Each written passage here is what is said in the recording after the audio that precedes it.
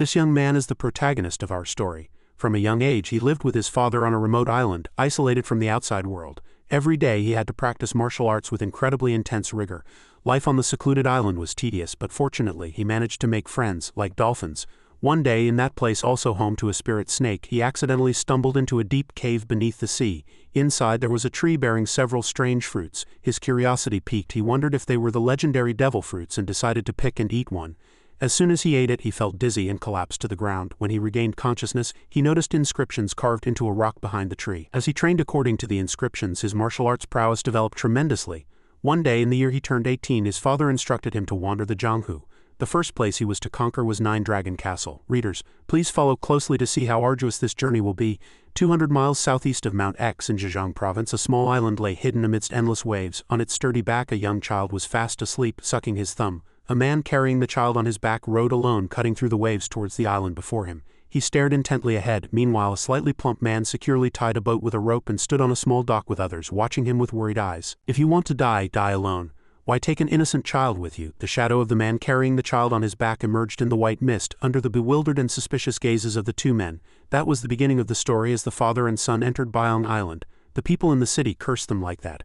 And 17 years passed. The scene shifts to a colossal whirlpool nestled between two reefs jutting out from the island. 2 feet stood on the reef directly above the whirlpool. A man with disheveled beard and hair, clad in slightly tattered clothes, looked down in deep thought before suddenly shouting loudly. Durham, there was a slight, unusual movement in the whirlpool, then a lock of hair emerged from its center. A strapping young man with long hair burst out of the water. Opening his eyes and taking a breath, he looked up at the man above him and asked, "Yes?" His father replied loudly, "Come up here for a bit, I have something to tell you." Durham frowned, wearing a displeased expression. "It's a hassle. Just tell me from there." "No, you won't," his father said firmly, crossing his arms. "Come up here right now, you rascal." The scene shifts to a small log cabin nestled in a verdant forest. On a table made from a large tree root lay a plate of snacks and a small bottle of liquor. He carefully bent down to pour liquor into his father's glass, listening to his father speak. "I wonder if I've ever told you about the place where I used to live." Durham looked at him, slightly surprised.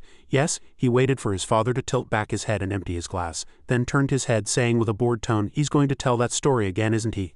I've heard it dozens of times already." After finishing his drink, his father began his story loudly. "Where I lived there were 9 dragons." The young man listened to the repetitive tale with a blank face, his cheeks puffed out as he chewed on snacks. How can he say the exact same thing, not a single word different? His father spoke seriously. "They never left each other alone for a moment. It's truly laughable. Once those brothers had decided to conquer the world. But once they became the strongest, they couldn't agree on each other's ways of governing, and they began to argue, debating right and wrong. The ones of the white faction said this." Durham quietly watched his father tell the story, picking up the bottle to refill his father's glass. He could recite the next part of the story perfectly even with his eyes closed. "The world must be changed.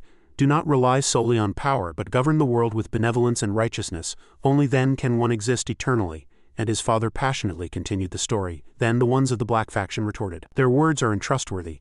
This world must be ruled by force. This is not a place that can be governed by feigned nobility and merciful words." He looked at his father with eyes full of doubt. How can he not miss a single sentence? Though he didn't need to hear more, Durham repeated his father's words, not missing a single one. Until the end of the story, his father placed the empty liquor glass on the table and said, "Eventually, I couldn't bear it anymore. So I secretly left that place by boat." He looked at his son.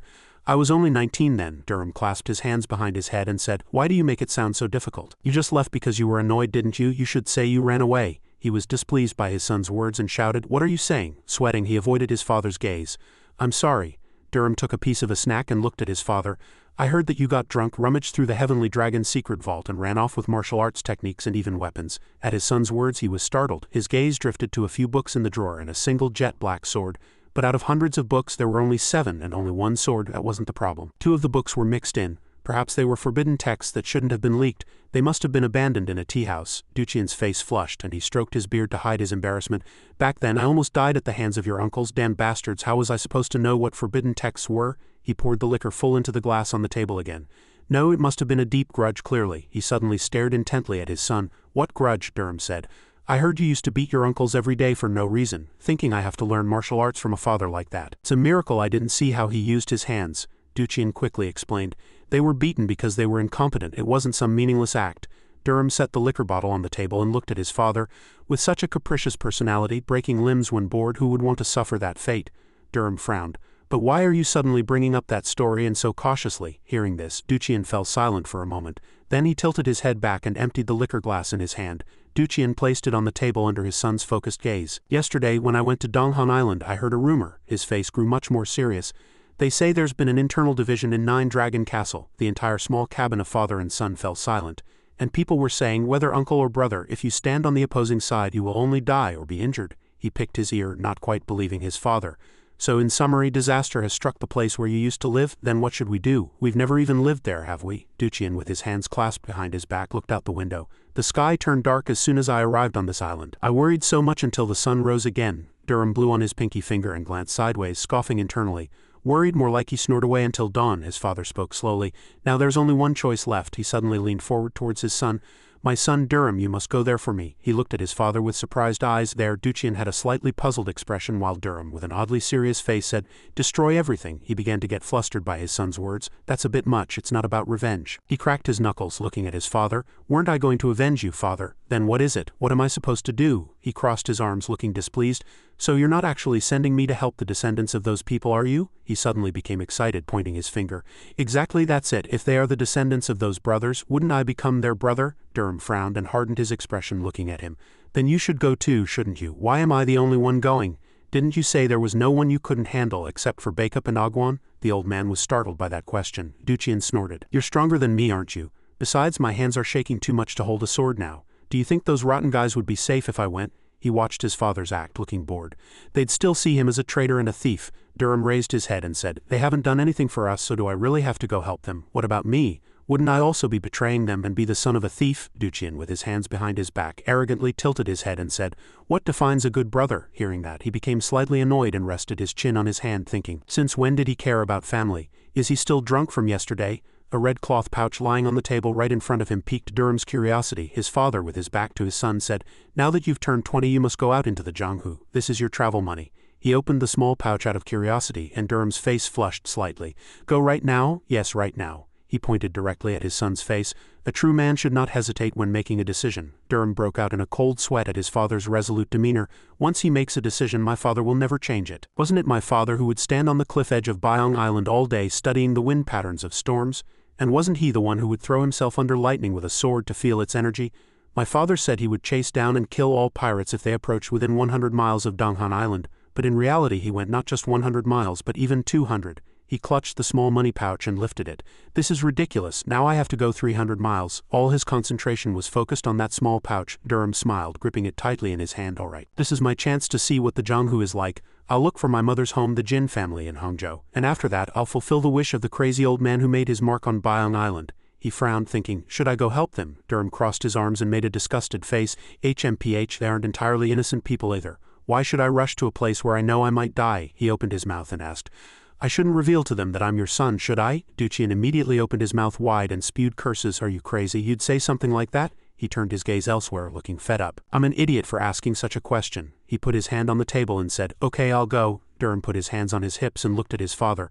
But I have a few requests for you, father. What do you want to ask for? Tell me. He looked at where the jet black sword was. First, father, give me that sword. If I'm going to fight enemies, I should at least have a good weapon. Duqian closed his eyes in regret, gritting his teeth, but eventually resigned. All right, I'll give it to that villain. You'd snatch it eventually anyway. What's the second thing?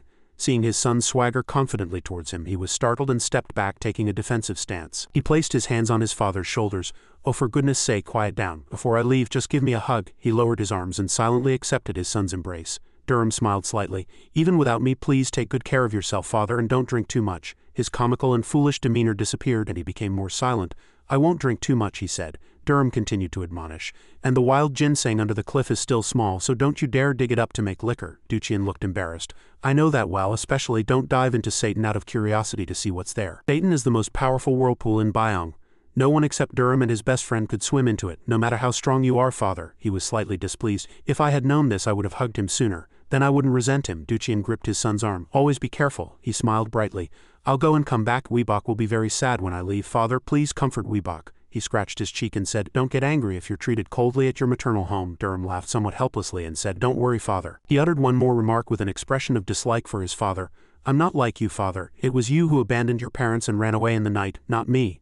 Seeing his attitude, he became angry and flustered, shouting, "You rascal!" The scene shifts to just outside the island enveloped in white mist. Two dolphins, tied with ropes to their bodies, darted through the waves. Durham stood upright on the small boat. He turned his head and looked back at the place for a moment, appearing sad. Duchian watched him from above with loving eyes. He stood on the island's reef, watching the shadow of his son in the small boat gradually disappear into the distance. He thought how time flies. 3 months have already passed since Durham left for the Jianghu. 17 years ago, son, do not live in hiding like your father. Under the evening twilight, a voice echoed. 17 years ago, Duchian stood on a reef holding his young son in one arm. I will make you that way. Live, looking down upon the world. 40 years later, everything is finally complete. Now I will leave Byong Island to kill my enemies. I will slay the executioners and capture the 4 beasts who fled with the temple's treasure, offering them before the souls of the executioners. In half a day I crossed the sea, and it took 5 years to finally hear news of them. Now I will go meet them. If I cannot kill those wicked men, I will not return home. Wuxia. At that moment a veiny arm grabbed a protruding reef. No one believed those words, but he had climbed the cliff barehanded with young Durham on his back. I believe, and my son believes too. Thunder and lightning roared loudly. I searched every corner of Byong. 10 days passed like that, and I felt truly pitiful climbing the cliff with the child on my back. As the father and son clung to the cliff, bewildered, they looked back as lightning struck, sending earth and stones tumbling down the cliff face. Inscriptions carved into the rock slowly became visible. Duchian was startled. That's it. A year later, the young boy clung tightly to a rope in the middle of the whirlpool. Duchian shouted loudly, "Hold on, Durham." He held the other end of the rope, standing on the reef, and yelled, "If you can't endure even this much, you can't learn martial arts. You won't be invincible." At that very moment, the rope suddenly snapped in two. Durham thrashed his small arms in the turbulent water. Duchian broke out in a cold sweat, startled by this sudden turn of events. "Durham," he clung to the edge of the rock and shouted loudly, "Hold on just a little longer, father will come down and save you." However, Duchian suddenly stared blankly as if mesmerized. A white dolphin lifted young Durham high above the water with its head. From that day on, Durham and the dolphin became friends. Every day they played together in the sea. He rode on the dolphin's back, joyfully playing in the vast ocean. Duchian clenched his fists. "No matter how I think about it, it's truly unbelievable." He sat down, curious, but the dolphin was nowhere to be seen. Did they follow Durham? Among my son's friends was also a 7-jong-long sea snake. I don't know how my son became friends with him. Anyway, his superhuman strength seemed to be related to the secrets beneath the sea. He frowned. "Regardless, I'm feeling my age. How much worse could it get if I told him?" A woman emerged from the forest searching and said, "Durham's dad?" Duchian turned his head, delighted. "Weebach's mom, I'm here." She approached him. "Durham left? How can he endure if he doesn't go? Did you tell him about his condition? Durham must return within 3 years." He put his arm around her, comforting her. "Why do you tell the child such empty stories? It's an incurable illness anyway." She turned her face away, embarrassed. "Honey, did you tell him about us then?" Duchian's voice echoed off the rocks by the sea. "In time he will understand too." At that moment the small boat was safely docked, carefully secured with an anchor line. Durham, holding the other end of the rope, turned his head in bewilderment, looking back towards the sound of someone calling him. Big brother Durham. Weebach, carrying a basket, ran energetically. "Brother?" She looked at him with wide, round eyes. "What's going on? You still have over 10 days before you're supposed to leave the island." He looked to the side and asked, "Yeah, but there's no one at the dock today." She followed his gaze. "Monkey and his group were here a moment ago, but they all ran away when they saw you were from Byong Island." He laughed and said, "These guys, I'm also scared. Come here, I have something to tell you." The beach was empty, and only the waves continuously crashed against the shore. Durham still followed her with a relaxed posture. "I'm going to Hangzhou." She looked back at him, surprised. "Alone?" "Yeah, something seems to have happened at Dad's home." The two stood facing each other. "Then what about Uncle?" "Father isn't feeling well, so he can't go, but he was healthy when I saw him yesterday." Durham momentarily looked a little sad. "I wish that were true." She asked nervously, "When will you be back? Will it take too long?" He laughed joyfully again and said, "A year is enough," Weebach suddenly suggested. "Can I go with you?" He crossed his arms and turned around. "No, Jianghu is a very dangerous place. You've never been there, so you don't know." Hearing this, she lowered her head, saddened. "How I wish I could go with you, brother." He tilted his head towards the little girl beside him. Weebach was startled and flinched as Durham suddenly came close. Her face reddened as she looked at his handsome face, which was now very close. "Brother, what's wrong?" Weebach shyly turned her face to the side. "Is there something on your lips again today? Just a tiny bit." Their two lips drew close. "Are you going to wipe it for me again, brother?" The shadows of the two drew close and kissed. "I know now that the sails are unfurling with the wind and the ships are starting to depart," Durham thought on the boat. "When I return, I'll definitely propose to Weebach. I've proposed to Weebach twice already. Everyone on Donghan Island knows that Weebach belongs to Durham, the crazy dragon of Byong Island." He looked at the small island, getting further and further away. "Weebach will be very happy too." Suddenly, Durham looked at the side of the boat. In the water, 2 dolphins were swimming swiftly, following along. "Bek bek gugu, this is far enough, go back." The 2 dolphins leaped out of the water, crying as if saying goodbye. He leaned over the edge of the boat and urged his friends, "You two take care until I return with Hukuk." The two dolphins quietly swam in the opposite direction from the boat carrying their friend. To reiterate, Hukuk was a snake that lived under the sea. Originally, Bek, Gugu and Hukuk were not close, but one day when he was 15, rocks tumbled down from a protruding reef on the beach. At that time, Durham was trapped in the water, trembling with fear, watching the rocks fall into the sea. And looking at the swirling water below, a thought suddenly came to him. Will it be okay down there? His small body plunged straight into the raging currents. Very quickly, two small dolphins approached Durham and guided him to the entrance of an underwater cave. He and his two friends stopped in front of the cave entrance, curiously watching a long black body coiling inside. A black sea snake, unable to move, was pinned under a large rock, ferociously baring its sharp teeth. It opened its mouth wide, threatening the people opposite. Durham raised his hands in front of Gojinin, and the small dolphins, appearing angry, heightened their guard. Hukuk silently watched the human in front of it with cold eyes, but it did not expect that human child, along with the dolphins, to try and move the large rock, crushing it. Are you pinned under a rock? I'll help you. Very quickly, the large rock was thrown aside. The black sea snake bowed its head to him and the two dolphins. Thank you. Durham looked back at the dark cave behind. He pointed to it. Can I go in there? The sea snake nodded, granting permission. He and his two small friends immediately swam inside. Deep within the cave, in a water-filled area, there was a wide, dry space. He surfaced, gasping for breath. Durham stepped onto the ground in surprise. He looked around, everything in bewilderment. Right before his eyes was a large tree with yellow fruits on its branches, though it had no leaves. What is this? Why is there a tree here? Is it really a tree? Durham reached out and picked a fruit from the tree. This fruit is glowing. He carefully looked at the small fruit in his palm. What kind of fruit is this? It looks delicious. The fruit slowly melted in his hand. He immediately put it in his mouth. At the taste, his face puckered. It's tasteless. His entire body was drenched in sweat and his head felt dizzy. Durham held his forehead, staggered, and seemed about to collapse. What is this? Suddenly, his cheeks flushed red as if burning, and his eyes grew blurry. I'm so dizzy. The child had already fainted and was lying on the ground under the strange tree at this point. The sun gradually set beyond the horizon and darkness filled its place. The two dolphins began to cry loudly with worry from this side, and so I remembered nothing until I regained consciousness. Strange inscriptions carved into the rock were revealed. Durham's eyes widened in surprise at the sight before him. He stood up, tilted his head back, and looked up. On the rock face were inscriptions worn away by time. Could this be the remnants of inscriptions from another rock face struck by thunder and lightning and fallen into the sea? Read them. This is the final martial arts manual left by Chung Wong Noin. From that day on, Durham's martial arts developed tremendously, surpassing even his father's in just 2 years. Returning to the bustling dock scene, a hand clutched the dirt on the roadside.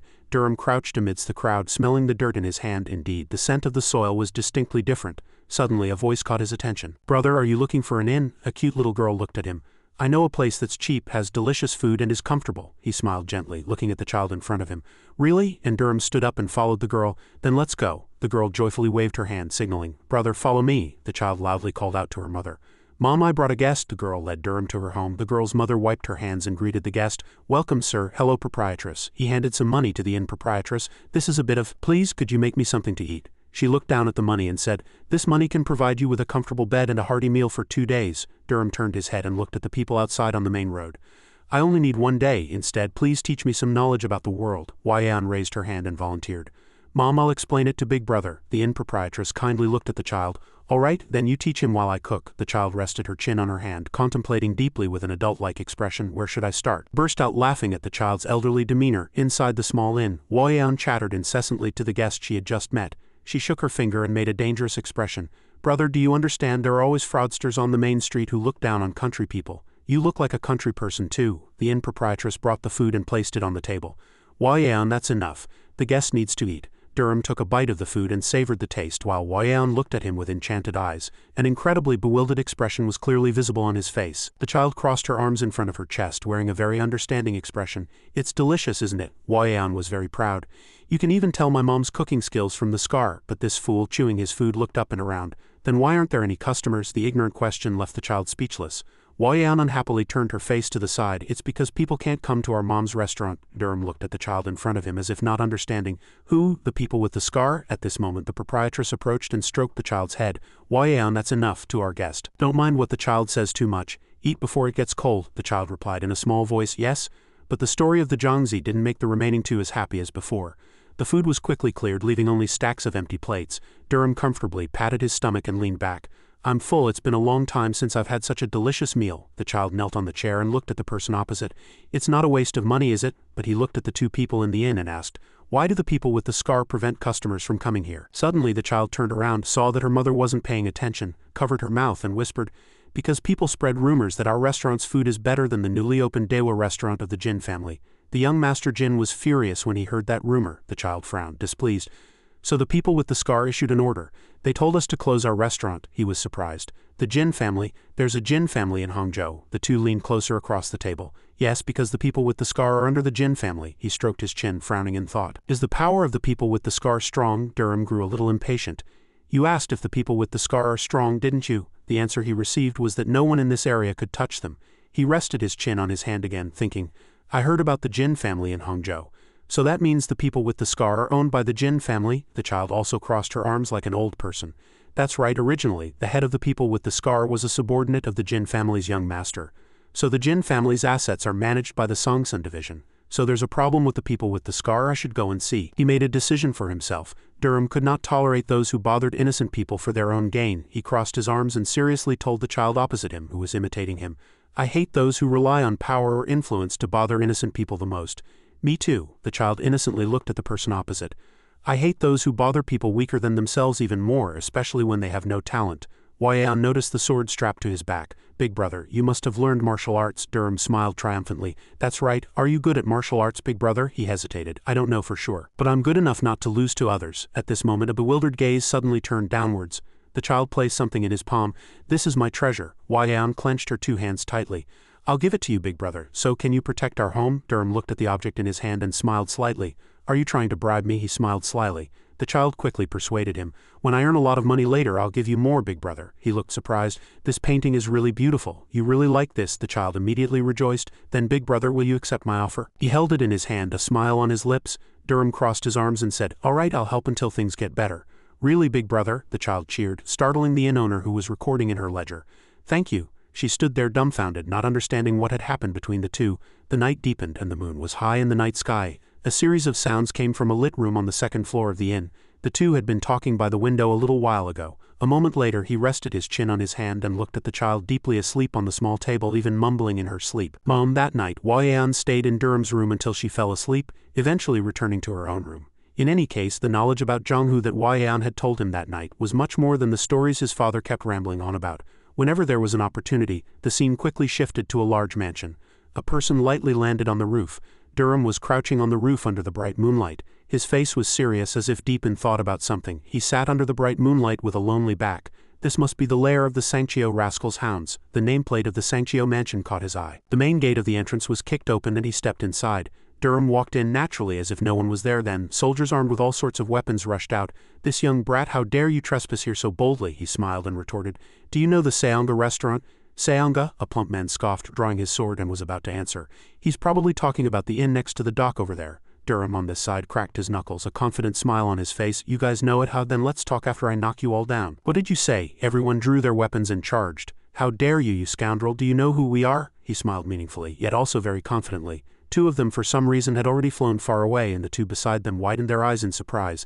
The plump man was sweating and turned his head in fear, and he was immediately kicked hard in the abdomen, his eyes bulging in pain as he opened his mouth wide. The two standing behind him, ignored by Durham, just stood there stunned, holding their weapons in surprise. He immediately embraced a house pillar tightly.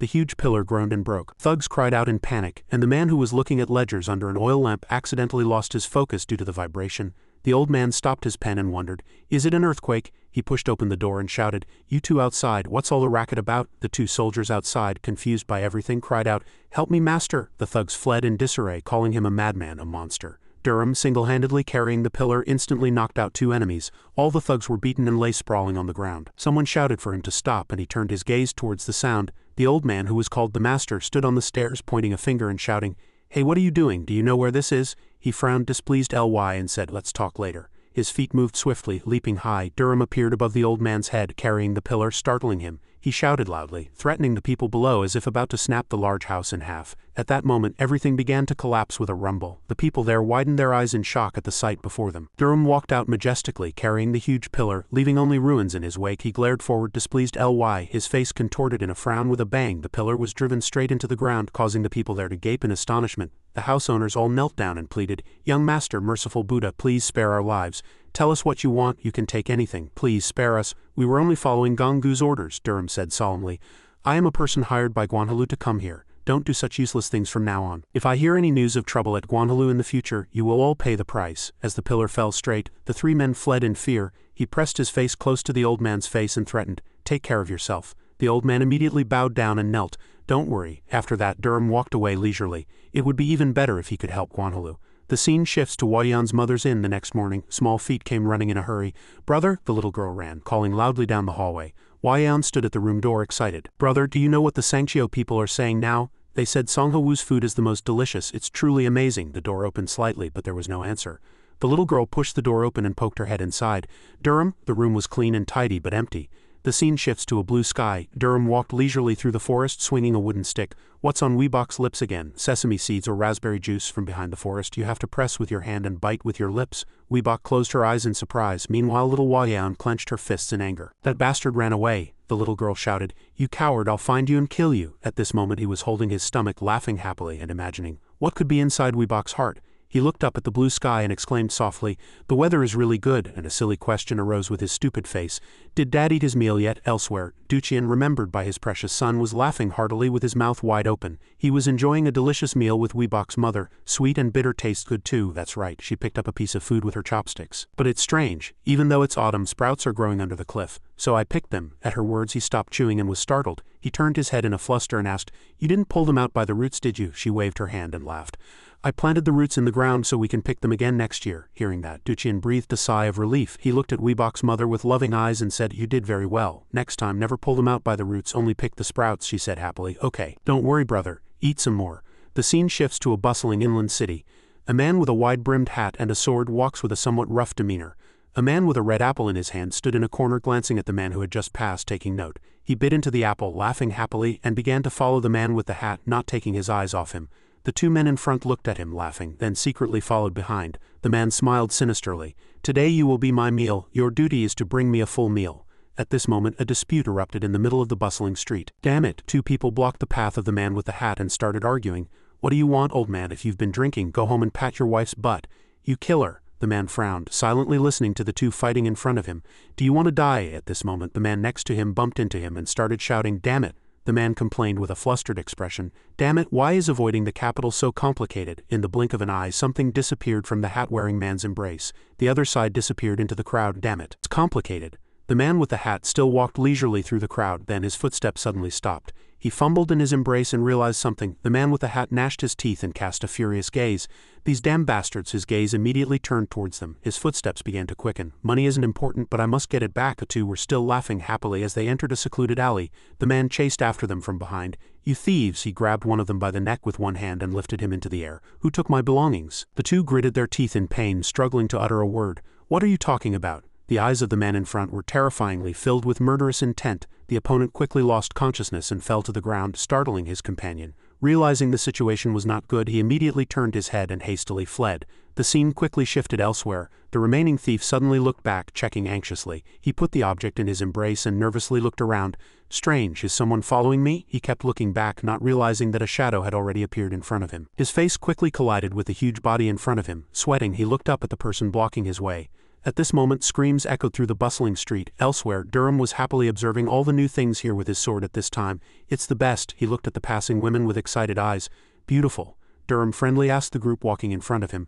"Brothers, is this Hongzhou?" The three turned their heads and looked at him with displeased expressions. The sword in the hand of the man in blue clothes had a special pattern. Durham also happened to notice this. The tallest scarred man reached out his hand. "That's right, this is Hongzhou. Where are you from, brother? You look like the descendant of a prestigious sect." He scratched his head and replied with a laugh. "Brother, you have good eyesight." The scrawny man smiled sinisterly. "What a naive kid." At this moment the three put their heads together and whispered. He innocently asked the scarred man, "Is there something wrong with me?" The man in purple clothes quickly said, "Of course, since we don't want you to be deceived, we'll teach you how to survive in Jianghu." "Really?" "Oh, looking again, you really are a knight-errant of Jianghu, brothers." He pointed to the road. "There are too many people here. Let's go over there, we'll treat you to a drink." Durham clapped his hands excitedly. "Great." The scene shifts back to a quiet alley. He asked the three with his arms behind his head, "I don't think there's a bar here." The three smiled sinisterly, looking at their prey. The man in purple clothes stepped forward and said, "Let's talk about the drink later. How about we talk business first?" he asked, bewildered. "Business? We'll buy this sword for 100 niang." He glanced at the sword on his back. "What did you say?" Durham pulled out his sword with a surprised expression. 100 niang? Is this sword that expensive? I thought it was cheap." The man in purple clothes flicked his fingers as if counting money. "If you have other items, we'll buy them for a high price." He excitedly took out the pearls he had brought from the sea. He extended his hand, his eyes shining brightly. "Really? Let me see, I'll appraise them." He offered the sword to them. "I'll sell this sword first." Yes, of course." Durham's eyes shone clear and round. "You said 100 niang, right?" The man grabbed his sword and flicked his index finger. 100 Niang, this brother must have misheard. At this moment he revealed his true colors. What I said was 100 Jian, he stammered, clearly stating, I clearly heard you say 100 Niang, brother, didn't I? The scrawny man and the scarred man laughed together. We also heard 100 Jian. That's right, the pearls are the same price. He no longer argued and remained silent for a moment. Then Durham scratched his head and said, I'm only 20 years old, I can't be deaf, can I? Anyway, I'll take the price of 100 Niang. The scarred man laughed loudly. Madman, do you think you can easily take 100 Niang from us? The man in purple clothes twirled his sword in his hand and said, You can leave here if you give us more pearls. He continued to speak with a slightly strange attitude. I guarantee it. However, before he could finish speaking, Durham suddenly appeared beside him and gently broke one of his arms. I clearly heard 100 Niang, didn't I? The scarred man and the scrawny man shouted. Let go of his hand, brother, this bastard. But what they got in return was a punch that sent both of them flying. The two simultaneously crashed hard against the wall, and he kicked them one more time. The two clutched their stomachs and lay prostrate on the ground. Durham half turned and looked at the man in purple clothes who was holding his broken arm. 1 Niang, right or wrong. At this moment energy began to emanate from his hand, and under the man in purple clothes' surprised gaze a black sword flew up. It flew directly into this boy's hand. Answer me. He solemnly stared at his opponent. Right or wrong? A moment later, the faces of the three were swollen as if stung by bees and they became submissive. Durham knelt in front of them with a broad smile. That's good, brothers. You remembered. So, are you going to give me 100 Niang now? The three politely took out their money pouches and offered them. I only have 10 Niang right now. I have 20 Niang. I have 30 Niang. He reached out his hand displeased. 60 Niang, that won't do. Give me everything you have. The three were silent at this point, rummaging through their pockets. Durham took the items, sighed, and made a helpless expression. Yan told me innocent people like me should be careful of fraudsters when they go to Hangzhou. The man in purple clothes thought to himself, who made us this messed up? Scrawny man also sweated and complained to himself, you're closer to a devil. Suddenly he narrowed his eyes and looked at them, startling all three as he clenched his fist. The three were terrified. The young master is right. An innocent person like the young master should be careful of fraudsters. Of course, there's always one or two fraudsters everywhere in Hangzhou. Durham smiled with satisfaction. On second thought, I'll take the remaining 40 Niang later. He crossed his arms and said solemnly, we have to calculate accurately, don't we? Hearing that, the three simultaneously bowed their heads. Of course. At this moment he finally turned around, satisfied. I'll be staying in Hangzhou for a while, so bring me the rest of the money in a few days, all right? As he cautioned, his eyes accidentally met a jade pendant that had fallen to the ground. What's that? The man in purple clothes quickly tried to grab it, but Durham was a step faster. No, it's nothing. The jade pendant was sucked into his hand. He pouted his lips and examined the jade pendant. Bong, what's this? It's nothing, so I can take it, right? He said, closing his eyes and putting it in his embrace, and the three were flustered. The man in purple clothes lowered his head and said no more. The current scene shifts to another alley, and the stolen man was unconscious with white foam at the corner of his mouth. The poisonous snake smiled sinisterly, tapping his palm with his cane. He crouched down and searched the man's embrace. He found something and his eyes lit up in surprise. Truly magnificent. It's a jade pendant carved with delicate lines. The scene returns to Durham. However, the next day the pickpockets continued to die and 40 people died. It seemed to be related to the old man's bag. He turned his back and left. Yes, it's better to be by that person's side. The poisonous snake uneasily suggested, Excuse me, young master, you should give us the sword. Durham suddenly turned his head as if realizing something and tossed them a single coin. I'll buy this sword back. He caught the coin. How then, young master, you should give us 100 Niang? What are you talking about? You said this sword cost 100 Jian, didn't you? So this money is enough, isn't it? The poisonous snake sweated and weakly retorted. The young master said 100 Niang. He crossed his arms with a displeased expression. 100 Niang is the price I set, and 100 Jian is the price you offered. So I only need to pay 100 Jian. Durham frowned and moved closer, threatening.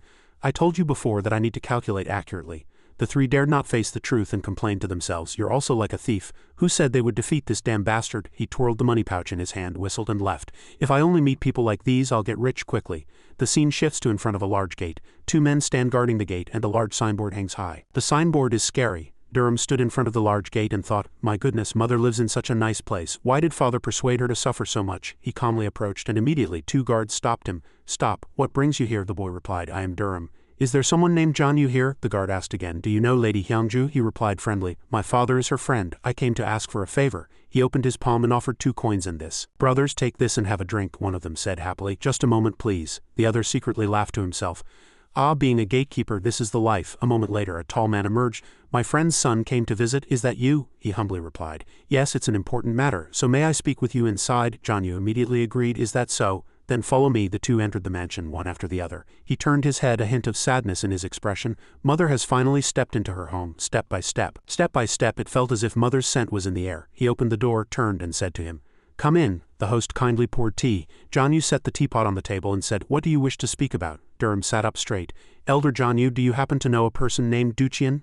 Duchian, he was surprised. Then you are that man's son? A flicker of sadness crossed his face. No wonder he resembled that rascal so much. At that moment he spoke. For the time being I would appreciate it if you didn't inform my family or my old father about me. He was quite surprised by this request and immediately asked for the reason, to which Durham slightly evaded.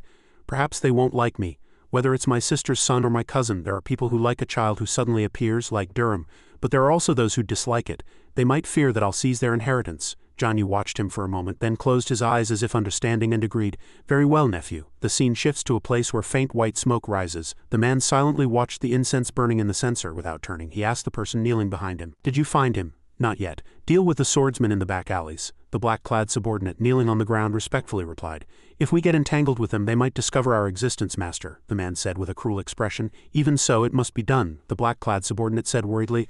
I don't fear them, but if the elders of Nine Dragon Castle find out. The old man heard this, gritted his teeth and said, damn it. Then he reached out and pulled out 2 sticks of incense. Then first search their hideouts. Find out if anyone among those carrying black swords has spent a lot of money recently. The black-clad subordinate bowed his head, obeying the command. Yes, master. The scene shifts back to the exterior of a certain mansion. 2 maids walked side by side down a wide corridor and simultaneously looked at the person approaching them. Both blushed, lost in their own thoughts. What a truly handsome young master. At this moment Durham, having changed into better clothes, strode down the corridor. He looked up at the sky. What a lovely day. Just then, someone appeared, catching his attention. The newcomer was a young man in luxurious attire, carrying a sword. Who is that? There the two stood facing each other on a narrow path. He was the first to speak. I believe this is our first meeting. Who might you be? The young man on this side scratched his head and said with a laugh, I am Durham. He put his sword over his shoulder and said, Ah, Durham, the incompetent young master who's staying at the Jin family's residence for a short while, is that it? His attitude didn't seem very pleased and he noticed it. Just watch, but out of politeness he continued, and this young master is, he smiled arrogantly. Oh, I am Jeshonyuk. Jeshonyuk was the eldest son of Elder Jekinin. He was originally Durham's childhood brother. He smiled deeply. Do you know that there are many taboos when going for a walk? Durham scratched his face, embarrassed. Yes, I know. Servants can always gather and talk a lot, as if it's their job to spread such stories. That's why I've heard many stories about the Jin family and even about your dirty personality. Jeshonyuk began to boast. When you walk, be careful of your handsome face. If it gets ruined, the servants won't like it. He thought to himself with a displeased expression. You should worry about yourself. If you keep running your mouth like that, you'll end up with dozens more broken-toothed sharks. Saying that, he crossed his arms like a superior and said, I'm leaving. It was nice meeting you. Durham remained calm, crossed his arms and bowed at the waist. Yes, young master, please take care. Yet he brushed past the other person. To think such a damn scoundrel is leeching off this mansion like a parasite. Hyangju doesn't seem to be in her right mind either. Durham frowned and subtly made a gesture. I don't know why, but on Byong Island, sometimes when you look up at the sky, seagull droppings fall on your face. Power shot from the young man's fingertip. It struck one end of a paving stone, causing the other end to lift. Jekonyuk thus tripped over the stone. He realized in a daze that his body was about to fall. One hand unconsciously recoiled strangely. His entire body seemed to disobey his control, and he fell face first onto the grass, landing in a mess. He cried out in alarm, his face smeared with mud-green moss and some unknown filth. Durham stifled a laugh and glanced back. Which son of a bitch took a dump here? He left the opponent kneeling on the ground wailing with a satisfied smile, and the 2 maids were terrified. So why did you bother me and cause trouble? Elsewhere in a courtyard, there was a spear rack and in another corner an archery range full of quivers. A few people were sparsely moving about the courtyard. Durham had already arrived and was carefully touching the spears on the rack. He pulled out a spear and looked around at the people training with a lazy expression. They seemed to be from the Pungin faction. The Pungin faction was known to be the weakest of the Jin family's 5 major forces. Just then, someone with a long sword quickly rushed over, startling him. 2 people followed right behind with expressionless faces. Those people are quite serious. The scene shifts to another building. At this moment Durham was having tea with Jianyu. Nephew, are you really not going to inform the old master? He averted his gaze instead of answering. The two began their serious conversation. Uncle, do you think he would forgive my father? Aren't you and your father different? Durham smiled slightly. If I get the chance I should ask father to forgive me, right? He looked at his nephew with a slightly sad expression. Truly, why should such a kind son suffer such pain? If I ever see your father again I won't let him off easily. Childhood memories. How much his father had put him through. He had to assume a stance with 2 stones around his neck while his father slept beside him holding a wooden stick mouth agape. Even when his father threw him into the sea he sat on the beach, ignoring the shark fins surfacing right next to him, and shouted, "It's all for your own good, endure it." He was not deceiving himself, he was only stating the facts. But uncle, why are you suddenly bringing that up? Durham looked at the other person as if he didn't understand. Jianyu spoke. I have to do something. I can't live so idly, can I? I brought this up because I thought I should let you know, even if not, just eating and playing makes my hands and feet itch. He asked seriously. Uncle, is there something I can do? You should call me granduncle, shouldn't you? Didn't I tell you I was born 3 months before your father? He scratched his cheek, embarrassed. Well, my father lied not only about his name but also about his age by a year. Jianyu was surprised. Oh, what did you say? Anyway, why wouldn't there be something for you to do? The problem is your ability. He heard that and smiled confidently. Granduncle will know when you see for yourself. He stroked his beard, looking at the person in front of him with expectant eyes. Is that so? So you're confident in your skills? Then let's see the extent of your abilities. In a corner of the empty courtyard behind the house, the two began to spar with wooden swords. Durham's expression was more serious than ever. Jianyu on this side was also very calm. He gathered his energy. Shall we begin then? He too began to reveal his power. Immediately, energy spread around them. His hand began to smoothly spin the wooden sword, and his eyes seriously observed his opponent. Very quickly, Jianyu charged first. Durham opposite remained calm. Instantly, Jianyu unleashed a series of lightning-fast sword attacks. Durham focused intensely, looking straight ahead, but under the pressure of the experienced man for some reason, he was able to neutralize everything by simply taking a step back. He blocked the sword horizontally, receiving his granduncle's downward strike. His legs could not withstand the weight of the attack and sank to the ground. Jianyu was quite surprised by the young man in front of him. Durham looked at his opponent again with a confident smile. At this moment the two began a struggle of strength, and he parried his granduncle's sword and immediately changed his stance to prepare a counterattack. Jianyu was surprised by his nephew's movement. He thrust the tip of the wooden sword directly at him, and the sword tip approached with increasing speed. He barely managed to block his sword. Suddenly a sound brushed past his ear, and Jianyu quickly raised his sword to block. The sword energy cut through the wind and swept across the ground. He looked back in disbelief. Truly exceptional. I never imagined your martial arts would reach this level. He crossed his arms, smiled, and bowed. Durham also politely bowed at the waist. It's all thanks to Grununcle's concession. He slapped his back hard and laughed heartily. Concession, you say? It's proof that my nephew is more outstanding than others. Anyway, if your martial arts skills are at this level, I can safely place you directly into the Divine Sword Society. The Divine Sword Society was where the strongest warriors among the Jin family's elite soldiers gathered, acting as a pillar supporting the Jin family, since most members were descendants of prestigious political families. Durham did not want to join the Divine Sword Society. He refused, saying, I want to go somewhere else, Granduncle. He looked back at him bewildered. Somewhere else? Why? Durham forced a smile. I don't want to go to a place that's so restrictive. The two walked and talked. Then have you thought of another place? I'll go to the Pungin faction. Jianyu was surprised. The Pungin faction, you say? Why go to a place with only ordinary people who don't even have a home? He said cheerfully. That place is quite interesting. Since I can't stay long anyway, rather than a main force society of the Jin family like the Divine Sword Society, rather than places like the Golden Sword or Dragon Sword, the Pungin faction for wanderers is more convenient. He propped his chin, lost in thought. The Pungin faction isn't very good. The scene shifts to a closed house. Someone stood in the courtyard where weeds grew sparsely. 3 people sat there looking at the newcomer with slightly annoyed expressions, their faces not very friendly. Whispering voices were heard. Is that the guy everyone's been talking about lately? Probably him. These guys secretly peeked at Durham, quietly evaluating him, just as the rumors say. That's why women are so crazy about him. Jiang Ho openly showed contempt. Very quickly he jumped down from the doorstep and walked directly towards him. Damn it, that dark-skinned guy is making women swoon and trying to kiss them while I'm stuck here eating grass. Damn it all. Durham turned to the newcomer with little interest. Well, who told you to be born that way? The man was angered by the taunt, and the two behind him added fuel to the fire. It's been a long time since I heard something so true. It would suit the squad leader to be born like an ox. Well, don't say that. At least that thing can still be used. He turned his head in anger, glared threateningly at those two rascals, then spoke again with a displeased expression. You damn bastard. Durham still had a somewhat indifferent expression. I'm going inside now, are you coming? Such an attitude made him even angrier, and he pointed his finger directly at his face and snarled. You bastard, talk to me first. He immediately frowned, displeased. I told you I hate people who curse at me. So don't curse. Jiang Ho rushed forward with his claw-like hands. You damn bastard, die? As he merely leaned back to dodge, the other lost his balance and swung wildly. His foot still tripped the opponent. The man just widened his eyes and helplessly fell to the ground. At this moment he looked at the person there with a slight surprise. Durham's gaze remained unperturbed, fixed straight down. Jiang Ho stood up and threw a series of punches at Durham, but he still dodged them lightly. He raised his hand and very simply grabbed Jiang Ho's fist and tightly gripped the opponent's neck with one hand. His eyes, having lost their initial playful expression, were now filled with murderous intent. The remaining few merely watched the situation, dumbfounded. The man lost his balance and stumbled, unable to stand. He was lifted by him with one hand like a small cat. Jiang Ho was sweating profusely, struggling to breathe. He warned, You should report to the captain first. Let's meet again inside. Say what you have to say. After saying that, he threw him aside like trash. Durham calmly walked past his defeated opponent. He laughed, a thrill in his mind. When fighting, if you can overpower your opponent, you can achieve victory. Indeed, this place is truly interesting. At this moment, he opened the door and looked inside.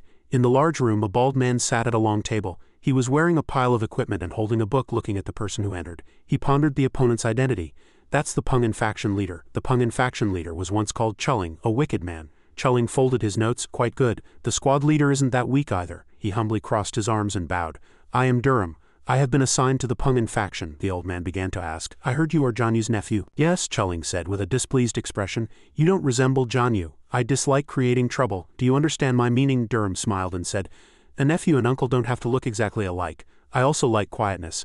As long as no one bothers me, I'll be as quiet as if I'm not here. The old man looked at him as if trying to find something unusual, then gently warned, if you cause too much trouble I will justly punish you, so if possible try to be quiet, alright? You may go now. He crossed his arms again and said politely with delight, I will absolutely not cause any trouble. Chuling stroked his bushy beard and smiled. He rubbed his beard thinking to himself, this fellow is interesting. This time there's a show to watch. Durham left the room and closed the door. He's stronger than I thought. Suddenly he stopped and stared blankly at something. Before his eyes was a group of people gathered in the courtyard blocking his path. Durham cracked his neck making a defiant expression. If you want to fight, come all at once. I want to finish quickly and rest. The Pungin faction members were furious. Madman, how dare you challenge us? Who do you think you are? He smiled playfully and said, shall we make a bet? The loser gets a penalty. You can all come at me at once. The people pointed fingers and swore angrily. What the hell is this guy doing? How dare he disrespect our seniors like this? He's really crazy. Should we just leave him? Let's beat him up. But his attitude was provocative. Suit yourselves if you don't want to, a man said loudly. All right, let's see if you keep your word then. Durham confidently cracked his knuckles. Of course, a true man must keep his word. The sky was high and blue. At that moment a man holding an iron staff took a stance. He introduced himself. I am Parang, come at me. The two faced each other in front of the crowd and Parang shouted loudly, charging first. He swung his staff in a graceful arc but Durham lightly ducked to avoid it. He raised his sword. Durham blocked Parang's continuous attacks without drawing his sword from its sheath. He rushed upwards from below, surprising Parang and making him tremble with fear. Parang screamed in pain as an attack flew directly into his left flank. He hit the ground twice, slid and then stopped. The Pungin faction subordinates watched this scene, their jaws dropping. Everyone was filled with disbelief and shock. Durham stood tall, having defeated Parang without even drawing his sword from its sheath. Next, feeling insulted, people drew their weapons and surrounded Durham. You said we could come at you all at once, so don't blame us. Durham frowned seriously, looking straight at his opponents. The sword was still in its sheath, but he had already unleashed several lightning-fast attacks. 3 burly men were instantly sent flying. The outsiders stared blankly as their comrades fell. The man leading the charge and shouting led the others to rush forward, yelling not to let him get away. Chuling and his 2 bodyguards watched the entire situation from inside the room through the window. He curled his lips in a sneer. Outside, Durham became even more engrossed in the fight. People's screams echoed throughout the courtyard. An hour later, squat and stand, a series of instructions were given. He sat cross-legged on the roof, boasting and shouting, even those who have trained martial arts for over 10 years won't be able to stand in this stance. All the defeated Pungin faction members were caught by him and made to carry each other on their backs in a horse stance in the courtyard. Some had to hold a horse stance with a 100-jun stone on their back for 2 hours since they were 8 years old. The dark-skinned man rolled his eyes and sweated profusely. Don't talk nonsense, you scam artist. Durham won the sparring match and made others do squats while carrying each other as a penalty. He wondered if he was too soft-hearted to punish them more severely. In battle, never think of abandoning your comrades. No matter how difficult, you must fight together to the end. Since you're doing things that need fixing from the very first day, you're truly behaving like a big brother. If you run away or only think of yourself, you wouldn't be a true man, would you?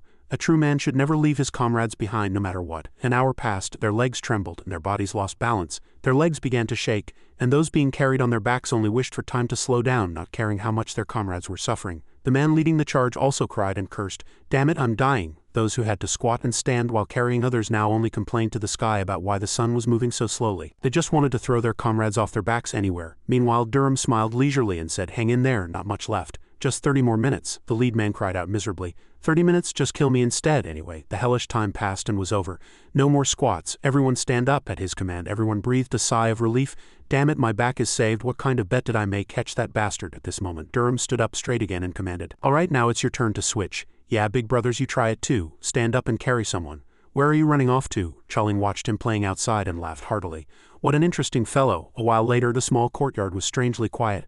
2 Pungin faction members were walking down the path, and when they opened the door to enter the room, they unexpectedly stopped at what they saw. One of them asked the lead man, who was drinking water inside the room, "Why is it so quiet here?" The bearded man asked, "It's like there's a funeral at home." The lead man stood up and greeted them. "Big brothers, you've come." The other man wondered, "Where is everyone else?" The lead man sweated and stammered, "Everyone went out to exercise to breathe easier." The more robust man frowned and asked again, "What? Did something happen while we were gone?" He stammered, unable to find a suitable explanation. Just then, Durham walked in, stretching and yawning. The 2 men turned to look at him. "I haven't seen this guy before." The lead man bowed his head and said, "He's a new disciple who joined today." The bearded man adjusted his hat and asked, "The new guy is Yangju's nephew?" The other man glanced at him with a worried expression. "Yes, that's right." With the continuous gaze, Durham turned his head and stared blankly at him. Then he turned back as if nothing happened, and the bearded man flushed with embarrassment. He was angry. "This new kid has no manners. As Durham opened the door to leave, a voice said, "I'll teach you some manners." Because of his previous experience, the lead man secretly felt pleased looking at the person in front of him. "Jaehyung, you've dug your own grave." Then Jaehyung pointed a finger at his opponent. "Follow me?" Durham asked blankly. "Me?" The opponent confirmed. "Yes, you." He had no choice but to follow Jaehyung. Seeing them go together, everyone in the room peeked out the window to watch. A man with wide eyes exclaimed, "Is senior brother Jaehyung taking him?" The man next to him chuckled. "This will be interesting." How much time passed? The scene shifts to a certain courtyard. From a nearby room, Chulling, with his hands behind his back, declared, "I will create a 13th new team. The team leader will be..." His last words startled Jaehyung's bruised face. "Durham, you take charge." The young man, with his hands calmly behind his back, accepted the order. "Yes, Captain." "Then what about the team members?" Chulling waved his hand and replied, "You choose them yourself." Jaehyung broke out in a cold sweat, thinking to himself, "I'm saved. If he had joined my team I would have run away." The lead man standing next to him also breathed a sigh of relief internally. Durham smiled and replied, "Yes, Captain." "Then I will choose them myself." The scene shifts to night with the faint glow of the full moon. The night sky was clear with only a few stars visible outside the house. A few lanterns were hanging, and inside a certain room several people lay sprawled on the floor unconscious. The leader in the black cloak muttered. "These aren't the ones," he said in a cold voice. "Where are the rest?" A subordinate next to him reported. "1 from the Yungu faction, 3 from the Hukman faction, 2 from the Gyeongdong, and 1 from the Childo Society. We still haven't found the Childo Society member for 2 days." The opponent frowned slightly at his words. "Then it will take quite some time to deal with them," another one of them blurted out. "Then shall we send more people to deal with them? Anyway, these black faction thugs are no help to the master's plan to conquer Hangzhou." The leader turned his head and glared menacingly. "Watch your mouth. Do you want to die?" The opponent quickly bowed deeply. "Forgive me," the black-clad leader warned solemnly. "If it were the master, your head would have been cut off instantly. Watch your words from now on. If you make another mistake, I will cut off your head before the master even steps in. Do you understand?" The scene shifts to dawn and a room door suddenly opened. Durham walked out, let out a long yawn. The 2 people standing near the door were startled as soon as they saw him. When Durham opened his eyes and looked around, the Pungin faction members collectively fled. He put his hands on his hips and stared blankly at the empty courtyard before him. The reason for all this was that from the 5th day Durham took on the role of team leader of Team 13. Whenever he saw Pungin faction members, he challenged them to pick them as team members. The problem was that the challenges didn't stop until they were knocked down 3 or 4 times and bruised. So for several days only a cold wind blew through the Pungin faction. It was once a joyous place. Durham walked to the center of the courtyard, rubbing his chin, lost in thought. Chulling, who had been silently observing all this, suddenly had someone next to him speak up. "Captain, everyone's spirit isn't small. Let Durham go to him. The team leaders also want that." Hearing that, he said solemnly and loudly, "If you want to drive him away, do it with your own skills." The person next to him moved his lips, but to be precise, not everyone was avoiding Durham. The scene shifts to a little later, and Durham was stretching in a corner of the courtyard. A series of loud footsteps was heard. He turned his head and glanced at the 4 armed men behind him. Durham curled his lips, thinking to himself, "They're finally here." 3 days ago he had gone to find them. Durham loudly pointed a finger at his opponent. "Shall we have a match?" The man in front of him, who was doing laundry, glanced at him coldly. Junsu went back to his work, muttering, "Can't we just leave each other alone?" Durham turned around nonchalantly and scoffed, "If you're scared, you can quit. You're just other people's errand boys anyway, aren't you?" This remark directly angered his opponent. He turned his head and sneered, adding, "Is that sword used for slicing onions?" Junsu could no longer hold back and stood up abruptly. "All right, let's fight, but don't regret it." Durham, as if he had been waiting for these words, curled his lips into a wicked smile. A moment later he hummed a few words and left, leaving Junsu sprawled on the floor. After that he went to find 3 other people, knocking out the first one in a single blow. The second burly man was also easily beaten down by Durham, and the last person also had to surrender in the end. He was beaten down by him. Returning to the present, the 4 were thus overwhelmed. Eventually they gritted their teeth and came to challenge Durham. He put his hands on his hips and looked at the 4 people in front of him with a bright smile. "Your expressions are exceptionally confident today." Junsu resolutely drew his sword and said, "Let's stop talking for now." Durham still casually tilted his head and opened his mouth. "Oh yeah, then shall we make a bet?" His opponent looked at him with a suspicious expression. "What kind of bet?" He raised his eyebrows and suggested, "If the 4 of you lose, you'll become my subordinates." The 4 looked at each other, exchanging silent glances. The very next moment Junsu replied on behalf of them all, "All right, let's do it." Durham, as if he had been waiting for these words, cracked his knuckles and laughed. "Then let's begin." The 4 in front of him simultaneously attacked him. On the other hand, someone crumpled a piece of paper in his hand.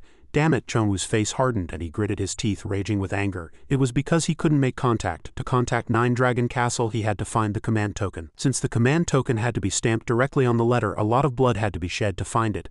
A subordinate couldn't help but advise, "Boss will definitely catch him." The answer to this was a lightning-fast attack. Chongwoo threw something at the talkative subordinate's face and the crumpled piece of paper fell. With one throw from Chongwoo, blood flowed from the subordinate's forehead. He warned in a cold voice, "If you don't find it, you will die." Chongwoo glanced at the subordinate behind him and ordered solemnly, "Whether it's 100 people or 10,000 people, kill them all to find it." Another day of clear skies. At this moment a shadow was walking in the courtyard. When he suddenly saw a familiar shadow pass by, he spoke out of curiosity. "Where are you going?" Durham replied cheerfully. "Oh, I'm going to see my uncle," the opponent replied nonchalantly. "Travel safe." Internally he muttered, "Go and don't come back. That devilish fellow." Durham waved his hand and continued to run. "All right." He hadn't gone far when the young man from earlier turned back. The sight of the 4 brutally beaten people came into view, and the young man was extremely surprised. "A devilish brute, he's a true devil, over here." Durham walked leisurely towards the courtyard gate. He looked around. The surrounding scenery was so unfamiliar. Durham muttered, "Oh, where am I? Am I lost?" Suddenly he saw a person standing by the lake. A white-haired old man stood there blankly. Durham excitedly ran closer. "Good, I should ask that old man," he called out to his opponent. "Hey." Durham noticed something. His eyes widened and he quickly took a combat stance. One hand was already ready. Durham thought to himself, "Is this a forbidden area? Damn it, I definitely intended to restrain myself." The old man had been silent all along, but suddenly he opened his mouth. "Step back." The very next moment mud splattered beside Durham. He withdrew his hand and breathed a sigh of relief. "Phew." Just then the old man spoke unexpectedly again. "My daughter loved this pond very much." Sadness flickered in his eyes. He continued softly, "There used to be blood-red carp in this pond too." His voice was filled with regret. "But after my daughter left, it wasn't long before they all died." As Durham listened to the other person's story, he suddenly thought of something. His eyes widened, and he clenched the hand resting on his hip. He looked seriously at the old man in front of him. Thinking they had died because they weren't fed, the other person casually denied it. It wasn't because of the cold, yet they didn't eat anything. Indeed, after about a month they all died. Durham lowered his eyes and said softly, "Your daughter would be sad if she knew, father." The other person bowed their head, an expression of loss on their face. "I don't know. If she were alive, she probably would be sad. I was truly angry, and after that day, my daughter left home." Durham suddenly asked, "Do you regret it?" The other person looked at him bewildered. "Why?" Durham lowered his eyes and asked again. "About your daughter leaving. I heard my mother also loved fish very much. My mother passed away from illness when I was 3, so I don't know the details. But even when my father and I lived alone on the island, my father couldn't catch blood-red carp as he pleased. I heard my mother loved fish so much, why couldn't he endure a little longer? If he had, my mother wouldn't have died." The old man, who had been listening to everything from the side, was suddenly flustered. "What are you talking about?" Durham stood up, avoiding the other person's gaze. "If today wasn't my mother's birthday, I would have pretended not to know anything, stayed quiet for a month or 2 and then left. But if I had, mother would have been very sad." The old man's guess became more firm in his mind. "That's right, today is my daughter's birthday," he asked with a trembling voice. "Then are you, perhaps?" Durham didn't answer. The two looked at each other in silence. After a moment, inside a room, Durham sat before his maternal grandfather and recounted everything. "So my father and I came to the island. Since then the two of us have lived relying on each other." The other person asked in a gentle voice, "What is your name?" He replied immediately. "Durham," his maternal grandfather suggested. "I will arrange a good residence for you." Durham smiled and refused. "It's all right. The Pungan faction is very good too." The other person still looked worried. "Are you really sure?" Durham looked outside and said, "It's better than getting caught up in troublesome affairs." His maternal grandfather tried to continue. "Actually," but upon seeing the young man's face, the words caught in his throat. "If other sons or grandsons found out, there could be trouble. To be so young yet so thoughtful, he truly resembles him. Why is he so similar? Even their personalities are the same." After a moment he finally compromised. "All right, if you encounter any inconvenience, tell me any time. This place is as good as your home." Durham pursed his lips and stared blankly at the other person, then finally smiled and replied, "Yes." As Durham walked out, he thought he had done very well. An unusually joyful feeling welled up in his heart. "I didn't expect my grandfather to be so pleased." Durham looked up at the sky and walked muttering. He felt strangely at ease. Suddenly he saw something. An unfamiliar person was sitting cross-legged on a tree branch in front of him. Durham put his hands on his hips and warned, "Hey, you'll get in trouble if you lie there. Come down." The other person looked down, frowning with annoyance. When he turned his head and looked in another direction, completely ignoring his words, Durham suddenly got angry. He kicked the tree trunk hard, and the person on the tree was startled by the huge tremor. He quickly jumped down and landed right in front of Durham. The person brushed the dust off their clothes and spoke irritably. "You chatterbox little brat." Durham crossed his arms and frowned. "Little brat, I'm a team leader in the Pungan faction." "Who are you?" The other person chuckled. "Ah, I am Jae-Shulhyun." Jae-Shulhyun is the eldest son of Elder Jae-Shulhan and Durham's oldest maternal relative. As soon as the young man heard that, he immediately became wary. "Damn it, I thought he was just an ordinary warrior." The other person's lips curled into a smile. Then he suddenly burst out laughing. He charged forward at an incredibly fast speed. The sword at his waist was drawn at this moment, but the subsequent development was different from what Jae-Shulhyun had expected, and his eyes widened. Durham merely lightly touched the sword hilt with one hand, and the opponent's action was stopped. He warned seriously, "Don't do anything dangerous." Jae-Shulhyun's face was clearly startled, and he opened his mouth wide, looking down at his hand. He hadn't expected that even with the other person only extending one hand, he wouldn't be able to continue drawing his sword. Jae-Shulhyun finally put his sword back in and muttered self-deprecatingly. Am I really that weak? Durham replied nonchalantly. I'm just a little strong. Why were you lying there, big brother? Jae-Shulhyun shrugged and replied with a laugh. Isn't the sunlight very nice today? Durham looked confused. It is nice, but why are you lying on a tree instead of sitting somewhere else to watch? The other person's lips curled slightly. I wanted to capture the sunlight in this sword. I wanted to cut the morning sun. Durham crossed his arms, narrowed his eyes, and teased. Honestly, you're talking nonsense. Suddenly, he remembered something. Durham raised his voice and suggested, then go to the sea. I don't know about the sunlight, but the morning sun is probably more perfect there. Jae-Shulhyun looked quite interested upon hearing that. The sea, you know that place well, Durham enthusiastically recommended. Go to Sonsansen. The morning sun is truly magnificent. You should especially try the food at Halu Inn too. Suddenly, Jae-Shulhyun spoke, trying to get closer. What's your name? The person in front of him smiled, his lips curling up, and replied, Durham. As soon as he heard this name, he was startled. Durham, that devilish name. Durham gave an awkward laugh, avoiding the other person's gaze. Has even this rumor spread already? He felt a bit displeased in his heart. Standing there, he softly complained and continued to grumble. Jae-Shulhyun saw this and laughed lightly, then turned and left, waving his hand in farewell.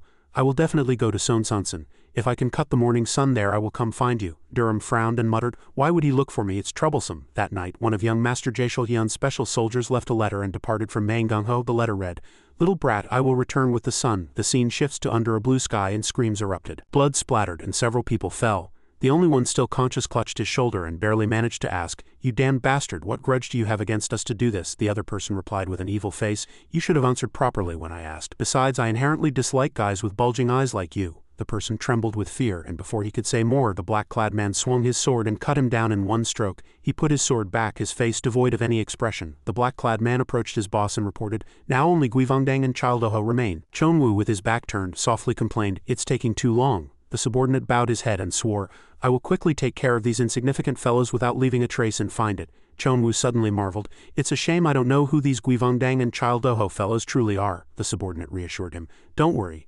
If we kill them one by one, someone will eventually appear. He turned to the person in front of him and ordered solemnly, You investigate Guivangdang and I will handle Childoho. Leaving the scattered corpses behind, the subordinate replied resolutely, Yes, boss. A voice was heard from inside a room. I should go to Daehongwon sometime, Chuling muttered, looking at the ledger in his hand. I just need to send the prophets to the battlefield. Durham stood opposite him and asked excitedly, After I complete the mission, can I take care of some personal matters? Chuling naturally didn't refuse. Do as you wish, just don't cause any trouble. Durham thought to himself, HMPH, does he think I'm a troublemaker? But outwardly he replied politely, Don't worry, I'll be back before sunset. The scene shifts to a bustling street. Junsu looked around and then heard a voice from behind, Excuse me, do you know people who carry swords with the character 7 carved on them? He turned his head and looked at Durham. Those are the Childoho members. Why are you looking for such black faction thugs? The other person crossed his arms and grinned. I have some money to collect. Junsu looked suspicious. Money? But Durham didn't explain in detail and immediately walked on. First, I need to finish my work at Daehongwon. At this moment, the loud sound of horse hooves was heard in the distance, and a carriage galloped down the street. On the carriage roof was a golden dragon statue. Durham walked alongside his subordinates, glancing curiously at the carriage. The carriage quickly sped past them. Durham stared blankly inside the carriage. Behind a thin curtain sat 2 women. His gaze lingered on the back of the outermost woman. Durham couldn't help but exclaim, She's truly beautiful. The subordinate following him was interested in something else. Why is the Yu family's carriage driving so fast today? Durham asked curiously.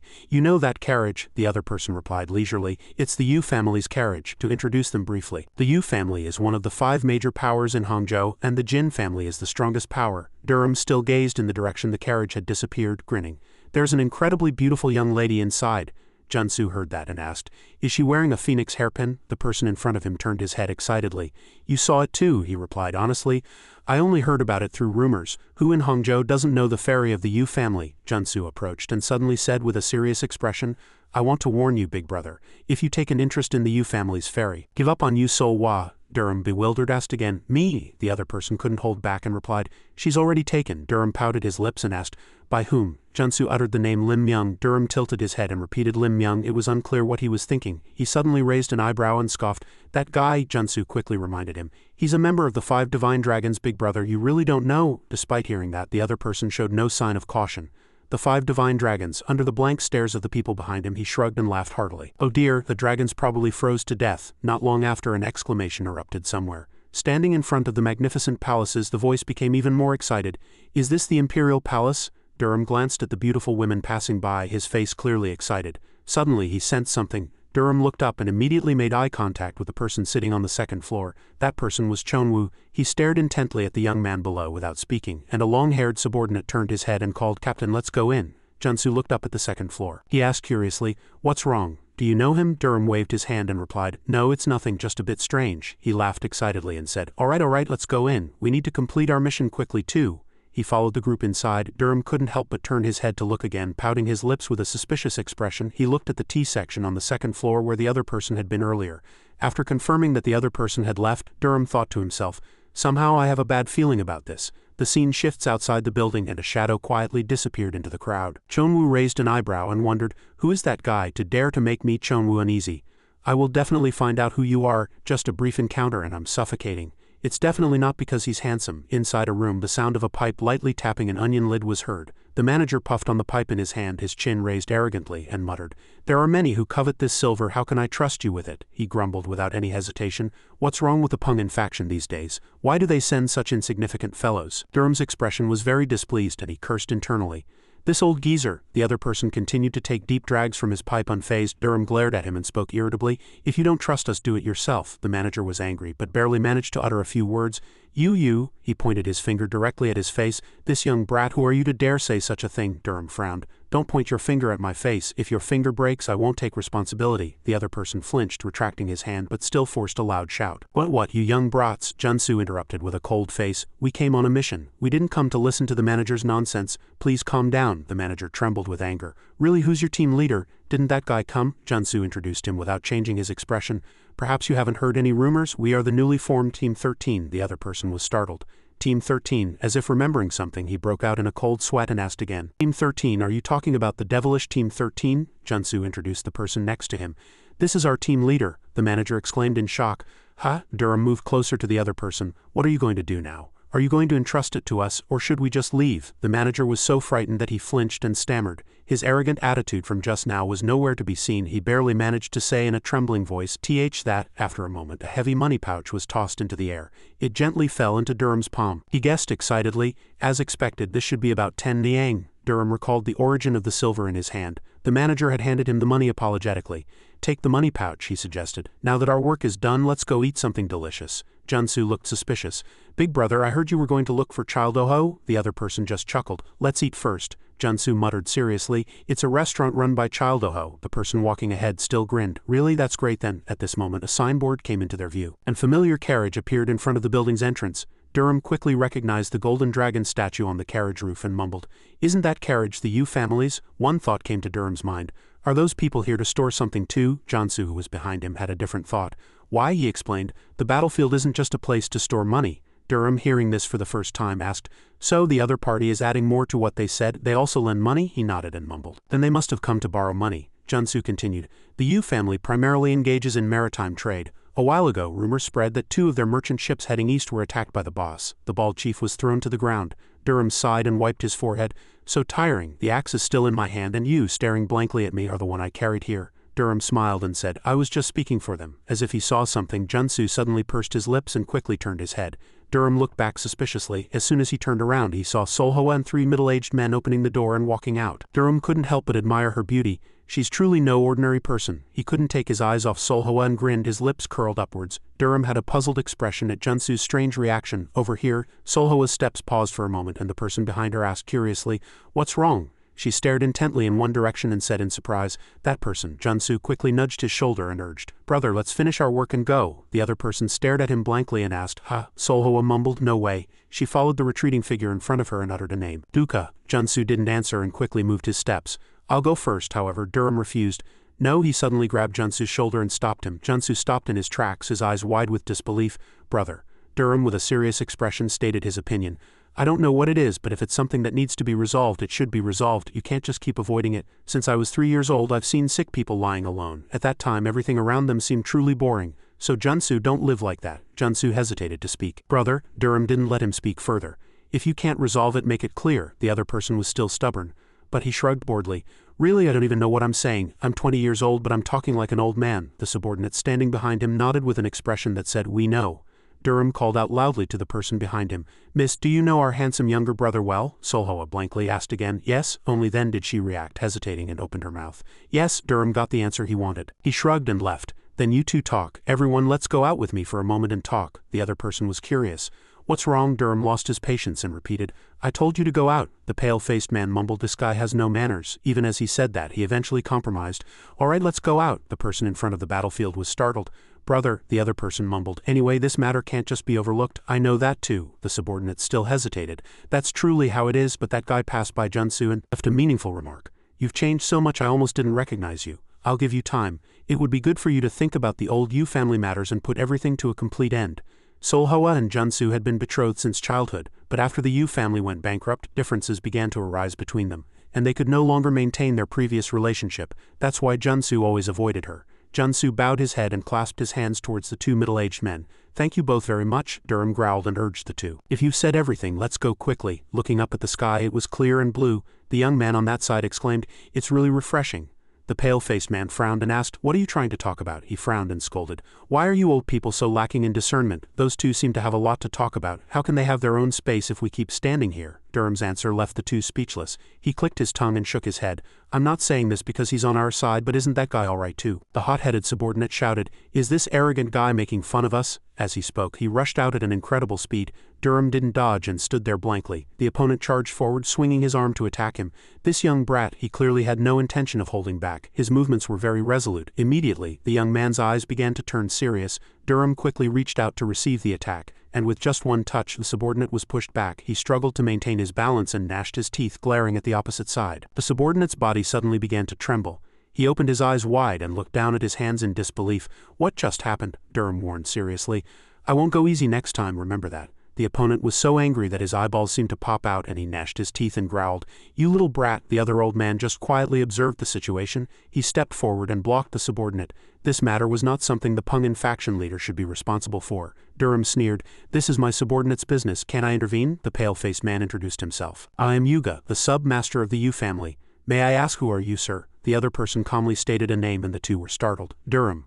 The subordinate pointed a finger at the opponent's face and shouted loudly, It's the devil Durham. Durham was very displeased in his heart, tilted his head back and shouted, What an axe-like fellow. The other axe, witnessing this, mumbled, Is brother crazy? He's cursing at the Yu family's submaster? Xuanzhan covered his forehead and sighed, He's truly crazy. The person next to him raised an eyebrow and said proudly, Indeed, our team leader is cool. Durham continued to ramble, How does everyone know me? If I've become this famous, living like a dragon sleeping in the clouds is useless, isn't it? This time, even his subordinates all lowered their heads. Our team leader is truly, Gaka cleared his throat and began to speak.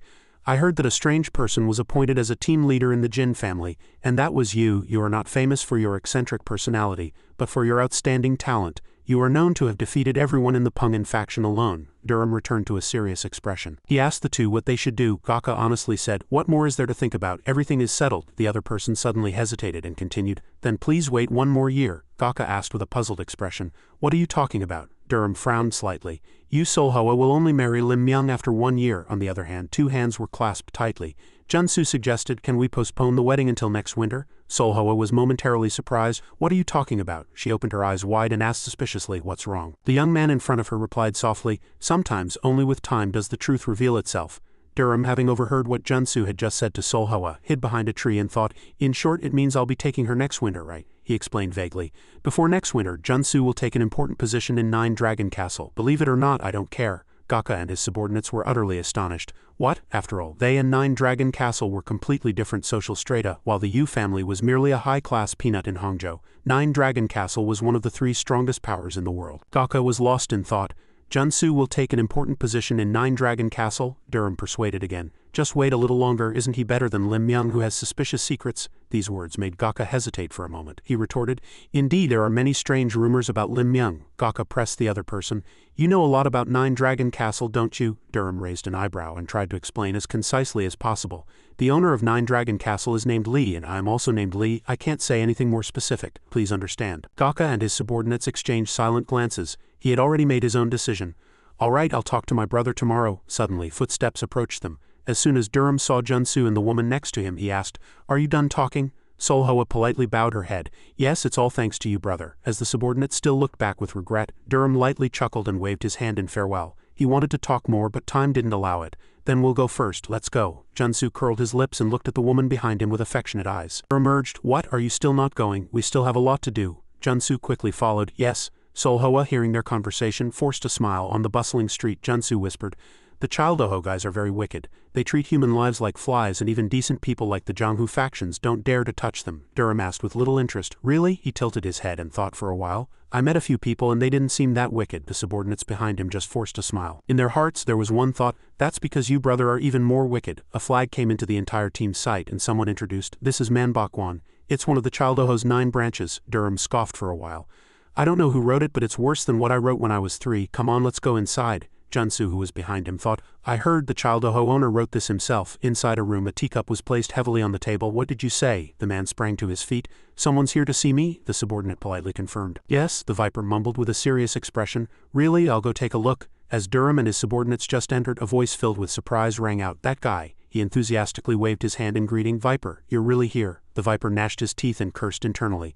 This damn bastard. Barely suppressing the urge to rush at Durham and hit him a few times, he forced a smile and replied, You've come. Nice to meet you. Durham extended his hand in front of the other person. So is all the money ready? The Viper, angered, opened his eyes wide and asked, All what? This crazy bastard. He was shouting, but then he saw Durham's back and suddenly stopped.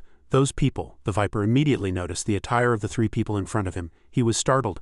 This damn bastard is the Jin family's Pungin faction team leader. The Viper quickly composed his expression, cleared his throat and stammered. Well, Durham approached and put his arm around him.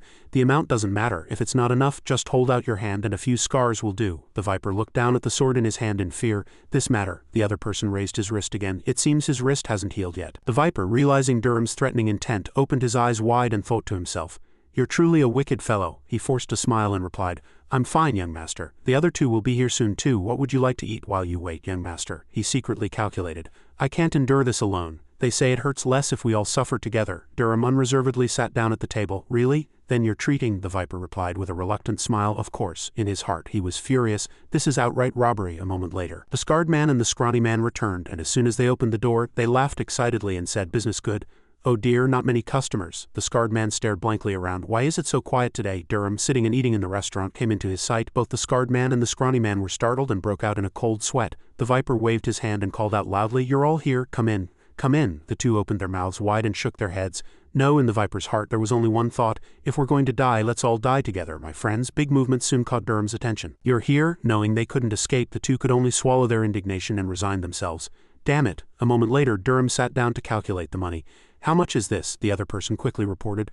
I just spent 15 niang, so there's only 25 niang left. Durham made a reluctant expression. Really? All right. Then our debt ends here. I won't take the rest. No need to worry about it. The 3 forced a smile in fear. Thank you, young master. Suddenly a shadow came down the stairs and Durham immediately turned his head in alert. Meeting Chonwoo again, he couldn't help but frown and observe him closely. Durham wondered, what is that person doing here? Junsu, noticing his strange attitude, asked, What's wrong? Durham suddenly sprang to his feet. Anyway, no, let's go. There's something to find out. The Viper asked blankly. Then what about the food? The other person just replied coldly. You eat it all. At this moment, Chonwoo had already moved outside, and he cautiously glanced back, confirming that Durham and his subordinates were following him. Chonwoo immediately became alert. Who is that guy? Why is he following me? Next time we meet, little brat. Next time we meet, I'll take your life. He quickly ran into the alley. Chonwoo used his internal energy to leap onto the roof of a nearby building. Durham quickly chased into the alley, but it was too late. He looked around and mumbled irritably. Damn it, which way did that bastard run? Junsu couldn't help but ask. Brother Durham, why are you looking for that person? He immediately got an answer. He's a bit strange. Durham was lost in thought. The energy I felt from him was clearly. It's very similar to the energy source I know. It's already late, so let's go back to Manbakwan and continue our meal, the long-haired man asked, bewildered. There's a restaurant here. Do we really have to go back? Durham's nonchalant reply left his companion speechless. Because it's free there. The scene shifts back to Manbakwan and a curse is erupted as a liquor glass was slammed onto the table. You bastard, the scarred man snarled. Someday I'll wring that bastard's neck, the scrawny man next to him passionately chimed in. I've never seen anyone like him in my life. Just as the 3 men's faces were flushed with drink, a spine-chilling voice was heard. Look at these guys, they've already set up the table for drinks. I came back because I couldn't finish my meal earlier. His companions were aghast. The scarred man, emboldened by alcohol, shouted, You bastard, you picked a good time to come. Give us our money back, you thief. Viper also yelled in agreement.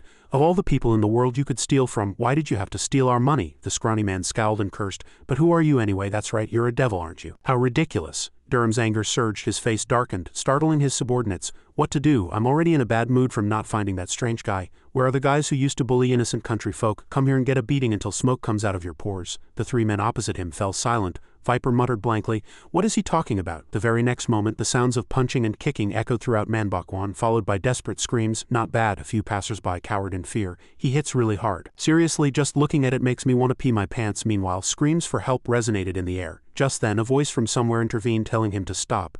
Durham frowned, looking at his opponent. A man in luxurious clothes entered, flanked by his servants. Durham raised an eyebrow and asked, "Are you the leader of the Childoho?" His opponent affirmed, "I am the leader." "Who are you?" "You look like someone from the Jin family's Pungan faction." Durham, knowing his opponent's identity, showed no sign of intimidation, crossing his arms and lifting his chin. Durham. Everyone was surprised. The leader's lips parted. "Durham, the devil Durham." The next moment his subordinates surrounded those on this side. At this point he began to survey his surroundings cautiously. As Durham's subordinates prepared for battle, he suddenly waved his hand and commanded, "Stand back." Junsu was surprised. "Captain." Durham strode forward with a solemn face. The leader was slightly wary. "No way." As Durham began to gather internal energy in his hand, which rested on his waist, the leader recognized it, broke out in a cold sweat, and was horrified. "Formless martial arts that only the world's strongest masters can use. Where did this master come from?" The leader stared blankly at the fierce internal energy gathering in Durham's hand, so nervous that he swallowed hard. Durham finally spoke. "Childoho leader." He glanced at Viper and his companions lying sprawled behind him. "I need to make use of those guys. Do you have any objections?" The leader's attitude was completely different from when he first arrived. He stammered, "Those guys, well, I'll definitely teach them a good lesson so they can be of use to you." The leader nervously looked at Durham's fist on his waist. He scratched his head irritably. "But why is it so hard to get a meal here?" The leader was startled and flattered. "Is that so? It's unacceptable to treat guests like this. Hey, serve the most lavish meal. Come on, please sit down." The opponent was only interested in one thing: free. The leader replied with a bright smile, "Of course it's on me. Get these guys out of the way." In another corner, someone slammed their finger roughly onto the table. His finger pierced through the tea table, leaving deep indentations. Someone suddenly rushed in to launch a sneak attack, and the bushy-haired man immediately used the table as a weapon to attack. The man in the black cloak frowned slightly. He drew his sword and swung it several times in a wide arc, and powerful sword energy flew straight towards the table. The next moment the table shattered into pieces. The bushy-haired man gnashed his teeth and cursed. "You bastards, you're the demons who've been killing people lately, aren't you?" his opponent asked with a cold face. "If you tell me the truth, I'll spare your life. Did you take the black Beepaw subordinate's pouch?" The bushy-haired man would never surrender. "Don't talk nonsense, today won't go your way." He used the table fragments to block all of the black-clad man's attacks. His opponent, glancing at the wound on his cheek, was momentarily startled. "Damn it, I didn't expect such a master to be hidden in the black faction. This won't do. Even if my identity is revealed, I can't retreat like this." At this moment the bushy-haired man's eyes widened in alarm. He recognized his opponent's move. Sword energy. The next moment the table in the bushy-haired man's hand shattered, and he lost his balance and staggered back. His opponent seized the opportunity to leap in and deliver a fatal blow. In a critical moment, the bushy-haired man saw the sword propped up directly behind him. The black-clad man hastily unleashed sword energy, but he hadn't expected his opponent to grab the sword in time and block it. He gnashed his teeth, enduring, and cursed, "You bastard." A moment later the bushy-haired man shouted loudly, pouring out almost all his strength. The black-clad man merely squinted his cold eyes, looking at his opponent. As the bushy-haired man gathered strength for a counterattack, the very next moment fresh blood spurted out. Sweat streamed down the bushy-haired man's face, and he could only stare blankly as his opponent pressed close to him. The black-clad man's sharp gaze intently observed his prey's expression. The bushy-haired man gnashed his teeth in pain, uttered with difficulty, "You." Blood dripped onto his feet. The bushy-haired man, trembling from the strike that pierced his chest, asked, "Jang Ram, the Seven Killings demonic sword, why are you in Hangzhou?" He tried to muster his last strength for a counterattack, but of course the black-clad man gave him no chance and plunged his sword deeper. He coldly pulled out the sword, and fresh blood splattered along its blade immediately. The bushy-haired man knelt in pain. He asked in a trembling voice, "How far do you intend to go?" His opponent said coldly, "I didn't expect you to recognize me. Is there something else we don't know?" Two subordinates appeared and reported, "All dealt with." The black-clad leader frowned and cursed. "Damn it." Looking at the bushy-haired man's corpse, he muttered, "Anyway, it seems I'll have to redraw the plan from scratch." The scene shifts to a mansion, and a soft sigh was heard from a room. Hong San, the cloud-severing divine sword, was deeply engrossed in reading the documents in his hand. He leaned back, lost in thought. "Is there no other way?" Hong San placed the scroll on the table. He had planned to join forces with the Namging family to make the Gusheng the strongest power. Part of that plan was to marry his daughter to the Namging family's young master and provide a massive dowry. The person next to him offered his opinion. "Given the Namging family's current financial difficulties, I don't think they'll refuse. Anyway, isn't the plan already set, brother?" Hong San still hesitated. "We don't know what kind of person Namging Baiqian is, so how can you say that? It would be better to designate the third son Namging Guang. Even Sima Moon has heard rumors about Namging Baiqian." The cooperation between the official factions here is truly a trust and respect for power that they cherish like their lives. But those are just the words of Namding Bai Qian's subordinates. People call him a mad dog, a fool with only strength. The person next to him sighed. Anyway, he's not a child with a bad heart, is he? Unexpectedly, his brother gave an ambiguous answer. But we can't refuse now. He couldn't hide his surprise. That's not good, brother, you know that. If you do that, you might pretend not to know the Namding family. Hong San smiled wryly. You're not her daughter, so it's easy for you to say. Hong Ryu. His opponent quickly denied. What? When did I say that? Hong Ryu suggested. Then how about we send Museon to see and judge for herself? Hong San furrowed his brow in anguish. Is there really no other way today? The sky was still clear and blue. The sounds of a meeting were heard from a mansion. This time the envoy going to the Namding family to celebrate the old patriarch's 80th birthday will take Hong Yak with them. Many people gathered around a long table discussing state affairs. One of them spoke. Who should we send for the escort? Hong San replied calmly.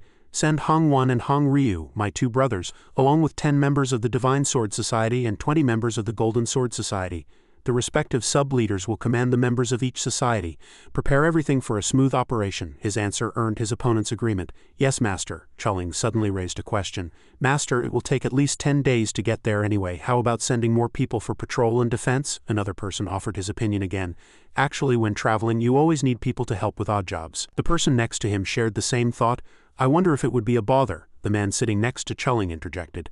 There are many first-class masters among the Pungin faction warriors, so they definitely won't be a hindrance, his opponent sarcastically retorted without hesitation.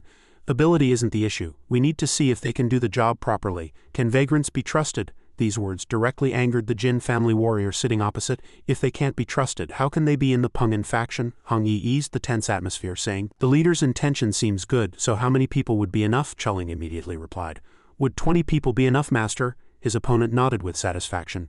20 people is reasonable. Good, let's do that. The scene shifts to the Pungin faction area, and Durham had just returned, humming a tune as he walked. Jang Ho rushed out and called him. Captain, the Master is looking for you. Durham raised an eyebrow in surprise. Why, the Master? His opponent confirmed urgently. Yes, I heard he wants you to come to the study. All the captains must gather. Durham was momentarily flustered by Jang Ho's serious expression. A solemn voice echoed from the study. Sit down. When Durham arrived, everyone was already assembled. Chuling began to explain the task. We have been tasked with escorting the envoy going to the Namding family's old patriarch's 80th birthday banquet. Durham immediately paid close attention. One person wondered, how many people are needed? The old man replied, 20 people along with 10 from the Divine Sword Society and 20 from the Golden Sword Society. His opponent rolled his eyes and muttered, so we'll be the only ones doing the dirty and hard work. Chuling didn't deny it. Maybe, maybe not. Teams 1 through 4 will select their 4 strongest members and the elite teams will go with Durham's team. Durham rested his chin on his hand with a bored expression. Do I really have to go? I don't have much experience yet. A captain urgently agreed. That's right, it's too early for Captain Durham to take on such an important mission, the person next to him retorted. What does that matter?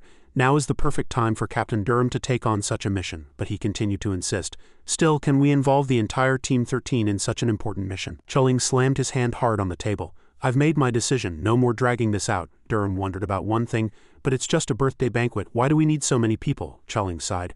I can't tell you everything yet, but know that your top priority is to protect Miss Hong Yak. As soon as he heard this name, Durham immediately became alert. Hong Yak, my beautiful cousin, he raised his hand excitedly. I will follow the Master's words. The thoughts of those present split into two. Thank goodness, that devil is going so we won't have to worry about trouble on the road. Others inwardly lamented, damn it, I'm screwed. I have to be with that devil for 10 days. As soon as Durham finished his work, he went to his grandfather's house. Grandfather, I've been assigned the mission to escort the envoy going to the Namding family's birthday banquet tomorrow. The two grandfathers sat in the room talking. He spoke. I haven't told anyone else about you yet. Are you just going like that? Durham replied. Yes, it's fine if I tell them after I return. His opponent was slightly uneasy. You'll really come back, won't you? He smiled slightly, his lips curling up. Of course, this is my mother's home. His maternal grandfather was just waiting for these words from Durham. Don't forget, I'll be waiting for your return, he replied with a happy laugh. Understood, grandfather. His opponent urged him in a gentle voice. Take good care of your younger sister. Durham promised, don't worry. I will keep my promise and safely escort my sister to the Namding family. His maternal grandfather laughed heartily with joy. Thank you, just wait a moment, I have a gift for you. Durham was surprised. A gift? His opponent rummaged through a drawer. Yes, let's see, he was a little anxious. I definitely put it here. Yes, it was here. There. Then his maternal grandfather extended his hand and handed a few items to Durham. Take these. I got them from an antique shop a long time ago. He asked back out of curiosity. What are these? He just gave an ambiguous answer. They look like hidden weapons, but their true purpose is still unclear. Durham observed them carefully for a long time. As his maternal grandfather said, these small items looked very similar to hidden weapons. The person opposite introduced the next item. Along with this, I tried to decipher it, but it was harder than I thought. Durham took it and unfolded it. He had a bewildered expression. What are these strange lines? A guess suddenly formed in Durham's mind.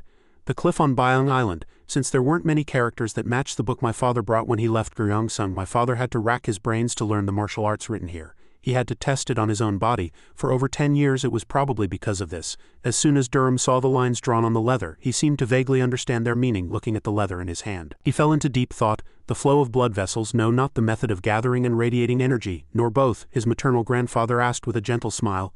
Do you like it? Durham was momentarily stunned. Yes, regaining his composure, he replied with a smile. Yes, grandfather, I really like it. His maternal grandfather stood there gazing at Durham with loving eyes.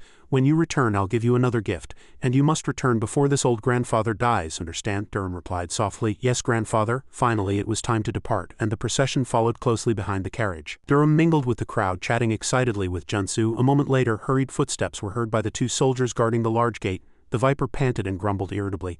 What a hassle this is, the guard asked. Hey, who's there? The Viper quickly said. I've come to see the leader of Team 13 of the Pungin faction. Is he inside? The guard informed him. He left a few hours ago on a mission. What do you need him for? Hearing that, the Viper waved his hand and hesitated before replying. Oh, nothing, thank you, he grumbled inwardly. Damn it, I finally found his residence. Elsewhere, the sky darkened and rain poured down. The escort procession continued to move. Junsu suddenly asked, Captain, have you ever been to Hefei? Durham replied honestly. This is my first time. Have you been, Junsu? The other person said, I've been twice, but I don't have very good memories of the place. Durham suddenly grew curious. I hear the Namding family rules that place, is that true? Junsu nodded, confirming, of course. They've been the owners of that place for 400 years. The person next to him then asked, Junsu, why do you think Miss Hongyak is going to the Namding family? As Junsu pondered for a moment, the long-haired man behind him interjected and replied, An elder of the family visits first, and then the daughter of the provincial governor goes. Doesn't that paint a picture? Junsu immediately realized. You don't mean an arranged marriage? Durham mumbled. If it's an arranged marriage, it means they're being forced to marry to expand their power, right? If so, no one in Zhejiang would dare touch the Jin family. His face hardened. Then there must be some bastards who dislike this. Junsu nodded in agreement. Of course, the other 4 factions will probably try to stop this. As Durham scanned his surroundings with a serious face, mysterious black shadows suddenly appeared from the bushes on both sides of the road. Whispering voices were heard. Stay alert. Anyway, moving like this in secret felt wrong. A moment later, a skirmish broke out at the front of the procession. People shouted not to leave their positions while fighting the enemy. Durham stood his ground. As expected, there are those trying to interfere. There are quite a few of them, Junsu urged anxiously. Then why don't we go ahead and help? Unexpectedly, the other person replied coldly. Wait for the master's order. Confronting the enemy head-on isn't the only way. Durham thought to himself. Attacked in less than a day, did the information leak? A human shadow appeared in a corner near the path they were taking. The man with the sideburns asked about the situation, and a subordinate reported, They're surrounded. Ha. The man with the sideburns mumbled, If the Jin family joins hands with the Namding family, the Black Demon Alliance will have no place in Zhejiang. If the Golden Heaven sect hadn't told us, we wouldn't have known anything. Originally, those guys move very secretly. Where are the guys from the Golden Heaven sect? A subordinate reported. They are in Pelik. If we drive them towards that side, the rest will be handled by them. The man with the sideburns curled his lips and sneered. Good start. Drive them that way. Suddenly a signal flare was shot into the air. The Pungin faction members who were fighting paused for a moment and looked up. The next moment a rain of arrows poured down and the crowd fell into chaos. Watch out, arrows. When some horses there were hit by arrows, they began to lose control. The coachman looked around with an extremely startled expression. He shouted urgently, The Golden Sword Society, protect the carriage, and the Divine Sword Society, find those bastards. The Golden Sword Society members quickly appeared and blocked the incoming arrows. Chulling instructed everyone, We will split into 2 sides to block the enemy. Teams 1 and 2 will follow me to block the left, and teams 3, 4, and 13 will block the right. Advance, the Pungin faction responded in unison. Yes, a group of black-clad figures pushed through the reeds and approached the carriage. Durham took the opportunity to ask while moving. Junsu, do you know these guys? Junsu explained. They are members of the Black Demon Alliance. Durham grumbled irritably. Black Demon Alliance, these pathetic bastards dare to cause trouble here. He thought to himself, How dare they touch my beautiful cousin? You're dead. He instructed his team, Follow me and wipe out these bastards. Durham gathered internal energy in his palm. Several Black Demon Alliance members rushed at him, but before they could act they were injured by Durham's formless martial arts, falling one by one, all meeting the same fate. The Black Demon Alliance group behind them paused for a moment upon seeing their comrades fall, but there were still some who charged at Durham, risking their lives. He coldly blocked the opponent's sword with one hand. The opponent tried to exert force, but his control over the sword in his hand became erratic, causing him to panic. Durham directly broke his sword, then slashed horizontally across the opponent's shoulder. He fell to his knees and hot blood splattered. Durham watched everything with a blank expression, then kicked the opponent's body with his foot. With a single kick, the black-clad man flew far away, his body brushing past his comrades. They stared with wide, astonished eyes. The Black Demon Alliance group hesitated, filled with fear. One of them turned his head and ordered, "Hey, don't retreat, charge and stop that guy." But when he turned his head again, he happened to see Durham's expression, and he was struck dumb with fear. Durham gathered internal energy in his palm, glaring at the opposite group with sharp eyes. "Anyone who approaches will die." Junsu's side was also busy dealing with the Black Demon Alliance members. Shuangjin handled all incoming enemies with intense focus, and the long-haired man guarded one corner, striking down enemies with simple moves. The Axeman gritted his teeth and unleashed powerful attacks. Junsu suddenly spoke, "Captain, is Durham Hung Nim watching?" Seeing that the situation on that side was not going smoothly, Junsu reminded him, "The carriage seems to need assistance." Durham happened to see the sight and gnashed his teeth, growling, "Those bastards!" He broke through the encirclement and ran to assist. "Get out of the way!" With just a slight amount of internal energy, Durham easily sent those blocking his path flying. The man with the sideburns watched the situation from afar, momentarily surprised. "Who is that guy?" Durham, who had entered his line of sight, was skillfully using internal energy to strike down his opponents one by one. The man with the sideburns anxiously ordered his subordinate, "Stop that guy." The next moment, several more black-clad men from the Black Demon Alliance appeared opposite Durham. He clicked his tongue irritably when they blocked his way, as he was in a hurry. Durham unleashed a powerful blow without mercy. "Get lost!" The man directly in the center was hit by the attack and fell backward onto his comrades, not stopping there. Durham instantly approached, used the opponent's face as a stepping stone to jump high, and quickly evaded the black-clad group. Elsewhere, the carriage gradually fled into Pilagok, where 3 men stood blocking their path. The entire procession came to a sudden halt. The leader of the procession became tense. "Those bastards," the opponent charged fiercely. "Kill the woman in the carriage." The leader at the front decided to fulfill his responsibility. "You bastards, I won't let you run wild." Wuxia charged first, attacking the leader of the procession. Die! His speed was so fast that he almost caught the opponent. Just then an angry shout echoed, "Which bastard dares to kill my sister?" Durham appeared like a god from the sky, delivering a sky-shattering kick to Wuxia. Fortunately, he took a defensive stance in time and landed safely. Wuxia suddenly felt a surge of excitement, curling his lips into a sneer. Durham stood in front of the carriage escort procession, clenching his fists. The person behind him was momentarily stunned. You! Durham didn't pay much attention and quickly charged, attacking the enemy in front of him. "You bastard!" the person behind him urgently reminded. "Be careful, that's Wuxia, the 8 Vajra Fist demon of the Golden Heaven sect." Durham ignored him, lifted his leg high, and powerfully stomped towards the opponent's face. "Wuxia or whatever, take this." The opponent paused for a moment but quickly raised his arm to defend. He exerted force, blocking Durham's kick, and the ground beneath his feet rapidly cracked. He glared at Durham, still speaking arrogantly. Durham irritably poured more internal energy into his attack, and the defense immediately shattered, forcing the opponent to take the full force of the blow. The other 2 bastards saw this sight and couldn't hide the surprise on their faces. "No way!" Durham intended to deliver another blow to the opponent. Wuxia cautiously watched his movements, and this time he dodged the attack in time. Wuxia nervously looked at his opponent, thinking to himself, "I heard the Pungin faction is the weakest faction. Then who exactly is this guy?" At this moment, Durham retreated and leapt onto the roof of the carriage. He declared loudly, "Anyone who dares to come will be killed." Inside the carriage, Hong Yak shouted, "Is that young Master Durham?" Durham thought to himself, "Yes, your brother has come. Now, my beautiful cousin, you have nothing to worry about." But outwardly he had to reply politely, "Yes, miss, don't worry. No one will harm you." The other 2 from the Golden Heaven sect no longer stood idly by. They charged in unison, "Kill the woman in the carriage." The escort quickly coordinated to block the curly-haired man's path, but he didn't avoid them and immediately threw a punch. The 2 people from just now were instantly struck down by the curly-haired man and violently crashed into the hillside. The leader of the procession drew his sword and rushed out, blocking the other bastard. "Stop!" Zhang Guang easily dodged his sword. The next moment he mercilessly struck the opponent's chest with his palm. The carriage was almost right in front of Zhang Guang. At this moment he gathered internal energy in his palm, and soon after, Zhang Guang attacked with force, shouting "Die!" before he could act. Durham appeared before him like lightning, instantly delivering a powerful palm strike to the opponent. Durham's attack was so sudden that he couldn't react. Staggering backward in fear, Hong Yak, sitting in the carriage, heard the commotion outside and softly expressed her gratitude. "Young master, thank you."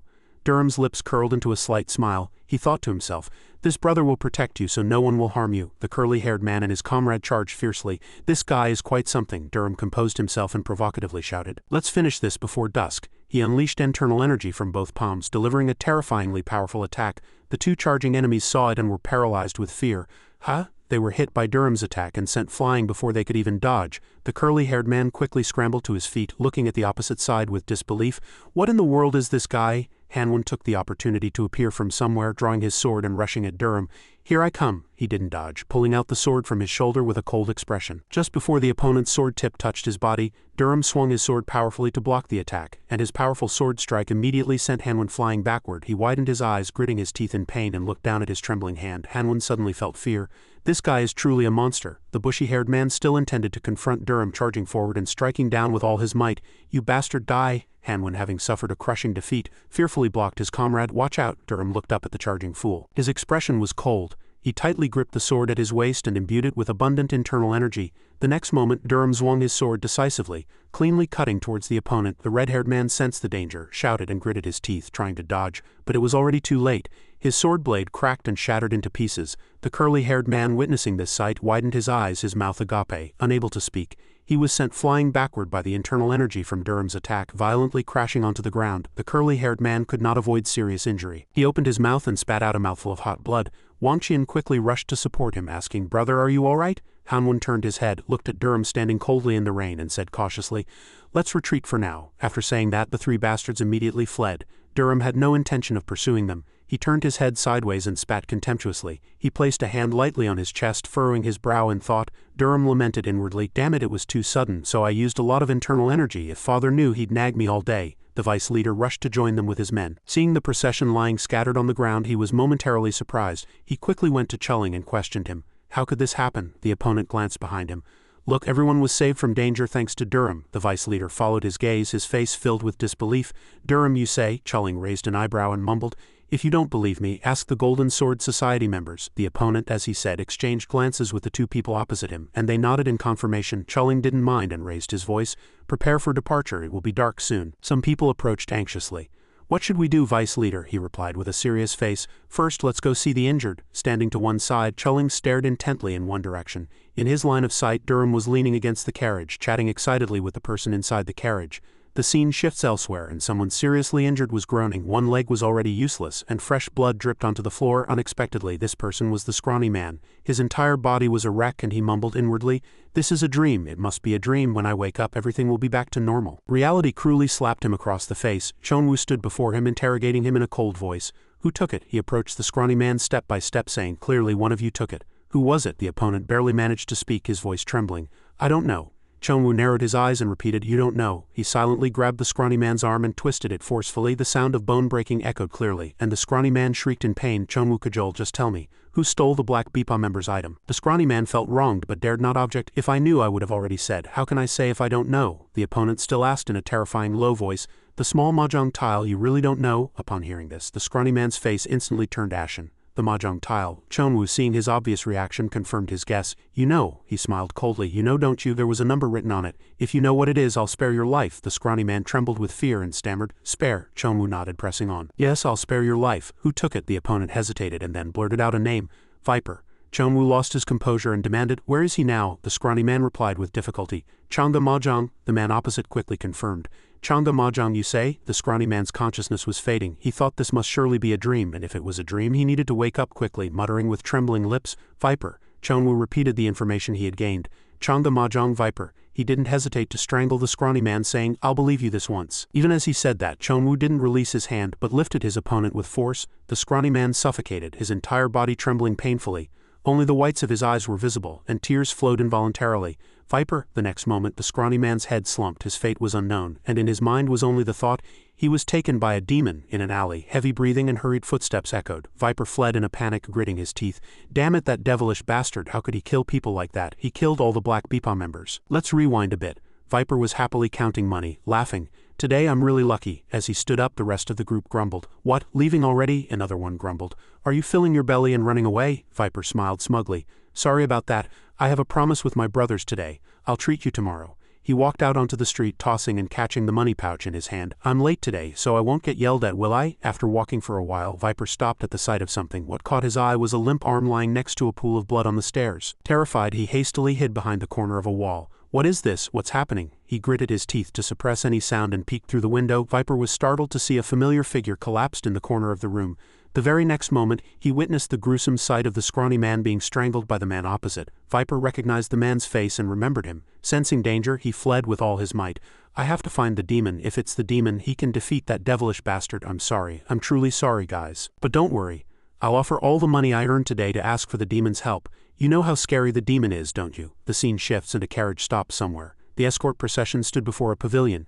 We'll stay here tonight. Move the injured inside first. The luggage and supplies were neatly arranged in a safe place. The escort warriors dispersed to rest and some were stationed as sentries at the gate. Durham leaned against the wall, arms crossed, gazing at something. A gentle expression graced his face and a faint smile played on his lips. Durham looked at Hong Yak's retreating back and muttered to himself, "She's truly like a fairy. Is she really my younger sister?" Now the Pungin faction didn't even have to stand guard outside. Thanks to that, Durham could see Hong Yak from such a close distance. As if feeling his gaze, Hong Yak turned her head and looked at him. She smiled and softly said, "Young master, please rest soon too." Durham replied with a faint smile, "Ah yes, miss, don't worry." Just then, someone intervened, giving a stern warning, "Don't worry about others, you go and rest first. The demon is just a demon, isn't that right?" Durham frowned with a displeased expression. He thought to himself, "If he weren't my uncle." Hong Yak approached him with a bright smile and said, "Thank you for saving my life, young master. I should have thanked you sooner, but I was too flustered."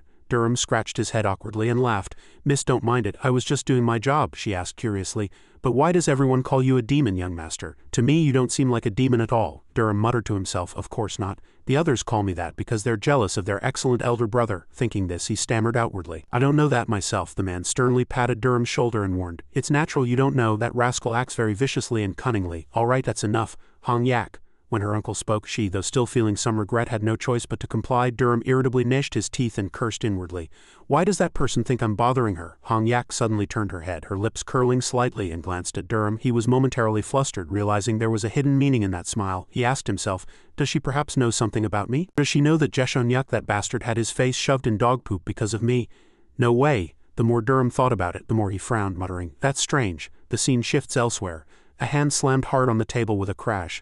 A man in noble attire gritted his teeth and demanded, "Which bastard lost?" And only two returned. The two standing opposite him simultaneously fell silent. Young Namju couldn't hide his anxiety. "Do you know what will happen if the Jin family's money flows into the Namging family?" Hanwon opened his mouth. "If we had just a little more information, this wouldn't have happened." The person next to him also sighed, nodding. "I didn't expect that young fellow to be so strong." Young Namju frowned, pressing them. "Are you two now trying to shift all the responsibility to me?" The two in front of him remained silent, and Wangqian didn't even dare to meet his eyes. Young Namju stood up and casually threw out a remark. "If I had known this, I would have mobilized more skilled people from the central chamber from the start," Wangqian retorted. "As the old saying goes, walls have ears and fields have eyes." Hanwon also sternly warned, "Watch your words." Young Namju. The man opposite them turned his back and coldly scoffed, "Before you say that, do your job properly. I'll go myself, you two just provide support." The two opposite were startled. Young Namju himself. Young Namju immediately formulated a plan. "You two attack the front to separate the escort from the carriage.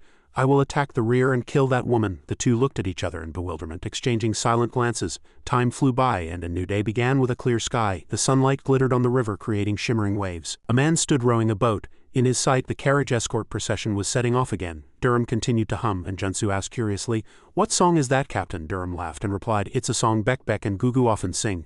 Junsu was puzzled. "Who are Bekbek and Gugu?" Durham giggled excitedly. "They're not people. They're very beautiful dolphins that live in the water." As he said this, Durham suddenly recalled a girl's face. "Is Weebach doing well? Her chest seemed bigger last time I saw her." He closed his eyes and pouted his lips, vaguely recalling Weebach's full lips. In the roadside reed field, a sudden unusual movement was detected. Durham immediately stopped walking. His subordinates also stopped. As he watched one direction with vigilance, Junsu carefully asked, "Why, Captain, an assassin has appeared. Shouldn't we inform the guild leader?" Durham replied, "I'll go and tell him. You all watch your backs." He thought deeply. "This aura, it's not ordinary." Durham instructed his subordinates, "They are strong warriors, so pair up and prepare for battle." They immediately braced themselves. They replied in unison, "Yes, Captain." Chulling was at the head of the procession. He was momentarily startled when he heard Durham's voice. "Guild leader, it's an assassin. The enemy in the rear seems very strong, so I can't come to assist." Realizing the situation, Chulling silently gripped the sword at his waist and replied telepathically, "Understood. Be careful." A group of black-clad figures burst out from the reed field. The escort procession quickly formed a defensive stance. "Assassins, protect the young lady," Chulling commanded. "3 will block one side and the other 2 will follow me and the vice-guild leader to block the front." A voice interrupted his words. While they were still confused, Hanwon appeared from somewhere and attacked Chulling. Chulling quickly raised his sword to block the attack. The opponent smiled maliciously and said, "This time you won't stop us." Chulling swung his sword powerfully, pushing him back. He landed steadily, and next to him was Wangqian.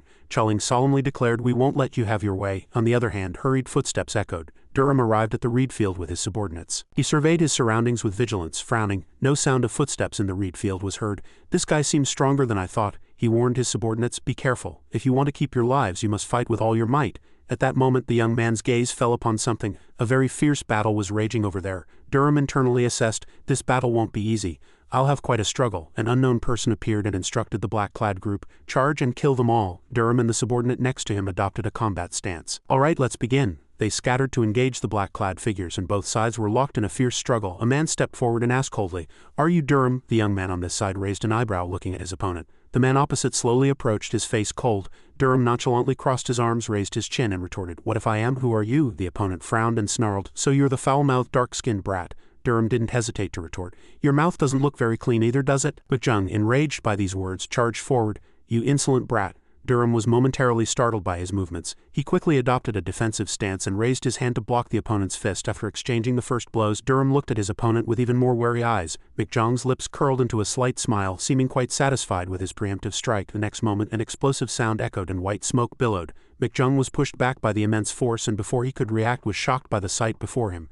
Durham, without a single scratch, charged confidently towards his opponent. "Take this." McJung praised Durham. "This fellow is quite something." He smiled wickedly, gathering internal energy mixed with crimson aura in his hand. Durham's eyes widened in surprise. That is, as the opponent's internal energy flew towards him, he gritted his teeth and desperately dodged. McJung's fist merely grazed Durham's shoulder, but his attack didn't stop there. McJung suddenly twisted his wrist, changing the direction of his attack. His terrifying internal energy swept past Durham's face. McJung was confident his attack would succeed. However, Durham's actions surprised him once more. He agilely turned his body to counterattack, even reducing the opponent's palm force. McJung hastily somersaulted backward, landing on his knees. A sudden burning pain shot through his cheek. He glanced back and saw fresh blood flowing down his face. Durham gave his opponent no respite, charging forward instantly, thinking to himself, "Yes, it's definitely him." He rushed in and aimed a kick directly at his head. McJung quickly ducked to avoid it. Durham felt a sudden suspicion about his movements. McJung, while he was momentarily distracted, his opponent counterattacked. "You take this too." Durham collected himself and used his internal energy to receive the attack. Ninefold stacked waves, the clash of their powerful internal energies, caused an immense shockwave. Durham involuntarily took a slight step back, gathering internal energy in the hand he kept at his waist. At this point, Durham was certain of his deduction. "Whatever happened, it's definitely McJung." The man in front of him smiled arrogantly. "Keep it coming, little brat." Durham's face gradually hardened. He muttered to himself, "This martial art hasn't appeared for hundreds of years. Has it finally appeared? I'll have to face him with my full strength." McJung was the first to adopt a combat stance and shouted loudly. Durham calmly clenched his fist and concentrated his internal energy. "One of the 4 martial arts recorded in the 2 forbidden texts my father stole when he left Gyeongsang. He used his ultimate technique without hesitation. Worldly slash." McJung was surprised, eyes wide, as if he hadn't expected his opponent to possess such a secret technique. Durham moved with lightning speed, instantly appearing behind his opponent. His body stiffened and he stared blankly behind him. Durham only showed his back to McJung. The next moment he felt a tearing pain in his body and his eyes widened in horror. He suddenly fell to his knees. Durham's lightning-fast attack left a deep wound on his body, and fresh blood gushed out. McJung's eyes were wide with disbelief and he sweated profusely, gritting his teeth as he clutched his shoulder. Durham stared coldly at his opponent. Nearby the sounds of fierce fighting echoed. Junsu was covered in wounds, gripping his sword, panting heavily. In contrast, the opponent seemed much more relaxed. Junsu gritted his teeth in frustration. "Too strong, completely different from what I expected. This can't go on." He looked around worriedly and saw his comrades also struggling against the black-clad figures. The same on that side. As he momentarily looked away, his opponent attacked again, startling Junsu. "What should I do?" In the critical moment, a voice rang out, attracting the attention of both sides. "Everyone retreat." Upon hearing the command, the black-clad group immediately left. Junsu wiped his sweat and murmured softly, "Damn it, I almost lost my life." He stared at his trembling hands, lost in thought. On the other hand, Durham was chasing the black-clad group. McJung clutched his shoulder and cursed. "Damn it." A subordinate asked worriedly, "Are you all right?" Durham pressed hard, shouting loudly, "Stop right there." Only then did McJung and his subordinate realize his presence and were startled. Junsu stood there, observing his captain's movements, then suddenly spoke. "I intend to dedicate my entire life to you, Captain." Chuangjin stood up and continued, "Not just you, I want to too. To be defeated so miserably by a mere soldier is truly humiliating." The long-haired man hesitated, saying, "But Junsu, brother, do you have any ideas?" Junsu said seriously, "The captain told us before, to get stronger. So if we want strength we have to learn, even if it means begging the captain." The opponent mumbled with a stern face, "You'll probably have to beg to death." Watching Durham's back, Junsu's resolve became even stronger. "If I can get stronger that way, I will do it. It's the only way to survive long in the Jianghu." On this side, Durham was confronting 2 black-clad figures who were blocking his way. Durham, without a word, directly channeled his internal energy. The swords in the 2 men's hands instantly bent and they looked at each other in surprise. "Why are our swords like this?" Durham gathered internal energy in his palm and unleashed a strike. The 2 men blocking his path were immediately pushed back, stumbling. They fell easily. Durham quickly passed the two useless men and continued forward. After a while he stopped and stared blankly around him. Before his eyes lay a vast reed field with no human shadows. Durham muttered irritably, "Damn it, where did he run off to?" He really fled quickly. A sense of regret welled up in his heart again. He was truly curious about the identity of the fellow who used legendary martial arts. Even as he turned back, Durham furrowed his brow and asked himself, "Will that guy come back?" The scene shifted to next to the carriage where the Pungin faction members were helping the injured. Chuling commanded his subordinates, "Quickly treat and move the injured. We need to leave before sunset." The opponent respectfully complied. "Yes, guild leader." After giving all the instructions, Chuling happened to see Durham and his subordinates returning to join them. The old man scanned them once. "You all seem fine, but I didn't expect you to be defeated like that." Durham asked directly, "What happened to the others?" The opponent explained the situation. "They suddenly retreated." Hearing this, Durham irritably furrowed his brow, appearing and disappearing like ghosts. "I won't let them off." Qialong asked, probing, "Do you know who that guy is?" The reply was the opponent's cold answer. "If the guild leader doesn't know, how would I?" The old man asked others. "Do you also not know that guy?" Junsu answered honestly, "This is our first time seeing them." Chuling fell silent, his face filled with tension. Durham noticed the strange atmosphere and immediately asked, "Why are you like this? Do you know that guy?" Chuling replied with a stern face, "I'm asking precisely because I don't know. I thought I knew the masters of the Jianghu well, but I know nothing about that guy. A master of that caliber would surely be quite famous in the Jianghu, and he seemed elderly too." Durham rubbed his chin, lost in thought, then added a remark. "He seemed old but lacked Jianghu experience." Chuling continued, "Isn't that even stranger?" The opponent casually threw in a remark. "If they're always on the run, they might not be known." Chuling rolled his eyes upon hearing that, thinking, "People on the run." Durham changed the subject. "First, let's treat the injured and set off. I heard we have to cross the Yangtze River today." Chuling stared at him silently for a while, then turned and left, leaving only one remark. "Come see me tonight. I have something to tell you." Durham raised an eyebrow as he watched the opponents retreating back, then turned his head to look at his subordinates behind him. He was startled. Durham crossed his arms, frowned, and demanded, "Hey Junsu, what's with this state? How can you get injured like this after fighting for just a few seconds? Rabbit, Shuangjin, long hair, the same goes for you all. How can you get stronger like this?" He shook his head and mimicked the opponent's tone with a disappointed expression. "If this is all it takes, then if it were me," Junsu jumped up and shouted, "Then Captain, please teach us how to get stronger." The long-haired man also pouted, chiming in, "That's right, don't just talk arrogantly every day. Wouldn't it be better if you taught us something?" Axeman nodded in agreement. "He'll teach us, right? Surely he won't let us die like this," Shuangjin quickly flattered. "Who is our captain? He will teach us peerless martial arts?" Durham, who had never seen them react so intensely, stood blankly for a few seconds. Then a faint smile appeared on his lips. Durham made a sly expression and cracked his knuckles. "Really? If I'm really good at martial arts, I should teach, right? Are you saying you want me to show you my skills instead of just talking?" His subordinates saw this and flinched nervously, stammering in response, "Yes, that's right." Durham continued to intimidate them. He drew out his voice, reminding them, "It's going to be very tough." Junsu swallowed hard, his face utterly serious. "Even so, if you teach us, we will learn." Hearing the opponent's firm answer, Durham just stared at him silently. Finally, he agreed heartily. "All right, I'll teach you." Durham turned his back to his subordinates and declared loudly, "It starts tonight." Shuangjin enthusiastically responded, "That's how it should be." Junsu also replied with a joyful smile. Yes, their joy was short-lived as Durham cleared his throat and added, "But," he slowly turned his head. A cunning smile played on his face. "Anyone who gives up halfway will have to face the consequences." At this moment, Hong Yak, seeing many people sitting with bandages, suddenly thought, if the Jin family and the Namding family hadn't joined forces, father would have joined hands with another Zhejiang sect, the Jiamqianmun. If so, Jiamqianmun might have been in danger. It's just as father said. But after seeing so much blood, I can't easily accept it. Besides, I heard the opponent is the mad dog of Hefei. Tears flowed unknowingly. "I want to be a great hero's wife more than that person. Wouldn't I be happier myself then? Is that really just a dream?" Her mind became complicated and she sighed deeply. This small sound unexpectedly reached Durham's ears. He furrowed his brow and gazed into the distance. Durham asked himself, "Hong Yak, why is she like that? She seems worried about something. Could it be that it won't work out? I'll definitely have to ask that leader once we cross the river." He glanced at Hong San in the room behind him. He was talking to someone next to him. Durham frowned and muttered, "As expected, he's the leader. What if someone overhears the conversation here?" Suddenly, something caught his attention. Amidst the crowd, Durham's gaze stopped on a solitary shadow. The opponent stood silently with his arms crossed, his thoughts unknown. Durham noticed the sword hanging on his back and watched silently for a while. Durham casually asked the person next to him, "Hey Junsu, do you know who that person is?" The opponent asked back, bewildered. "Yes, who are you talking about?" Junsu followed Durham's gaze, then exclaimed, "Ah," and introduced the person. "That's Chulbigam Bangziel. He often appears on the Yangtze River, so he's also known as Chulbigam of the Yangtze River. He's a year or two older than you, brother, and highly respected among Jianghu's martial artists." Durham on this side placed his hand on his chin and admired. "He seems skilled," Junsu said. "Although he's not among the 5 divine dragons of the Central Plains, he's outstanding among young masters. If ranked, he'd be within the top 50. Unexpectedly, the opponent's next words left him speechless. "Then he's stronger than you, Junsu. Aren't you not even in the top 500? Junsu cleared his throat and tried to change the subject. I'll be that good after getting lessons from the captain, won't I? Durham's reply again exceeded his expectations. If that's the case, don't bother learning. Junsu was momentarily confused. Yes, the person in front continued casually. You should aim for the top 10. He wore an expression of incomprehension. The top 10, Durham roughly assessed. With that level of skill, you'd only be in the top 100 in Jianghu. To train like hell for a year to reach that level. Are you sure you want to? Junsu doubted his own ears. Is he saying practicing martial arts for a year is as easy as eating? He hesitated and opened his mouth.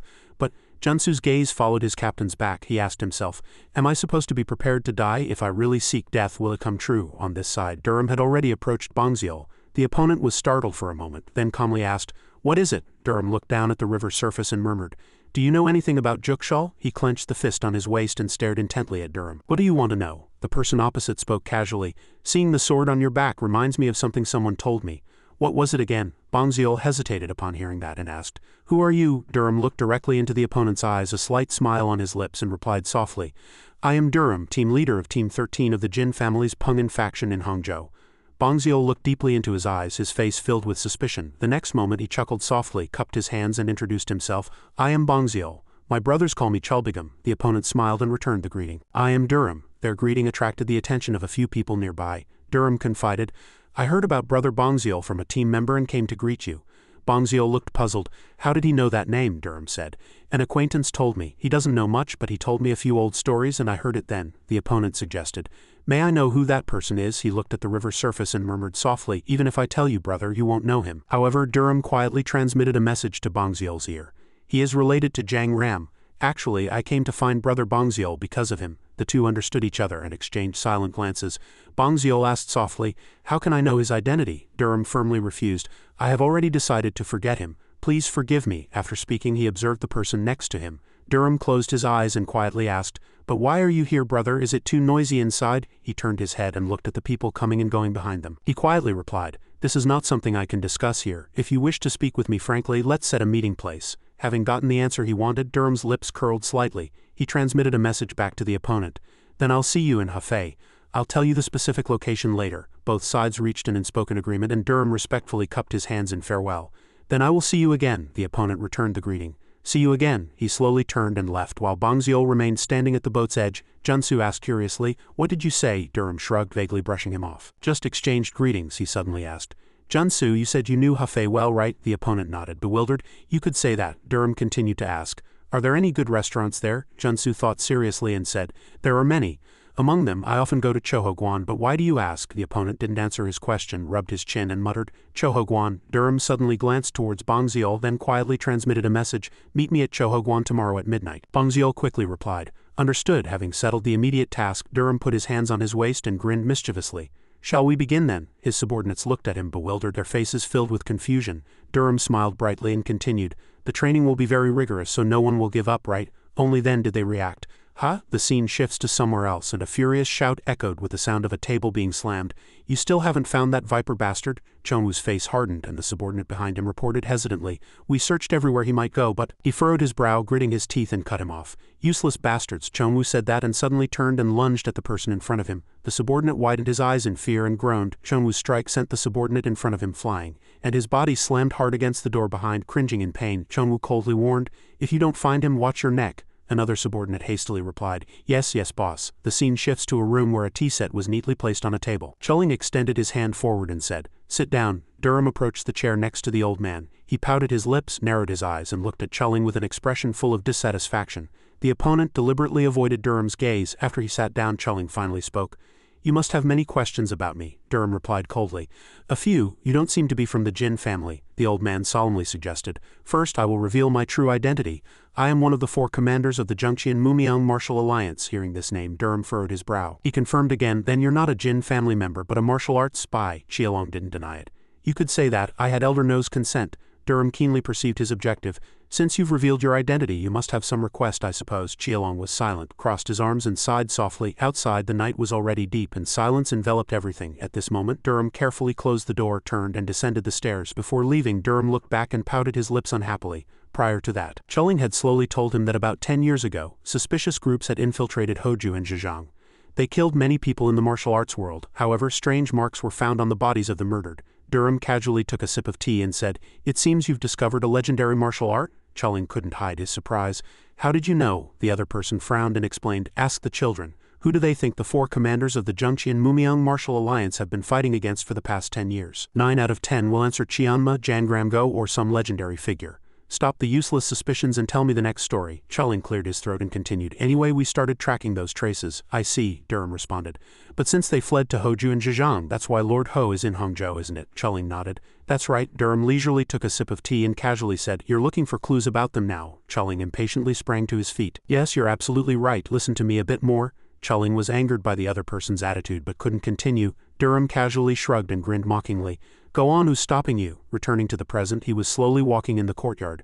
Durham recalled his confrontation with McJung, thinking, as expected, they were suspicious characters. He's not the only suspicious one. The owner of that energy I felt in Hangzhou, he's very suspicious too. He looked up at the sky, his mind was complicated. Durham asked himself, will the 3 evils really appear? Not long ago, in a conversation with Chuling, he had asked, "Do you know who the bastards were that used that martial art to kill Alliance members 10 years ago?" The other person told Durham the name, the 3 evils. "They are known by this name." He found it hard to believe. "The 3 evils, aren't they the ones who caused the bloody havoc 20 years ago?" Chuling confirmed that it was indeed them. "We will do our best to stop them, even if it costs us our lives. Isn't that the way of a warrior?" Durham recalled this and muttered softly, "Seriously, what does this have to do with me? I need to resolve this quickly and return to Biong Island. Weebach must be waiting. Frankly, have the martial arts people given me a single grain of rice? Why should I help them?" Just then, Durham detected a suspicious movement nearby. He turned his head and looked behind him. 2 black shadows were silently hiding right behind the wall. Durham deliberately raised his voice to deceive them. "First, I need to do my own work. I have to take care of my beautiful younger sister first." Upon hearing that, the 2 men indeed fell silent, their gazes sharply fixed on the courtyard. One muttered, "Just what kind of master did the Namding family summon?" The one next to him nodded in agreement. "Exactly. I never expected them to ruin our plan like this." The other continued nervously, "I don't know who it is, but it's no ordinary person." Just then, Durham suddenly appeared behind them. "Since when do you want to know who I am?" The 2 were momentarily startled and simultaneously turned and attacked him, but Durham's figure vanished in an instant. First, he instantly charged and directly kicked one of them in the face. Then Durham channeled his internal energy and lightly flicked his finger, sending the remaining man sprawling backward with his lightning-fast attack. In just a few seconds, Durham easily defeated 2 suspicious figures. They lay haphazardly on the ground, and he brushed invisible dust from his hands before looking around. "The cunning ones are dealt with, and there don't seem to be any more."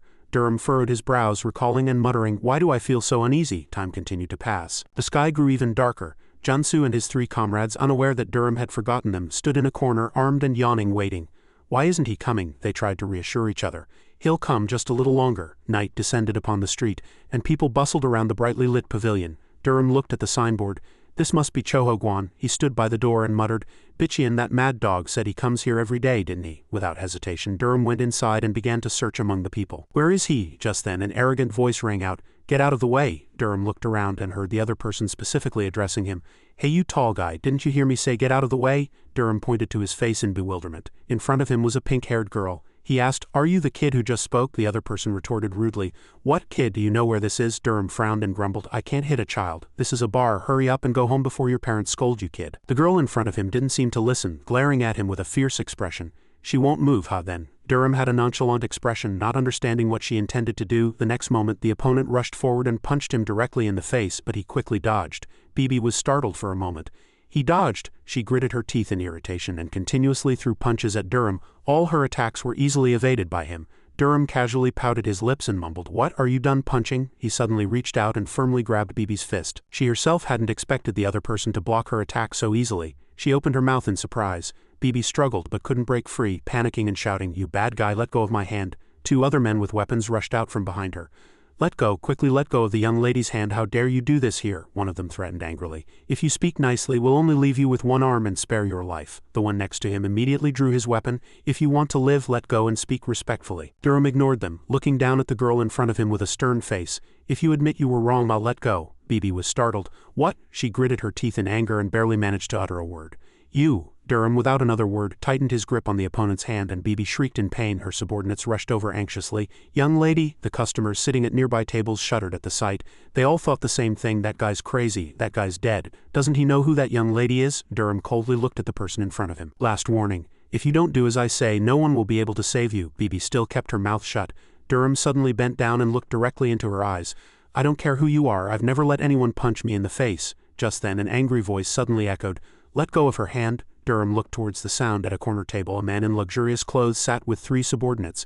The other person leisurely took a sip of tea. Durham challenged, "Why should I?" The man was already drunk and he frowned, growling, "I told you to let go of my sister's hand." Durham didn't comply and exerted more force on her hand, making Bibi's eyes well up with tears. "What if I don't?" The man opposite sprang up in anger. "What, you still won't let go?" The subordinate next to him chimed in.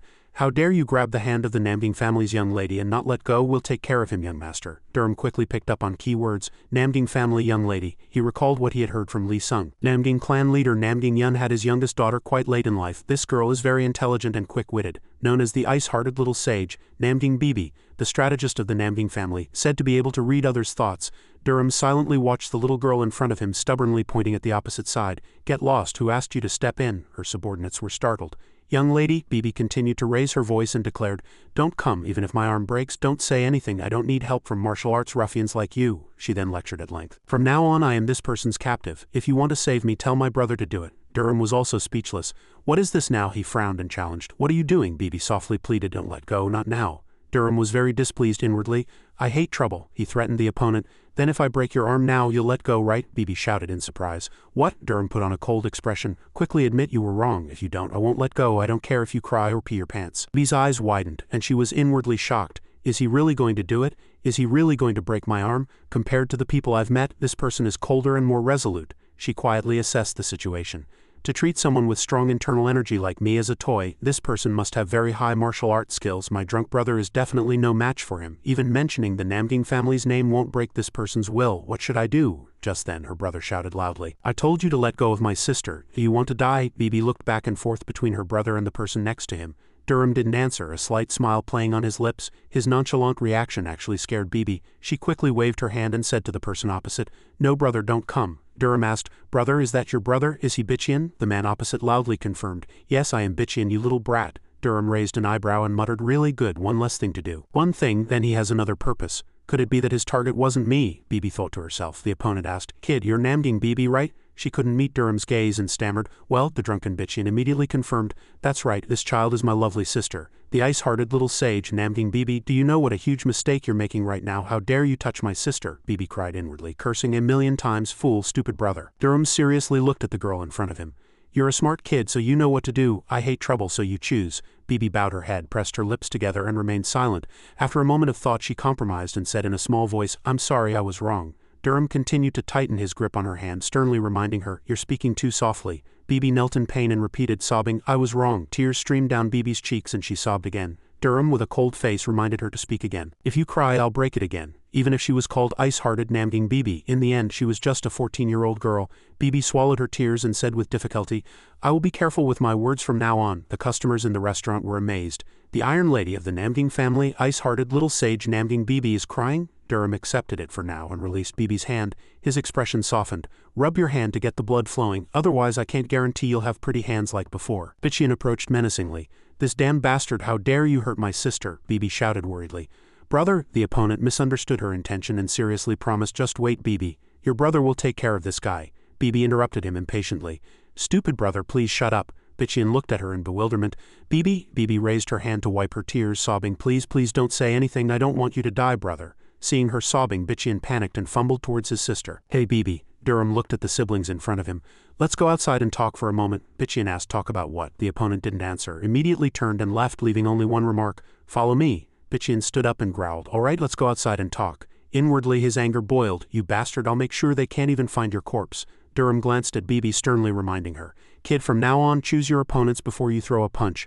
I won't go easy a second time, understood?" She avoided the other person's gaze. She replied in a small voice, "Yes." The scene shifts to somewhere outside and a round full moon hung in the night sky. The sounds of punching and kicking clearly echoed. Two subordinates lay sprawled on the ground, their faces bruised and scarred. The bald man's neck was deadly gripped in one hand. Durham waved his hand and lightly tossed the opponent backward. The bald man fell and landed next to his comrade. Durham loudly warned, "Stay put. Anyone who moves without my permission will have their neck broken." He glanced at the opposite side. "Now let's take care of our business." Bitchian pointed his sword at Durham's face and questioned him in a furious tone, "How dare you harass my sister? Off with your head, you bastard." The other person nonchalantly interrupted him and asked a question first. Bitchian growled, "What are you suddenly asking?" Durham seriously got to the point. Hong Yak, the woman you're supposed to marry, what do you think of her? Bichian questioned, clearly not understanding. What are you talking about? What does that have to do with you? Durham, not knowing where to begin, awkwardly rubbed his nose and said he was just curious. Bichian took in all of his reactions. A guess formed in his mind. Is that woman yours? I'd rather take a woman from a courtesan house. I don't like women who are so naive and inexperienced.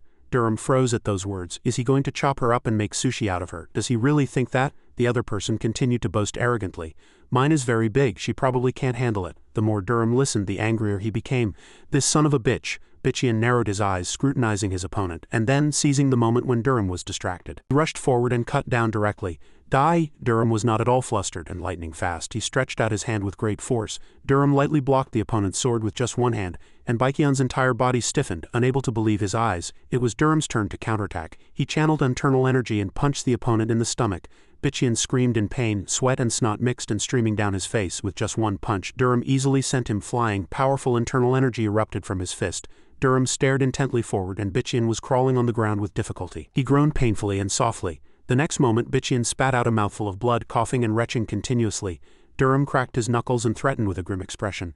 I'll teach you some manners. Bichian raised his head and looked at him, his entire face covered in cold sweat.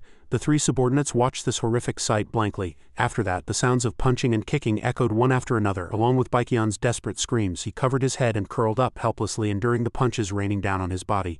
Durham lifted one of Baikian's legs, and his gaze went to the object between his two legs. Why is that like that? The opponent frantically waved his hand and pleaded. Please, not there, what about it? Durham lifted his foot and stomped several times with great force. It's very big, isn't it? I'll make it small, one subordinate stammered in admiration. He's truly cruel. Just looking at it makes me hurt. Baikian's desperate screams continued for a long time, and the sounds of punching gradually subsided and then fell silent.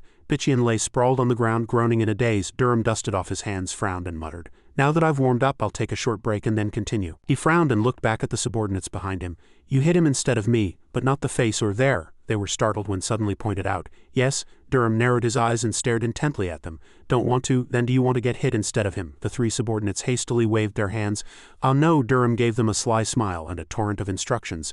Hit him with all your might, he's very sturdy anyway, so he won't die even if you hit him. At this moment, Bichian coughed painfully, spitting out a mouthful of blood. He curled up and silently endured the beating. The three subordinates now became the ones trampling him. Is this it? The guys who followed our elder brother, our young master, I thought they were the closest brothers.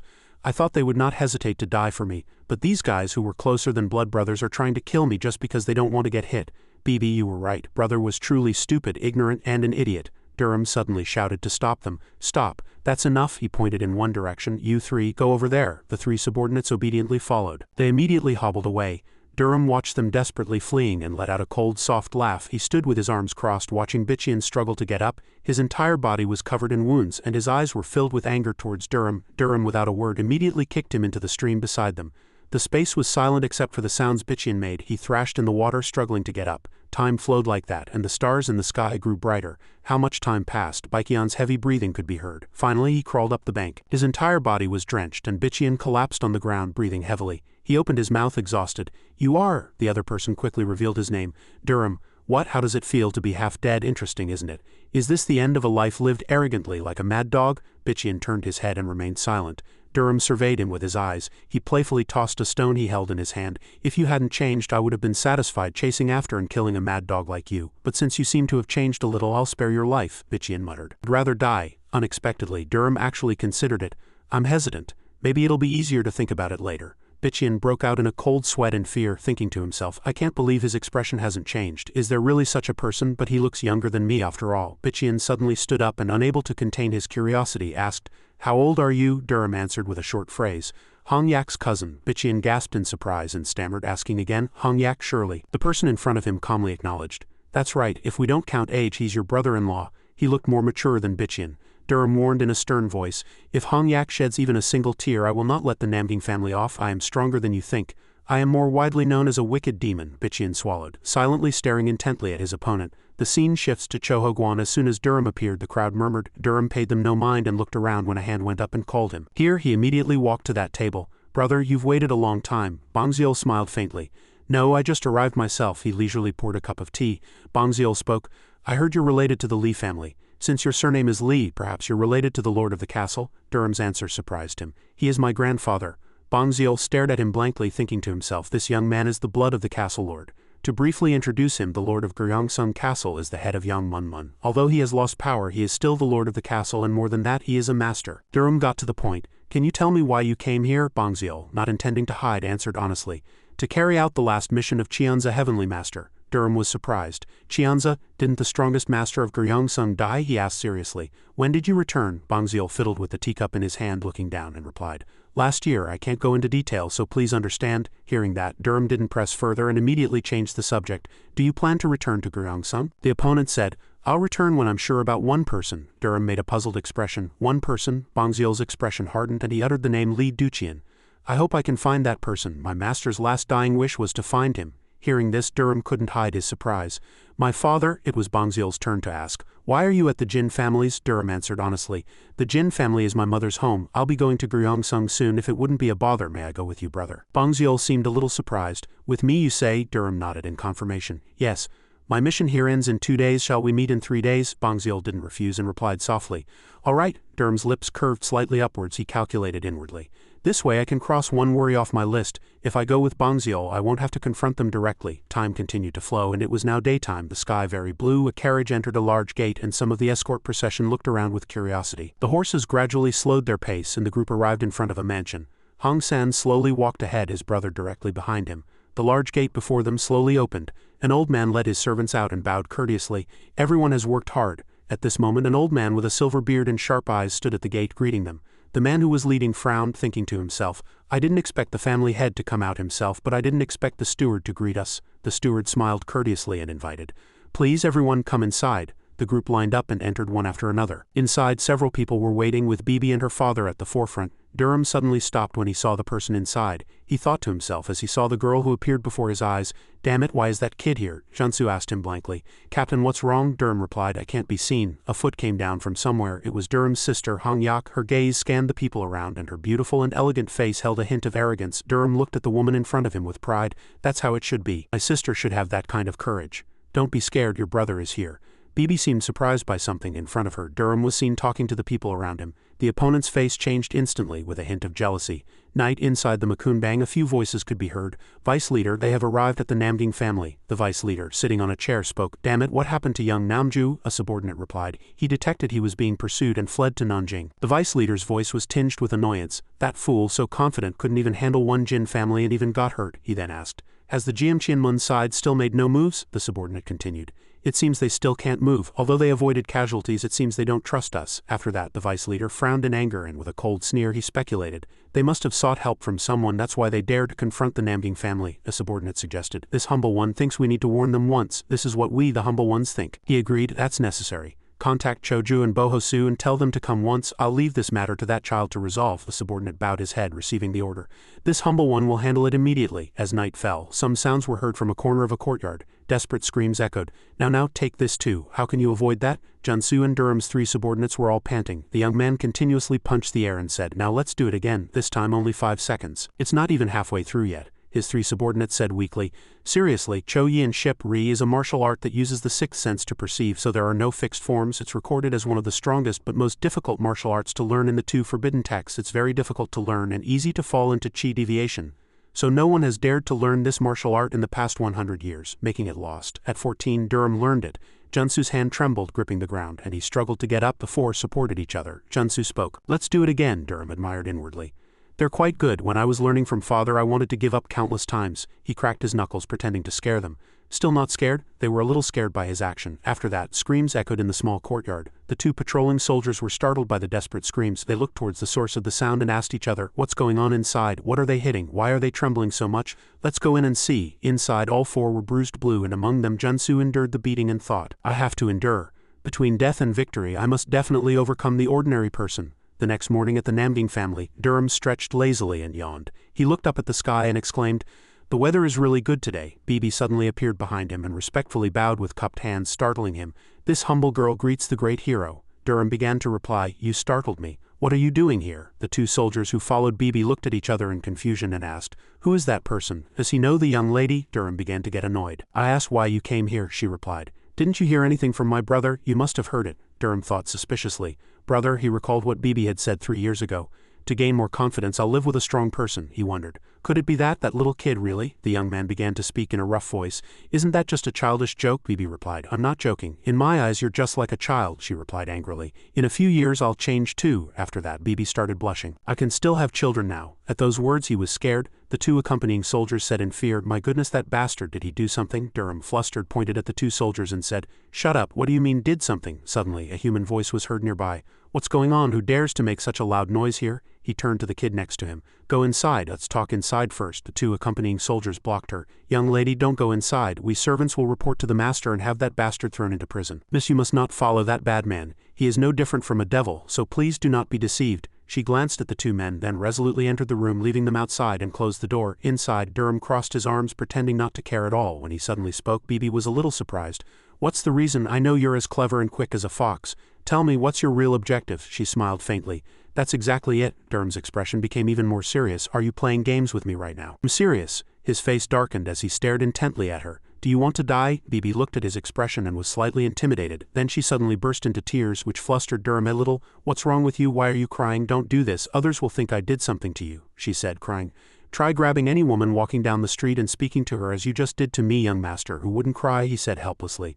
Really, here we go again, you're still not stopping, Durham sighed. All right, I won't be rude anymore. Now tell me, so what is it? You said you needed my strength. Bibi wiped her tears, thinking to herself, as expected, he's a truly fearsome person. I must capture him no matter what, she explained. To be honest, my mind isn't entirely sane, he replied nonchalantly. It's not that it's not sane, it's just that it's only to that extent. Durham waved his hand, an annoyed expression on his face.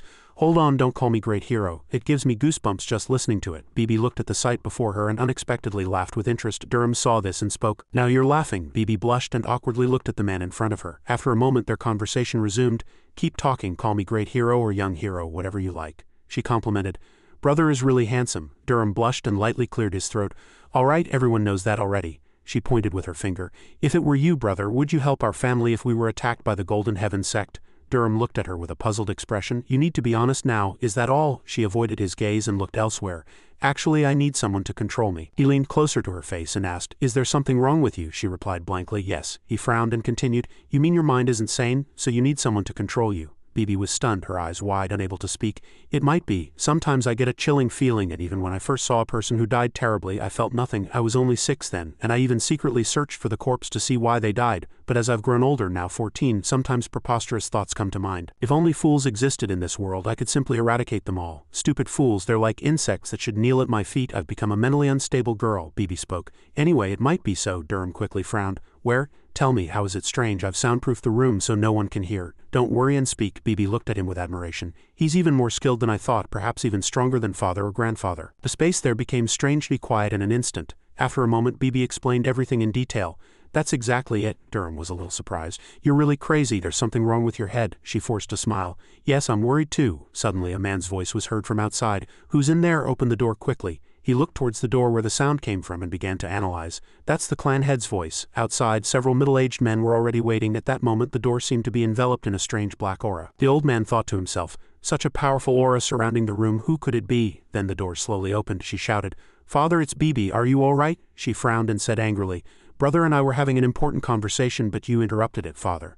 Bichian, not knowing what was happening, stared intently at Durham, then suddenly realized something and was startled. Bichian had a frightened expression. That guy, he quickly urged his father. Father, I don't think we should disturb them. Let's go. The old man was slightly displeased. Why, look at that guy. Bibi saw this and smiled triumphantly. Second brother, don't worry. You two go back first. I'll talk with brother for a while and then return.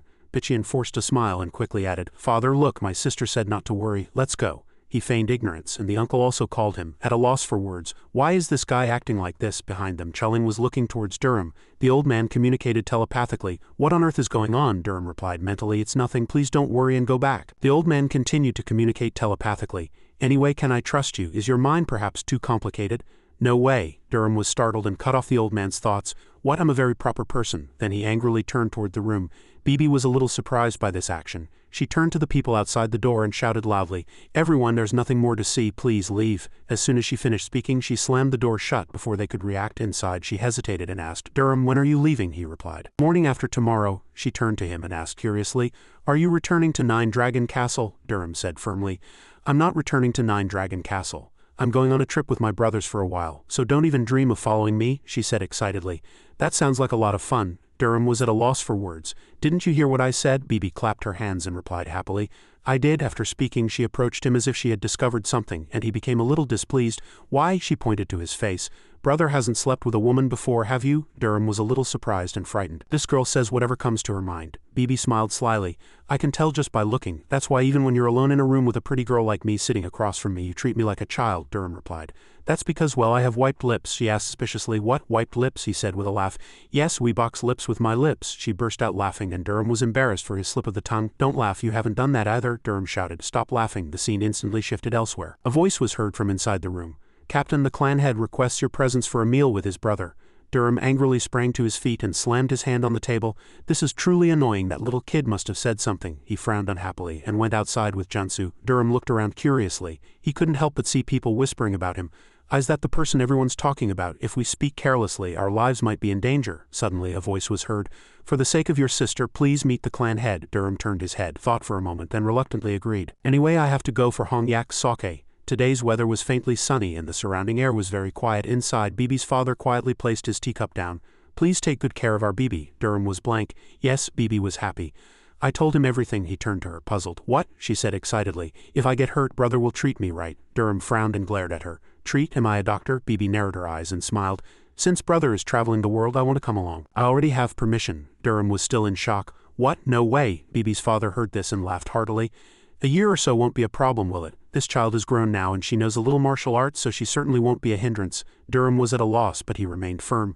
"I'll leave everything to you," he calculated inwardly. "My daughter has secrets no one knows, so it's better to send her away. If she can return to normal, what can I do? The problem is the child looks quite small, but what's going on?" He looked as if he had lost all his vitality. Her mother said with a choked voice, "When will I see Bibi's bright smile again?" Durham hesitated a little. Then he looked towards Bibi and broke out in a cold sweat. She was staring intently at him as if warning him. "If you don't take me, I won't let you off." He thought, "I don't know what to do right now. Having to take this little kid along, I'd rather die. Where did this kid learn such threatening habits?" Suddenly, Bibi's father spoke. "Do you have any requests? I'll grant them all if possible." Durham had no choice. "Damn it," he finally decided. He hesitated for a moment. Then Durham spoke. "Then please take good care of my sister. No, Miss Hongyak, our clan head specifically asked me to ensure her safety." The others heard this and smiled. "Is that so? All right. Don't worry, we'll take good care of her." He turned to Bibi and said, "In return, you have to pay your own travel expenses." She was very excited. "Don't worry, I'll bring all my money." Durham buried his face in the desk and sighed. Everyone looked at him and thought, "He looks more mature than he appears. He has the ability to live well on his own. He definitely won't spend money recklessly. He's indeed a calculative person, such a stingy man." After a moment, somewhere the sky was clear and blue, with light white clouds floating by. Durham's group set off for a seemingly peaceful place, and a clear lake was visible through the bushes. Suddenly a voice was heard. "Miss, give it to me, I'll carry it." Bibi refused. "Young master, the handsome senior brother from Chohoguan, please take care of yourself." Xuangjin heard this and stifled a laugh. "What, that's quite interesting. Then I'll help you, brother. I'm stronger, so it's better if I help, isn't it?" She still firmly refused. "I'd rather entrust it to a bandit." From the front, Bongzio looked back at the group behind him and asked curiously, "How far are you taking that little lady?" Durham frowned slightly. "Lady, she's just a child," he asked curiously. "Are you all on another escort mission?" "Who is this delicate lady?" he replied. "Delicate? Can't you see she's carrying that big bag? The Namding family asked me to take this kid with me for a year." Bongzio looked back at Durham in surprise. "The Namding family said that," he casually introduced. "Bibi, the clan head's youngest daughter." From behind, Bibi said excitedly, "Brother, our boat has arrived." The boat soon reached the riverside. Durham's group continued their journey, and a familiar-looking beggar was absorbed in his rice bowl. Instantly spotted them. He was startled and dropped his rice bowl to the ground. He quickly ran towards Durham. Junsu immediately noticed. "Ha!" He stepped forward to block him. "What are you doing?" Seeing this, he spoke. "Move." Junsu was a little surprised by this. "Yes." Suddenly, he knelt on the ground and wailed, "Evil brother, please take off some of that cloth." He, with a tear-streaked face, took off the cloth wrapped around his head, and Durham was a little surprised. "Viper, why are you here? When did you change professions?" Viper tragically denied it. "It's not like that." Durham heard this and frowned slightly. "Then what is it? Tell me, how did this happen? You should be in Hangzhou. Why are you here?" He continued to wail uncontrollably.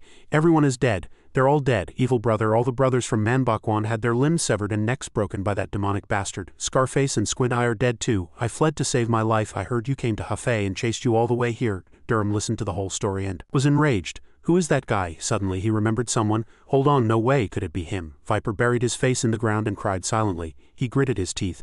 "That demonic bastard is the one evil brother was looking for. I can't forget that demonic bastard even if he were torn to shreds and fed to dogs." Durham said nothing. After a moment he looked down at the saddened Viper. "Where is he?" He, covered in tears and snot, looked up at Durham. "Yes." Durham's face hardened, becoming hideously cold. He repeated again, I asked where he is. At that moment the sail was neatly rolled up and the people on the boat were bustling. Suddenly Durham's voice rang out. Did you find him? Viper stammered. Yes, I found his hideout and ran to the Jin family. But evil brother. Bibi spoke from behind. Just call him Big Brother.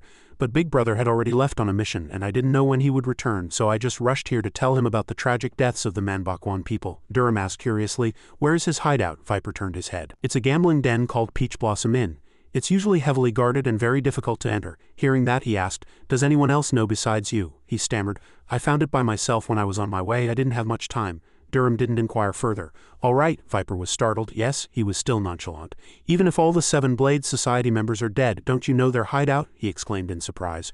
Really? He killed 300 of the Seven Blades Society brothers. Durham frowned slightly. I would have done it that way. Bangziol heard their entire conversation but said nothing. The others also turned their attention to them. After a moment Durham crossed his arms again and asked a man, but why did that bastard come to Monbogwan? Why did Squinty and the Monbogwan servants have to die so miserably? Haven't you found out yet? Viper scratched his face and stammered. That's probably because of the command token you took from me, brother. Durham was surprised. You mean the command token you gave me as a gift? He reached into his pocket to find something. Durham took out a command token and frowned, thinking to himself, dozens of people had to die just for this command token. He stood silently for a while, lost in thought, then suddenly spoke. Viper. He was startled. Yes, Durham commanded. Go to the Namding family immediately. Viper asked in surprise. Why? Durham's gaze turned to a nearby tree. As if remembering something, he swung his hand and delivered a powerful strike. Several people there immediately looked at the tree in front of them with confusion, and cracks appeared on the tree. Soon the giant tree swayed and fell. Everyone was slightly startled by the loud noise. Durham stared intently at the command token in his hand. Then he generated a powerful force around the command token. He placed the command token in the middle of the cut tree stump. Then an identical command token appeared in the middle of the remaining tree trunk. Durham quickly created new command tokens with a few slashes of his sword. He suddenly spoke. Viper. Durham lightly tossed the newly made command token to him. Go to the Namding family and find Elder Chialong, the leader of the Pungin faction. Give him this and tell him everything you know. Viper quickly took it. Yes, brother. He immediately obeyed the order with confidence. Durham quietly watched Viper's retreating back, thinking to himself, anyway, it's suspicious. The old boatman's voice was heard, attracting everyone's attention.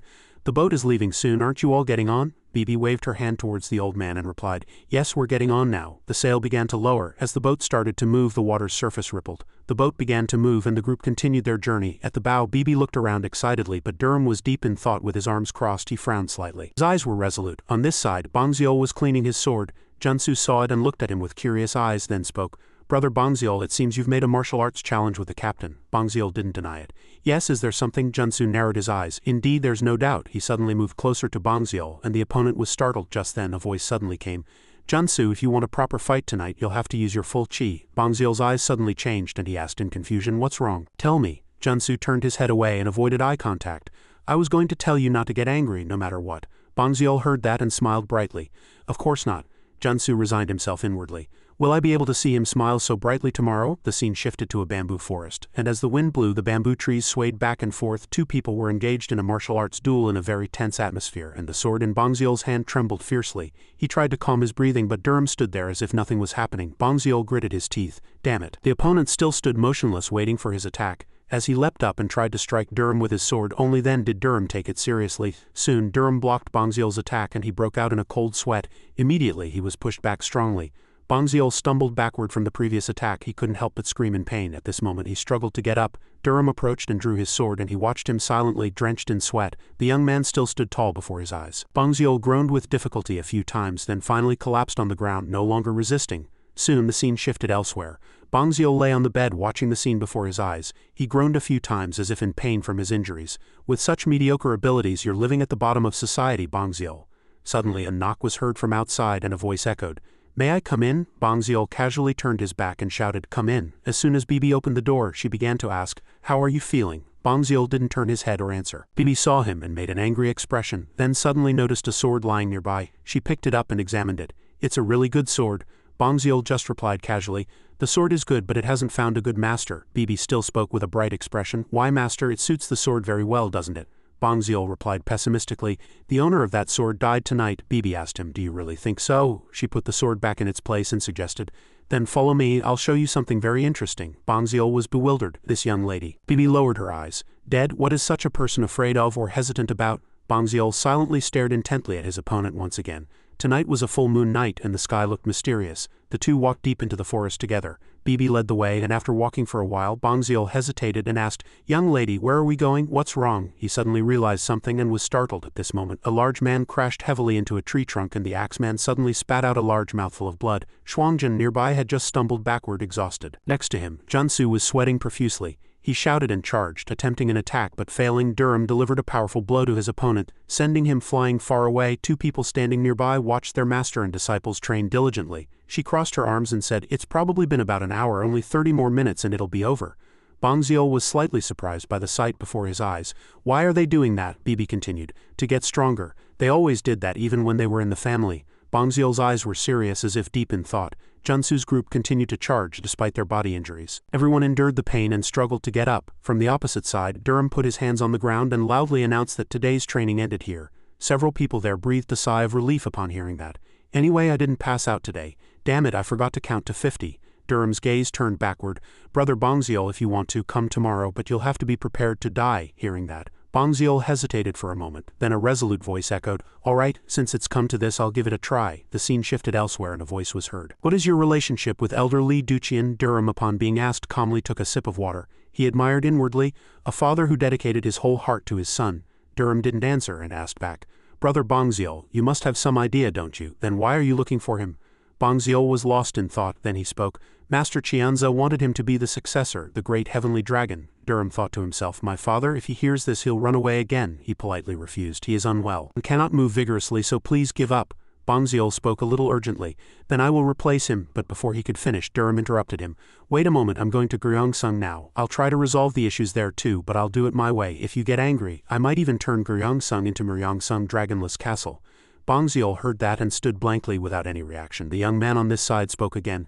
"That's how it is. Now, Brother Bongziol, what will you do?" Bongziol opposite suddenly stood up and resolutely cupped his hands. Bongziol said, "From now on I will follow you, young master." At this moment Durham suddenly spoke with a joyful voice. "You're here." Seeing Bibi's group already standing at the door, he introduced the person next to him. "Brother Bongziol will be with us from now on." The four opposite cautiously cupped their hands and bowed. "Please take care of us, Brother Bongziol." Bongziol happily cupped his hands in return. "I'm happy to be with you all." Durham then spoke seriously. "Now that our group is complete, we can't use the name Guryong Cheon Pungan faction to operate in Gyeongsung." Everyone looked at him with curious eyes as he announced. "So we need to change the name. How about Gwangyunghoi Mad Dragon Association? To operate in Gyeongsung we need to have dragon in the name, don't we?" The group all looked elsewhere with bored expressions. "Isn't there any good name to choose from? Does it have to be such an unpleasant name?" Gwangyunghoi. "There are so many names like Okryonghoi Jade Dragon Association, Bengryonghoi White Dragon Association, Wangryonghoi Yellow Dragon Association. Still, it's better than the Demons Akryonghoi Evil Dragon Association." Durham didn't care and turned to Bibi. "Kid, what do you think?" She also replied brightly. "It's a very cool name, but are you really going to Gyeongsung?" he asked curiously. "Why don't you like it?" Bibi answered honestly. No, a supportive smile spread across her face. "Anywhere brother goes is fine." After that, their luggage was loaded onto the boat. At this moment, Bongziol and Durham stood at the bow, talking. Bibi stumbled, moving luggage under the worried gazes of the others. The long-haired man who was carrying luggage grumbled, "Why is it so heavy? Are you even holding it?" The short-haired man next to him replied, "Of course." Suddenly, one person attracted the attention of the others. At this moment, a group of soldiers boarded the boat. The two people carrying luggage immediately panicked and stepped aside at the sound. Bongziol also turned his head and looked, then called out softly, "Master, that's Dang Unjiam of the Wangsan Sword Sect." "Yu Yang," Durham repeated curiously. "Wangsan Sword Sect. There are dozens of large and small sects on Wangsan, and the Wangsan Sword Sect is like their patriarch." At this moment, Yu Yang approached and greeted them. "Who is this? Isn't it Elder Chulbigum Bongziol?" He also cautiously returned the greeting. "What brings young Daxia here?" The other party began to examine him. "I have something to resolve. Do you have some time?" Bongziol heard that and was a little surprised. "Yes." Yu Yang glanced at his subordinate next to him. "If you're not busy, there's something you can help with." Bongziol hesitated, looking at the master behind him. "Right now I'm a bit." Then Durham spoke. "Brother Bongziol, let's hear what it is." Yu Yang looked at the young man nearby with confusion. "Master, who is this?" Immediately, Bongziol said to the several people who had just appeared, "Please tell me what it is, young Daxia." He heard that and was a little flustered. "This matter. Some time ago our sect disciples were transporting a cargo cart to Hamyong when they were attacked by someone. We suspect it was the work of Gyeongsung." Upon hearing that name, Bongziol repeated it in surprise. "Gyeongsung." Bongziol urgently asked again, "Are you saying Gyeongsung attacked the cargo cart?" Yu Yang replied, "My senior brother is currently investigating it." Their conversation continued. "How can I help you? Do you know anyone in Gyeongsung?" Hearing that, he looked back at the master behind him. Durham crossed his arms, his face slightly changed. At this moment the young man suddenly spoke. "How far is it from Hamyong to Muchang?" It's about 300 li. Hearing that, he raised his hand, frowned, and became lost in thought. Why did Guryong-sung attack that group? It's even stranger. There's no reason for a massive power like Guryong-sung to attack that insignificant cargo cart. After finishing his thoughts, Durham calmly suggested they go inside and talk in more detail. Are you saying the cargo was a very precious medicinal herb? Yu-yang confirmed. That's right, the voice echoed once again. Brother Bongzio, please investigate if there are any suspicious individuals traveling from Mariang or Jiamuriang to Hamyang. Can you do that? If the escort company still has enough cargo to transport, you can release them to the pharmacy in Muchang. Please investigate that too. We will receive 30 of the compensation from Guryong-sung. And of course, if we can't resolve it, we won't get paid. Yu-yang, witnessing the scene, could only remain silent. Durham honestly asked him again, if you don't like it, tell me. Yu-yang asked again uncertainly. Is it really possible? He smiled confidently and asserted. The Wangsun sword sect cannot do it, but I can resolve this matter. Bibi next to him also spoke. Brother, first, please examine the wounds on the corpses. He was slightly surprised and clearly asked, are you suggesting I deduce the martial arts from the wounds? She asserted with a confident expression. I can recognize thousands of martial arts, as long as the corpse hasn't decomposed. Two opposite heard that and were both astonished, thinking to themselves, thousands of martial arts, can it be true? Durham heard that and happily stroked her head, teasing, really, our little kid is useful too? Yurong was slightly surprised and asked himself, what should I do now? Anyway, there's nothing to lose, so let's get Bongziel's help. A while later, their boat docked at the pier. Durham walked behind, casually watching Bibi struggle to move her luggage. Hurry up, something big has happened. Yu-yang evaluated inwardly from behind. An older brother who doesn't even help his younger sister, truly, he walked, assessing his surroundings. It's more splendid than I thought, Bibi also agreed. That's right, they must have earned a lot of money. Then a voice from not far away caught their attention. Senior brother Yang, the brown-haired girl, walked out seriously. Came earlier than expected, Shuangjin praised excitedly inwardly. Beautiful, the long-haired man next to him teased. She seems much taller than you. He didn't care at all. I like tall women. Look at those big eyes like the West Lake. At this moment, Yu-yang stepped forward and conversed. The east wind blew, so the boat came faster. Where are the others? She frowned and replied cautiously. Senior brother Myung has already departed with the escort company, he replied. Is that so? Then let's prepare too. At this moment, the girl there looked back at the rear with a slightly disdainful expression. Who are those people? Yu-yang calmly replied. They will help us. Durham grew a little impatient and asked, when will you show us the corpses? Hearing that, the brown-haired girl's expression turned blank. Corpses? Durham said nonchalantly. I want to see the wounds on the corpses. She seemed a little displeased by his words. Wounds, senior brother and some others have already thoroughly examined them. Hearing that, Yu-yang said, if senior brother Myung and others have already seen them, then there's no further need. But Durham nonchalantly offered his opinion. We only live once and die once, don't we? We don't live twice. Hearing his words, the two people in front of him fell silent. After a moment, he opened his mouth. All right, Yin Shimei, where are the corpses? The girl was a little surprised. Senior brother, he continued. These people claim to know a lot about wounds, so let them see. She turned her body and said curtly with an arrogant voice, follow me. Yu-rong also said politely, please, come inside. The few people behind them continued to chat. Hey, get a grip, how can she be so beautiful? Durham turned and said, it's inconvenient if too many people go to see the corpses, so let's just have Bibi and senior brother Sol go. Junsu, you carry the mountain of luggage. Under the blue sky, light white clouds drifted, and inside the large courtyard was a medium-sized warehouse. At this moment, Bibi was observing with serious focus, her hands on her hips, staring intently at the two corpses. After a moment, Durham asked, are you all right? You can stop if you don't want to see more. Bibi, still looking at the corpses, said, it's fine, I'm used to seeing things like this since I was little. At this moment, a few voices interjected. Hey kid, are you playing with corpses? So, the child organized over 20 books. The Namding family possessed numerous books detailing the traces of martial arts and the forms of ancient martial arts. Bibi read all these books and explored the wounds of the fallen warriors. The brown-haired girl reminded her a little worriedly, hey kid, don't get too close.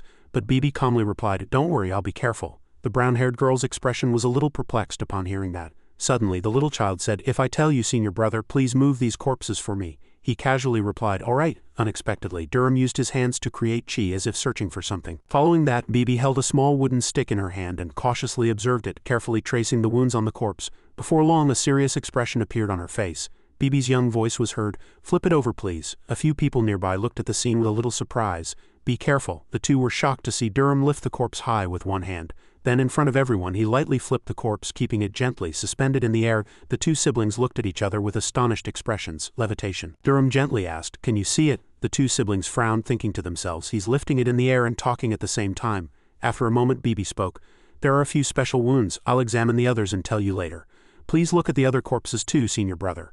Durham immediately replied, all right, both of them. Once again, his two hands began to exert force. Immediately, the two corpses gently floated up. To the astonishment of the few people present, the brown-haired girl looked on perplexed. What? How did that guy do that? Durham's eyes were resolute, staring straight ahead. Some time later, still inside the warehouse, Durham let out a long yawn, looking a little tired.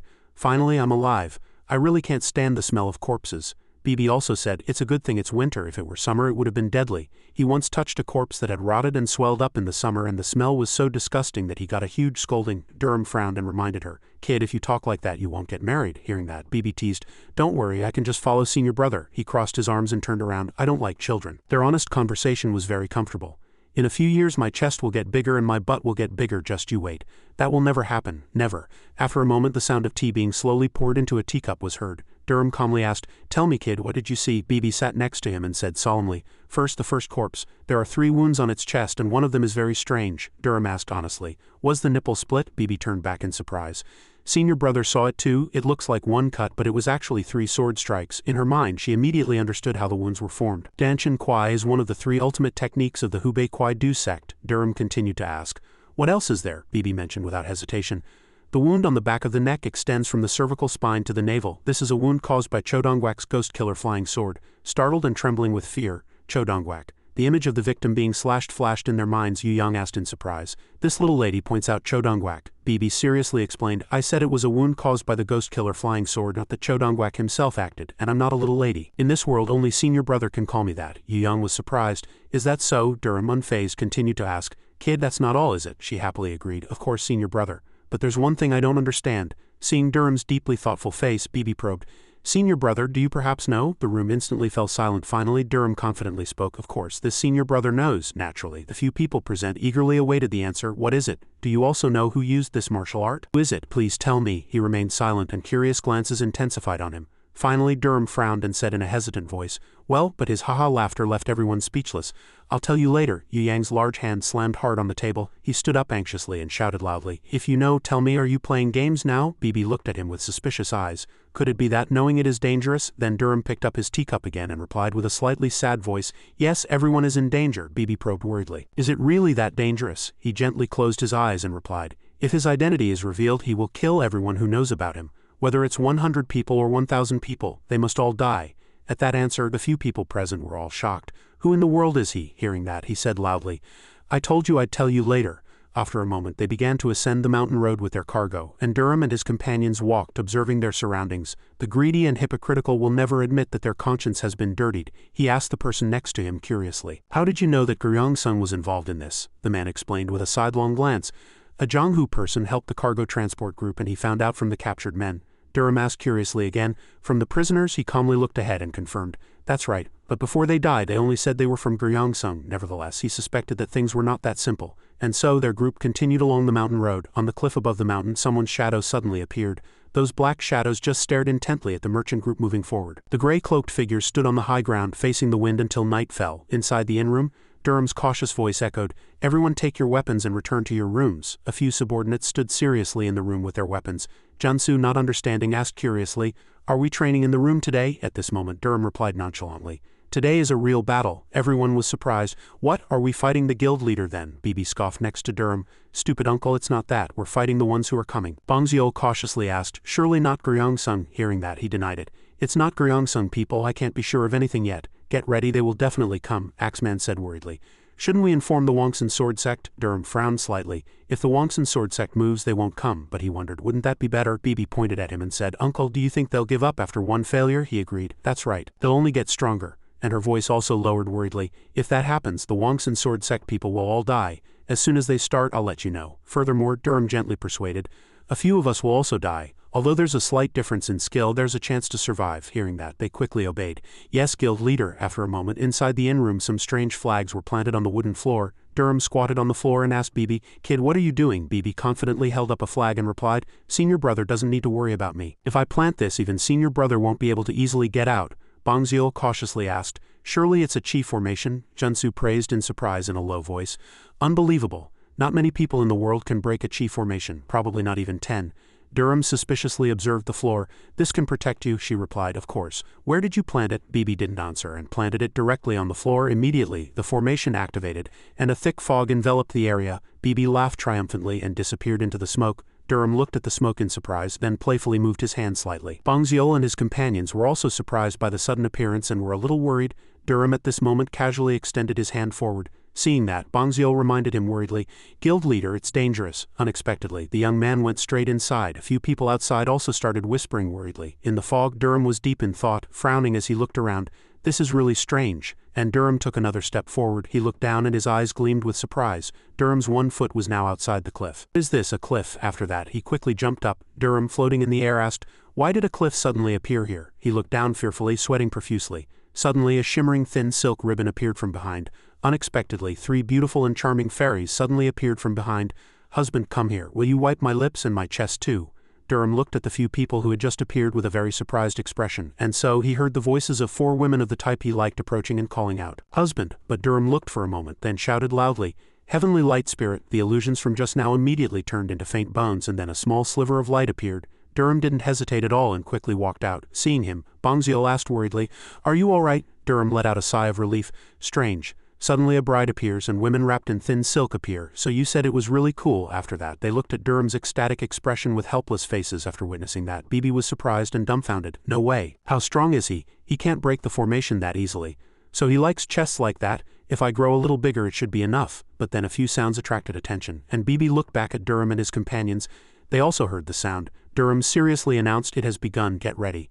Don't forget what you've learned." A few people there immediately rushed out. Junsu worriedly turned his head, not forgetting to tease, "Surely those guys aren't as cruel as the guild leader?" Less than a minute later, a loud noise erupted from the inn. Assassins have appeared." The 2 groups began to rush at each other, and shouts of "Be careful" were heard. At this moment a shadow was observing the battle from the roof of the inn. Durham stood on high ground, frowning as he muttered to himself, "Let's see how strong you are." The Yu Yang brothers below bravely rushed forward at this moment, and the Wangsun sword sect people also resolutely cut down the enemy's heads.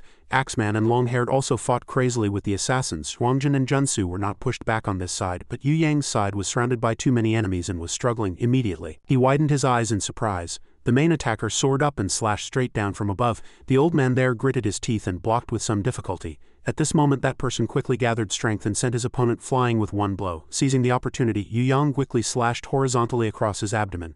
Before he could catch his breath, another bearded man rushed in with a sword. The bearded man easily sent Yu Yang flying with just one hand. His painful body flew towards where his younger sister was. He still held his sword and menacingly thrust it. At this moment, in an instant, she quickly rushed in and blocked in time. Immediately the sword was swung, but that guy easily dodged it. Seizing the opportunity, he kicked her in the side. With the force of that kick, she flew far away. The red-haired girl hit her back hard against the wall and screamed in pain. She curled up in pain and spat out a large mouthful of blood. Yu Yang witnessed that and anxiously rushed forward with his sword. "Shimei!" Then a sword flew towards him, and Yu Yang's face was filled with panic. The red-haired man had already thrust his sword straight into his body. A triumphant smile instantly spread across his face. Yu Yang was in pain but could only glare with angry eyes. On this side, the bearded man prepared to swing his sword and cut down. "Die!" She could only open her eyes helplessly and wait for what was coming. A stream of hot blood quickly splattered into the air. His face changed rapidly as he witnessed the scene before his eyes, and his gaze immediately scanned behind him.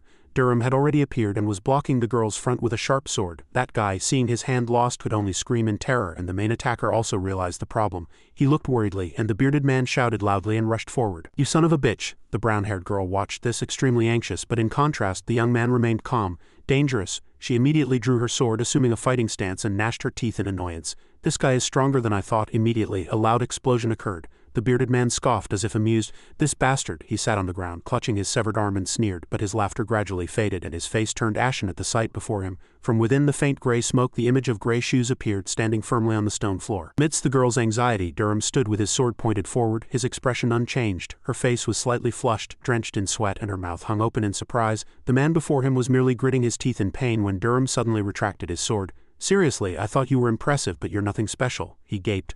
"What did you say?" he shouted. "You bastard," and rushed forward. At that moment a fist rapidly whizzed past, startling him and covering his face with cold sweat. Durham landed a direct punch to his face, sending him flying far away amidst the astonishment of the person next to him. The previous strike had momentarily startled several people present.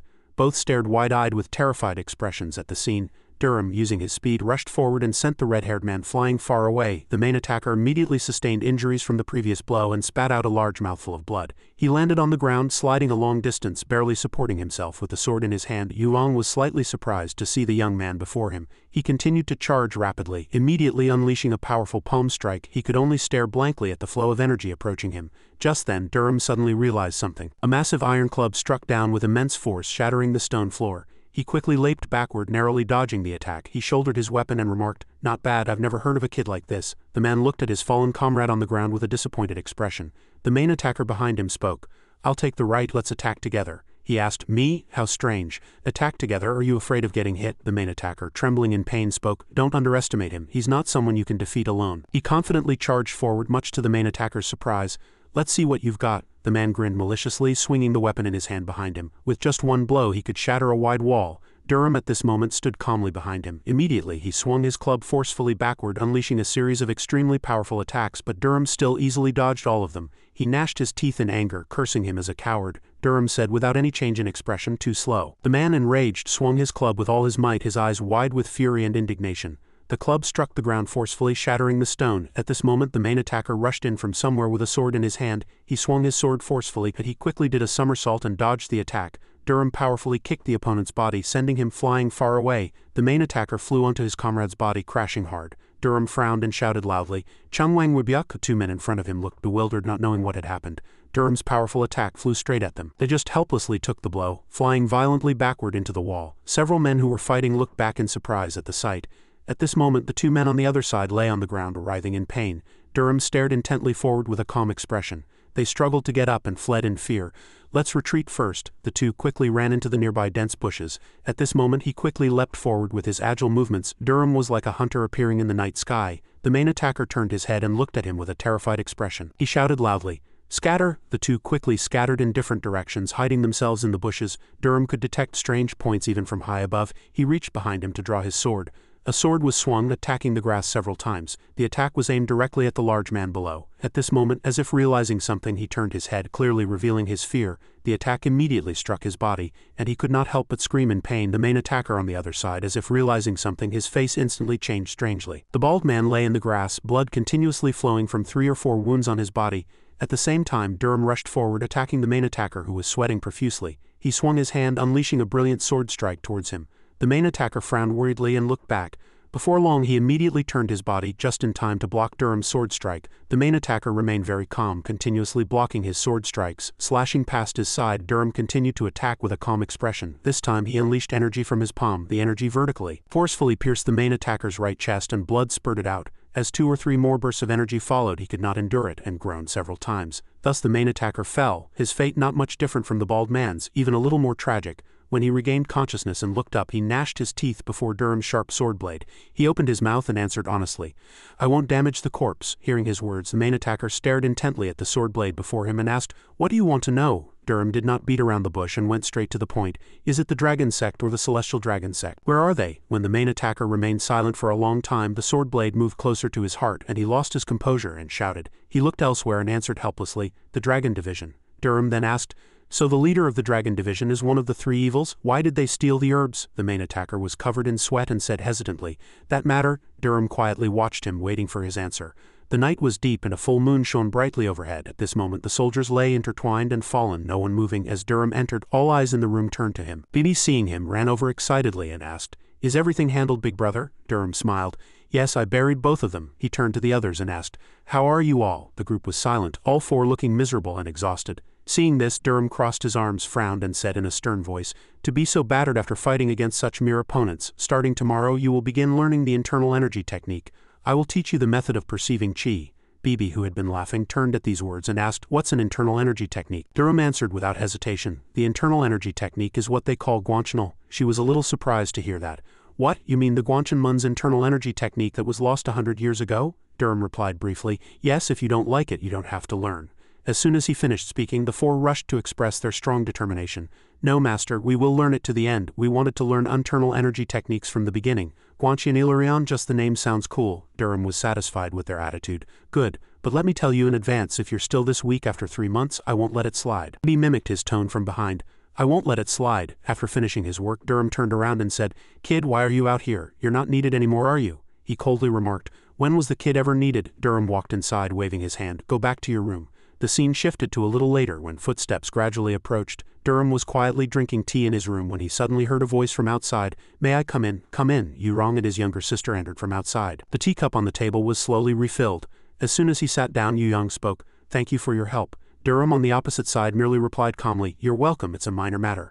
"What happened to the captured men?" That person also answered calmly, "They all committed suicide by drinking poison." Hearing that, Durham frowned and said in a displeased voice, "Damn it, they're truly vicious bastards." The brown-haired girl who had been listening to their conversation for a moment spoke, "If we just cooperate with senior brother Yang, they won't be able to do anything." Durham, hearing that, asked a question. "How are you so sure they're still alive?" Both were immediately startled upon hearing that. Durham continued, "Do you really think they only attacked us?" After a moment of hesitation, the brown-haired girl lowered her head and asked worriedly, "Then senior brother Yang also?" He, sitting next to her, seemed to understand the problem, and a sad expression crossed his face. After a moment, Yu Yang stated his thoughts.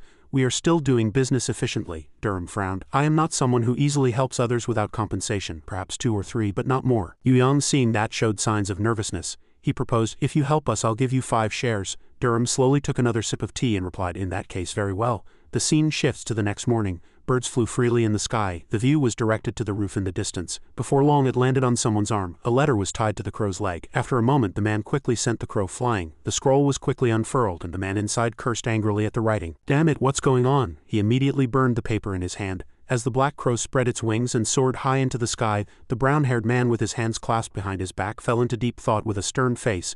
"Not only a few people died, but everyone is missing." At this moment the door suddenly opened and a subordinate entered and said politely, "You called, young lord." Hearing his voice, the brown-haired man frowned and said, "A letter came from Song Gui.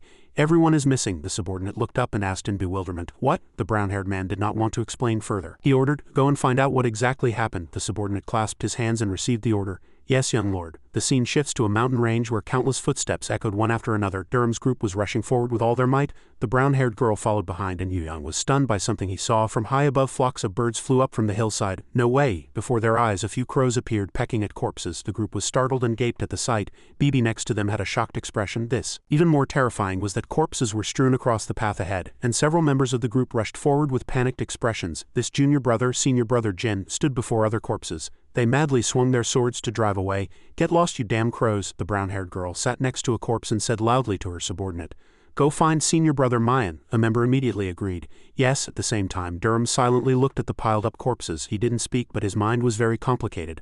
What kind of herbs are they that they are so persistent and cruel? Eventually, knowing what the herbs were would lead to solving the clues. After a moment, the subordinates who had scattered to search for them returned exhausted and reported, "We couldn't find senior brother Mayan. Junior brother Mok and junior brother So are also nowhere to be seen." Yu Yang immediately spoke. "First, gather the bodies of our senior and junior brothers. We cannot let them become food for those black crows." "Yes, senior brother." At this moment she suggested, "Senior brother Yang, I will go look for senior brother Mayan and junior brother So." Yu Yang immediately agreed. "Yes, let's do that." Durham spoke and both looked at him. "We will go look for the others. You all take care of this place." He heard that and replied, "Then I'll leave it to you." Durham nodded. "Farewell." He led his group in another direction. "Let's go." Time flew by quickly. Before their eyes lay a dense forest with large rocks along the path. Their footsteps gradually slowed and the group cautiously looked around. At this moment, Bibi noticed something strange and spoke, "Look at this, the footprints end here. The dry grass is swept this way, the branches are broken and the leaves have fallen that way. Someone ran that way." She immediately pointed decisively in one direction. Durham next to her was a little surprised.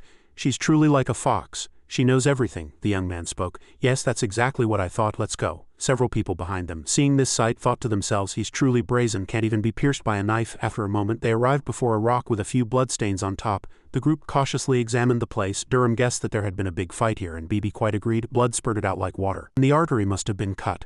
Durham took a few steps forward, his figure now closer. Leaning over and looking down, the scenery was magnificent, with cliffs rising vertically, and a few plants growing there. At this moment Durham, with sharp eyes, spotted a piece of cloth hanging and turned around to inform them, "Wait here for a moment." Then the young man immediately leapt down, and Axeman, seeing this, was terrified and shouted in an urgent voice, "Master!" Not caring, Durham was adjusting his posture, preparing to land. On a protruding cliff a man lay panting, groaning a few times with his remaining strength. He faintly heard something and thought to himself, "What's that sound from above?" In a daze the man heard someone's voice. "What are you doing there?" He struggled to open his eyes, asking himself, "Am I starting to hallucinate?" The voice echoed again, "If you want to live, open your eyes." The man with blurry eyes saw Durham's figure, too exhausted to discern who had come, and stammered, "Who are you?" Durham replied briefly, "It's me." He stroked his chin like a narcissist. "Durham, people call me a devil. No one knows much about me, except for Weebach." The man began to despair. "It's no use, he just seems like a madman." The young man's gaze began to assess the man's reaction in front of him, who was severely injured. At this time his eyes were closed.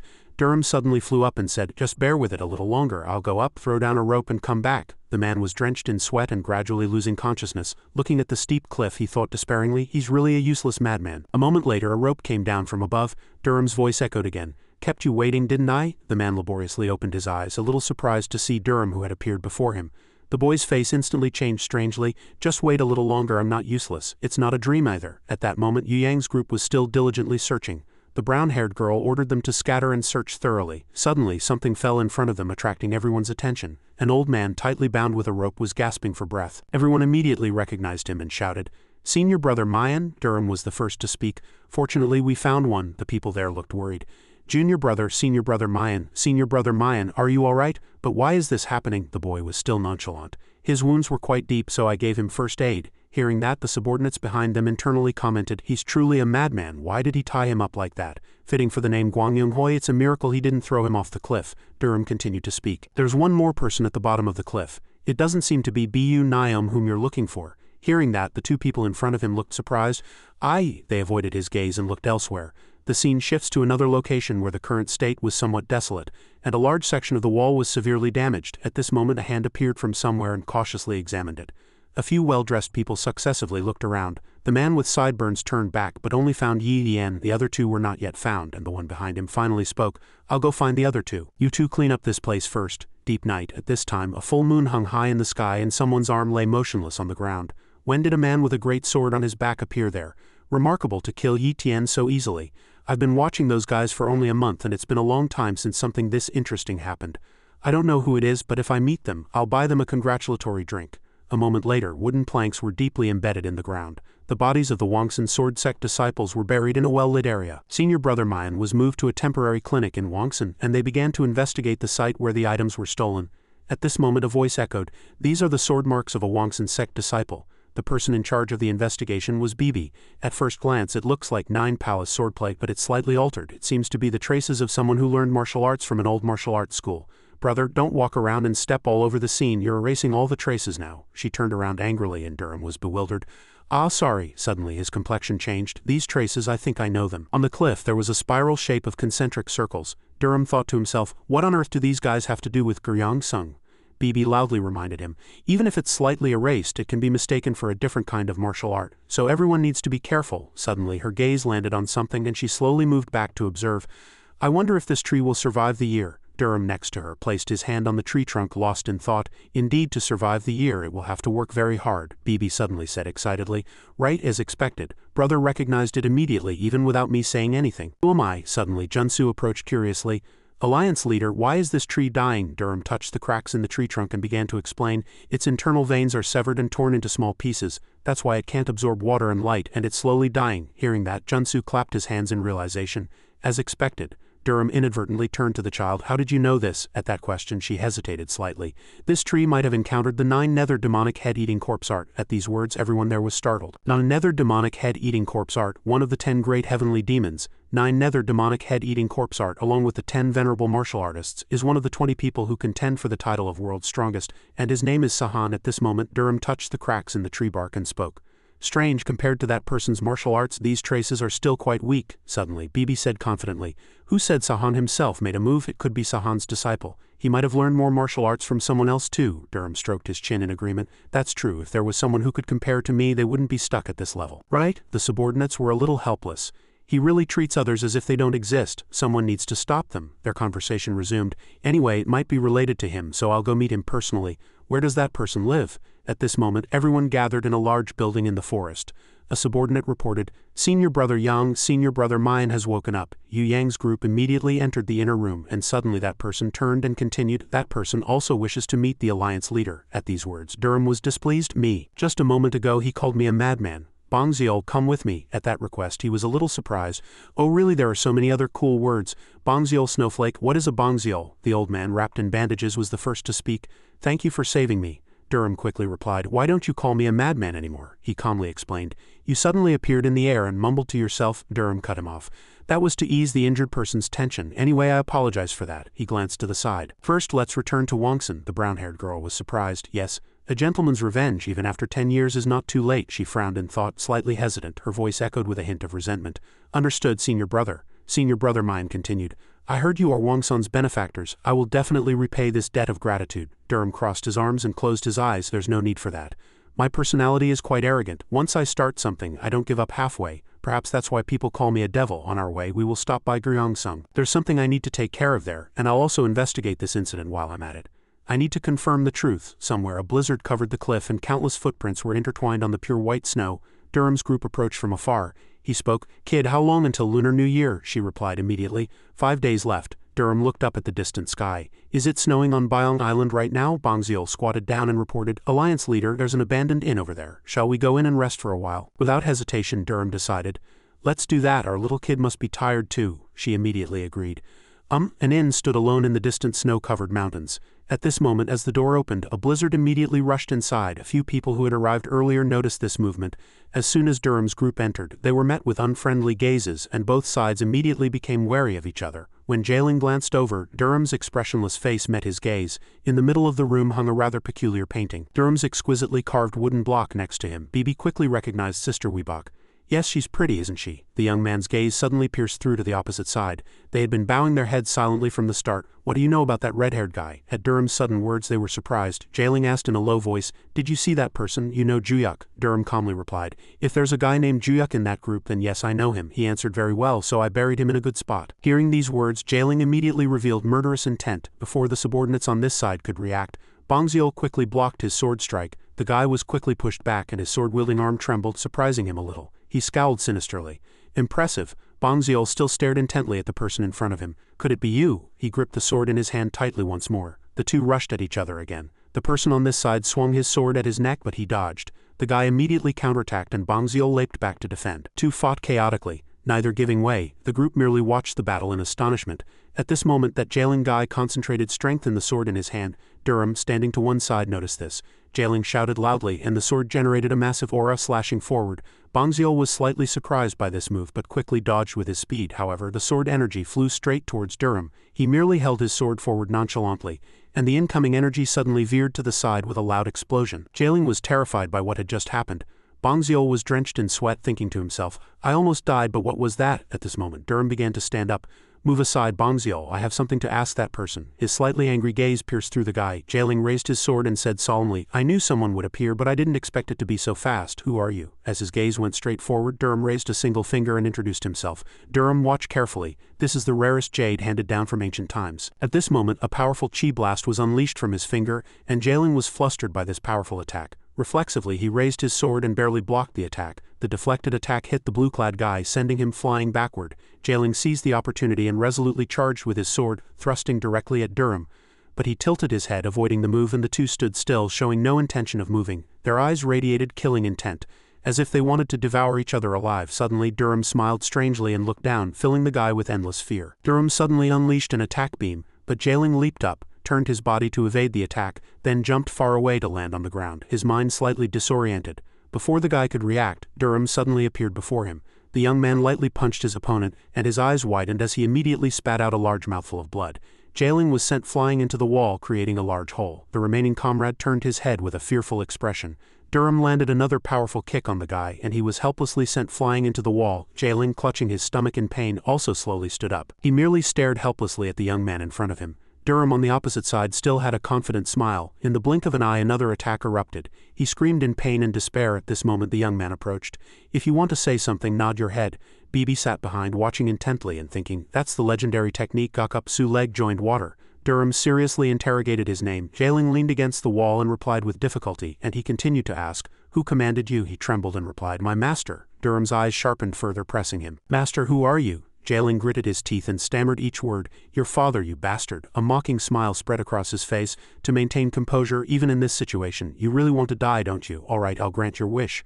Durham kicked directly at the opponent's face. At this moment the young man shouted, you rotten mackerel, where did you come from to dare touch my father? The subordinates were probably too used to this, so they merely stared with wide eyes. He definitely has a grudge against his father. He said he was beaten a lot when he was young. I guess it's true. I don't know about this either. Violence in education is the problem. Immediately after smashing the guy's head into the wall, Durham turned to everyone and said, let's go before the city gates close. Outside the small house in the mountains, it was covered in snow. The scene shifts to another location where people lined up to enter the city gates.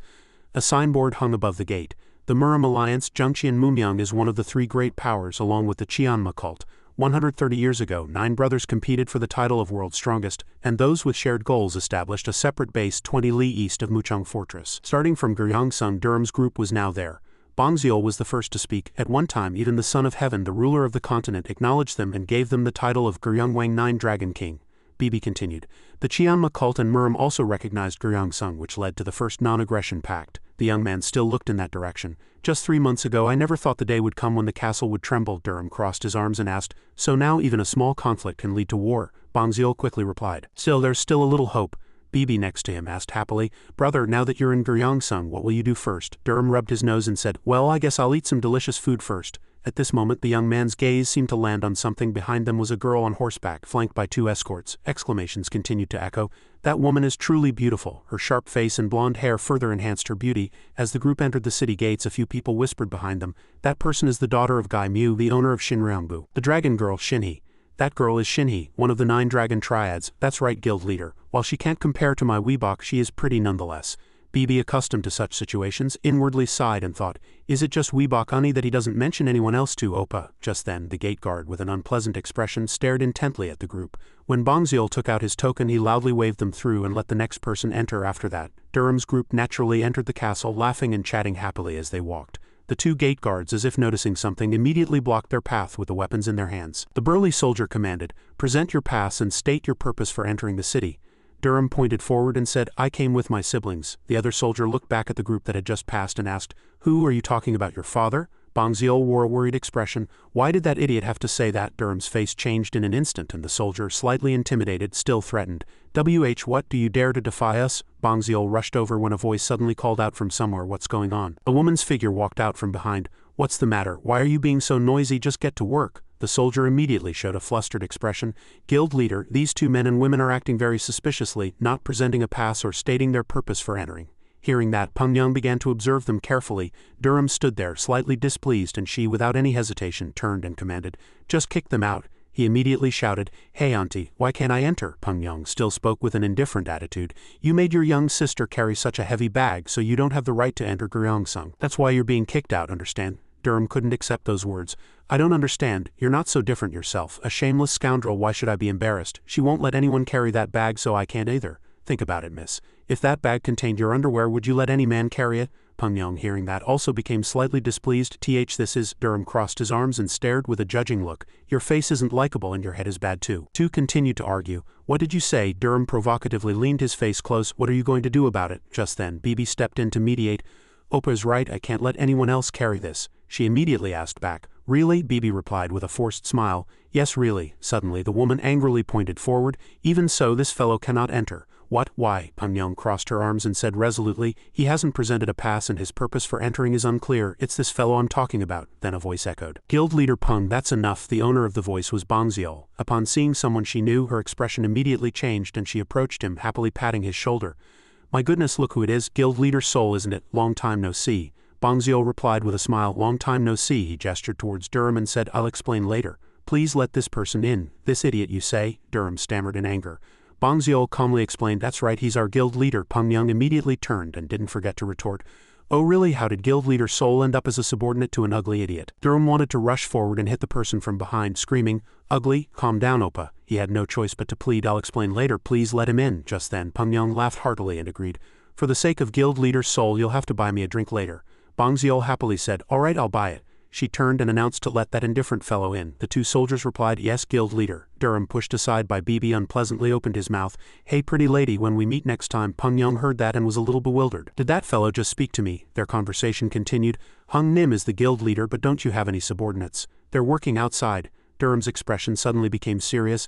Bongziol, I can't trust anyone, so don't tell anyone anything about me. He heard that and wore an incomprehensible expression. After a moment he replied, understood. Just then the 3 entered the door and cautiously looked around. Bongziol said, this is our residence. Bibi cheered excitedly. It's quite nice, he asked irritably. It's my room, why are you so happy about it? She still replied happily. Oppa's room is my room. Durham turned away in annoyance. Are there no other rooms? Bongziol pointed with his finger and said, young lady Namgang, you can use this room. A sharp voice echoed, that room is. Just then, in a grand building, 2 people were walking forward. Bongziol opened the door and entered the room. A voice suddenly echoed, you've worked hard. Bongziol greeted him. It's a pleasure to see you again. He raised his head and indifferently replied with a single word. The person assessed inwardly. He's capable but quite arrogant and acts on his own whims. He seems to be that kind of person. But can this fellow truly revive Guryongsung? Baekjo opened his mouth.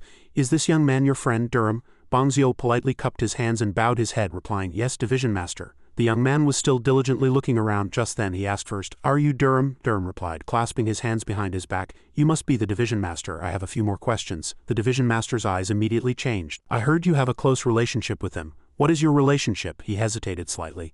That's a bit difficult right now." The candle in the room flickered, and Baekcho's voice echoed. "Not now, then when can you tell me?" Durham said with a confident smile. "When I can trust the Division Master." Baekcho seriously furrowed his brow and asked, "What must I do for you to trust me?" Durham pointed to his heart with his thumb and declared with a confident voice, "Make my heart burn. Then I will immediately open up." He didn't reply immediately, and remained silent. Then Durham turned away. "If I open up, I'll tell you everything, so you'll have to be patient until then." Bang Xiu looked worriedly at the person in front of him, and then a faint smile briefly appeared on his face. "Good, very good, let's do that. Today I've truly met a bold young man." Bang Xiu, still unable to process what had happened, thought to himself, "What happened? How could the Division Master?" Baekcho said with interest. "Why did you speak of this young man that way? When I only heard about him from you, I truly thought he was someone with a terrible personality." Bang Xiu was startled and stammered frantically. "Division Master, what are you saying?" Durham also asked with a slightly scary expression. "Did you say that?" Bang Xiu fidgeted, searching for an excuse. The smile of an evil spirit, right? The smile of an evil spirit beneath a perfect face. That night, Durham taught martial arts even more harshly than usual. Bang Xiu and the others participated in the training without complaint. The strange thing was that Bang Xiu was hit more than usual, but to get stronger he still had to train hard. Inside the room, the sound of wind cutting through the air continuously crisscrossed, and long sword marks were left on a nearby pillar. A hand reached out and grabbed a crescent-shaped flying token. Durham looked at the token in his hand and inwardly assessed, "The force is quite strong and it's terrifyingly sharp. It's not strange that it can defeat a sword. If I'm a little careless, my finger could be cut off." Just then he raised his head and looked at the bright moon outside the window. "Lunar New Year is already approaching now. It's time to start moving in earnest." Soon after, a wistful smile appeared on his face. The images of Duqian and Weebach flickered before his eyes. Recalling his laughter, Durham cursed inwardly. "Damn it, what's so pretty? What am I thinking?" Suddenly the door opened again. Durham turned, and Bibi entered with a plate of dumplings, saying, "Oppa, have some." He cursed inwardly. "This girl doesn't even know how to knock when she enters a room. What if I was completely undressed?" But outwardly he asked, "What is this?" She replied happily, "They look delicious, don't they?" A moment later his subordinates rushed into the room. "Guild leader, why don't we have a happy drink for the new year?" Durham chuckled and replied, "Really?" The room, which had been quiet just moments before, was filled with boisterous noise. "Sit down, let's drink to our heart's content." In contrast to the commotion in the distant, serene, snowy mountains, a cloaked figure turned and said, "It's definitely jailing." The other person also asked, "Who in the world is it?" The sword-wielding figure knelt and examined the corpse. He couldn't hide his shock at the severe wounds on the body. This is..." The other person also looked and was astonished. "These wounds find the carriage. First we need to move the body to the castle." The other person replied, "Yes." He asked himself with a serious face, who would do such a thing? The scene shifts and a voice clearly declared, "Honestly, just based on looks, I'm popular with women too. I'm better than Hoju, aren't I?" "What?" The other person chimed in. "That guy is only good looking, there's nothing else to him. Junsu is much better than him." Shuangjian also interjected, "Of all people to compare, why Hoju and Junsu hung Nim." The long-haired man also interjected, "Of course, how could you say our guild leader is handsome?" Durham just snorted, placed his wine cup down and poured out his heart. "Weebach only likes me, not even a prince on a white horse. How dare this fellow try to seduce her like that?" And Durham laughed madly. From then on no one boasted anymore, and they just drank. As the candle burned down halfway, the food was completely gone and the plates were stacked high. Everyone left and Bibi was left alone, humming to herself as she tidied up. As if noticing something, she turned her head and looked at Durham, who was fast asleep on the bed next to her. Suddenly, she slyly curled the corners of her lips. While he was sound asleep, he had no idea what was about to happen. Bibi stood by the bed with an unreadable expression. She softly said, "A sesame seed." Bibi didn't hesitate to lean her lips close to his face. "Did Weebach honey also wipe his lips like this?" Suddenly he opened his eyes. "Kid, what are you doing?" Bibi quickly corrected her posture. "I'm removing the sesame seed from Oppa's mouth." In the end, she happily hummed again and left with the stack of plates. Still unaware of what had happened, he sat up in annoyance. Suddenly Durham shouted loudly, "My goodness, why did Weebach's face appear then? That's why I couldn't move and was forced to have my lips taken by that little kid." Good heavens, a sorrowful scream echoed throughout the entire building. Outside, the sky was bright blue with white clouds and snowflakes covered the roof. A meeting was in progress, and Baekcho, sitting in the center, reminded them, "Don't forget that all of Goryeo is targeting us. If you panic, you'll fall into hell, so be absolutely careful with your words, and if any unusual situation arises, contact Li Zhongnam of Qianryangbu, Ga Nam of Sangryangbu, or Elder Bang Jin of Jianryangbu for help." Everyone complied in unison. "Yes, Division Master, understood," Baekcho continued. "You must also be careful when contacting this group for the time being, understand?" Everyone, hearing that admonition, replied in unison, "Understood." Just then his gaze suddenly fell upon one person. Durham paid no attention to what was happening in the meeting. Baekjo pressed him. "Do you have anything to say?" Durham became the guild leader of the Nine Dragon Guild and the general leader of the Suryoung division. He declared the name of the guild to be Gwangyungho Mad Dragon Association. As soon as he finished speaking, everyone was left speechless and silent. Baekjo hesitated slightly. Is that all?" Durham made another odd expression. "Do I have to say more? What else should I say? I drank alcohol yesterday." Bongziol quickly stood up and rectified the situation. "No, guild leader, that's enough." Durham's previous demeanor had created some antipathy among a few people. He rested his chin on his hand, lost in thought. Outside, Bongziol began to complain. "Why did you act like that?" Durham, unconcerned, reached out his hand to catch the snow. "I told you, I can't trust anyone, so what would I say there? Yes, I have something to discuss with those two guild leaders. 369, a perfect combination." Bongziol, as if realizing something, softly said, "Surely the division master also." Durham looked up at the sky. "My heart hasn't burned yet. That's all you need to know." Their conversation continued. "So you still don't know if you can trust those two guild leaders. Now you have to find out." Bongziol trembled slightly. "He's truly a terrifying person. This person might be able to do it." Just then Durham frowned, turned his head and asked, "What? Did you stay up all night?" He casually replied, "No, General Leader. We've arrived at the room." On the crumpled piece of paper was written, Wang Gao, 3rd Guild Leader of the Suryoung Division, 32 years old, unmarried, eldest son entered Gyeongsung at 23, Li Nam, 6th Guild Leader of the Suryoung Division, 31 years old, unmarried, son of Li Nam's concubine, entered at 25. He rested his chin on his hand and observed intently. "It seems the Suryoung Division is full of bachelors. Are they too busy with surveillance missions to flirt with women? Wait, then all the Gwangyungho fellows are bachelors too. Should I marry them off?" Suddenly someone pushed the door open slightly. Bongziol entered and said, "General Leader, I've brought them." Two people had arrived. The red-clad man spoke first. "You called for us." "Yes, sit down." The red-clad man asked again resolutely. "If you have something to say it directly." Durham calmly said, "I told you to sit down." The red-clad man firmly refused. "It's fine to stand, so just say what you have to say." The two on this side quietly watched the newcomers, and Durham suddenly smiled. "Bongziol, isn't it snowing heavily outside?" "Yes, oh yes." Durham frowned and said, "The training ground is covered in snow.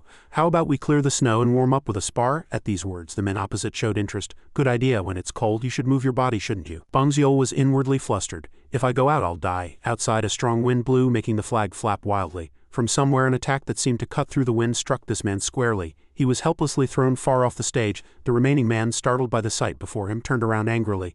"Damn it," he immediately lunged and attacked. He threw a kick, but Durham lightly dodged it. Durham quickly blocked the attack with his hand. The red-clad man continued to kick, but Durham agilely evaded all attacks. His foot slammed down where Durham had been, but Durham again lightly dodged, giving the opponent no chance to counterattack. He aimed a kick at the red-clad man's side. He was immediately sent flying far away.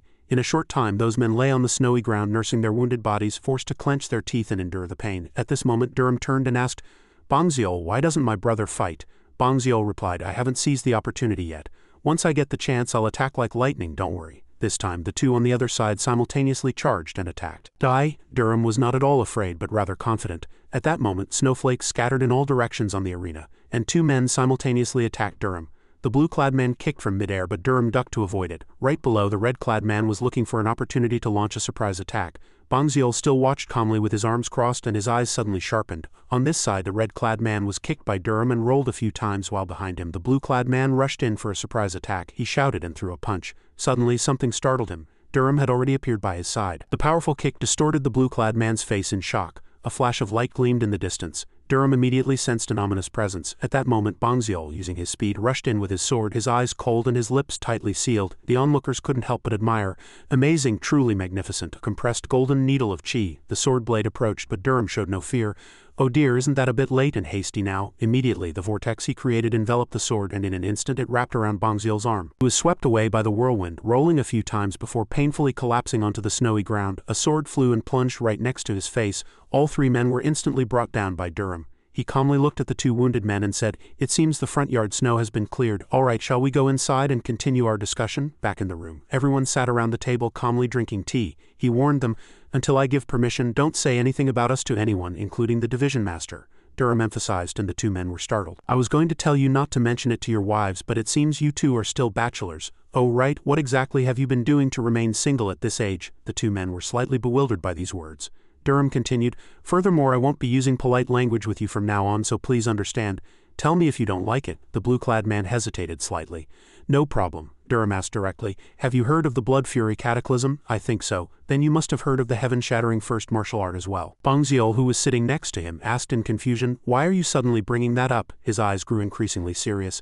"Because we need to investigate it from now on." The room instantly fell silent. At this moment he spoke. What about the herb matter? Have you investigated it? Bongziel, startled, stammered in reply. That's still. Durham began to scoff again.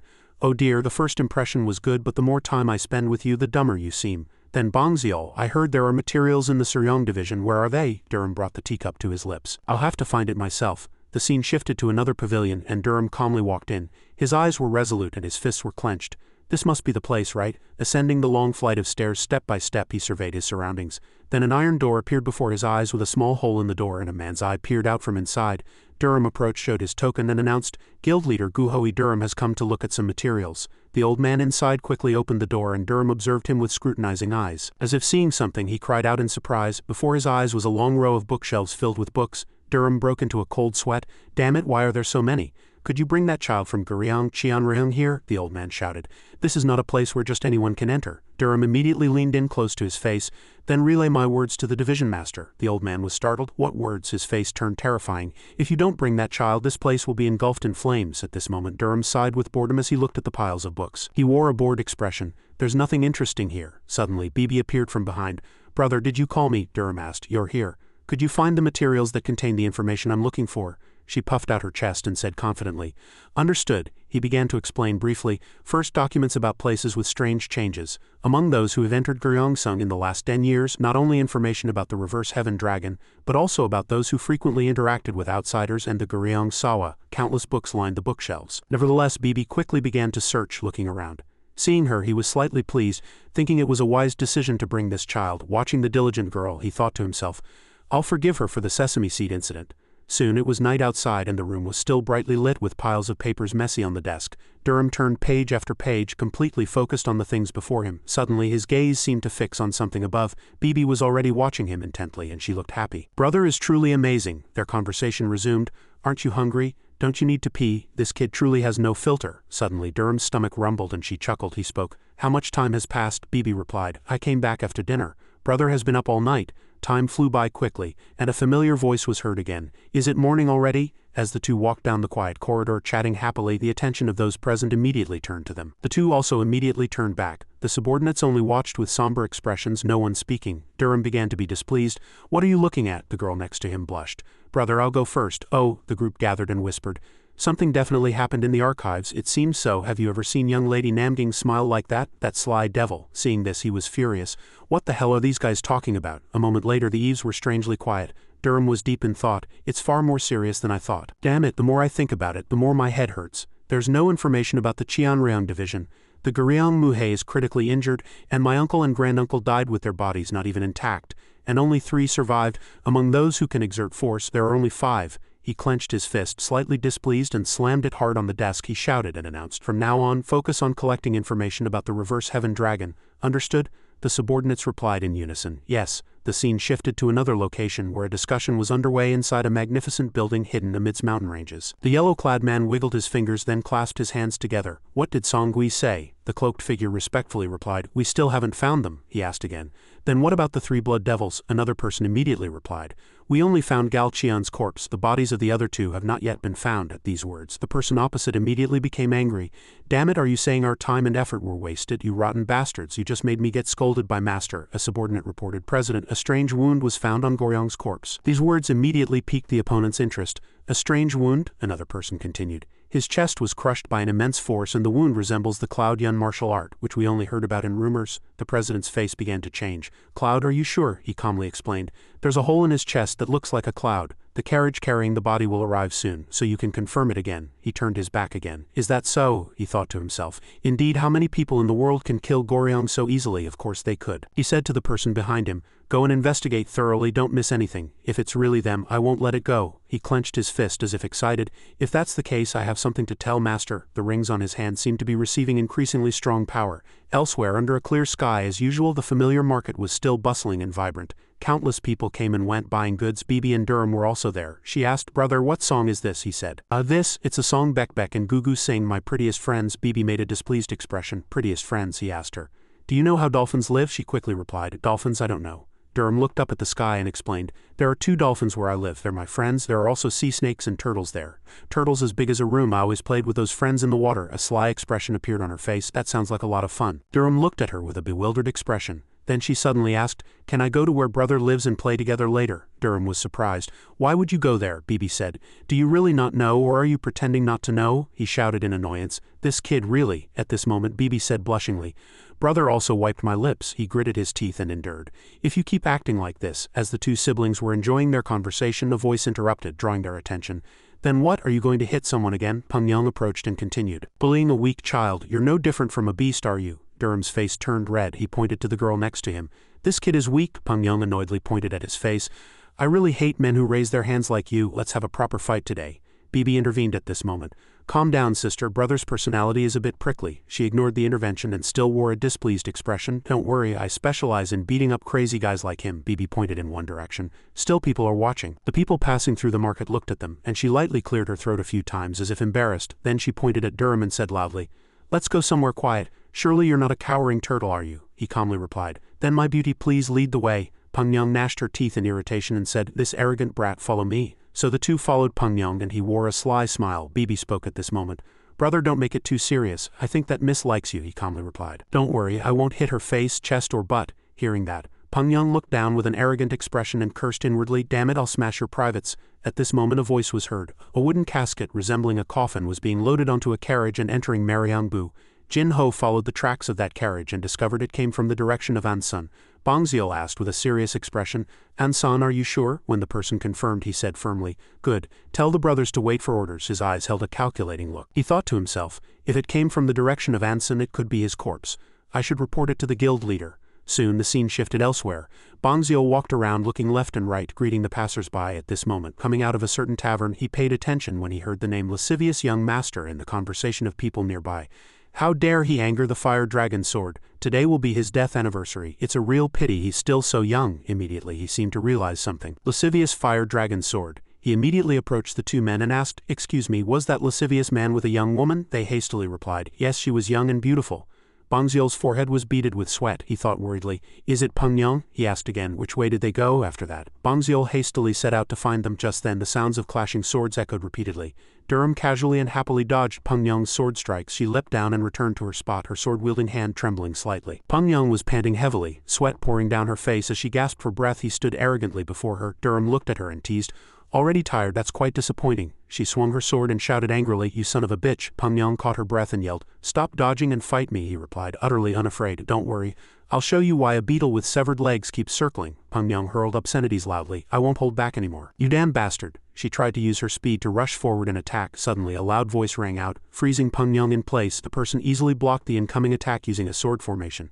Peng Yang, recognizing the person before her, shouted, "Masik, get out of the way." As the sword in his hand was swung again, the person there was slightly surprised. Peng Yang leaped backward, beginning to get annoyed by the actions of the newcomer. At this moment, Bangziel shouted angrily, "You can't dodge. If you keep this up, you'll die, understand?" Peng Yang was bewildered. "What?" She immediately pointed her finger at Durham. "Why should I die at the hands of such an insignificant fellow?" Suddenly, her attitude shifted to one of alarm.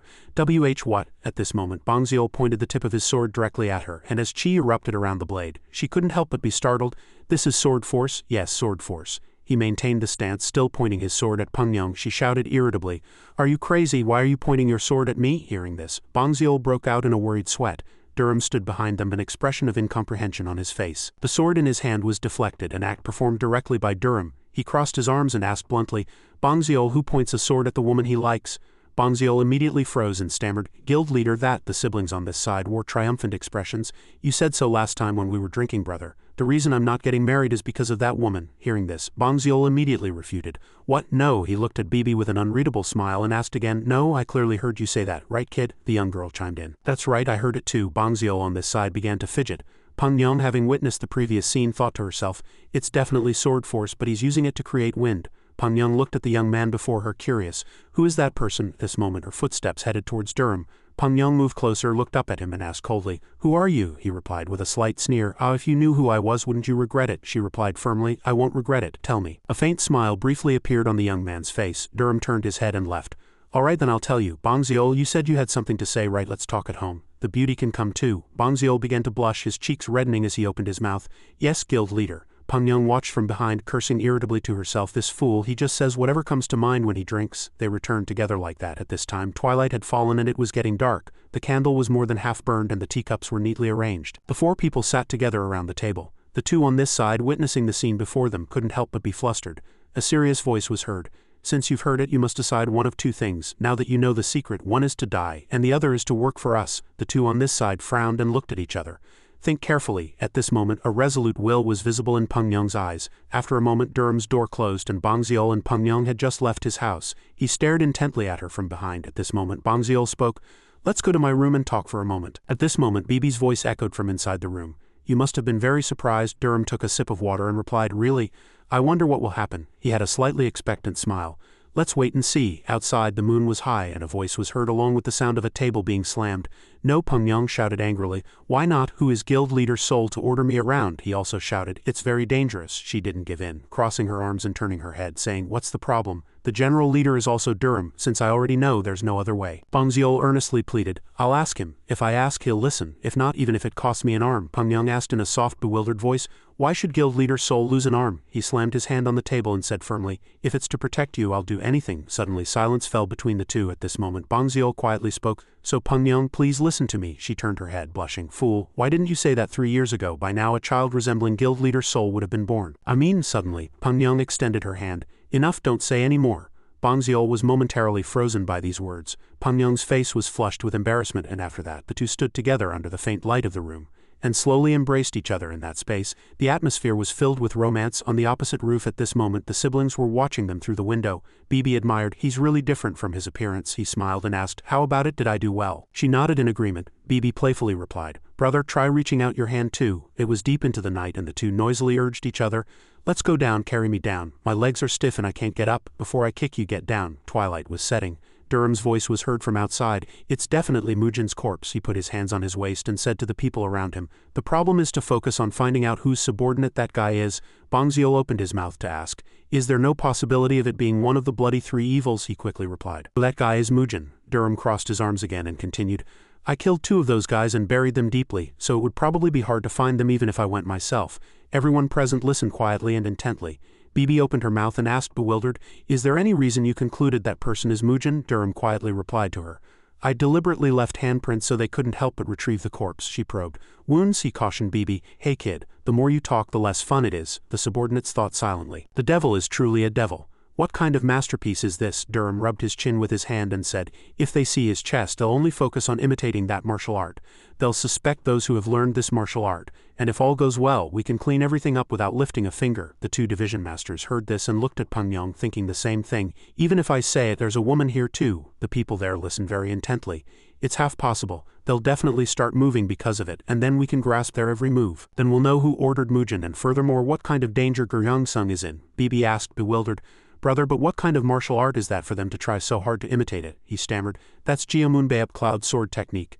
Moken, Bibi exclaimed in surprise. What? Then those traces are Makryongan's? Everyone present was flustered. Makryangan, Durham confessed. On the way to Hefei I met a person, and what he used when he fled was Makryangan. The scene shifts to an orange-tinged sky. The sound of flowing water was gentle and calm. Manpeng spoke. I heard that Wang Jinsang is directly involved in this matter. Gongchang replied calmly. Isn't that obvious? What does that guy have to gain from it? So he has no choice but to step forward himself. He asked again. Are you just going to leave it like this? He asked, bewildered. Where is Jamayan now? Manpeng quickly replied. He's tracking Song Gui. Gongchang continued. Tell him to go to Gunselo and meet the ghost. Manpeng cautiously asked again, Is that all right? His face remained calm. Everything is proceeding faster than expected. He'll understand what I just said. Suddenly he asked, What about the Suryong division? Manpeng said. There's something strange. They've been quite quiet until now, but now they're even quieter, he said in a bewildered voice. Strange, he continued. But they've been quite busy for the past few days. Hearing that, Gongchang was silent for a moment. He placed his hand on the desk and probed, Is it because of the marriage proposal for the Qianryong division, the 3rd daughter? At this moment Gongchang stood up and left the desk. 3rd, who's the groom? Manpeng replied calmly. Li So's 2nd son. He's quite talented. He looked up at the sky. They're not just going to talk about engagement gifts, are they? Manpeng took a sip of tea and replied, First, they're asking for Vice Master's opinion. Suddenly, a faint smile appeared on his face. If they ask, tell them. Nothing more, nothing less. If they can pick up a broom and thoroughly clean the dust from their house, that would be even better. The scene shifts to another location. The dragon's tears in. The scenery was strangely quiet and peaceful. Durham's voice echoed. Kid, do you think the Maryong and Shinryong divisions don't know their intentions? Bibi replied perfunctorily. I guess so. He continued to ask. Then why aren't they doing anything? She said. It's one of 2 things. Either they can't do anything or they agree with them. Sitting there, a voice came from outside. "General Leader." The person quickly came inside. From that side he reported with clasped hands, "Someone has entered the Jiamuriang division. One is the master of Jiamza, the other is Jiamjukte's Bangjin. And the remaining one this humble one does not know well." Durham stood up looking at the person and replied, "How long has it been?" "About half an hour." Hearing that he instructed the girl next to him, "Kid, don't move from here. Or go back to the Suryong division first." Bibi followed from behind calling out, "Can't I go with you?" He replied with an indifferent gaze hastily, "No, you can go back to the Namgang family." Hearing that, Bibi sighed. "No, I'll go back to the Suryong division and clean it up, waiting for brother to return." Brother, his slightly strange behavior sent shivers down his spine. Damn it. Quickly at this moment the sky was already dim and quick footsteps ran across the roof, and then flung himself far into the darkness of the night. The scenery here was a little unfamiliar. Durham stopped on the roof of a building. Is this the place? There the lamps below emitted a faint light. Footsteps were coming and going outside the corridor. A woman holding a teacup slowly walked inside. At this moment footsteps were heard from behind, immediately attracting the attention of the girl. The other party slightly turned her head. "Did you come for the 8 Dragons meeting?" By now the young man had appeared here. With a faint smile he asked, "Has everyone arrived?" She replied, "Yes, young master, please come this way." In his heart he couldn't help but think arrogantly, 8 Dragons Society, the name I came up with isn't bad either. The 8 Dragons Society is named after Guryong Sheng. In the meeting room, Bibi continued to approach and said, "Wounds." Durham lightly flicked her head, replying unhappily, "Hey kid, the more you talk the less fun it is." At this moment everyone present had the same thought in their hearts. The devil is truly a devil. What kind of masterpiece is this? Durham thought for a long time and then spoke. "If you see his chest, they'll only focus on imitating that martial art. They'll suspect those who have learned this martial art, and if all goes well we can clean everything up without lifting a finger." At this moment everyone was speechless at the command that had just been given. "Thoroughly investigate the Suryong division's materials. Are you just going to sit there? If you want to live, you should at least know this much." Durham thought for a long time and then continued, "I'll go in there myself, and if anyone tries to escape, chase after them. Don't let them get away." At this moment everyone replied in unison, "Yes, General Leader." Durham also sprang to his feet and straightened his clothes. "Let's see what the Mariong's dignity is." Elsewhere tonight under the moonlight the eaves were strangely quiet. The lamps there emitted a faint light. Guards continued to patrol the surroundings but found no one had infiltrated. The shadow stopped in front of the room's eaves and observed for a long time. He asked, bewildered, "Where is he?" The young man's gaze suddenly looked into the distance. Inside a certain room several voices were coming and going. "Strange, truly strange," a man asked, curious. "Do you know?" another person replied. "This is truly bizarre, I can't say for sure." The president of the Mariong division spoke. "Look carefully. Haven't you seen wounds caused by Makryongan?" The man stammered. This wound is quite similar, but the condition of the damaged area is a little different. That doesn't mean it's impossible." "The wound is very similar," the president glared, displeased, emitting killing intent. "The conclusion is it Makryongan or not?" The man trembled, bowed his head and replied, 7 parts are Makryongan and 3 parts might not be, President." Hearing that he said, 7 parts. "So you're saying it's Makryongan?" His gaze threatened the old man. "Right?" The old man next to him was drenched in sweat and replied, "Yes, that's right, President." The man smiled faintly, very satisfied, and turned to leave. "Good, then I'll report that to Master." The old man behind him watched him, thinking to himself, "He's clinging to Makryongan because of his own failure. Damn it, this can't be. The cake has fallen into the mud." Suddenly the person in front spoke again. "Lately those guys have started appearing around here, haven't they?" The old man cautiously replied, "I haven't seen or heard anything yet, sir. I've only heard that there are some suspicious individuals." His face still held an unreadable grim expression. "Because of the heavenly demon cult I couldn't move easily." The old man hesitated, then replied that it was 2 months ago. So he threw the book onto the shelf and concluded, "Then there's a good chance they'll come here and cause trouble. A very high chance." Suddenly, as if remembering something, he unconsciously wore a sly smile. The voice in his ear continued, "We should use Wang Jin sang once," Songkek asked in surprise. "Are you talking about the 9 nether demonic head-eating corpse art? This matter is truly astonishing." But he smirked slyly. "If we give him what he wants, he won't refuse either." Suddenly a sound rang out, and he realized something. He threw a weapon in the direction of the sound and shouted, "How dare you eavesdrop?" The remaining 2 people were also startled by this action. Durham, who was hiding outside, saw the weapon thrown by the president whiz past him. He didn't stop there and continued to throw several more at him. Durham spun like a top, hastily dodged, and the young man leaped onto the roof, admiring. Not bad. At the same time, Songkek also jumped out the window. He coldly stared at Durham, quickly drew his sword and powerfully slashed towards him. But Durham, calm as ever, reached behind his back to draw his own sword and in an instant shattered all the incoming moves. Songkek's eyes widened, unable to believe the sight before him. The air of the pitch-black night was engulfed in silence. He cautiously stared straight ahead, with one hand. Not many people can do that. He looked straight at the person in front of him and asked inwardly, "Who are you?" At this moment the moonlight poured down brilliantly. Suddenly something whizzed past fiercely, tearing through a layer of white clouds. It brushed past Durham's face, and Songkek aimed the tip of his sword mercilessly. Suddenly his eyes changed to surprise as he stared straight ahead. The opponent looked straight at him and smiled strangely. The sounds made by the two attracted the attention of the soldiers. "What is it? What's that sound over there?" Durham at this moment kicked up a brick from the ground with his foot. It flew straight at his face, startling him. But with his agile movements it was easily cut into 2 pieces. What he hadn't expected was that Durham quickly leaped backward and shot something towards him. From the other side, the president of the Mariang division rushed out and called Songkek.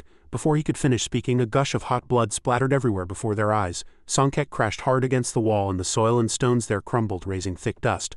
The fellow looked at the receding figure, slightly frightened. Below, soldiers were constantly giving chase. Over here, catch him, shoot the arrows. Durham looked at them and smiled confidently. Even my father can't catch me. How can you catch me? Goodbye, I'm leaving. See you next time. The president of the Mariang division looked at the fellow below, slightly disappointed, and the sounds of pursuit continued to echo. Over there, towards the east gate. Where did he run off to? The subordinate's eyes were wide open, motionless and breathless. An exclamation echoed in that person's mind. So easily? His gaze instantly filled with tension, and Durham's retreating figure faded into the distance. Who in the world is he? The scene shifted elsewhere, and the outside scenery was quite quiet. Inside, Peng Yang and Bang Ziel had already arrived. The door slowly opened at this moment. You've worked hard. Everyone was waiting for you. Durham entered and spoke first. I apologize, I was delayed by a small matter. The two spoke simultaneously.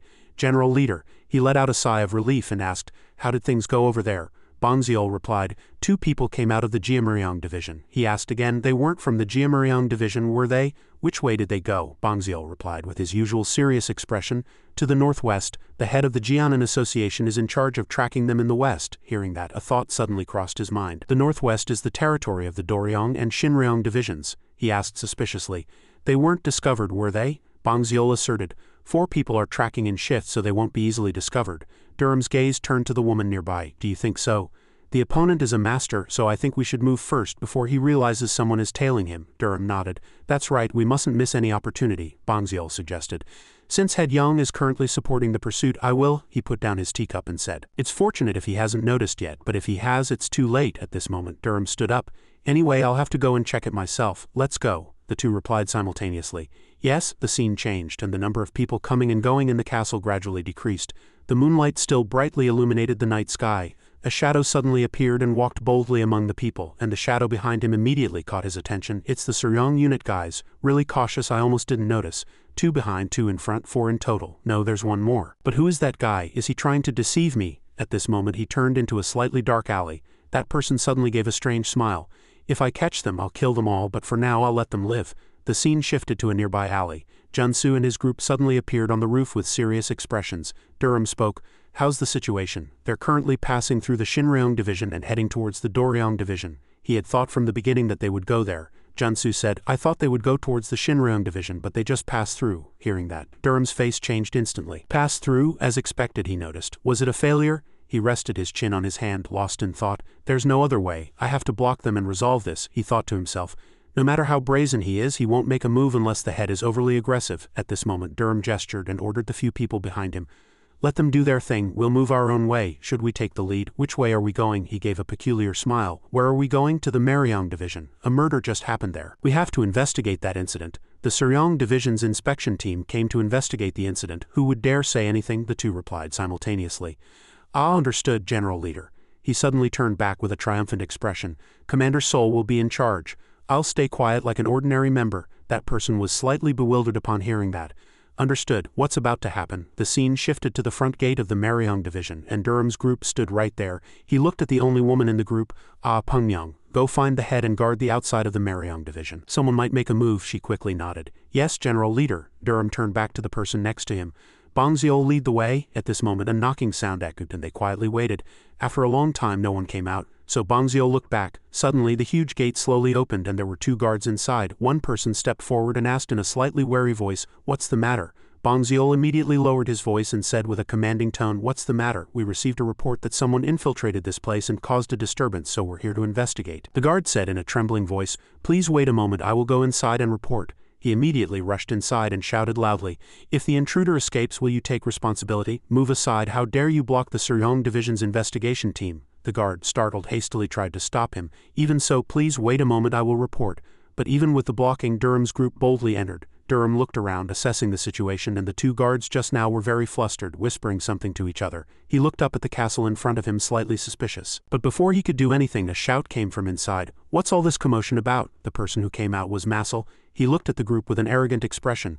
Bang Ziel immediately recognized him and spoke. "Suryong division, Guhoju," Massel arrogantly retorted. "So what? Hearing that, he became slightly displeased. So what? Who are you to speak to someone on official duty like that? He also retorted nonchalantly. What? A mere small leader of the Suryong division, how dare you? Bangziel countered with a stern voice. Do you know what punishment you'll receive if you obstruct the Suryong division's official duties? Are you really going to obstruct us? As the two were arguing fiercely, a voice came from behind, making both of them turn around. Watch your words. The one who came out was the twin leaders. He leisurely crossed his arms and immediately corrected Bangziel's words. When did we obstruct the Suryong division's work? Seeing his appearance, Bangziel quickly showed respect, and his voice also lowered a few tones. I didn't recognize you, twin leaders. My apologies. Masel, who had been speaking loudly just now fell silent automatically. Twin leaders also began to speak. But what brings you here leading people and causing a commotion in the middle of the night? Bangziel immediately replied. We received a report that screams were heard and someone was brutally murdered in the Mariang division, so we came to investigate. The fellow looked back at the person next to him and said, Commotion, brutal murder, what are you talking about? His gaze grew increasingly firm, and at this moment a call suddenly echoed. Head, Shuangjin pointed upwards. That place is severely damaged. I'll go up and check. Bangziel nodded. Go up and look. But before he could do anything, the twin leaders hastily stopped him. Hold on. That place was damaged yesterday and we haven't been able to repair it yet. I'll have someone fix it tomorrow. It didn't just happen now. Bangziel was still firm. Is that so? Anyway, I want to go inside the Uryongik and check, the twin leaders said with a worried attitude. The pavilion lord is resting inside right now. Surely you're not going to disturb his sleep over such a trivial matter, are you?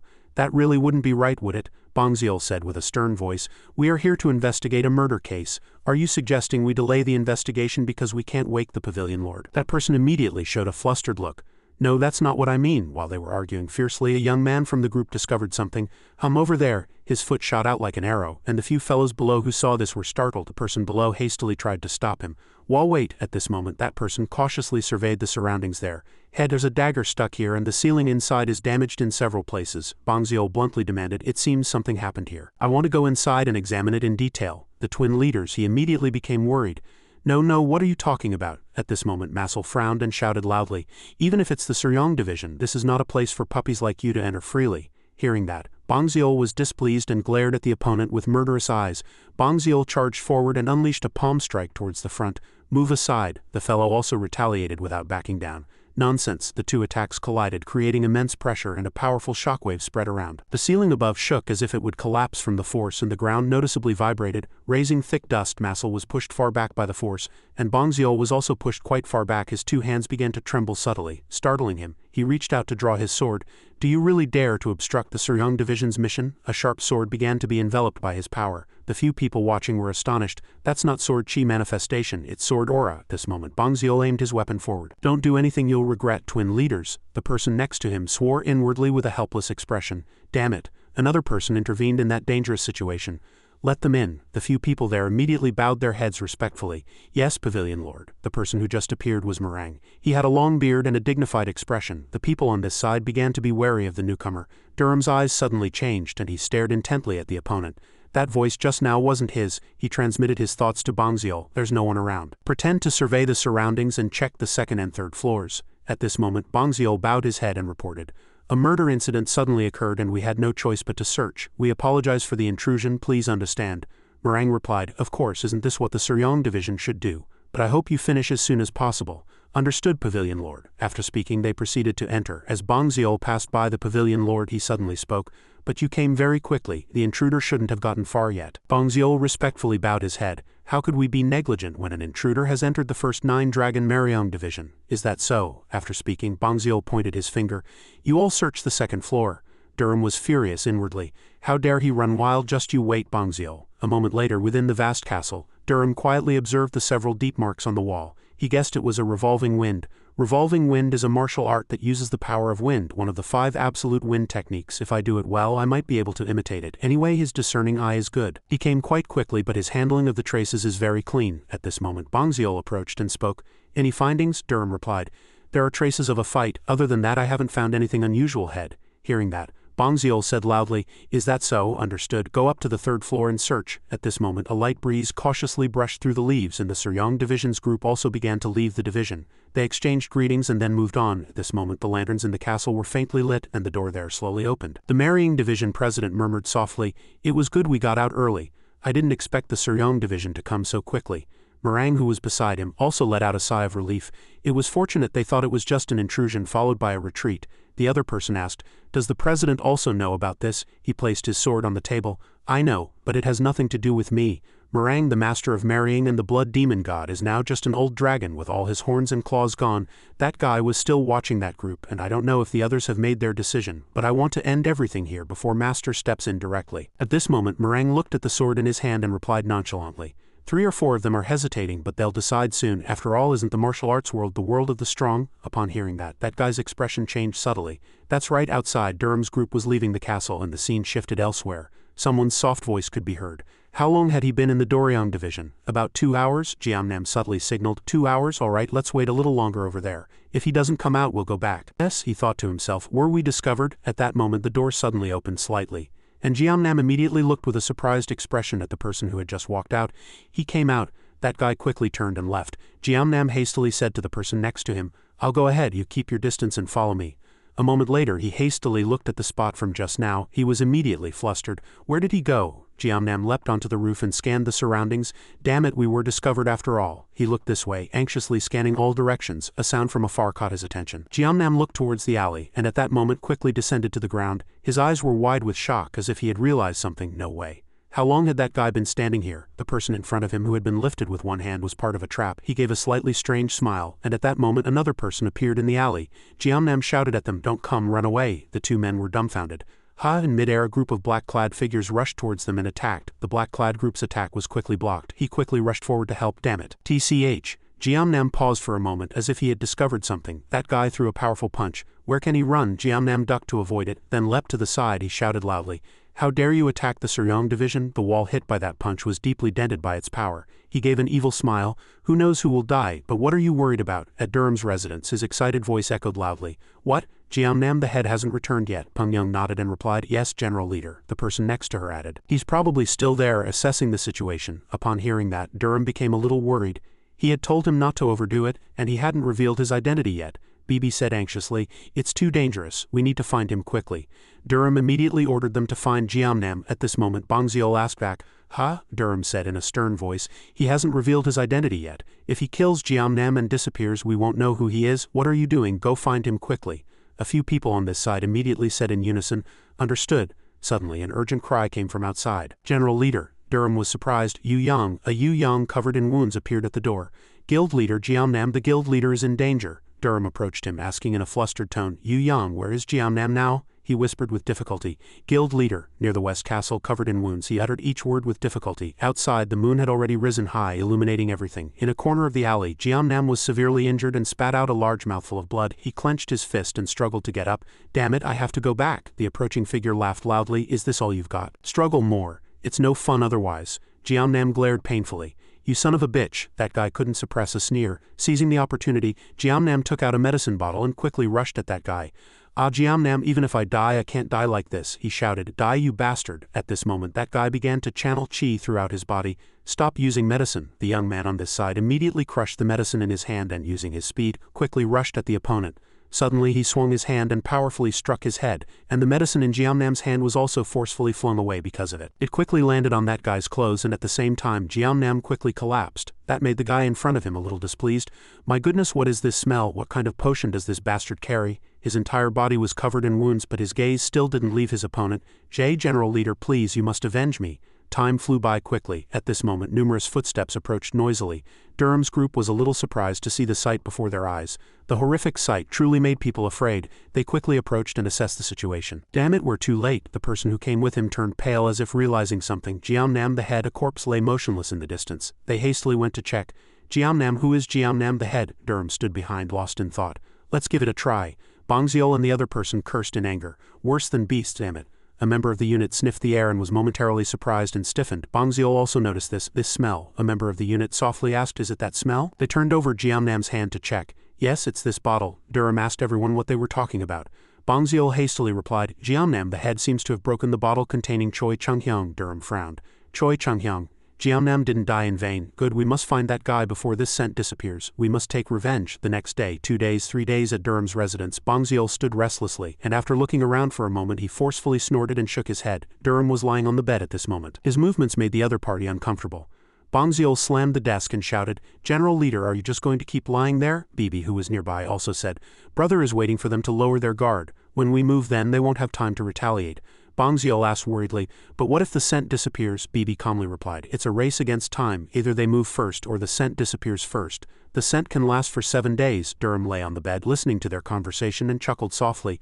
How are you worse than a kid? Bongziol immediately snorted. You should have said so earlier. From outside a member of the unit rushed in to report. General Leader, he has gone outside. Bongziol was a little surprised to hear this news, and finally at that moment a strange smile suddenly spread across Durham's face. He went out? The scene shifted to the bustling street outside the castle where people happily came and went, all busy with their own affairs. Hidden among the crowd, that guy calculated inwardly. He hasn't tasted the spice yet. I'll lure him to the end of the alley and tear him to shreds. That guy seemed to have noticed someone following him from behind. He sneered coldly. Did you think you could live because of my mission, you bastards? That's the way home. Greetings echoed there. Welcome, guest. A young woman led the way. Please come this way. Suddenly he said, where's the restroom? I need to take care of something urgent first. The attendant smiled cheerfully and said, please follow me. Suddenly he noticed something in the adjacent room. Since when had Bibi been happily laughing and chatting inside the room? He thought to himself, I'm worried about who that child's parents are. The female attendant suddenly stopped. You can go in here. He quickly pushed the door. That guy hastily entered the room. As soon as he entered the door, something immediately whizzed past. That guy immediately became wary. He tried to retract his leg to dodge but still got hit. After that, another hand rushed in, and that guy shouted loudly, trying to retaliate. You bastard, how dare you! Durham had already appeared here, reaching out to grab him. He smiled slightly and that guy's expression also changed a little strangely. I'll crush all your fingers. The two men held each other's hands tightly and exerted force. The guy's face darkened as he stared intently at his opponent. That sound is good. Durham gave a faint smile and immediately twisted that guy's hand backward. You're going to break my fingers? At that moment he landed another blow to his side. That guy's eyes widened in pain. Durham still smiled and said, that's still nothing. Shall we start talking now? Upon hearing that guy growled painfully. You despicable bastard. Durham continued. I heard your martial arts are quite good, so I had no choice but to use this method. Please understand. At this moment a kick aimed at his abdomen made that guy gape. That guy screamed in pain and slowly collapsed. A moment later horrific sounds echoed in the room. And before long that guy spat out a large mouthful of blood and collapsed onto the ground. You're no different from a demon, Durham sneered. How did you know I was a demon? Do you know me? That guy's face no longer held confidence. From the start his entire body was covered in wounds. Durham then asked, when you killed Jiamnam did you feel good? Upon hearing that guy began to tremble. That was, he continued to explain. Do you know why that guy carried women's perfume? Did you think a few baths would make the smell disappear? At that moment a powerful force slammed him into the wall. Durham softly said to the group behind the door, come out. Bongziol and one other person quickly appeared. Durham looked at Bibi, lost in thought for a moment. Kid, why are you out here? Bibi pouted. I have something to ask. I think he knows the three evils. Durham was a little surprised and looked at her suspiciously. He thought for a moment, then opened his mouth. The three evils, that's possible. Alright, you can participate too. But don't watch any overly bloody scenes. Understood. At that moment a teacup was brought in. And that young lady from before was still focused on her work. Suddenly a sharp scream startled the young lady. Her eyes scanned the surroundings as if she had heard a pig being slaughtered. Inside, Durham held a blood-stained hammer in his hand. He saw the guy who had murdered Jiamnam kneeling on the ground covered in wounds. Durham picked up a handful of salt and sprinkled it directly onto that guy's wounds. He could only groan helplessly in pain. At that moment he grabbed that guy by the hair and lifted his head. Speak, what do you know? That guy was in pain, his entire body trembling continuously. I don't know, just kill me. Time flew by quickly, and the castle at night was strangely quiet. A wounded hand trembled next to a large pool of blood. Durham stood there, wiping his hands, displeased. My goodness, it's gruesome. Bibi, standing next to him, glanced over and said, still, we learned a few things. Their conversation resumed. He said the three evils implicitly agreed and decided on their areas of activity, right? On the other hand, they infiltrated the heavenly demon cult. Durham rested his chin in his hand and deduced. Then that means Guma and Wang Jin are also involved. A few people there were a little confused. The three evils, the heavenly demon cult, Guma and Wang Jin. So what? Bibi turned back. What should we do now? Durham immediately replied. Since this guy has disappeared, those guys will move. Since Nguyen Sang thinks he's the protector of the Jiangpengyan, we first need to gather our strength to deal with them. If a plan comes to mind, we'll start fighting in earnest. Bongziol looked over. So what do we do with this guy now? Durham turned his head and looked again. Smash his head just like he did to Jiamnam. The scene shifts to the Mariong division. A voice echoed in a room. Still no contact with Protector Sang? Another voice hesitated. Not yet. Subordinates are searching all over the castle. That guy immediately became angry. Damn it, where is this bastard at such an important time? His subordinate showed a polite attitude. Someone said he came near the Mariong division, but his whereabouts have been unknown since then. He frowned unpleasantly. No way, let's wait until night. If he doesn't come, I'll have to go see Master myself. The subordinate still bowed his head. Yes, Grand Commander. And something is unusual with the Waryong division. He rose from his seat. I heard there are talks of a marriage alliance with the Qianryong division. Is that true? The servant was a little surprised to hear that. Yes, that's right, but the master of the Jiamuriang division won't just stand by and let this happen easily, he said in a cold voice. You fool, do you think just doing work is enough? The subordinate added. He seems to be rushing quite a bit, the president triumphantly curved his lips. If those two bastards fight, it will be good for me. Goriang, all his wounds must be sealed. Do you understand what I mean? The subordinate clearly replied. Master, don't worry, president. This subordinate serves only one master, you. The scene shifts to the Waryong division where there was a group with weapons and a voice echoed.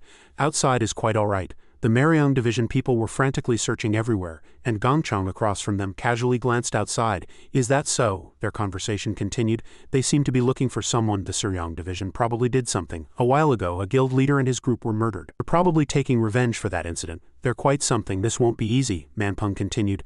There's news from the Qianryong division. These words immediately caught the attention of the person opposite. Is that so? What did they say? He began to explain again. First, do as I say. If you tell the division master what you want, he will bring it to you immediately. Gongchang stared intently at the bundle of papers in his hand. Then tell him I want a pair of gloves, the other party asked back, a little bewildered. Gloves? He looked up and explained. Its name is Jungap. Those guys probably hid it in some corner. 5 days later, the scene shifted. Durham slowly spoke, his arms crossed. Their name is Jam Pungnyan. Baekjo, sitting opposite him, asked again. Jam Pungnyan, if that name is derived from the wind technique of the Four Heavens sect, it would be even more certain. Hearing that, he was a little surprised and broke out in a sweat. Durham quickly sensed the strange turn of events. Durham stared intently at his opponent, thinking to himself, does Division Master Hua know something? After a moment of thought, Baekjo also spoke. Are you saying they really know that martial art? Durham explained coldly, his arms crossed. As far as we know, the master of Jam Pungnyan is one of the 3 evils who caused the Blood Fury Cataclysm. What, are you sure? He stared straight ahead with sharp eyes. Before coming to Guryeongsung, I met someone from the Murim Alliance in Anhui. That person learned this fact. He sweated even more with worry, and his gaze began to carefully observe the young man before him. You seem to want something. Why me of all people? What do you want me to do? Durham replied in a firm voice. We must unite our strength. We must do our best. Can you do that? Baekjo's eyes grew increasingly hesitant. Don't worry, I'm not a scarecrow either. The scene shifted elsewhere. The sky was clear and blue, and there was a quiet courtyard under a not-too-hot sun sitting on the stone steps. Durham looked up at the sky, lost in thought. A hint of sadness crossed his eyes. Is father all right? His hands began to tremble. It seemed to have started a year ago. That image flickered before his eyes. Are you all right? But why are you drinking so much? His father clenched his fists as if he had heard everything, displeased. You're noisy, son. He continued. Perhaps heaven is punishing you for making your son suffer so much. Where are you? Can you hear me? He still casually tilted his head back and drank. Can't you hear me? It seems you drink more since I became stronger than you. If you were home now, the waves would still be crashing fiercely below the cliff. Duqian still sat comfortably on the rock enjoying his drink. Drink moderately, you naughty father. At this moment the young man here stood up and brushed off his clothes. Since I thought of it, shall I go there today? Anyway, it will take some more time for those guys to appear. But as if realizing something, Durham became a little displeased. Why has the kid been following me since before? Bibi laughed awkwardly from behind. I'm bored, kid, you can play by yourself. It's not fun without brother. A thought suddenly crossed his mind. Wait, right, if I take Bibi they'll be less wary. After a moment of thought he decided, alright, let's go together then. She happily followed. But where are we going? At this moment in the courtyard 2 people were diligently practicing martial arts, and Axeman rushed forward with all his might, holding his weapon with both hands. Suddenly Junsu reached out and blocked him. Hold on. Axeman stood there blankly. Are you giving up already? A weak voice came from this side. Your punch is really scary, it's like being kicked. Axeman looked at him, slightly suspicious, and said, You're faking it. Before he could finish speaking, Junsu pointed to his elbow and quickly explained, No, look here. As they were engaged in a fierce argument, something in the distance caught their attention. The siblings came out of the division. Guild leader, is that evil spirit going out to cause more trouble? I don't know. The scene shifted to another location, the quiet scenery of Qianryangbu, and the 2 finally arrived there. Brother, did you have a grudge against Qianryangbu? Durham sighed and explained, A grudge? No, just a bad fate.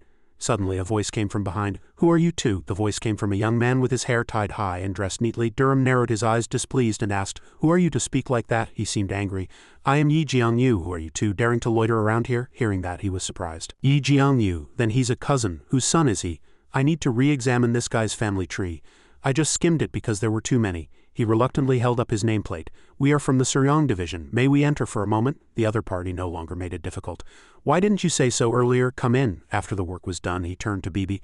Let's go. After a few steps, a group of people came out from inside. Manpeng was at the front, followed by someone carrying an item. It was a square box carefully wrapped in yellow cloth. Seeing that, Durham became curious. What's that? Yi Jiangyu stood calmly next to him. It's a gift for our father-in-law. He still didn't understand father-in-law, but why are they taking a gift to Qianryangbu? He turned around, smiled lightly, and replied, he's a close associate of the Waryong Division Master. Hearing that, Durham thought to himself, Waryong Division, then it's Jian Galman. The group passed by the three without stopping. Many thoughts flashed through his mind. Yu Manpeng for him to come in person. What kind of gift could it be? I need to find out more about Waryongbu. There must be another reason. Suddenly Bibi spoke, interrupting his train of thought. What's wrong, brother? Durham smiled gently. Oh, nothing. Let's go, kid. Aren't you hungry? The two talked as they went inside.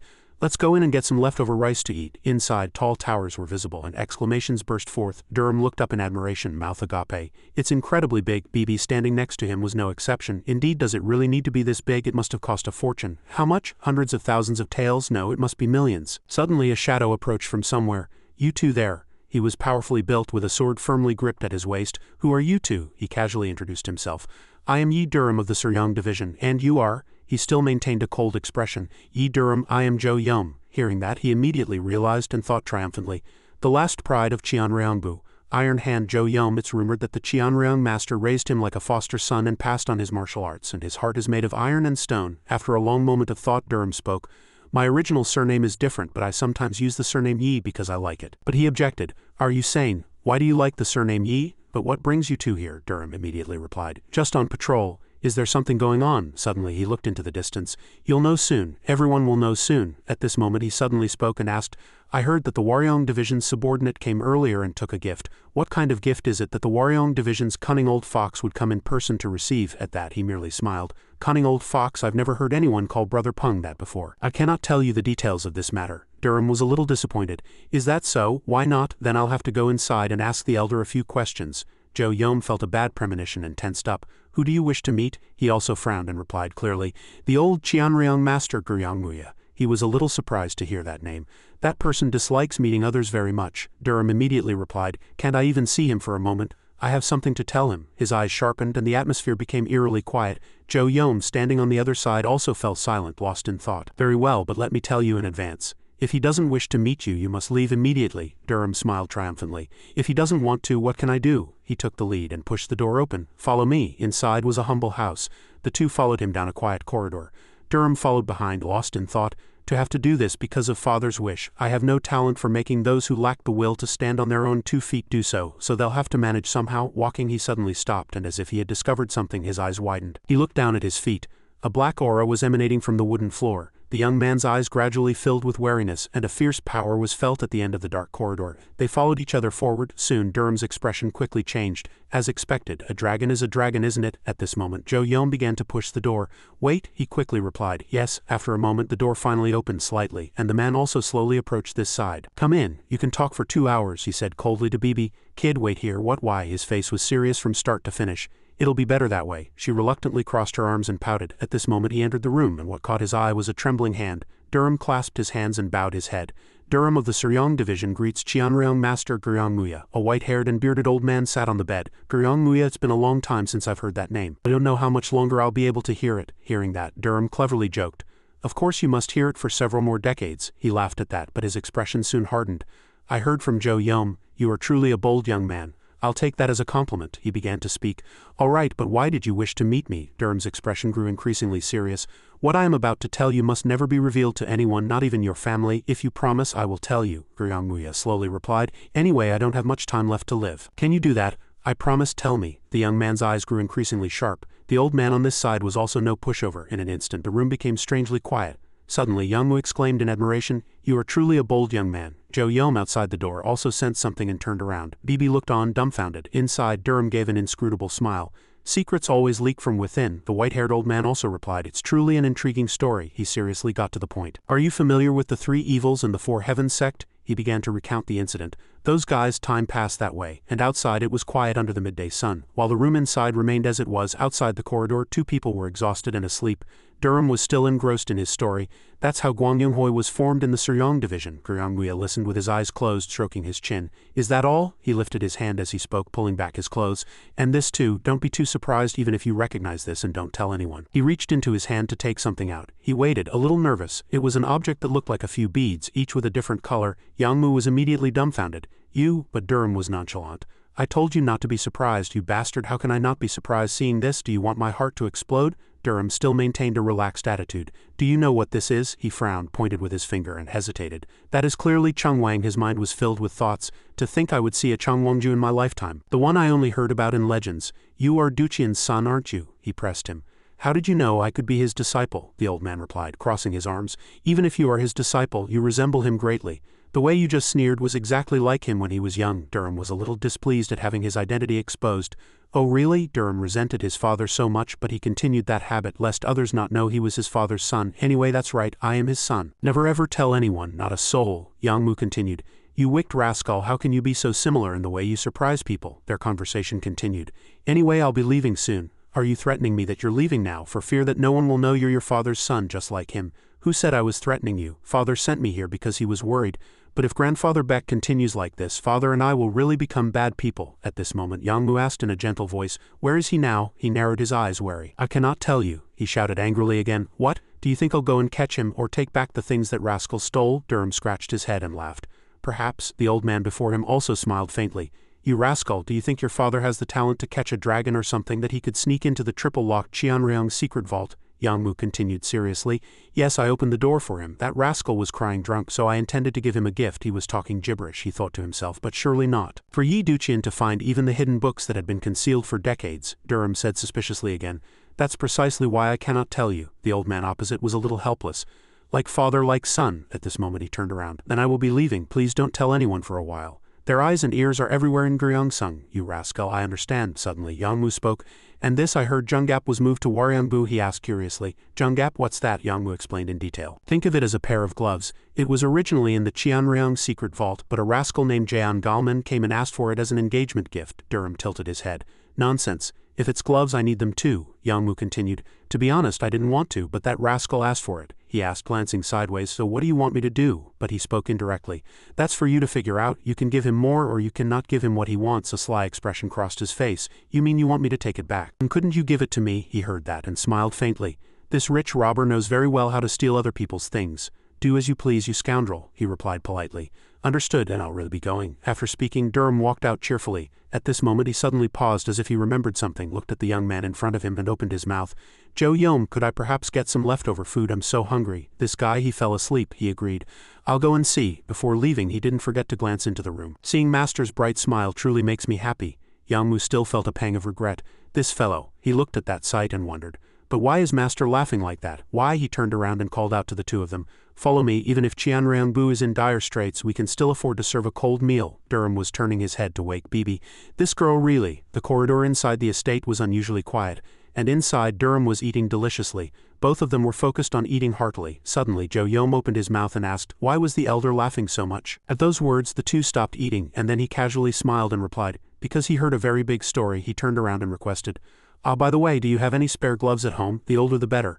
Bibi, who was eating, heard that and asked back. Gloves? Joe Yom also kindly replied.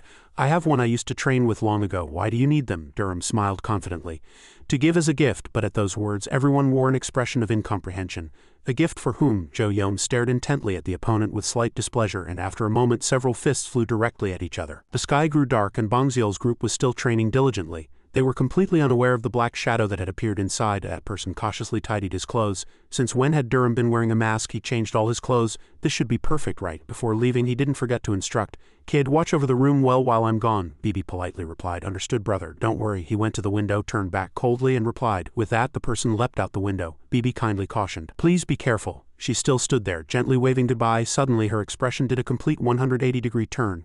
Now I must guard this room securely. She boldly tossed aside the clothes she was wearing, and she cheerfully leapt onto the bed. Bibi hugged the pillow and rolled around on the bed.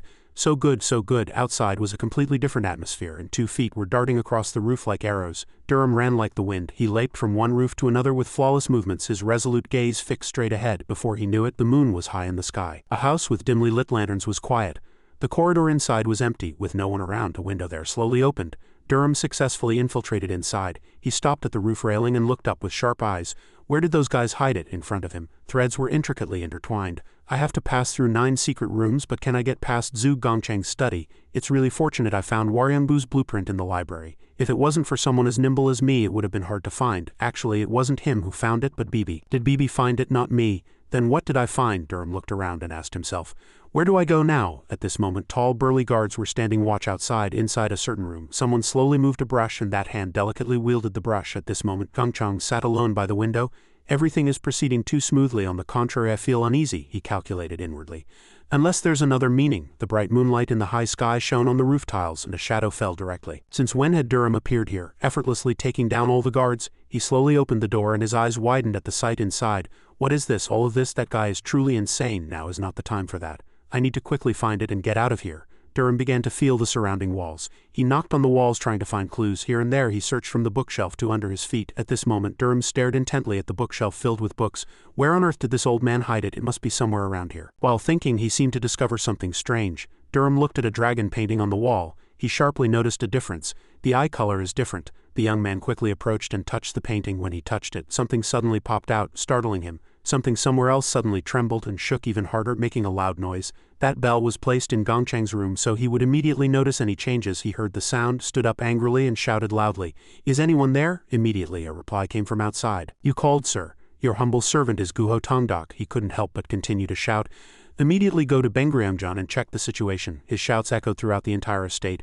"Bring Manpung here." Just then, Durham discovered the hidden secret compartment. He stared intently at the compartment, slightly surprised and yet disappointed. "It's too easy to find, so simple. This box looks quite expensive. Shall I open it?" He looked at a box and cautiously opened it. The item inside reflected on his face, exciting him. A pair of unique gloves was neatly placed inside the box. Slightly strange aura was emanating from the surroundings. Durham picked it up out of curiosity and carefully examined it. All right, you found a master too. I don't know what use these will be, but let's put them on for now." As he spoke, he put the smelly gloves inside. While doing so, he suddenly discovered another new thing. He picked up the box and scanned it once.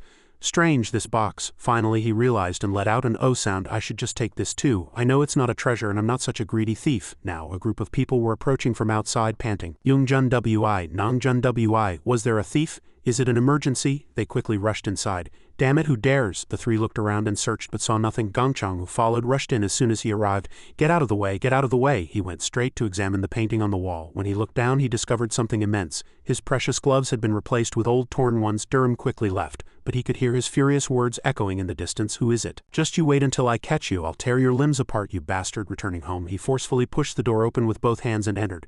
He lowered his mask. "Hey kid, where'd this girl go? I told you to guard the room well." And he looked down. The sight before his eyes, he was startled. Bibi was fast asleep in thin clothes. He gritted his teeth.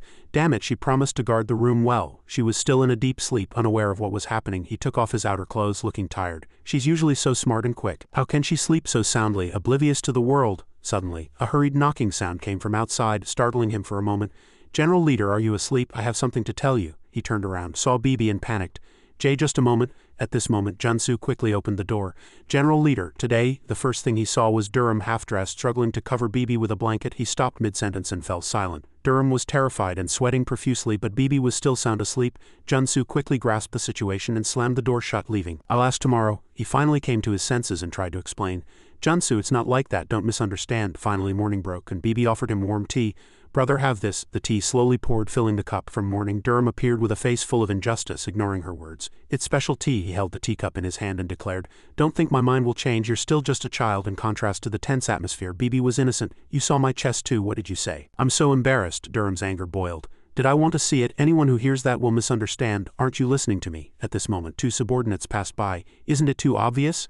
"General Leader, Elder Soul, please stop teasing the General Leader. Anyway, he's tired from taking care of this and that." The two had great chemistry. "What did I say? I just spoke the truth." Durham's patience reached its limit, and he shouted loudly. "Quiet!" The two quickly left. "Let's run." At this moment, Bibi spoke again. "Brother is blessed.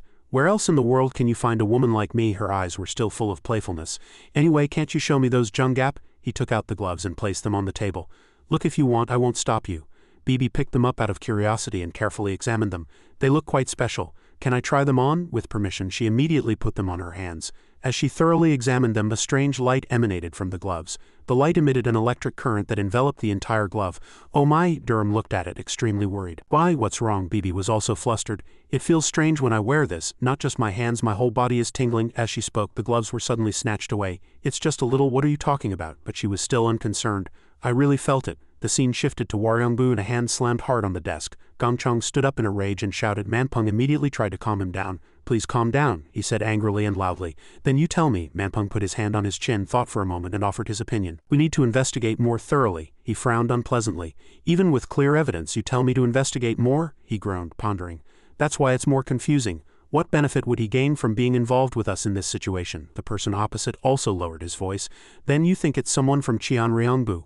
It's not Qianriangbu. Gangchang fell silent, staring intently, then went to the window. All right, I'll give you 15 days. Investigate everything to the best of your ability. Understood, sir. As he was about to leave, another person came and called out from outside the door. He immediately realized. Gangchang opened his mouth. If you've come in. Hearing that, an arm slowly pushed the door open from outside. A handsome young man slowly entered, immediately bowed his head and clasped his hands, performing the family greeting. Father, did you call me? He replied briefly. Yes. Gangchang looked into the distance. You will have to appear soon. The young man still maintained a calm expression. Is there something serious? He also confided honestly. My diary is gone. It's written in code, so I'm not too worried, but if it's deciphered, our Waryangbu will be finished. That person still maintained a calm expression despite what he had just heard. If I find that guy and bring him back, could I ask for one thing? He stared with sharp eyes. Just bring that guy and I'll grant any request. As soon as he finished speaking, Yu Wangtok turned around without a word and left. Suddenly, Gangchang opened his mouth and stopped him. Don't forget, my son, how much I cherish you. You must be careful. At his father's words, he fell into deep thought for a moment. Then he spoke, reassuring him. I'll be back. Father. The scene quickly shifted elsewhere. He cursed angrily, throwing the notebook he had just brought onto the desk. Damn it, what the hell is this? Annoying. It's written in code. It looks quite serious. Suddenly, Bibi approached. Brother, what are you doing? Durham looked at her and unpleasantly complained. Without my permission, you always come in as you please. Why are you here again? She innocently replied. Bibi is so bored because there's no one to play with. Bibi. He quickly seized the opportunity. Bored? I'll make sure you're not bored. She was bewildered. Brother Will? Bibi ran and hugged his arm again, gently asking, what are you going to do? Durham hit her head with the notebook, breaking her cuteness. If you see what this says, you won't have time to be bored. At this moment, a voice came from outside the door. General Leader, the division master wishes to see you. Bibi held the notebook in her hand, her expression one of incomprehension. What is this? He didn't answer, and just smiled triumphantly. Go back. I'll go see the division master, and when I return, work hard. Now only Bibi and the incomprehensible notebook remained in the room. The scenery inside the estate seemed peaceful all year round. What's the matter? Another person replied. I think we need to do something meaningful. He sat in a chair, crossed his arms and asked, Isn't it too early? Another person, who was looking for a book on the bookshelf, calmly replied, Even if we know the enemy well, we can't just wait forever, can we? If we do something, our bodies can move too. He also hinted somewhat. It seems some guys are itching for action too, that person asked, looking a little tired. Is that so? I was going to wait a bit longer, but the superiors can't wait anymore. He thought to himself, from what I see, the division master seems to be the least patient. He slammed the book down. Qianriang, Sangriang, and Jiamriangbu have joined forces to create a security force called Guryangho without anyone knowing. The person sitting opposite heard that and looked away with slight displeasure, thinking to himself, Guryangho, they should just call it Samriangho. When do you think we can start? Baekjo replied solemnly. As soon as Guangyonghoi makes a move, we can start tonight, but he smiled triumphantly. Nothing is impossible. Durham moved to another location again.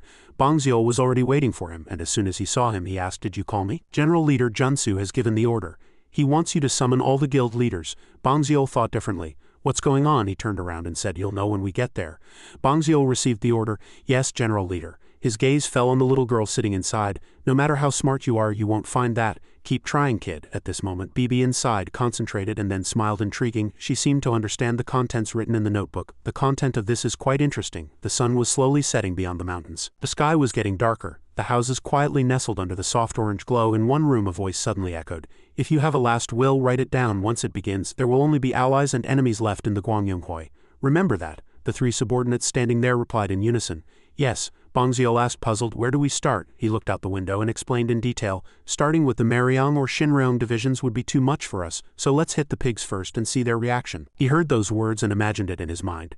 If it's pigs, the Jiamuriang division's Jiamwasan would weigh close to 300 catties. He was heavier than any pig raised in Guryeongsung or even the entire world. He looked into the distance with resolute eyes, thinking to himself, a duel between a demon and a pig, interesting. The scene shifted to the Jiamuriang division where two guards after their shift were preparing to close the division gates. The gates slowly closed and the sky darkened with only moonlight shining. The two guards, having finished their work, thought of relaxing. Shall we go to Samwagwan for a drink? The other soldier said without hesitation. Good idea. Just as the gate was about to close, a sword suddenly thrust out from outside, blocking the gate. Startling the two soldiers, they quickly assumed a defensive stance and shouted, Who's there? The gate slowly opened again and Durham and his subordinates grandly entered.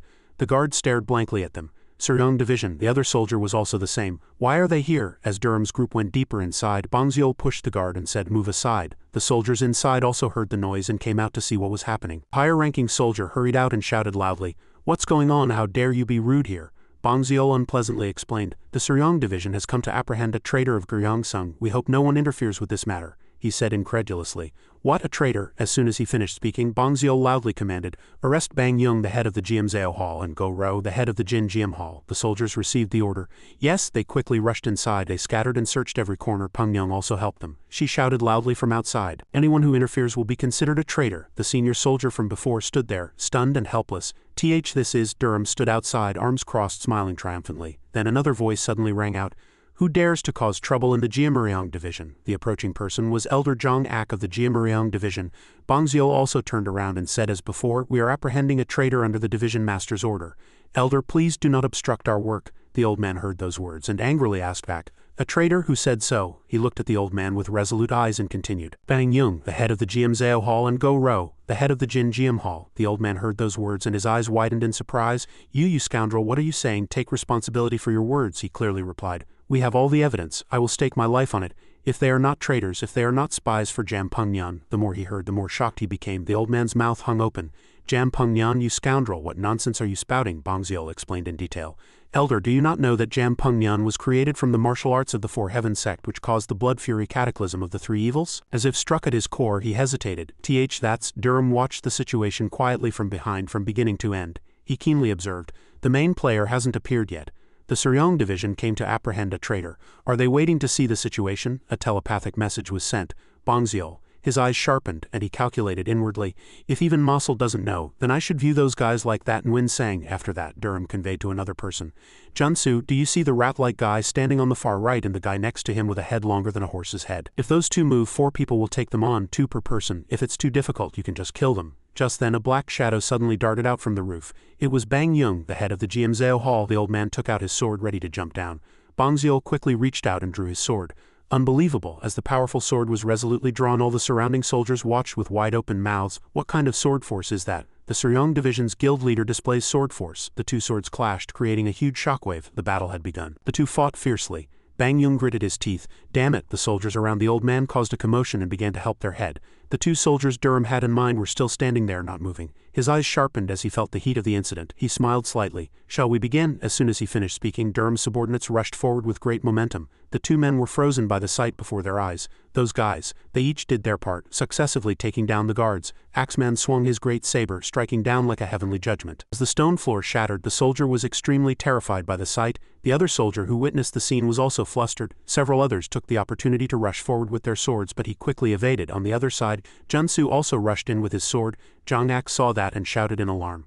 Elder? But a dark voice was heard, freezing the old man. Do not interfere unless you wish to be a traitor. The old man broke out in a cold sweat, slowly looking towards the source of the voice. It was Durham, standing far away with a cold expression. No one else move. If you want them to live, obey me. His eyes became terrifyingly sharp. The old man was angry and afraid but said nothing. Meanwhile, Bangziol on the other side swung his sword mercilessly, sending stones and dirt flying everywhere. As the sword strike cut the house vertically, Bang Yung was extremely tense. A large hole was created in the house, but the old man still held his sword and said firmly, You scoundrel, he said in a gentle voice, just surrender quietly. The old man said angrily, The Jiamuriang Division is not your playground. The 2 on this side were slightly displeased by what he had just said. Durham's face instantly darkened. This won't be easy. Suddenly, Xuanjin was thrown back this way.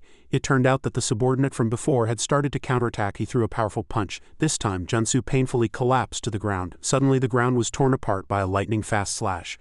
Another person rushed forward majestically with a weapon but was pushed back by the opponent's fierce counterattack. He was thrown backward by the force of the attack, and before he could regain his composure, another attack came from above. Another guy jumped down from above with a trident, stabbing straight down. But luckily, Axeman arrived in time to save him.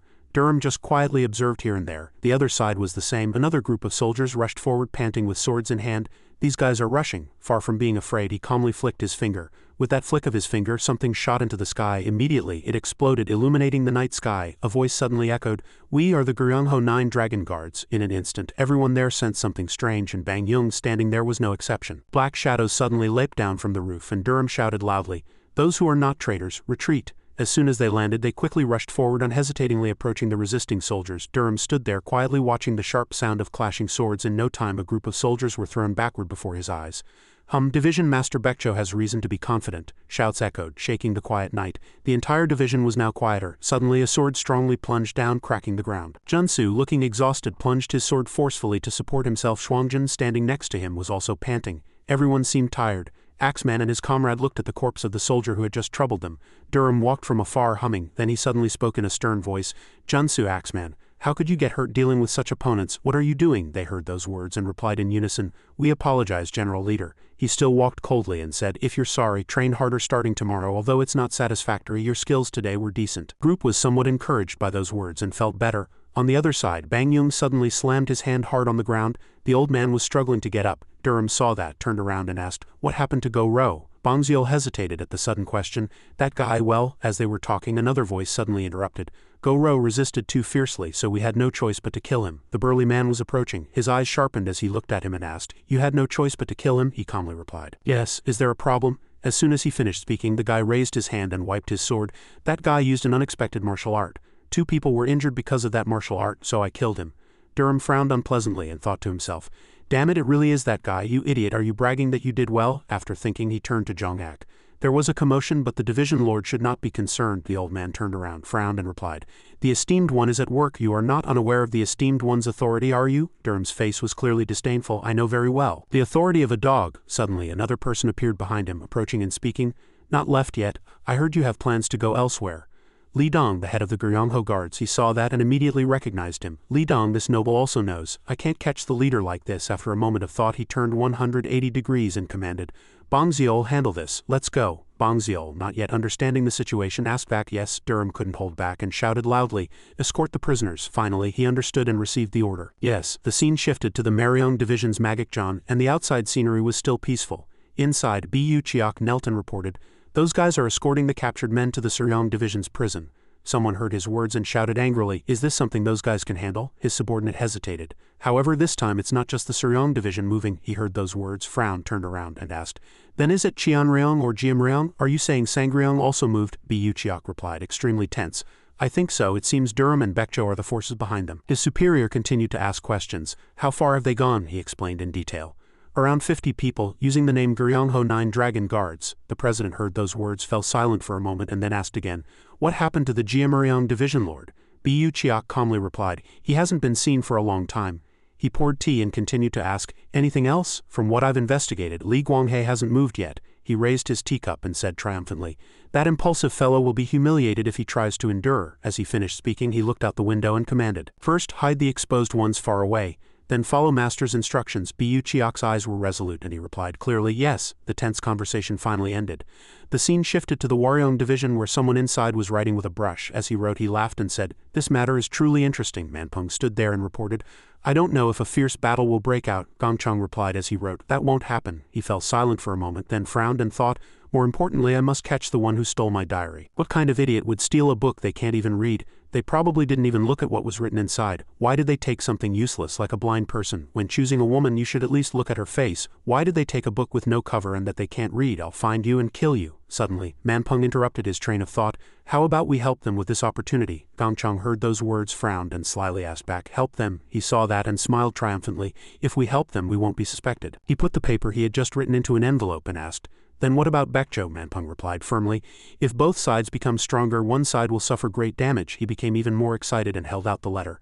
Besides, wouldn't it be better to give 1 and receive 12? The scene shifted to the Shinryong Division, and night had fallen everywhere. Inside, someone sat quietly cross-legged by a brazier. An old man warming himself slowly said, the great snake has stirred. I think we've waited too long. In any case, we must not take our eyes off it. Then the old man suddenly ordered his subordinate, Jagu, we must accelerate the plan. He replied, obeying the order, give the command. Sovereign, the old man still maintained the same expression. Kill him. The scene shifted to the Doryong Division, and suddenly solid wood broke. The door had been opened with such force that the latch couldn't withstand it.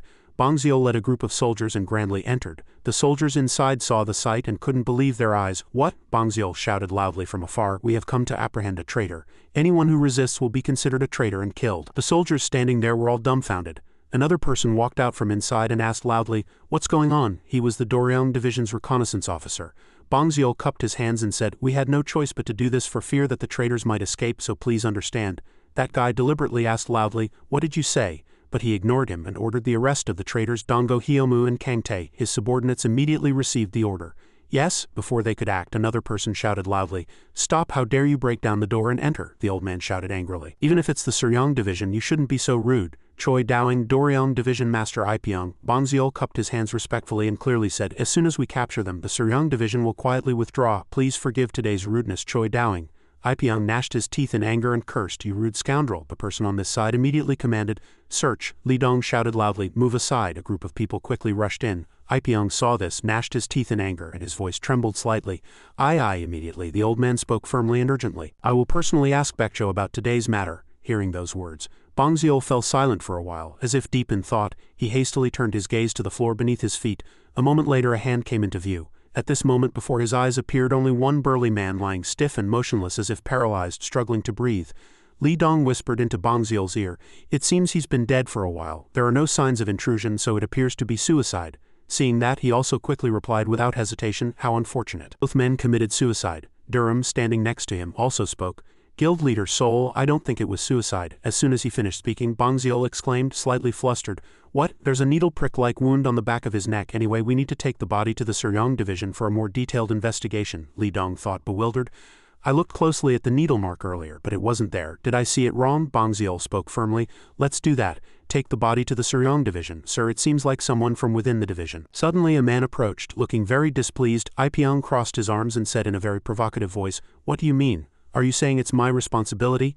Bongziol also replied immediately, without hesitation, "I am merely a humble guild leader of the Suryong division. How dare I harbor such intentions? You." Suddenly, Durham seemed to transmit his thoughts to Bongziol. "Don't mind him. We've roughly assessed the situation, so let's leave now." After that, Bongziol turned around, cupped his hands and bowed his head in greeting.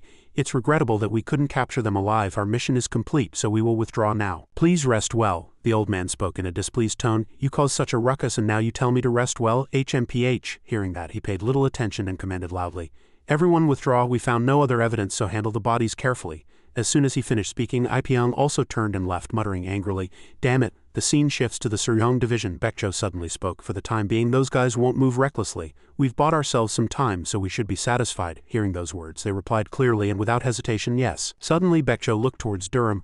"Well, it's time for you to step forward yourself." Seeing that, he immediately replied, "You haven't forgotten the conditions I mentioned before, have you?" Immediately, he smiled brightly, delighted. "Of course, if you wish, I will give you command of the Guriangho. It's just a tactical operation after all." Those guys looked at him with rather unfavorable glances and seemed angry inwardly. Suddenly, Durham pointed his finger at that group and spoke.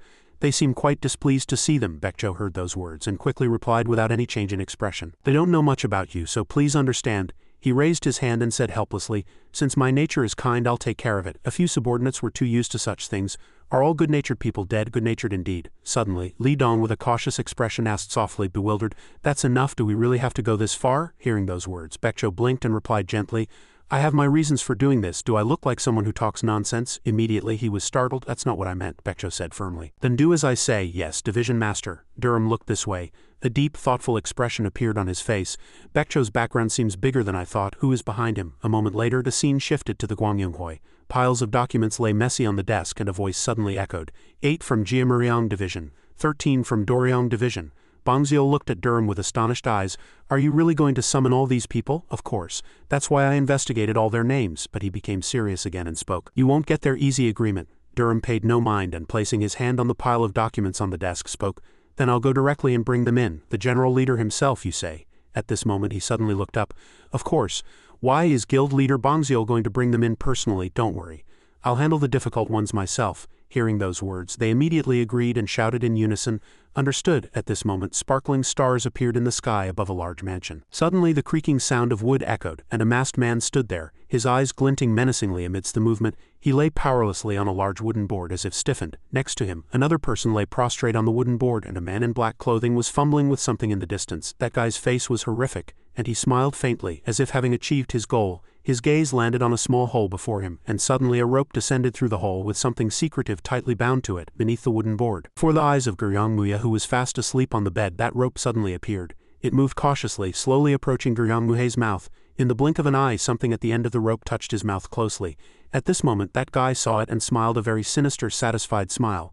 "Rest in peace, Wuxia." Suddenly, as he rubbed the rope with his hand, dazzling lightning appeared, enveloped the thin string, and traveled to the end. Suddenly, with a bang, something seemed to burst out. Just then, Wuxia seemed to sense something. His eyes suddenly sprang open in shock, and immediately tiny fragments of powder scattered around. Yang Emu's face was clearly flustered, and he quickly cursed inwardly, "Xinhuang, that bastard." Immediately the fine dust went directly into Yang Emu's mouth. The guy above, seeing that, stared wide-eyed at what had just happened in surprise. He shouted angrily inwardly, "Damn it, the poison leaked out." Immediately Yang Mu coughed violently, his body convulsing and thrashing. Suddenly 2 people appeared from outside. They urgently shouted, "Your Majesty!" The 2 saw Wuxia raise his hand towards the ceiling. He couldn't speak, but it was enough for them to realize something. The man above, seeing his actions, was momentarily flustered. "Damn it!" Immediately, the 2 leaped onto the ceiling, broke through the large wooden board, and glared at that guy with angry eyes. At this moment he turned to flee, his face filled with fear as he sought an escape route. But unfortunately, as soon as he turned his head, he ran into 3 other people who were waiting there. One guy from behind suddenly spoke, "I don't know how you got in, but don't even think about getting out of here." Unlike his previous expression, he now wore a triumphant smile, joyfully exclaiming in his mind, "The Lord knew early on that I wouldn't leave here alive." Suddenly he bit down on something in his mouth, crushing it. The 2, seeing this, were shocked and dared not speak. Suddenly loud shouts echoed from all directions. "Call a physician, we must find out who is behind him." At this moment, a pair of feet ran quickly across the wooden floor. Zhou Yom walked urgently, continuously shouting, "Master!" Suddenly his gaze stopped before Yang Mu. At this moment he lay on the bed, black spots appearing on his body, and with difficulty he took one labored breath after another. Suddenly Yang Mu opened his eyes and his voice echoed mixed with broken breaths. Hearing those words, he quickly ran to the side of the bed. A worried voice burst out, "Master, please rest, a divine physician will be here soon." Yang Emu's face was now several times more gaunt, but he still struggled to say, "Listen to me." At the sound echoing in his ear, Zhou Yom fidgeted and called softly, "Master!" Immediately he placed his hand over his voice was slightly gentle. "My child Durham is like a grandson to me.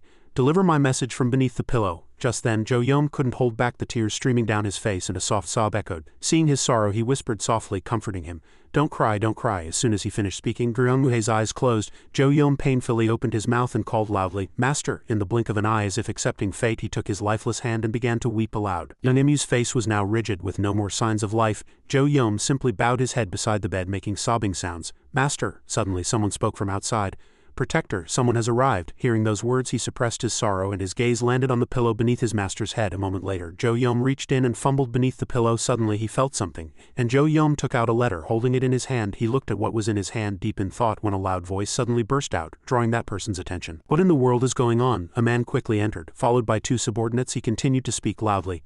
"What happened?" Zhou Yom's face was sorrowful, and he softly replied, "The Qianriang division master Wuxia has passed away." Just then he immediately exclaimed, flustered, What in the world are you talking about?" Hearing those words, he was at a loss for what to do. "I have nothing more to say." Immediately countless curses burst out. "Useless scoundrel." Before long, Zhou Yom also spoke, "Since I failed to protect the emperor, I no longer have the face to wield the heavenly dragon's sword." In the castle during the pitch-black night, the sounds of gongs and flutes continued to echo. The next morning, under a blue sky, a flag fluttered. People around were approaching the signboard in front. Announcement: the Qianriang division master Wuxia has suddenly passed away. To express grief for the emperor's death, all citizens within Gyeongsang must wear mourning attire. No disputes are allowed for 10 days, and violators will be punished according to Gyeongsang's laws. As soon as they read the notice, people began to whisper. Suddenly a voice was heard. "It doesn't seem like a natural death." Durham was leaning against a pillar, deep in thought, while the group next to him turned their eyes. He looked up at the distant sky. He harbored a slight resentment in his heart. "If I had known this would happen, I would have visited him one more time." "I'm sorry, grandfather." Suddenly Bibi approached him. A hint of curiosity was on her face. She softly asked, "Brother, what's wrong?" Immediately Durham replied, "I told you, I am a person with a good nature bestowed by heaven. I am so tender-hearted that I cannot bear to see others cry." Hearing those words, her face flushed slightly, and she softly said, "Oh really?" Suddenly he descended the stairs. Bibi, seeing this, quickly called out, "Brother," but he paid little attention and continued walking. A voice echoed from his throat, "I need some time to think, so no one follow me." As soon as he finished speaking, everyone stared blankly at his disappearing figure. Bibi observed intently and suddenly exclaimed in her mind, "Did brother have such a soft side too?" At this moment the sound of stones clattered, creating a sound that reverberated throughout the entire space. Durham was now running quickly forward, and thoughts continued to flow through his mind. Grandfather has passed away. What kind of bastard did this? What should I do? Do I look like a madman?" Suddenly his footsteps stopped and sweat beaded on his face as he sighed. Durham quickly glanced ahead. A mansion had appeared before his eyes. He thought deeply to himself, "Grandfather, please tell me what to do. Should I go inside and destroy everything? I've endured it until now, but not anymore. You sons of bitches, just you wait. I'll find you, even if you cry tears of blood I will not forgive you. Suddenly a voice was heard in the quiet space. Was he murdered? Baekjo, with his arms crossed, replied to another person. Unfortunately, it seems so. Suddenly the space became eerily quiet. But before long, when Durham spoke, he was a little surprised. I heard that if an urgent problem arises, a special task force is formed. I will personally take on this mission. He stared intently at Baekjo. He saw that and still didn't speak, thinking to himself, even without the wind dragon things wouldn't be so bad, but if a mad wind blows it would be even better. Good, then you do it. Suddenly he said softly, instead you must investigate thoroughly. Of course I will do that. I will thoroughly investigate the bastards involved in this incident, whoever they may be. As soon as he finished speaking, Baekjo's lips curled slightly. He stood up and said, it's truly regrettable, but it seems we'll have to postpone the previously planned summons. Durham replied as if they were in agreement. I think so too. I've learned a lot about those guys in the meantime, which is a shame, Baekjo continued. The special task force will not exceed 10 people, and remember, there must be no conflicts during the 10-day mourning period. Durham immediately agreed. Of course, currently 4 men sat solemnly in chairs, and on the opposite side another group quietly watched everything. Durham spoke from the head of the table. During the special task force's mission. Call me Durham. I hope there are no mistakes. As soon as he finished speaking, the curly-haired guy spoke up. But is that kid also participating in the special task force? Yes. He had no intention of giving up. I'm not joking. Is the special task force a child's game, really? An indifferent remark escaped his lips. I'm not joking either, and from now on change your tone when you work or I'll exclude you. That guy was slightly surprised. What are you talking about? Are you looking down on us just because the division master gave you authority? At that moment he called out, Bangziol, yes, General Leader. Durham looked at that man and said, shall we make a bet?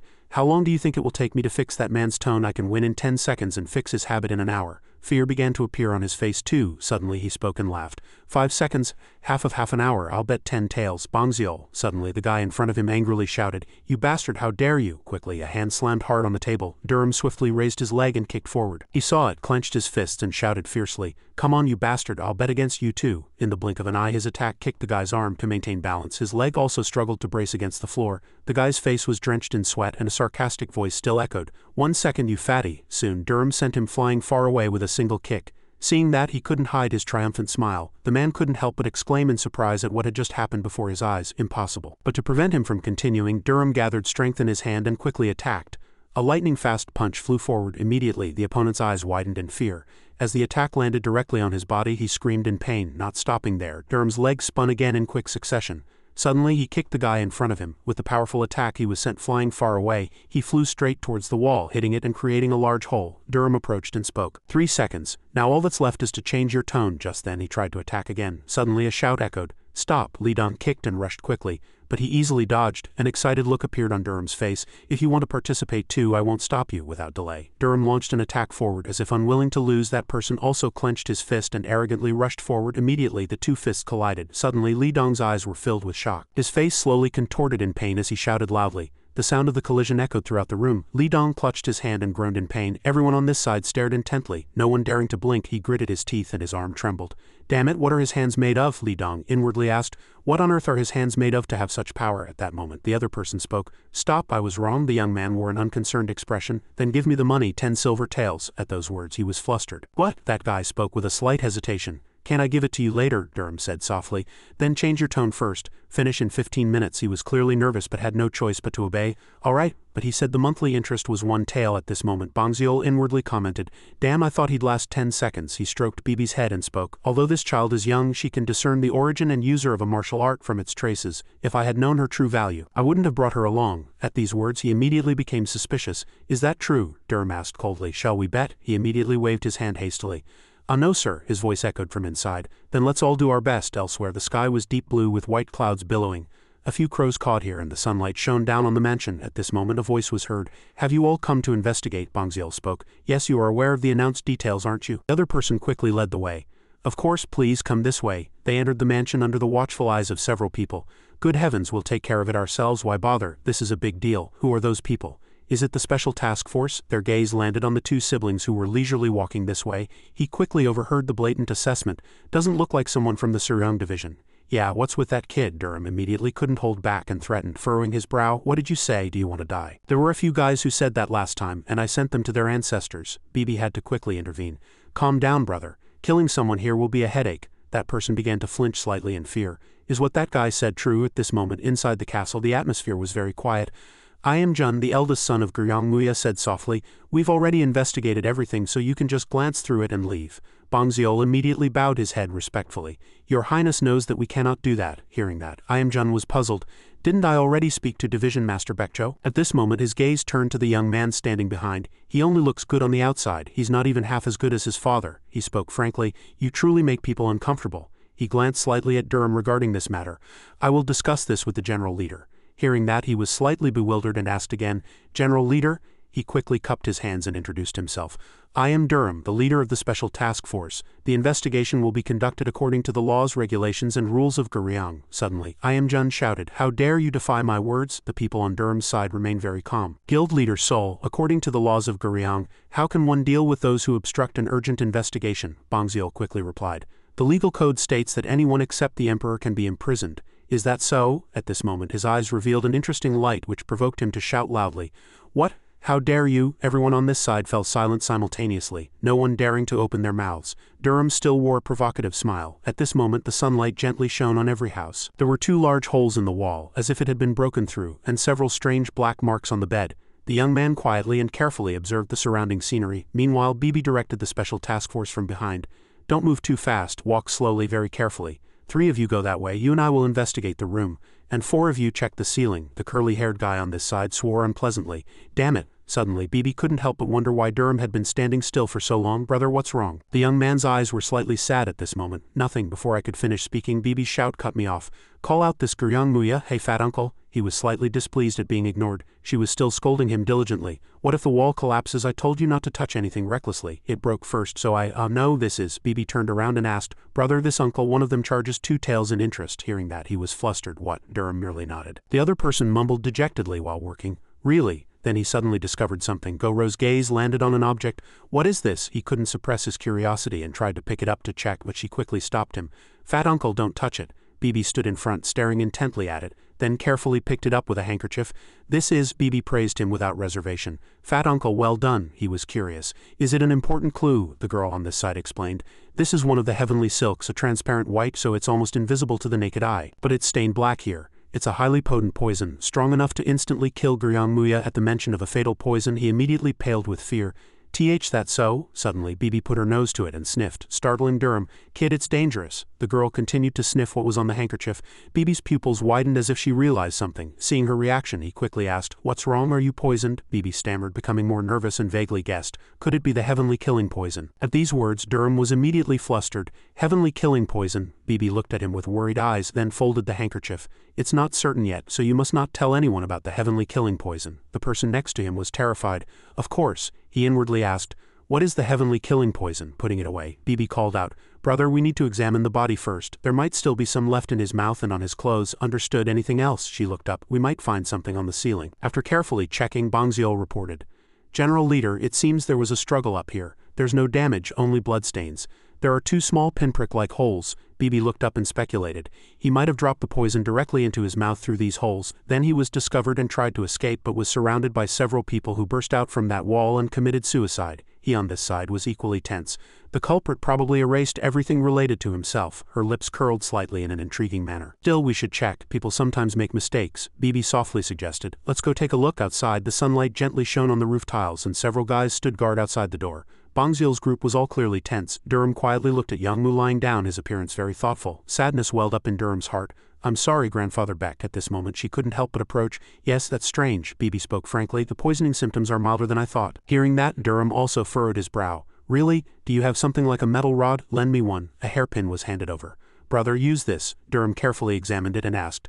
Looks quite expensive, doesn't it? If there's still poison in his mouth, can I use it again? Bibi spoke up. You can buy me another one later. His next words left them helpless.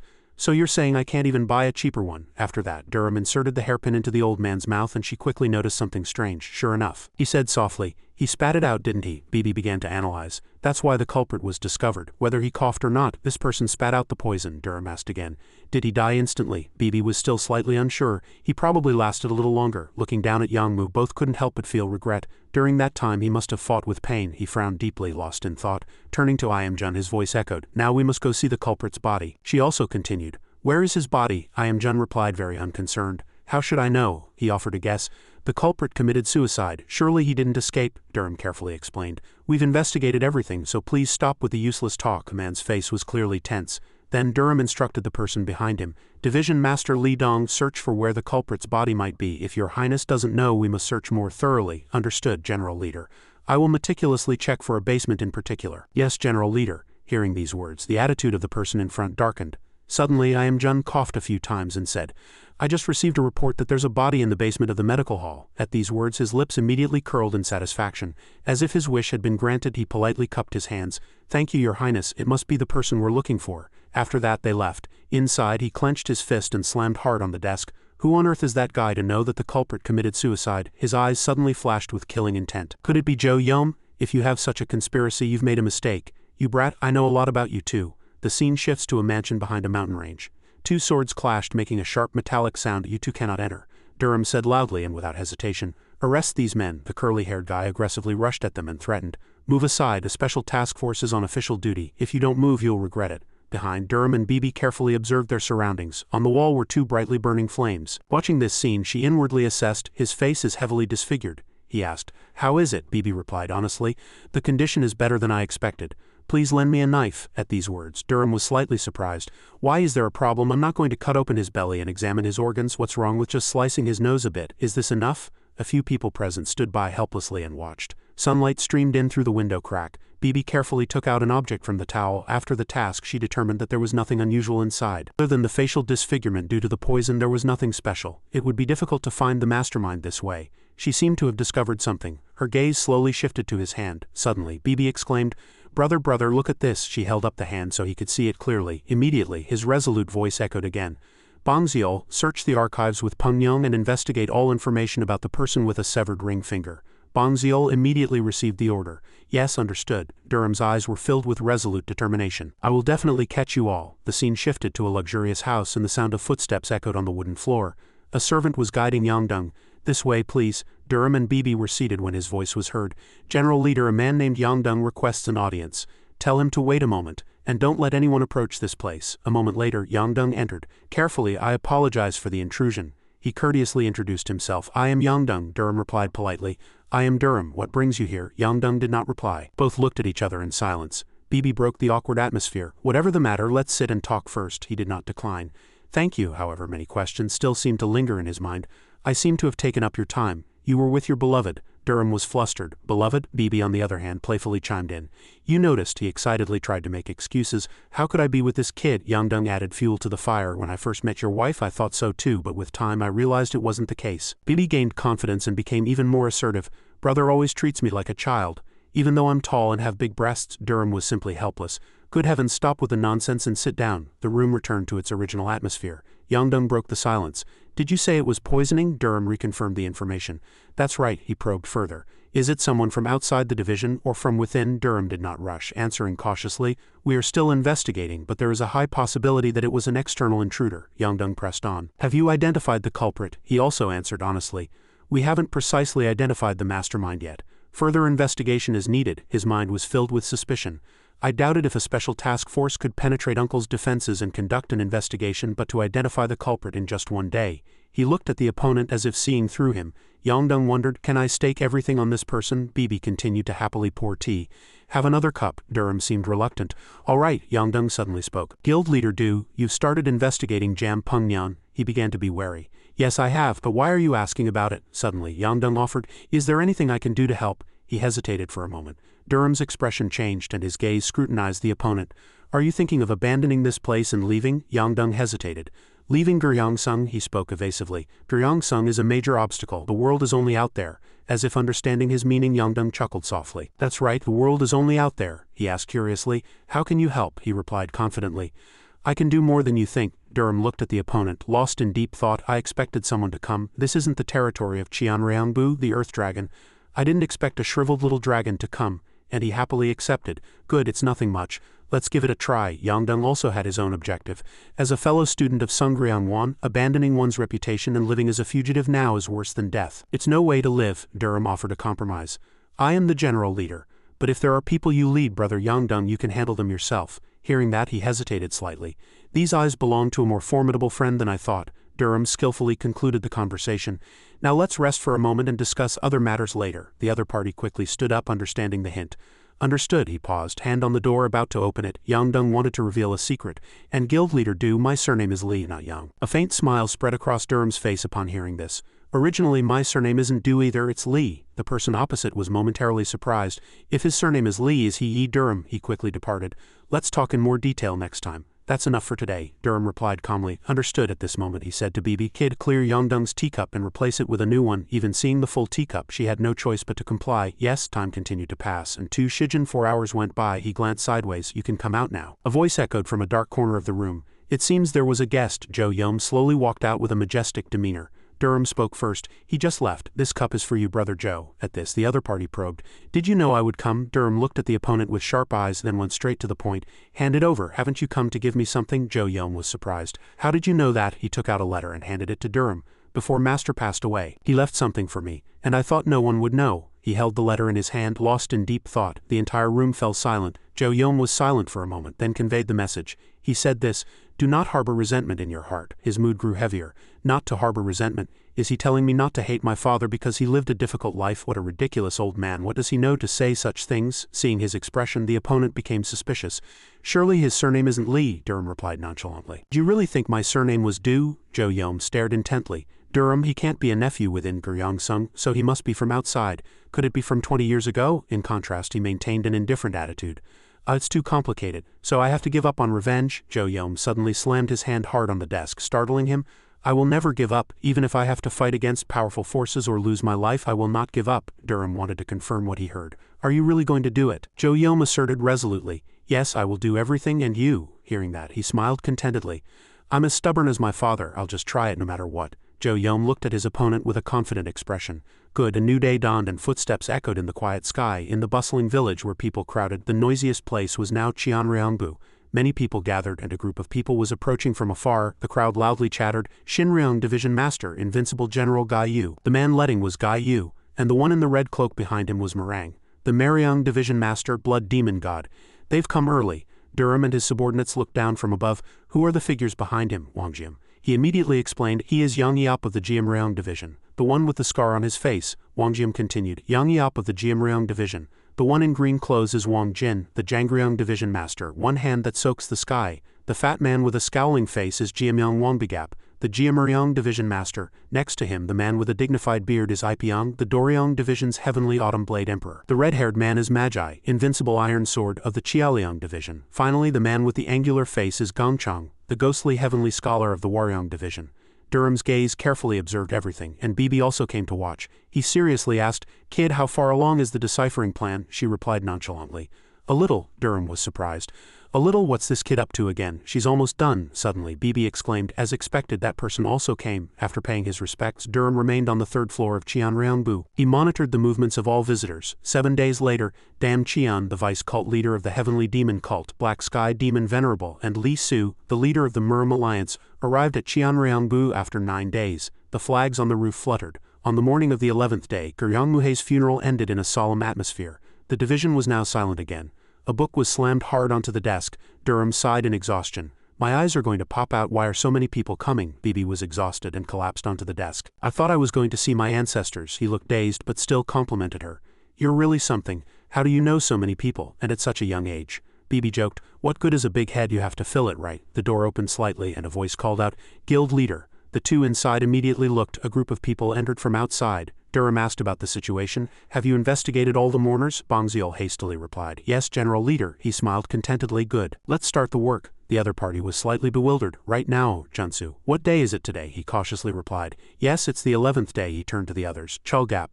Until when is the dispute prohibition in effect? What? Very politely. Yes, it's the 10th day according to Guryong law. All disputes were forbidden for 10 days during the mourning period, but now 10 days had passed. Durham made an instant decision. Then let's begin. They won't imagine that we'll act right now. So let's go catch those bastards. You all support the 3rd squad of the Suryong unit. Those who don't cooperate, break their legs and drag them here. Handle them according to Guryong law. The man still hesitated. What about the rules? Durham was losing patience. The special task force cannot be disbanded. Remember that. That thought resurfaced, right? The special task force can't be disbanded anyway. Everyone was busy and had forgotten this fact. As night deepened, Durham began to act. Let's go. Junsu, wait outside for a moment. I have something to tell you separately. Now tell me that story. Bibi was there but still didn't seem to understand his meaning. He said seriously, I told you to tell me. About what was written in that book, she winked, signaling, first you must promise one condition. Bibi made a mysterious expression.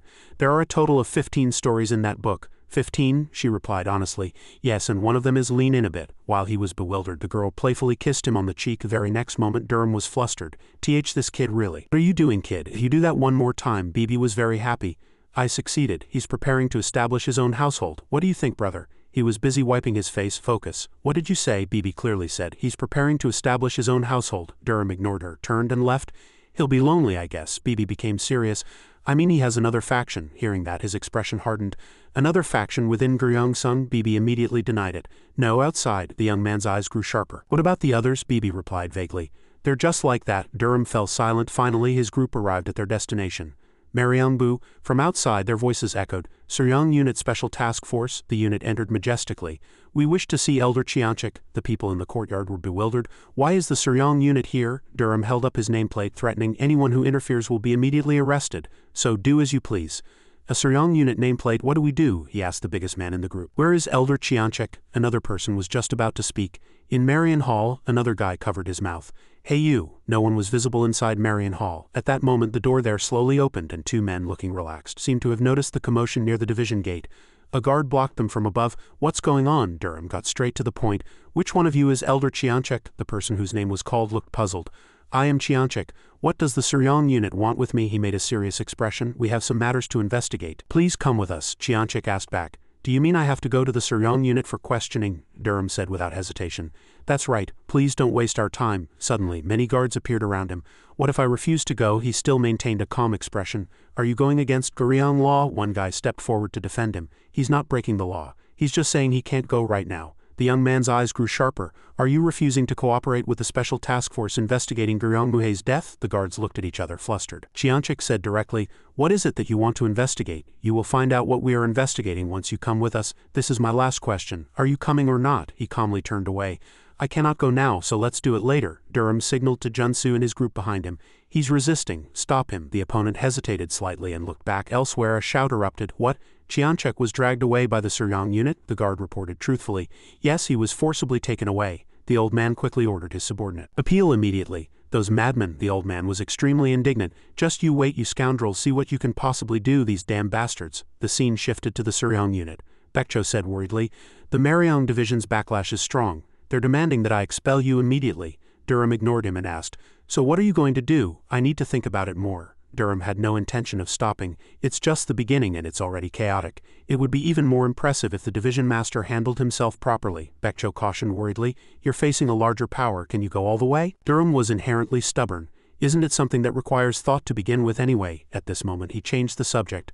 Are you aware that the selection of the Lord of Gyeongsung is underway? Durham answered calmly, I've heard about it. As soon as the funerals of the former lords are over, a power struggle to claim the lord's position begins. Each division is closely watching the investigation of the special task force, lest it affect that matter. Durham replied, the worse the scoundrel, the more they fear. Division master, you just need to watch. Baekcho still stared at him as if seeing through him. All right, I'll entrust everything to you.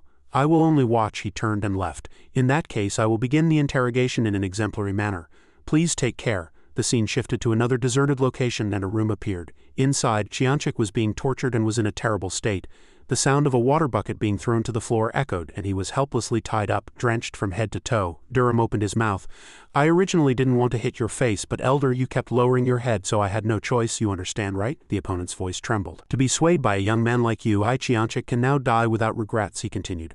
I don't have much time, so I'll ask briefly. When did you first learn about Jampungyan? Chianchik firmly denied. I don't know Jampungyan. Durham spoke even more forcefully. I'll ask again. Since when have you been colluding with the people of Jampungyan? Chianchik still wouldn't confess. I have no connection with Jampungyan. The young man's eyes seemed to pierce through the opponent. After a moment, Durham opened his mouth. Chiangun is your son, isn't he, as you know? If your son is dragged here, I cannot guarantee his life either. Chianchik was enraged. How dare you threaten me? Do you intend to start a war with the Mariang Division? The young man's expression was serious from start to finish. We are waging war with Jampungyan, not the Mariang Division, he shouted in excitement. Release me at once. I will not hold this against you. Durham showed no fear at all. Of course, if the Mariang Division interferes, we will have to fight them too. A faint smile suddenly appeared on the young man's face. What's so great about the Mariang Division? At those words, Chianchik was momentarily stunned. This guy really doesn't fear the Mariang Division. Durham ordered, Junsu, go get Chiangun. Hearing that, Chianchik gritted his teeth in anger, then suddenly shouted, wait, it's been 3 years. The room was eerily quiet. Durham probed with a stern expression. Who else is involved? Chianchuk's face turned ashen and he said weakly, that matter. Outside it was dark and quiet and smoke wafted from a guard's pipe. He was casually lighting his pipe, guarding the door from outside. Suddenly a voice was heard. I need to make some preparations for the distinguished guests who will be visiting this place. The guard asked, what should I prepare? Should I lead the guests to that dark room inside? The other person looked back. Does it have to be there? There are other rooms too. He expressed his thoughts. Sprinkle some fresh blood in each room, buy some rotten meat, put it in every corner and release a few insects. That would be even better for my friends to play with. He hesitated slightly. Do I really have to do that? Durham suddenly looked at him. Do you have a better idea? He quickly replied. How about adding some dog bones? The two men's faces began to change in a peculiar way. An excellent idea. Time flew by quickly, and it was the next day. A normal day began in the fresh air. Guards rushed in with swords and everyone assembled. Suddenly a bulky man shouted, those arrogant bastards! Chenhua was enraged by their rude behavior. Is our Mariang division your playground? Stop those guys. Durham firmly declared, anyone who obstructs the investigation will be mercilessly punished according to Gurian law. Immediately the opposing group attacked fiercely. The soldiers on this side also prepared for the impending brawl. Both sides, armed with weapons, began to relentlessly attack each other. The clash of swords and blades echoed deafeningly. Chenhua began to lose his composure. You scoundrels! Durham still stood motionless, observing every move of his opponent. The familiar scene of an old arched roof, its window slowly opened. Someone's shadow was watching everything from above. Suddenly, Durham seemed to notice something. He looked up, but everything was as usual, with no changes.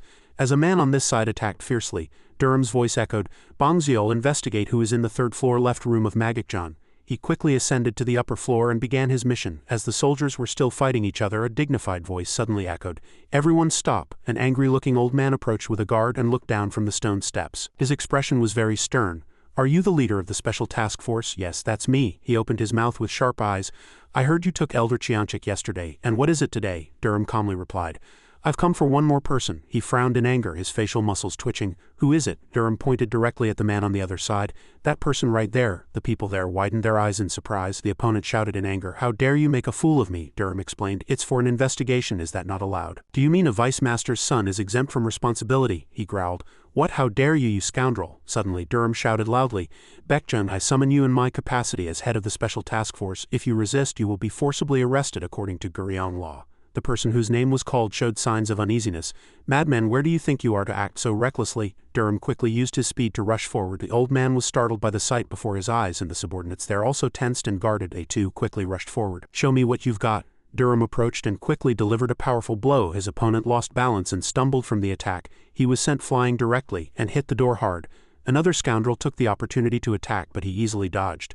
Durham began to counterattack, mustering his strength and instantly knocking down a soldier. At this moment, Baekjun was enraged and quickly rushed towards him. Insolent fellow! He attacked directly forward. Die! In the blink of an eye, his opponent vanished. Suddenly, he was startled by an arm tightly squeezing his neck. The Mariang Division's president shouted in surprise. Baekjun! Durham still had a serious expression. Baekjun, I have no choice but to take you away. The old man was so angry at the situation before his eyes that he was speechless. Disregarding the angry crowd behind him, Durham was very composed. Then I shall take my leave now. Thank you for your cooperation. He turned to his subordinates and ordered, let's go back. Retreat. The old man watched them leave, and Baekjun still resisted in anger. Fear and anger welled up in his heart. If anything happens to Baekjun, that day will be the Suryong unit's Memorial Day, you damn scoundrel. Night had already fallen. In the quiet space, an ancient building stood, and a deep, dark corridor appeared. The corridor led to a room with a calm, dark-toned main seat. 3 shadows sat cross-legged in front of the main seat, and a burly man was anxious. Senior brother, when will I finally be able to see his face? The president of the Mariang Division frowned and asked back. Are you reproaching me now? No, but he said in a low, worried voice, you've already captured 10 people. If Master gets angry like this, at this moment, the Mariang Division's president asked in confusion, but why is Master doing nothing? Another fellow replied. What? Master told us to handle it ourselves. This president looked displeased. Fool, right now we need to provoke those scoundrels. The Lord will be decided within a month, so let's wait until then. The other fellow glanced at the remaining person. He surprisingly spoke calmly. Both senior brothers, we can't just leave it like this. How about we find another way? Hearing those words, the president asked, do you have a plan? At that question, Pyonggui burst out laughing. Haven't you, senior brother, already prepared everything? Struck directly, he faltered for a moment, his eyes filled with surprise. Pyonggui continued, Master also seems to be eagerly awaiting the results. Only then did a smile appear on his face. Confidence and cunning filled his face. It's not finished yet, but if what junior brother says is true, it won't be so bad. Pyonggui asked, when will it be possible? The scene shifted to another building where a voice echoed, Lord is furious. If the vice master becomes enraged, you know what will happen, don't you? Even the division master won't escape involvement. Hearing those words, Baekjo was slightly angered. Are you threatening me now? The old man said calmly. Threatening? No, it means the vice master is that sorrowful. He sat quietly listening. Baekjo still maintained his composure. Anyway, I understand what you're saying, so you may leave, then, if you'll excuse me. Before leaving, the old man said in a confident voice, you know what needs to be done, right? Having finished speaking, he walked out with a satisfied smile. Baekjo pondered for a moment over the words he had just heard. Suddenly, at this moment, he opened his mouth. What do you think? Should we stop, Durham? Suddenly, footsteps were heard from somewhere, slowly approaching. Is that necessary? Anyway, if it's not everything, it's just a meaningless fight, and we have nothing to lose. Their conversation continued. So let Durham do whatever he wants? I think so too. The sun was high in the sky, and an oddly peaceful atmosphere enveloped them. Clear air settled on every ancient roof. Voices were heard on the bustling street.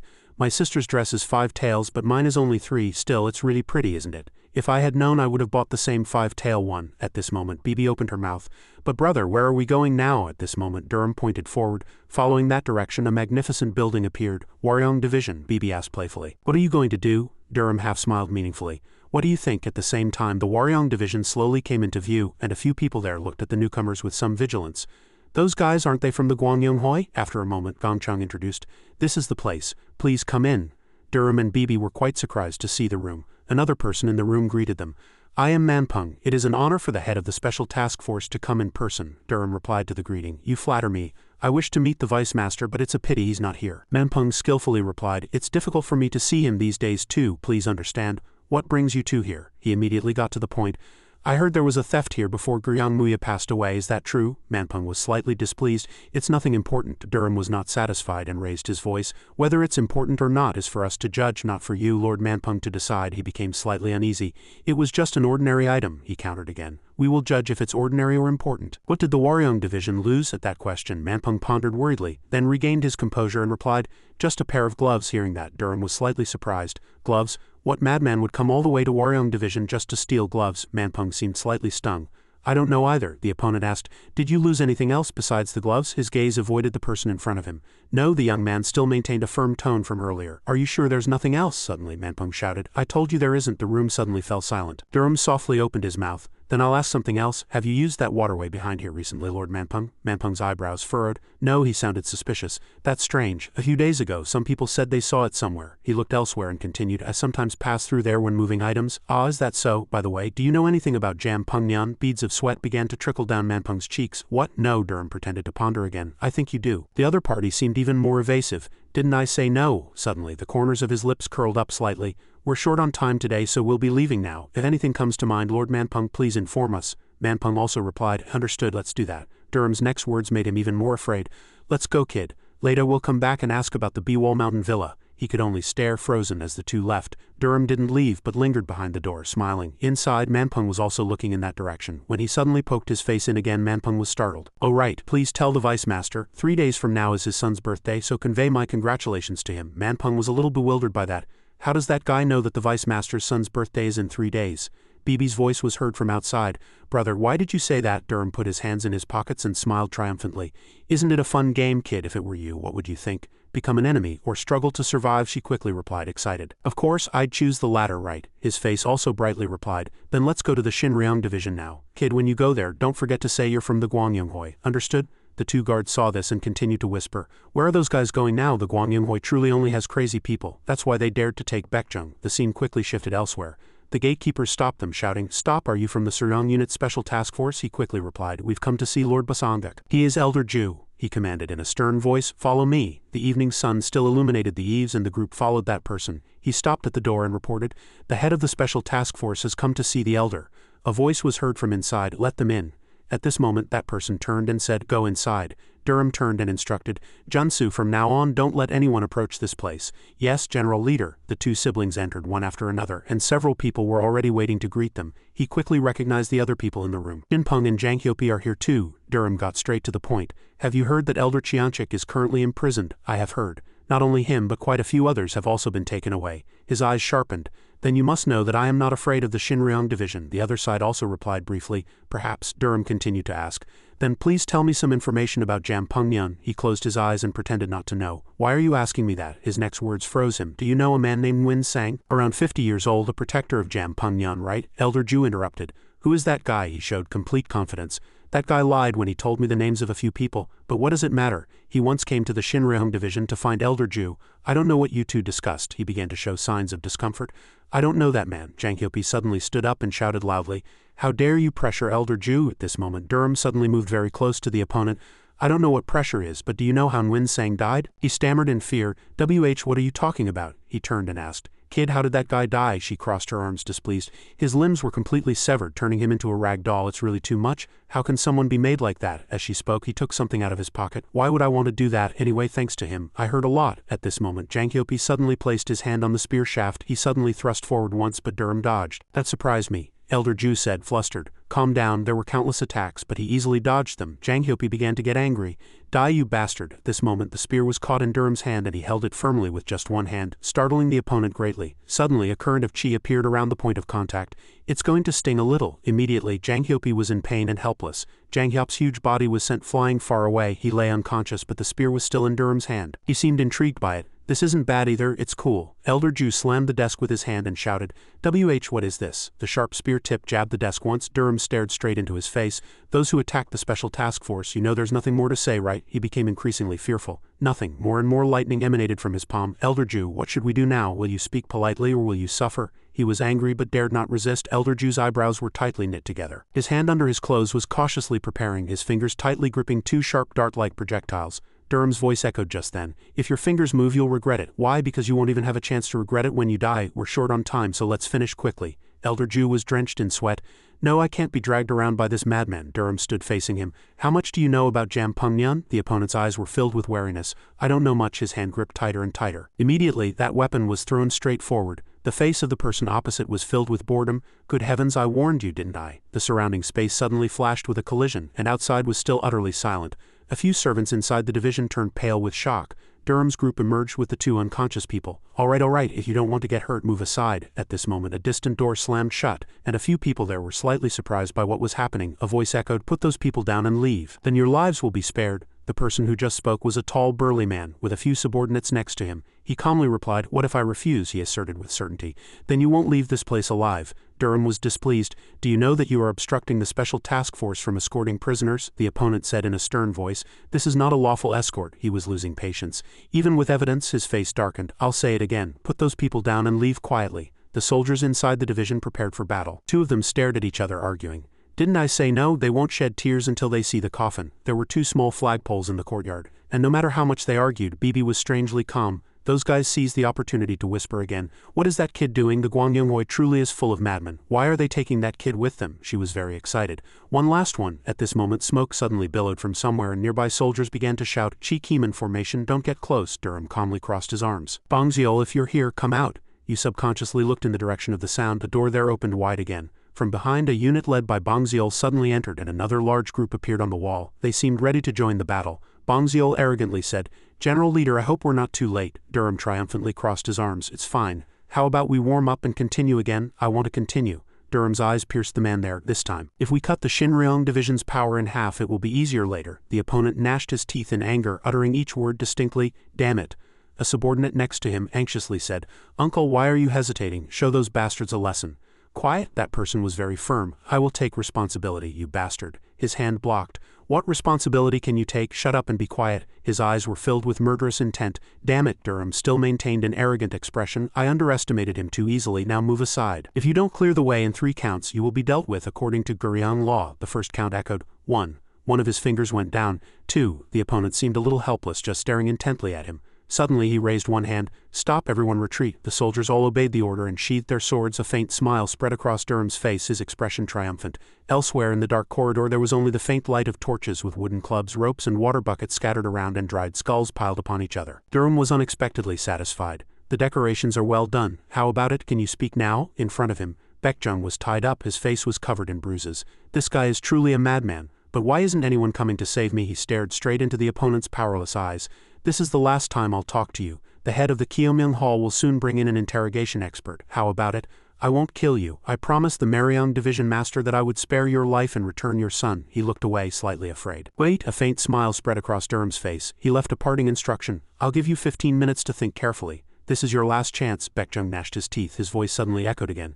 And it's fine if you don't speak, someone else will. He was slightly surprised by what he had just heard. From outside, someone's voice suddenly came. He's here. How did Nguyen Sang die? His limbs were completely severed, turning him into a rag doll. A foot slowly approached this way, and Baekjung clearly heard every word. The interrogation expert, he was truly a devil. The cell door suddenly opened again. The man who entered had all sorts of tools hanging from his clothes. He gaped at the saw hanging from his waist. In one hand he held a hammer, in the other a saw. Where should I start cutting? The hammer hadn't even come down yet, but the opponent screamed, wait, hold on. At this moment it was raining heavily outside, and raindrops poured down fiercely. Under the eaves, people's voices could be heard talking. The person in Magikjan is named Yuichen, and he is said to be the Mariang Division's maternal grandson. 31 years old, unmarried, came to the Mariang Division 8 years ago. Durham bored rested his chin on his hand and looked outside. Is that all? Bang Xiao behind him continued. I don't know much more. He turned around puzzled. Can you draw his face? No, Baekjung's hands are trembling too much. Durham's face was clearly tired. What about his physical features or martial arts? He hesitated slightly before replying that. Still, before he could finish speaking, he suddenly jumped up from his seat. Oh, I forgot about this. I'll go check again. I'll be right back. Just then, Junsu also entered from outside. General Leader. He looked curiously at the retreating figure of the person who had just left. What's wrong? Durham was also not very interested. I don't know. A rookie who can't even do his job. At this moment, Junsu handed him a letter. General Leader, a letter. Durham asked back, a little curious, from whom. A single character on the outside of the envelope caught his attention. Durham's lips curled up again. Are they finally going to move? At this moment, 2 round eyes appeared. The owl's gaze carefully observed its prey. Late at night, the surrounding space was utterly silent. Suddenly, a foot leapt onto the roof tiles. Durham covered his face like an assassin, his eyes lost in thought. The candlelight still burned incessantly, and by now 3 people had arrived here. Kyoang silently stared intently at the person opposite him, and Chianhak also did not speak. Yangdong closed his eyes tightly as if calculating something. The entrance door suddenly opened slightly, and a few people there reacted immediately. Yangdong seemed to recognize the person who had just arrived. Calm down, he's one of us. Durham immediately denied it. Brother Yang, you've misunderstood something. Those 2 and I are not on the same side. He extended his hand forward. I apologize for not informing you in advance that another person would be coming. Please sit first. Let me introduce you. This is Kyoang of the Sangryong Division, and this is Chianhak of the Chialeong Division, my maternal relative. They are brothers who share life and death. Durham also clasped his hands and introduced himself. I am Durham, the 2 exclaimed in surprise simultaneously. Durham, the leader of the Gwangyong Special Task Force by any chance? His eyes grew cold. You called correctly. The 2 also remained silent. He looked around. But the atmosphere in the Qianryong Hall is a bit strange. Do you know why? Yangdong's face was lost in thought. Perhaps it's because my uncle wishes to become the master of Qianryong. Durham spoke directly. He can't hide his ambition for the position of Qianryong master. Shall I try to turn things upside down? Chianhak showed a surprised expression. As expected of the Gwangyonghoi, Yangdong became serious. This is a family matter, so please don't speak like that. It's as if some force is manipulating my uncle, Durham countered directly. Jam Peng Yun, it's not certain yet. Doubt appeared in his eyes. Have you found out who those guys are? His eyebrows furrowed. 3 people, I expect. He offered an opinion. Just give me their names and the information you've gathered and don't interfere after that. Hearing those words, Yangdong objected. How can the dignified heir of Qianryong get involved in such dirty business and tarnish his reputation? Yangdong hesitated, then continued. Anyway, it's a family matter. Durham frowned. If you don't want to give up and do it yourself, is this person's family so angry that they're going to miss this opportunity? While I'm here, there's someone I'd like to meet, Brother Yang. Is there anything else you wish to say? The air in this place suddenly became strangely quiet. At this moment, Yangdong lowered his eyes. I wish there hadn't been so much bloodshed. Durham, the general leader, turned and left. It depends on how they react, but anyway, I will do my best. The door slammed shut, but Durham's voice still echoed inside. Oh my goodness, his shadow leapt out the window. Yangdong then thought to himself, still, I'm really fortunate to have this brother. Thank you. The hallway of the old mansion was dark and quiet, with light only seeping from a single room. At this moment, Zhou Yom awoke and looked towards the light. What is it? Durham sat at the table looking at the candlelight and said, I came to meet someone. Why are you here? To meet the Grand Young Master? He merely smiled, sat down and said, How did you know? Zhou Yom subtly curled his lips. Who else could it be but him? He remained calm. But Brother Zhou, will you continue like this? As the young man's eyes changed strangely, he quickly replied, What do you want me to do? Zhou Yom's eyes widened in surprise at the words that followed. Leave this place. He couldn't hide his look of bewilderment. This is Qianryongbu, Durham proposed to the Special Task Force. The Special Task Force needs someone like Brother Zhou. Hearing that, Zhou Yom was even more bewildered. The Special Task Force? He curled his lips contemptuously. Those pieces of trash. Let's overturn all of them. He clenched his fist and unconsciously repeated, Overturn those pieces of trash. Ah, Zhou Yom showed clear interest. That's a truly wonderful idea. Time passed quickly, and at this moment the sun had just appeared. Conversation echoed in the room. Dig it well without hurting. Careful, careful. I told you not to do that. It's not a matter of doing it or not. It's a matter of concentration. Bibi immediately retorted. How can I dig my ear with this skewer without hurting? He frowned unpleasantly. It's very good for digging ears. Suddenly a voice came from outside the door. General Leader, a guest has arrived, Durham said loudly. Let him in, it's noisy. Meanwhile, Bibi continued to mumble. Should I make this a bit longer? When the door opened, a murderous aura filled the room as if sensing something ominous. His eyes sharpened. Yu Wang-tak entered, radiating murderous intent throughout his body. Durham warned in a cold voice, Kid, step aside for a moment. Hearing that, she had a blank expression. How his face darkened as if he would devour his opponent alive. Yu Wang-tak slowly drew the sword at his waist. He curled his lips. Let's try it. With this, the very next moment, he pointed the tip of his sword at the person in front of him. Yu Wang-tak was slightly surprised to see him easily dodge. He launched a second sword strike, but Durham still dodged it with ease. Bibi watched with amusement, eating snacks nearby. Not bad. Yu Wang-tak incessantly swung his sword at his opponent, but Durham still dodged with a calm expression. He opened his mouth in admiration. Quite skilled. Durham gathered strength in 2 fingers. I'd like to see more at this moment. As Yu Wang-tak leapt up to attack from above, Durham suddenly wore an interesting smile. Due to time constraints, let's end it here. Seeing that, Yu Wang-tak couldn't hide his surprise. His opponent blocked the sword he swung with his bare hand. The lightning from Durham's hand struck slightly away from the sword, and in an instant Yu Wang-tak was pushed back by the force. He planted his feet on the ground, bracing himself so his body wouldn't fly too far. Yu Wang-tak looked at the sword in his hand with worried eyes. So strong? The young man in front of me didn't move an inch from the previous attack. Durham frowned. If you do more, you'll die. Understand? Do you want to continue? At this moment, the opponent quickly put his sword away. I wish to join the special task force. Hearing that, Durham's eyes widened in surprise. Yu Wang-tak stared intently at his opponent without a word. Durham opposite was still calm despite what had just happened. He was startled by the words that burst out. Did your father send you? Yu Wang-tak thought to himself. Father told me to prepare an explanation, as he would guess he sent me. He quickly replied. No, I came on my own accord. Durham looked puzzled. That old man knows too, he judged softly. Then he must have conveyed my words to you. Yu Wang-tak showed clear signs of nervousness. Now I understand why father worried all night if he saw him as an enemy. After a brief silence he spoke. The Waryong Division wishes to temporarily assist the Special Task Force. Durham was slightly surprised. The Special Task Force, not the Suryong Unit? He opened his mouth and asked, anything else? Yu Wang-tak replied, even if the Special Task Force is disbanded, the Waryong Division will fulfill the General Leader's request. Quite interesting. Yu Wang-tak still maintained a calm expression. If I could meet you to discuss in detail. Durham smiled faintly. Of course, and please convey my words. I will erase all memories recorded in that book. Before leaving, he asserted, I will convey it. But Yu Wang-tak suddenly stopped. One thing, may I ask just one thing? Is there any record of a woman there? These words made him suspicious. Did he drift away from his father because of this? The door slightly opened, and Yu Wang-tak's voice was almost broken. Did she die? Durham remained silent, momentarily unsure of what to say. He was surprised by his answer. She didn't die, she just went to a place even your father doesn't know. Yu Wang-tak chuckled softly. Thank you for letting me know. At this moment the door quickly closed. Durham sat at the desk holding a teacup. Kid, pour me some tea, Bibi grumbled. What kind of tea is this? It's just plain water. Do you know how many cups I've had today? He wore an expression of indifference. Pour it, you talk too much. Durham chuckled slyly. Yesterday a pumpkin fell, and today a fish came into the net. That afternoon, during the Shinshi hour, he spoke in a lively voice. Come in, Brother Joe. During the Yushi hour, he cautiously instructed Bangzil. Release all the prisoners in the dungeon. He had a distinctly blank expression. What, all of them? Durham was nonchalant. There's no benefit in holding them longer. Release them before the others gather. Bangzil quickly received the order. Yes, understood. At sunset that day, all the captured individuals were released. When the news spread, countless rumors circulated, and people murmured and debated. They say they were released because of a fire. What are you talking about? The Special Task Force released them all because they were scared. No, they say Guangyang went rampant, and the Suryong unit leader told them to stop. 5 days later, a voice was heard. Nice weather, let's go to Qianryangbu. The scene shifted to Qianryangbu, where a massive and magnificent old mansion stood under the blue sky. A teacup was slammed hard onto the desk. Jun frowned unpleasantly. Why are you here again? What kind of trouble are you stirring up now? He stood calmly in front. I apologize, but we've received a report that this place is harboring a Jam Pungnyan spy, so we've come to investigate. Jun was slightly surprised. Jam Pungnyan, weren't those guys in Shinryangbu and Maryangbu? Durham asked again. Sang Shik Yang Lim Wang Lim. They are in Qianryangjan, correct? Hearing that, Jun was surprised. What are you talking about? They are not Jam Pungnyan spies, he quickly replied. We have sufficient evidence, so please cooperate. Jun was suspicious. Do you really have evidence? Durham extended a neatly folded piece of paper. When we interrogated the elders of Shinryangbu and Maryangbu, they told us.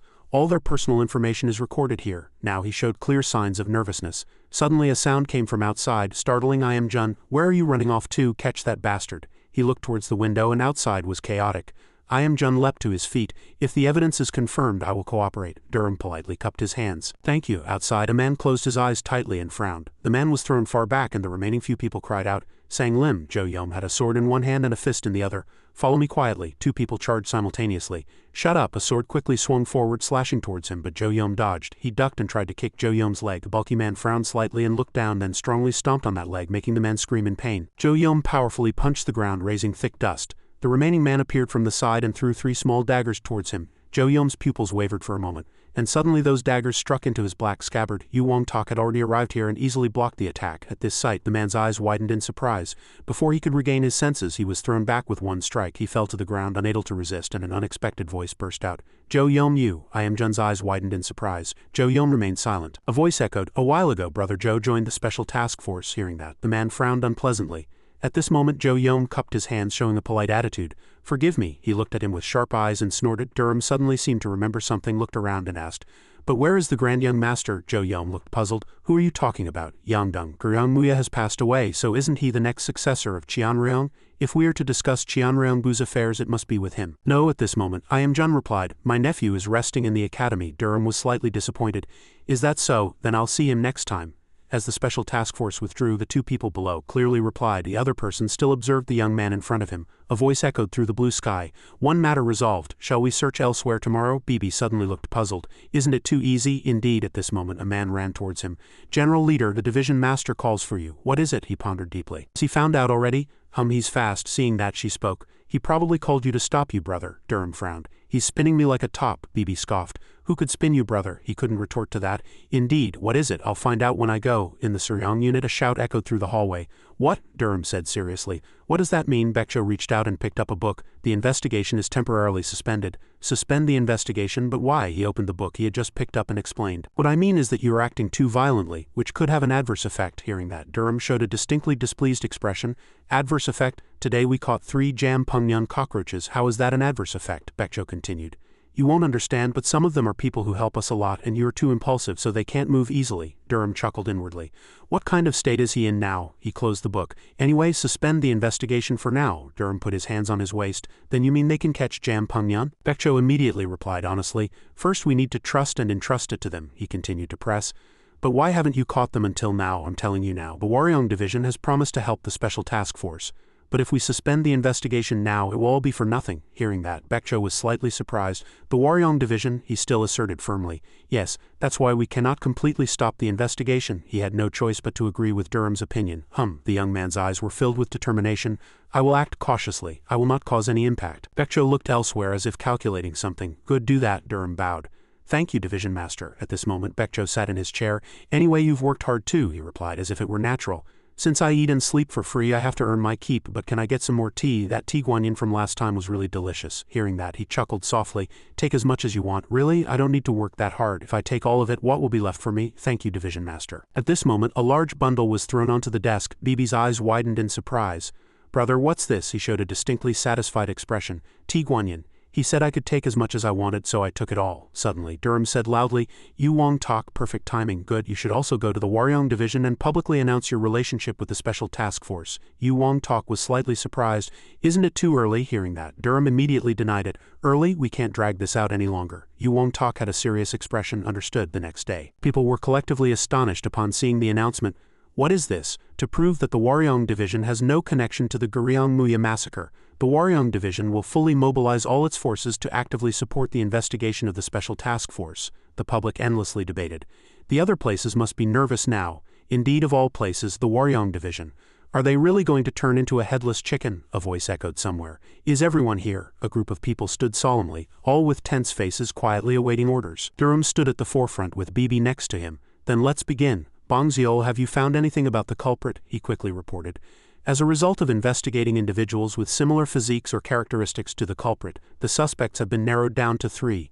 2 have disappeared and 1 is in Jangryongbu.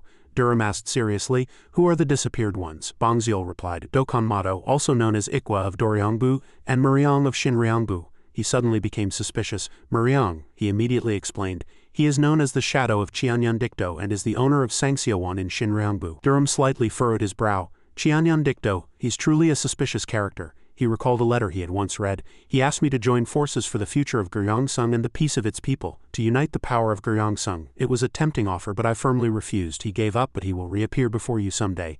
Never confront him, avoid him from afar. Durham stroked his chin. Given that he uses the name Qianzhan derived from Wanziyanzhan, it's highly likely he's delusional. Qianyan Dicto and Qianzhan indeed. Turned his gaze to Bangziel. Have you ever investigated him? At the sudden question, Bangziel was slightly startled. Well, the Shinryong division master is someone I've always respected. Durham crossed his arms. Impossible. Then I'll find out for myself. From now on, everyone act cautiously, step by step. It's not good to be too forward. We'll officially begin operations in 2 days. Each of you thoroughly understand your assigned duties. Donghandu, beneath the blue sky, the sound of waves made the scenery even more beautiful. Bibi spoke. This person suddenly shouted.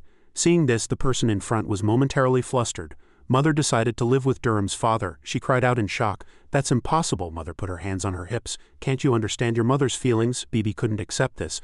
Mom, think about it. If you live with Durham Opa's father, what about me? Do Durham Opa and I have to become siblings? Mother was at a loss then. Then what should I do now? You even have a younger sibling. Bibi immediately burst into tears and ran outside. I don't know. I'm never coming back. Bibi, where are you going? She cried out desperately as she ran. I'm going to die. I'll jump off a cliff and die. Mother tried to stop her. Bibi, come back and don't follow me. The next day, a boat was sailing on the sea.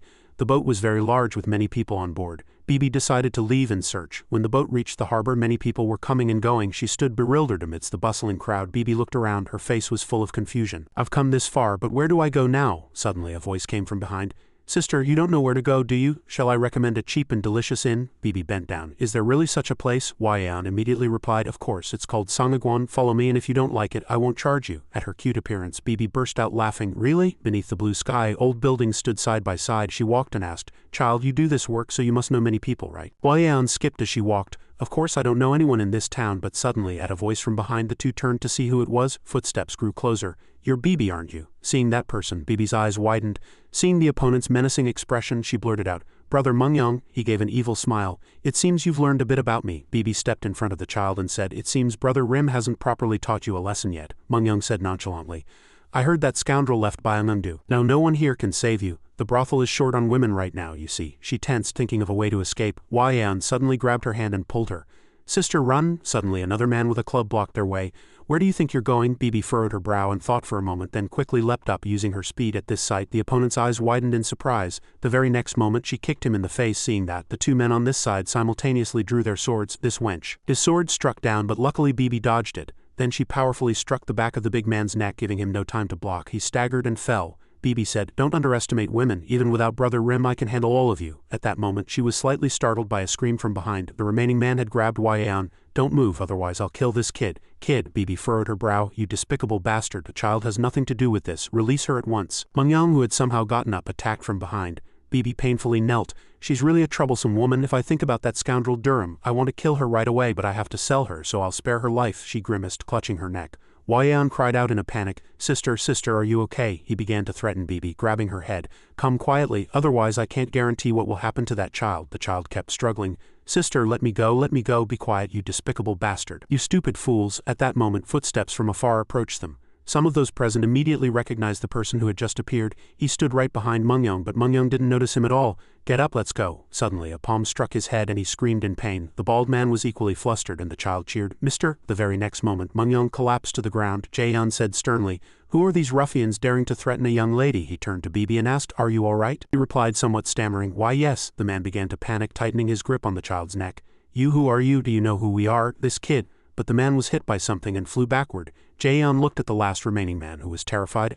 I had just hit him. He clutched his head, trying to get up. What's going on? Who dares? Bibi asked worriedly. Are you okay? I'm fine, mister. That man is really bad. He tried to sell my sister to a brothel. Hearing that, Mungyong was immediately dumbfounded. He couldn't react for a moment. Jaehyun's face darkened. Is that so? Then they weren't ordinary ruffians. It won't end easily. After that, screams and fighting sounds echoed throughout the area. On the outskirts of Gyeongsang, bustling with people, Durham walked and said, Wow, what a nice day. What should I do for 2 days? Bibi excitedly suggested, Oppa, let's go to an inn and eat something delicious. Hearing that, Durham also became interested. That sounds good. Suddenly, a loud noise came from somewhere. Durham looked east where people were gathered. What is it? He turned and said, Kid, it looks interesting. Let's go watch. Some people behind him were somewhat helpless. Guild leader over there, a man struck his plump belly.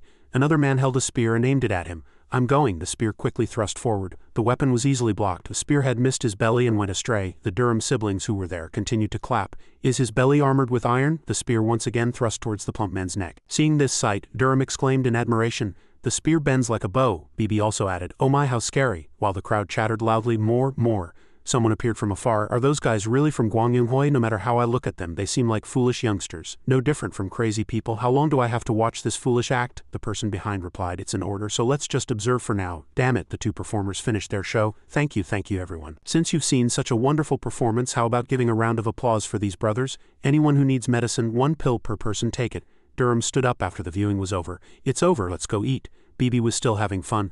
Let's go, Oppa, wasn't it fun? It was fun, right? As they were about to leave, someone called out to them. Young master, handsome young master. Durham turned his head in confusion. Me, the man said in a panic. Young master, aren't you buying medicine? Durham looked in that direction and asked how much. The man quoted the price. 1 pill is 1 silver tael. It's a precious medicine. A while ago this humble person mixed good medicinal herbs brought from the dark market. Its effects are excellent. He was still a little bewildered. Dark market. Durham suddenly fell into thought. Dark market, you say? At his question, the man was surprised. Where is this dark market? Tell me and I'll buy it. The man's face hardened. Why are you curious about such a thing, young master? The dark market is a secret of the commercial world. It cannot be easily revealed to others. Suddenly, Durham shouted, I'll buy 5 pills. Seeing that, the man immediately said, if you go to the Yanggong area of Mojangsheng, you will see a place called Sahajam.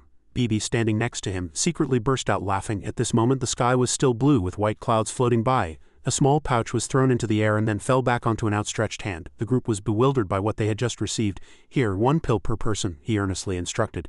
You'll have many occasions to get hurt in the future, so be prepared in advance. That person said it's very effective, so try it and let me know. Durham also threw a pouch to her. Kid, you take one too. I think I saw your leg bleeding earlier. Did I get hurt? Bibi was surprised. He crossed his arms and continued. Just apply that for now. I don't know if it will be effective. Some people behind him were a little helpless.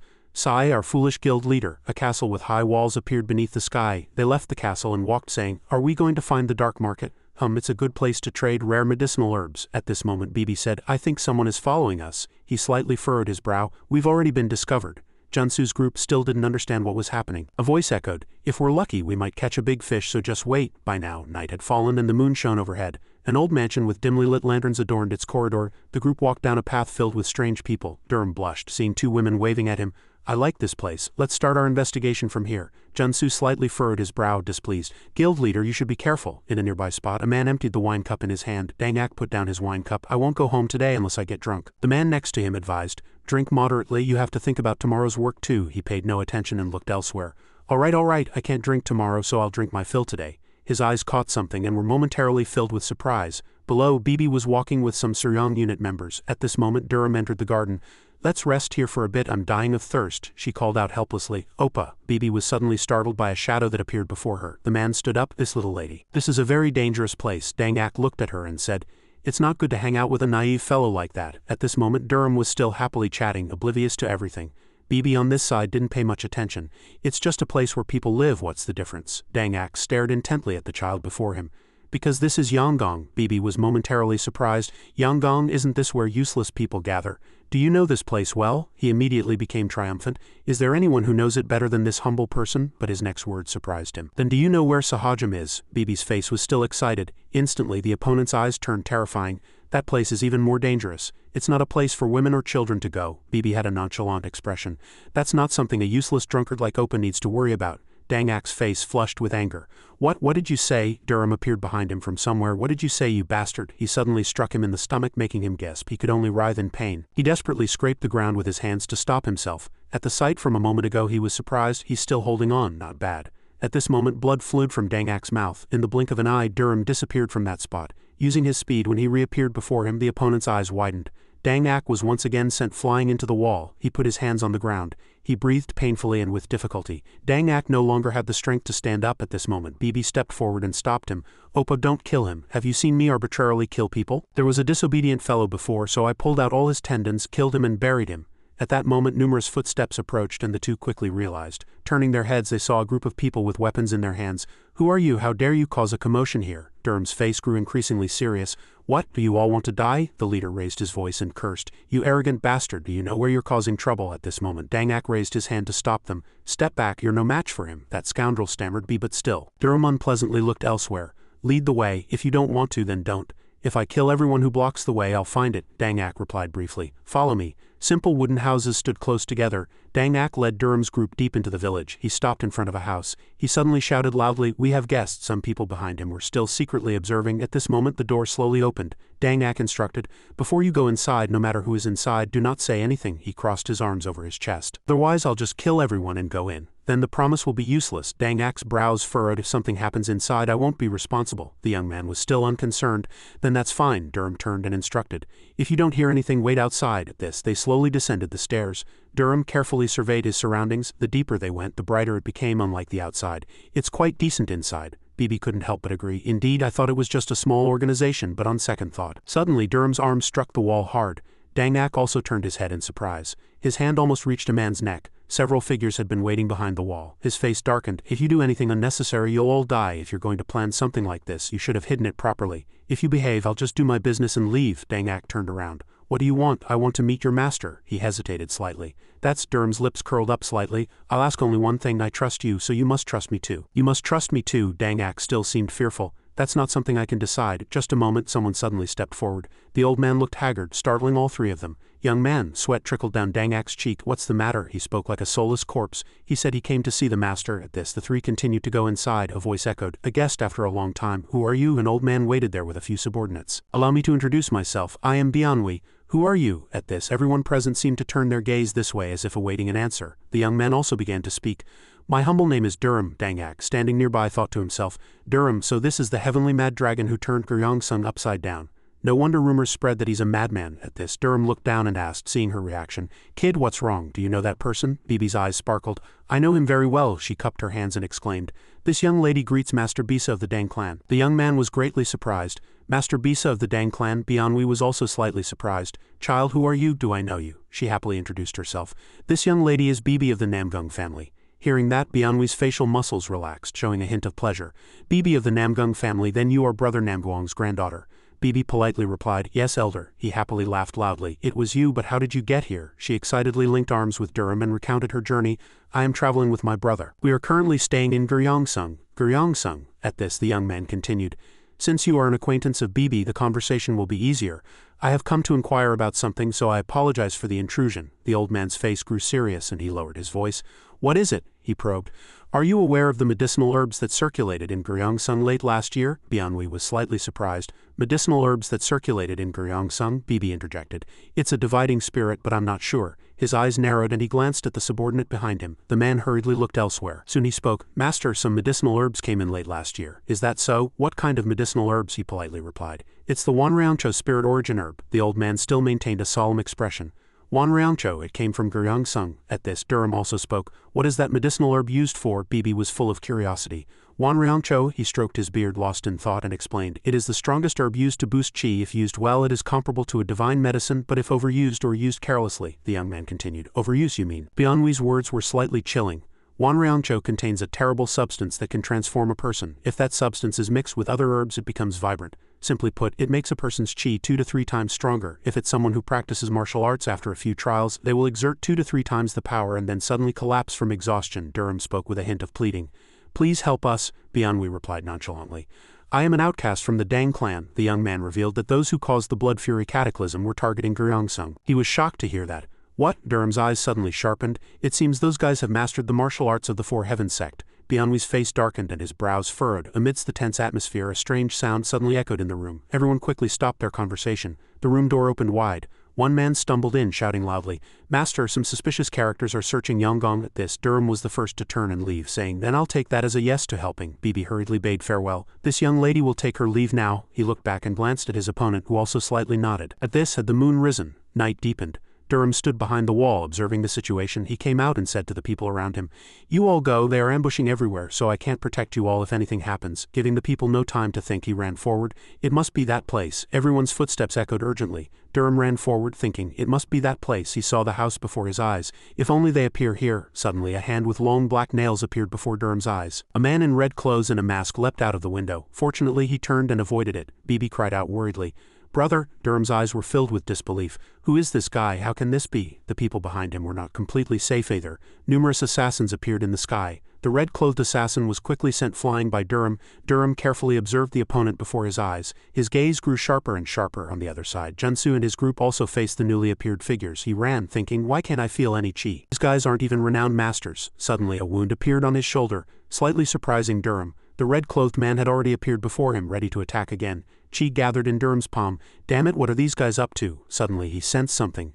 Durham leaped up to avoid it. Another person had appeared behind him. He landed lightly, ready to fight the opponent before his eyes. Fierce killing intent emanated from all of them, and they stared intently at their opponent with sharp eyes. Damn, these guys are strange. The assassin's hand revealed sharp, prepared claws. Durham frowned, thinking, as expected, it's that. The red-clothed men immediately rushed towards him at an incredibly fast speed. It quickly approached Durham. The young man's eyes were fixed straight ahead, and Chi began to gather in his hand. With a single basic attack, the weapon broke. Durham flicked the sword tip sideways, and it flew straight towards the remaining man. His comrade saw it and threw the remaining part of his sword forward. Durham quickly caught the blade, inwardly calculating that he should keep one man alive for interrogation. Durham suddenly sensed something, and his eyes widened. The man leapt straight towards him without the slightest hesitation. What? How did he do that? These guys are all crazy. They acted as if nothing had happened, despite numerous wounds on their bodies. At this, Bibi spoke. Brother, no matter how I look at them, those guys are strange. I understand too. She furrowed her brow. Could it be because of that demon core?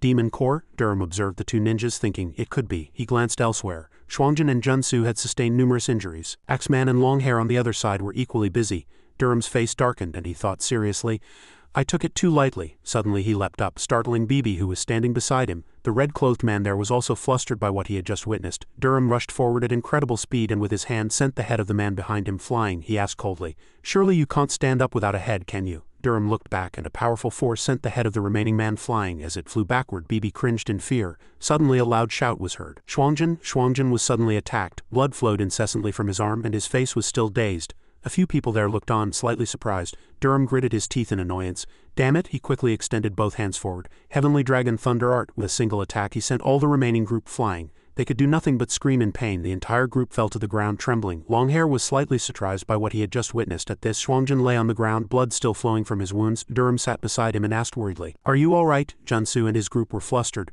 Xuangjin, Durham commanded, quickly bring the medicine. One person spoke.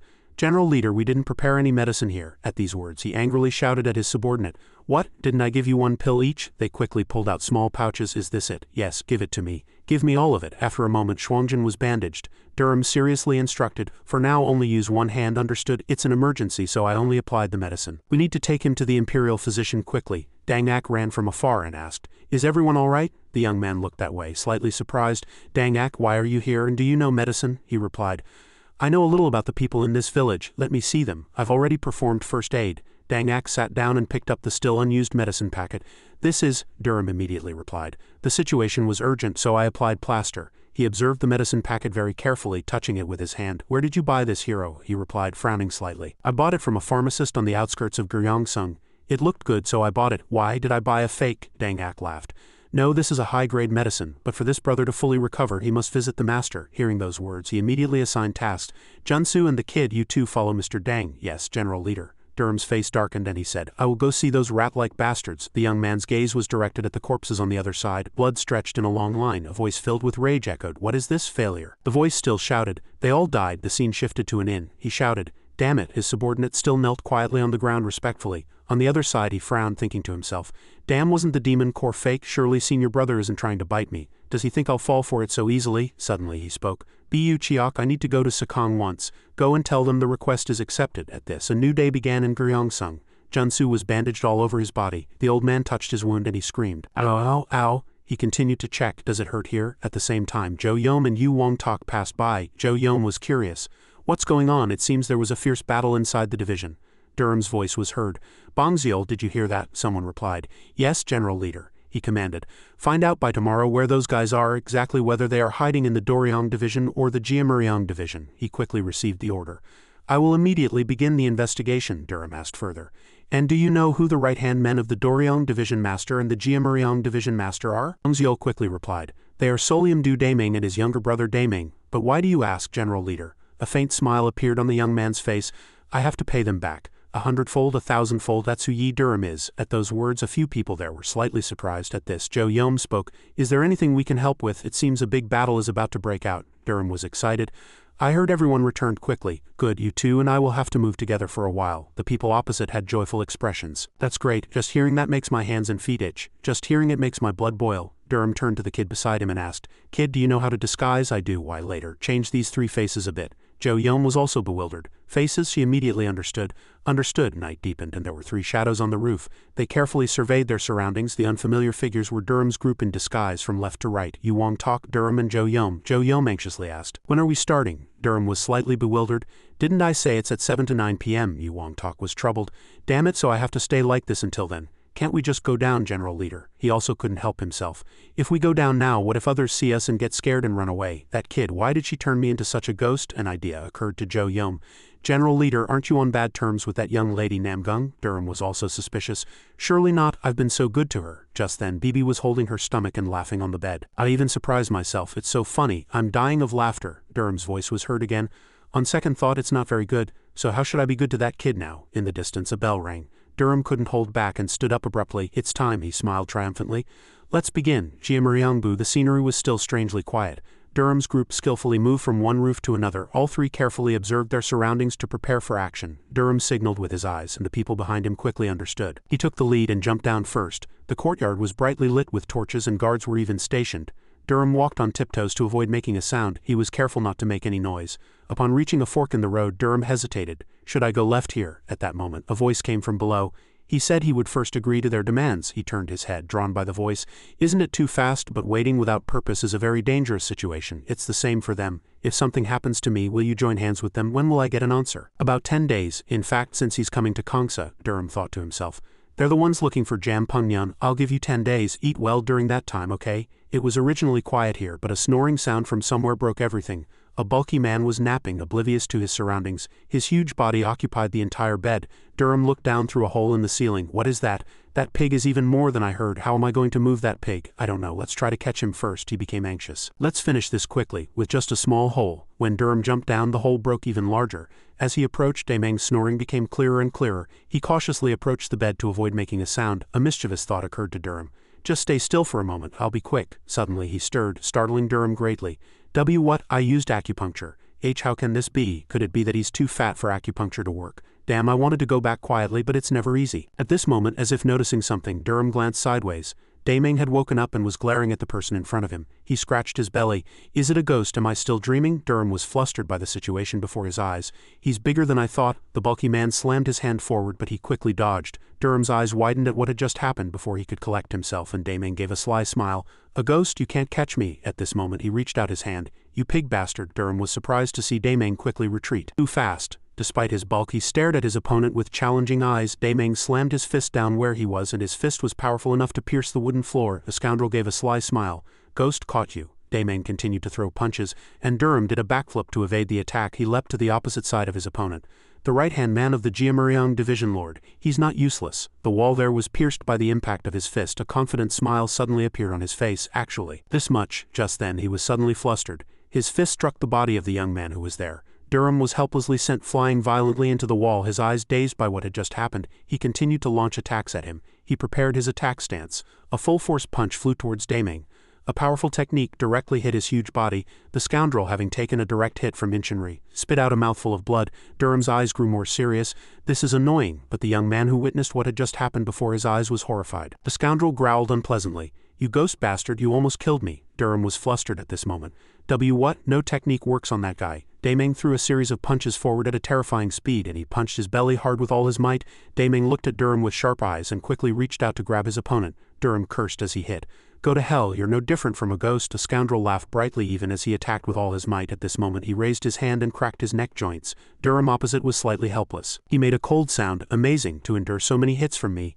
I have to admit it, honestly it's unexpected, he laughed triumphantly. You're not a ghost, whether ghost or human, death is the same for all. Durham smiled confidently. Let's see what you can do. The scoundrel showed interest in the challenging words. This will be fun, he thought to himself. I'll fight seriously too. After a moment the scene shifted elsewhere. Yu Wong Tok was very worried. The general leader has been gone too long. Zhou Yong was still unconcerned. Something happened, but before he could finish speaking, something flew and startled them. Zhou Yong was puzzled. What was that sound? Could it be the general leader? Durham suddenly appeared behind them. Now let's go to Doryongbu. They still couldn't hide their bewilderment. Dameng, what happened to that guy? I ruptured his belly, so I don't know if he's dead or alive. At this moment, soldiers rushed towards the source of the sound. This is Master Jiosang Gun's room. Master Jiosang Gun, are you all right? He was flustered and at a loss. Master Jiosang-gun, what's wrong? Dameng laboriously uttered a few words. Ugly face. A ghost, sir, what are you saying, Master Jiosang-gun? Elsewhere, bloodstains spread across the entire wooden floor and a hand lay motionless beside it. That night, Doryungbu Solium Du Dameng also died at Durham's hands. The scene shifted to Baekjo Suryong Division's fish room. Baekjo was not particularly surprised. I heard Dameng of Jiamuryongbu died. Durham calmly asked. Dameng, isn't that the Jiamuryong Division Lord's younger brother? He quickly replied. That's right, it's him. And Solium Du Dameng also died. Durham suddenly sighed as if bored. Oh, Baekjo immediately asked. You seem to know the reason for this, he hastily denied. Me, how could I know this? I'm not a ghost. He still stared straight at his opponent. Indeed, I heard all three were killed by an ugly-faced, ghost-like pale person, so were they really killed by ghosts? If you don't know, there's nothing I can do anyway. I have something else to say. In a few days someone will come here, so please take care of him. Durham thought carefully. A new person. He's moving step by step. He raised his voice and asked Baekjo, who is that person? Durham frowned, feeling a little displeased. Who on earth is coming? Baekjo glanced at Wuxia. In the martial world, they call him Myungpo Shinging. As soon as he heard those words, he quickly recognized the identity of the person mentioned. Myungpo Shinging Wuxia, the best archer in the world, is coming here? Ha, are even the 10 devils converging on Gyeongsung now? Finally, he slightly bowed his head and spoke. Understood, I will act together with him. The morning sun and blue sky created a peaceful scene. As Durham walked out along the stone path, someone suddenly appeared from somewhere with a worried voice. What did the division master say? He glanced at Zhou Yom and the other person, slightly surprised. You two were waiting for me, the other side spoke. How was it? Was he very angry? Not necessarily, but there's a more important matter. Suddenly, Durham couldn't help but pay attention to someone urgently shouting, General Leader, General Leader. Peng Yong ran from afar, her face extremely worried. General Leader, I found it. I got information about the medicinal herb you mentioned. He couldn't hide his joy and immediately asked, Really? Where? She frowned and cautiously spoke the information she had found. It's Baekjabang on the outskirts. They're secretly cultivating poppies there. He quickly asked without rushing to conclusions. Evidence? She replied very confidently and firmly. We're collecting it. Good, report to me as soon as the evidence is secured. Soon, someone will come to Gyeongsung to act with us. Zhou Yom was slightly surprised and immediately asked, Who is it? The corners of his lips curled up with a hint of triumphant pride that was hard to hide. Myungpo Shinging Wuxia. His eyes widened, unable to believe what he had just heard. Wuxia, that Wuxia, one of the 10 devils. Why is he coming to Gyeongsung? He closed his eyes and calmly replied. The division master seems to have invited him. When he comes, there will be a big commotion. Under the blue sky, his answer was truly light. Not necessarily. If he becomes a person of Gyeongsung, everything will change. On a bustling small street, the noisy sounds continued even in the evening. An inn with an old wooden sign bathed in the evening sun. Someone was quietly observing the street scene from the window, and another person was scanning every corner of the room. Peng Yong held the teacup in her hand, her eyes still fixed on their original spot. Is the old man in white inside? He quietly approached and cautiously reported. Number 8 and number 9 have gone in to check. Suddenly, something unexpected happened, startling her for a moment. What? 3 men were approaching the door of a house. Each had a bundle full of mysterious items on their backs. She immediately drew her sword and commanded, Let's go. He replied firmly, Yes. Scene shifted to night, with only a reddish glow remaining on the house wall. Inside the warehouse, countless small sacks with sealed entrances were piled on shelves. They filled the warehouse, making it even darker here. He scanned the room from behind in a low voice. It's bigger than I thought, but he was immediately stopped by Peng Yong. Shish, his voice became even softer, mixed with a hint of regret. Excuse me. The two hid behind a large shelf and cautiously looked around. After a moment she finally spoke. Let's go deeper. The two walked along the shelf and small footsteps echoed in the room. She kept looking around as if searching for something. Suddenly her eyes widened as if she had seen something she shouldn't have. Countless sharp knives flew from somewhere, but luckily Peng Yong dodged them. Damn it, the person behind was also constantly worried. Are you alright? Suddenly she reached out, grabbed his head and firmly pushed him down. Get down. Immediately after, the shelf in front collapsed, heading straight towards where they were standing. Peng Yong's hand quickly reached back and grabbed her sword.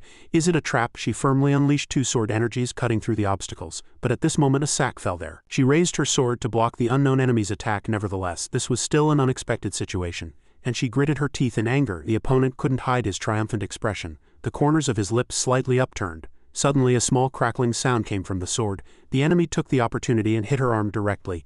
Seeing her violently collide with the shelf behind her, the person next to her shouted in alarm. General Leader. Without waiting for any command, he immediately drew his sword and attacked. You bastards! Wuxia watched with murderous eyes, and suddenly a streak of blood spurted out, almost filling the screen.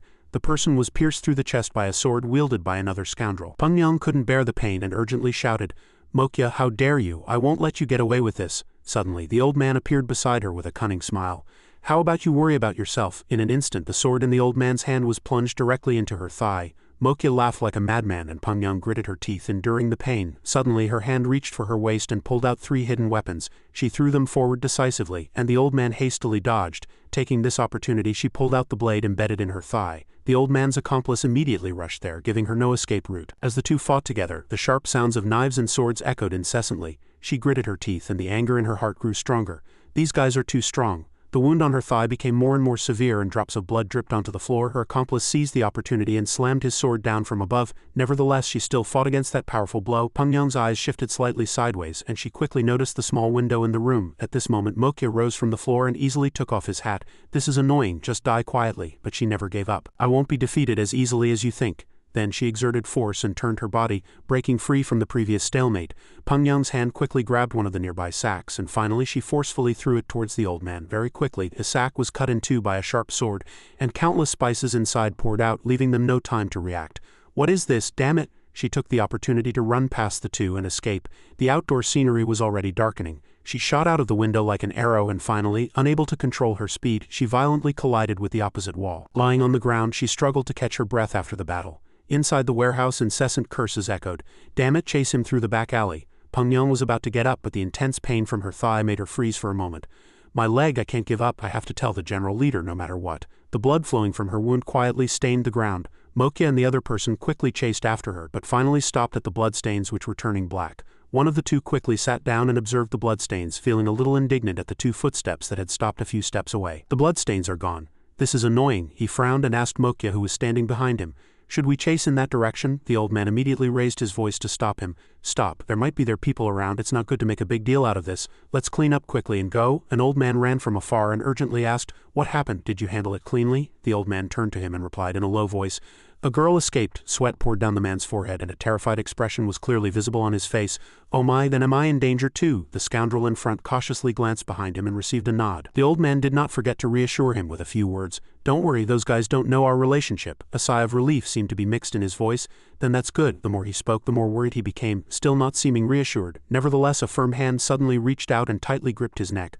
Mokia tightened his grip even more with a cunning smile mixed with triumph. If you die, how will those guys know? He glanced sideways and chuckled evilly a few times. At this moment, the scene shifted back to another street and someone was heard shouting, call a physician. Quickly, Bang Xiol was reading a book when he heard the sound and looked up. The servant carrying Peng Yang on his back exclaimed frantically, call a physician, quickly.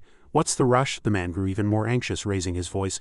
Leader Peng Yang is injured. Bang Xiol began to panic. What happened? Who did this to her? So noisy, she weakly said, enduring the pain. Where's the general leader? He was too flustered to think. How should I know where he is? The door burst open and Durham entered calmly. He's here. No need to stand up, just lie down and speak. Bibi's eyes widened as she looked at her and softly called out, Sister. At this, she stopped her attempt to get up. Yes, a quick glance was enough for him to grasp the situation. Was it at Baekchobang? Yes. He turned his head and scrutinized Bang Xiol, who was standing next to him. This made Bang Xiol slightly flustered and he cleared his throat to cover it up. Ahem, he crossed his arms and began to demand, what are you waiting for? If you knew it was Baekchobang, go and investigate at once. Yes. He closed his eyes and let out a tired remark. Completely clueless, suddenly Bibi frowned and said, Brother, you should leave too. He couldn't help but ask in slight surprise. Me too. She turned her head and looked at him with a judgmental gaze. I need to treat her leg, you see. Do you want to see her thigh, brother? He lightly stroked his chin, wanting to stay a bit longer. I still have something to ask. You told someone else to investigate, brother. Ask after the treatment is done. Durham was slightly flustered. Is that really necessary? But in the end he turned and left as she said. Come to my room when you're done. He was now deep in thought. Baekchobang, it wouldn't be just ordinary guards from a medicinal herb division. Did they know they were being watched and set a trap for us? Judging by Leader Peng Yang's condition, it's likely they pursued her to silence her. They know her. Will she be okay? At this moment, night deepened and the room on the second floor was still lit. Bibi was busy tidying her tools and reporting the situation. Has sister been moved to a physician? How long will it take for her to recover? She paused, thinking carefully. Well, roughly. Just then, Bang Xiol suddenly rushed in from outside. General Leader, the head of Baekchobang and 3 servants are dead. At this, he couldn't help but question. Are they trying to eliminate loose ends? He paused for a moment, then continued. Their bodies have been moved to the Suryong units underground. Elder Guryeon's body was taken by the Waryong unit's Haochi, so we couldn't investigate it. He immediately stood up. All right, kid, let's go. Understood, brother. The scene shifted to a dark and damp wall. 3 burly men lay on straw mats and her question followed. Brother, do you recognize them? Durham frowned. That guy again? Yes, Gui Jinbaekdo. Zhou Yom, upon hearing this, could not maintain his composure.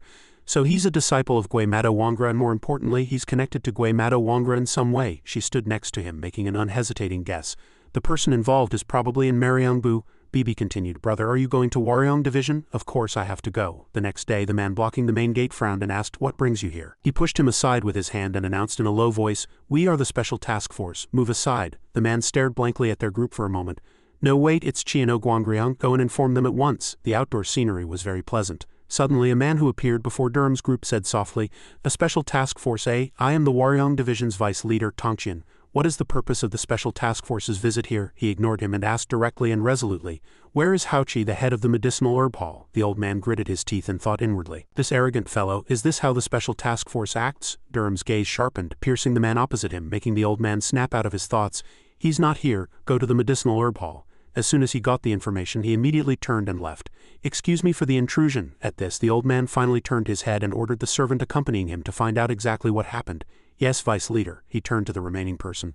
How many times has that guy been so arrogant? He replied very briefly. 3 times, then for the next 3 days. Reduce the Suryong unit's meat ration by 1/3 and lower its quality to the lowest. The scene shifted to a small house under the shade of green trees. The tightly closed wooden door indicated tranquility, and someone's nose twitched slightly as if searching for something. Durham led his group looking at the medicine cabinet and said, the scent of medicinal herbs is quite good. BB continued, is this high-grade medicine? I think so. A low, hoarse voice suddenly echoed from inside. I apologize for the delay. The man wiped his hands and quietly offered a greeting. I am Haoqi. He stepped forward and said, I need to see Elder Guiyan's body. He slightly furrowed his brows. The body, you say? I cannot allow it. Durham continued. Do you not wish to catch the culprit? But he remained firm. Can you catch him? Durham's gaze was still resolute. If you cooperate. After a moment of thought, the man turned and went inside. Follow me. He died instantly from a broken neck. At this, BB reached out and examined it for a long time, then said, the culprit is definitely a disciple of Wangra. She frowned further, deep in thought, to learn Wangra's Gui Jinbaekdo. There is one martial art that must be learned first, she observed and offered her deduction. It's Jinbaekyo. Gui and Jinbaek combined to form Gui Jinbaekdo. The evidence will probably be even more accurate than the sword technique. Brother, when are you going to catch him? He looked at this little lady with a slightly displeased tone. I said someone is coming tomorrow, so it will be very difficult. I need to train the newcomer and give him something to do so he earns his keep. The next day, sunlight reflected off a white wall. Baekjo reached out to the other person in the room and quietly began. Please greet him. This is Elder Wuxia, the man replied with an elegant demeanor and a smile, bowing in return. I am Wuxia, my Ungpo Shinging Wuxia. He also courteously bowed, clasping his hands. I am Lee Durham. Elder, please call me Durham for now. I have long heard of your esteemed reputation. The man lightly chuckled, modestly denying what was just said. Elder, please don't believe too much. His eyes as he spoke could not hide his amusement. But I think it's all true, the other party quickly continued. You have come at a very opportune time, as we are in need of a master. He quietly closed his eyes and offered a small condition. If you need my help, just say the word. After all, I didn't come here just to play. Baekjo's eyes assessed him inwardly. I must not let my guard down against that innocent-looking exterior. At this, Durham still maintained a polite attitude. Thank you, Elder. Your words put my mind at ease. The young man's face suddenly changed in a peculiar way. That afternoon, the afternoon sun was indescribably scorching and noisy sounds echoed from afar. Several people whispered incessantly. What's going on? Someone tell me. Guangriang has appeared, so something must be happening again. Indeed, he and Wuxia were strolling through the streets. We are the Special Task Force. Open the gate. If you don't open it, we will break in as we please. At this, the gate slowly opened, and he still stood grandly before the division inspecting the large wooden gate. Countless urgent footsteps echoed, and suddenly an unpleasant voice was heard from above. What is that madman doing here so early in the morning? Tell him not to move and to wait for me. Sun Chak bowed respectfully. Yes, Division Master. His face was filled with coldness and seriousness, and he thought inwardly, he's no ordinary fellow anyway, so if I rush too much he'll just leave. This moment a large hand went up and he loudly commanded to find Jam Pengnian. As soon as he finished speaking, everyone rushed forward in unison. Suddenly a voice echoed, drawing Durham's attention. What now? The man came out with 2 subordinates and angrily shouted, What's all this commotion so early in the morning? Seeing that, he lightly chuckled. Have you come out? I've come to find a disciple of Gui Mado Wangra, the old man exclaimed in shock.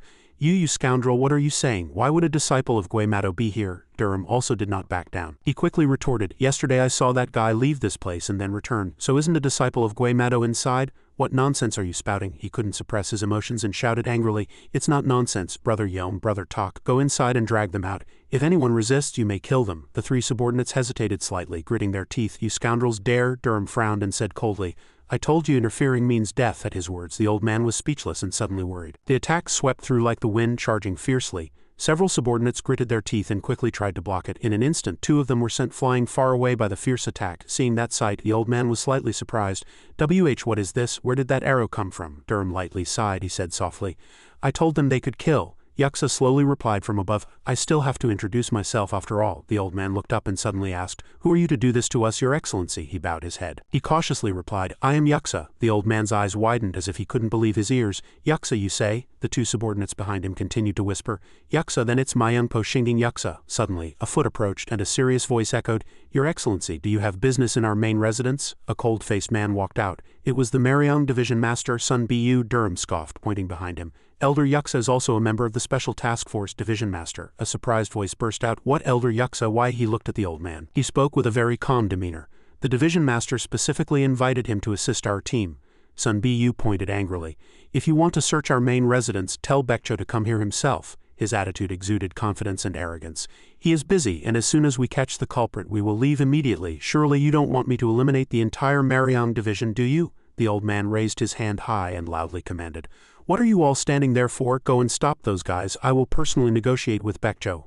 Sun Bu walked out majestically, followed by his imposing subordinates. This is Mariangbu. Durham chuckled lightly with a hint of disdain, and in an instant countless subordinates appeared behind him. Fine, if you want to fight, then fight. The few people on the other side seemed to be observing something and whispering. As if noticing something, Durham's eyebrows furrowed with caution. Without waiting long, he quickly leapt up. The fleeing figures behind were Jam Pengnian's men, but Sun Bu immediately stepped forward to block them, not allowing Durham to have his way. Where are you going? The two's hands met, creating an invisible flow of power. With that powerful force, the two were sent flying far away. Durham clicked his tongue and shouted, Brother, block that guy? Seeing that, Sun Bu quickly tried to stop him. Impossible. The old man stared at him with a stern face. Suddenly a fierce attack came from somewhere towards Sun Bu. The old man gritted his teeth and frowned in anger. Yuxia held his bow, staring intently ahead, preparing his next attack. At this moment the subordinates rushed forward in turn, but Durham was rushing fiercely from behind. Where are you all going in such a hurry? A flow of energy was created from his hand. The two simultaneously swung their hands and the attack quickly flew towards him. But Durham easily evaded it with a light block. Realizing the situation was becoming increasingly unfavorable, the two quickly fled. Damn it, he raised his hand and complained. How annoying. The silver-white energy moved forward like a hunting beast. The two were terrified by that powerful force. It caused a huge explosion, sending everything flying into the air. Durham slowly observed. He wore an intriguing smile. Dust-covered hands lay on the ground and painful groans echoed all around. Durham calmly observed and said in a threatening voice, Do you understand that you cannot escape from me? Suddenly a loud noise was heard and subordinates suddenly leapt down from above. Seeing the three approaching, he quietly asked, What happened? Jiansu replied seriously. Most of them were handled by Elder Zhou and Brother Tak. Durham frowned and asked, Did anyone escape? He turned to look at him. We found an underground passage, so a few more people went after them. Durham continued, Then what about Shindo Yanpeng? Jiansu's voice suddenly grew cold. We searched everywhere, but he was nowhere to be seen. He bit his lip as if anger was welling up inside him. Damn it, is there another rat hole? Zhou Yom and Yu Wang Tak suddenly appeared from the door, making Durham slightly puzzled. After a moment of thought, he pointed ahead. Brother Yom, go towards this Magikjan. The underground passage will lead there. Understood. As soon as he finished speaking, the two quickly left.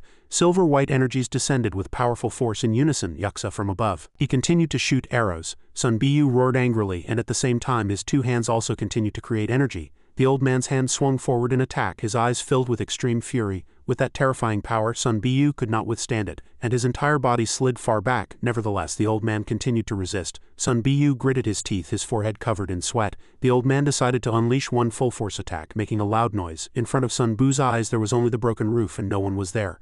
The old man stood there dumbfounded. Sun Bu's hand trembled as he stared straight ahead. Mayungpo Shinging Yuxia's reputation was indeed not in vain. He was terrifyingly strong, and Yuxia showed no wavering. He glanced down.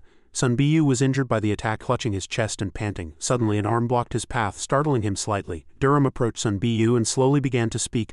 Let's stop here. Yuxia, still maintaining a cold expression, asked if he had made a decision. He replied with a bitter smile, I was merely caught in this situation by chance. From the beginning we didn't come here to fight the Mariang Division, did we? We merely had some differing opinions and quarreled, isn't that right? Sun Bu's face darkened with anger at those words. You wretched bastard, how dare you mock me? Durham turned around nonchalantly and said, Handle the rest as you see fit. He looked left and then right again, but there was only an angry gaze. Are you all right? And didn't I only ask you to hand over the culprit? If you had agreed, you wouldn't have been injured like this. Why are you so stubborn, Elder? He ignored the anger emanating from behind him. Suddenly, Sun Bu knelt and another person rushed to support him. Brother. Durham quickly excused himself. I had no ill intention, so please don't misunderstand. The old man gnashed his teeth and glared. Do you really mean you didn't want to? Durham suddenly became serious. Are you suggesting I should kill everyone? At those words the old man's body stiffened. He stared with icy eyes. Durham turned to leave. Are not the warriors of the Mariang Division also brothers of Gyeongsung? What we want are those Jam Pengnian bastards, not the Mariang Division. But if you wish to fight to the end, then there is no choice. Those who resist will die. His subordinates saw this and thought inwardly, we are also warriors of Guryangsung. Damn, because of those Jampungnyun bastards. Durham slowly turned back and said casually, my nature is to do as I please, but I am enduring this much for the elders present here. As he continued to move forward, Zhou Yom approached. A man was carried in his arms. He spoke softly. I encountered intruders in the underground passage of Imagak and was delayed. Durham looked at the two men who had their heads bowed. I will take these two men, and I will seal the gates for the time being, so don't forget. Come, the hunt is over, let's go. The sunlight rose higher, illuminating the ancient buildings. A man stood imposingly in the center of the room, his arms crossed over his chest. Sitting high in the ceiling, he spoke in a stern voice. How did things come to this? The president of the Mariang division respectfully bowed his head and reported, this disciple was too careless, master. The old man's eyes were deep and unwavering, staring straight ahead. A moment of carelessness has created a hole in the net I cast. The greater problem is that it has plunged the position of Guryangsung Lord into a maze. Is there any way to atone for your sin? Otherwise your position as my disciple and successor will vanish. His two brothers could only watch, speechless. His forehead was now drenched in sweat. The faction is secure. The Bakhmadan are warriors, so they can fill the vacant positions in the marrying division, the burly man spoke. But senior brother, the Bakhmadan is not yet complete, is it? He furrowed his brow, his eyes filled with murderous intent. He looked at him and said, it will be complete soon. The other person, unconcerned, continued to press. When will that be? There are only 10 days left until the election of the Guryangsung Lord. Can it be done by then? That guy, looking stung, turned his face away and said unpleasantly, don't worry, that will be enough time, he continued. Does that mean junior brother Pyonggui and I have to work ourselves to death in the meantime? At these words, the opponent gnashed his teeth in anger. The ceiling opened, breaking the tense atmosphere. Before the Guryangsung Lord is decided, the power of Leon must not be revealed for the time being. Pyonggui will oversee all matters. Pyonggui closed his eyes tightly, and his complexion suddenly darkened. The remaining two said nothing, merely clicking their tongues and shaking their heads. That guy scoffed, his voice filled with triumph. Did you think master would hand over command to a fool like you? Pyonggui suddenly stood up and bowed his head. Although it is a temporary position, a disciple as inexperienced as myself needs the help of both senior brothers. The opponent replied coldly, my mistake has caused you trouble. If you ever need help, just say the word, junior brother. The burly man glanced at Pyonggui. He thought inwardly, until I receive word from the elder I can't do anything. Beneath the blue sky, a peaceful aura permeated the entire Waryeong division. A lively voice resonated throughout the space. Amazing, truly amazing. I defeated a giant dragon for such a small reason. Is being too big also a burden? Gongchang held a teacup and said softly, it's always been like that. His face was very calm and his eyes were half closed. I don't know if this is good fortune either. Gongchang became more serious than ever. At this opportunity I will send the 48 guests to him. Manpeng's eyes widened in surprise and he said, sending the 48 guests. He looked down with sharp eyes. Is that not enough to control Baekjo? His face was more ferocious than ever. Ah, so that was it. Gongchang gently set down his teacup. If the growth of the Guangryang becomes a burden to everyone, it will also be a burden to Baekjo, Manpeng immediately replied. There's a saying, when the cunning rabbit is caught, the hunting dog is boiled and eaten. Their conversation continued. First, time is of the essence, so we will also have an opportunity. Will Baekjo accept it willingly? He suddenly let out a laugh, and with cunning eyes stared straight ahead. Right now he won't have time to think about the future. Narrowed his eyes and scoffed. If we send the 48 guests, Guangryang will be very pleased. A soft voice echoed. We might even be able to finish the story. At this moment elsewhere, chopsticks were slammed hard onto the desk and an angry shout erupted. Damn it, blast it. Some bastards get to eat fresh meat while I have to chew on grass in a soup with a few rotten meat scraps, another person chimed in. Tell me about it. Complaining voices continued to echo. We suffered together, so why this discrimination? I think so too. Hearing those words, Durham said in a stern voice. What nonsense are you all spouting? Junsu stood up and explained in a loud voice. The amount of meat provided has been reduced by 1/3, so only the Guangryang Corps. He crossed his arms and coldly retorted. So only we get to eat delicious meat while the Suryong unit gets rotten meat? He furrowed his brow. The cook said they've been eating like that for 3 days. Bongziel continued. I heard the Waryeong division dislikes us, so they sometimes reduce our supplies. Durham raised his hand and stroked his chin, lost in deep thought. Is that so? Suddenly he slammed his hand on the desk and stood up. Let's go. At those words the two people before him looked very puzzled. Yes, where are we going? Suddenly he curled his lips and declared confidently. To catch the bastards who stole our things. In the Waryeong division a trembling, hesitant voice echoed. What's going on? Durham walked and commanded with a finger.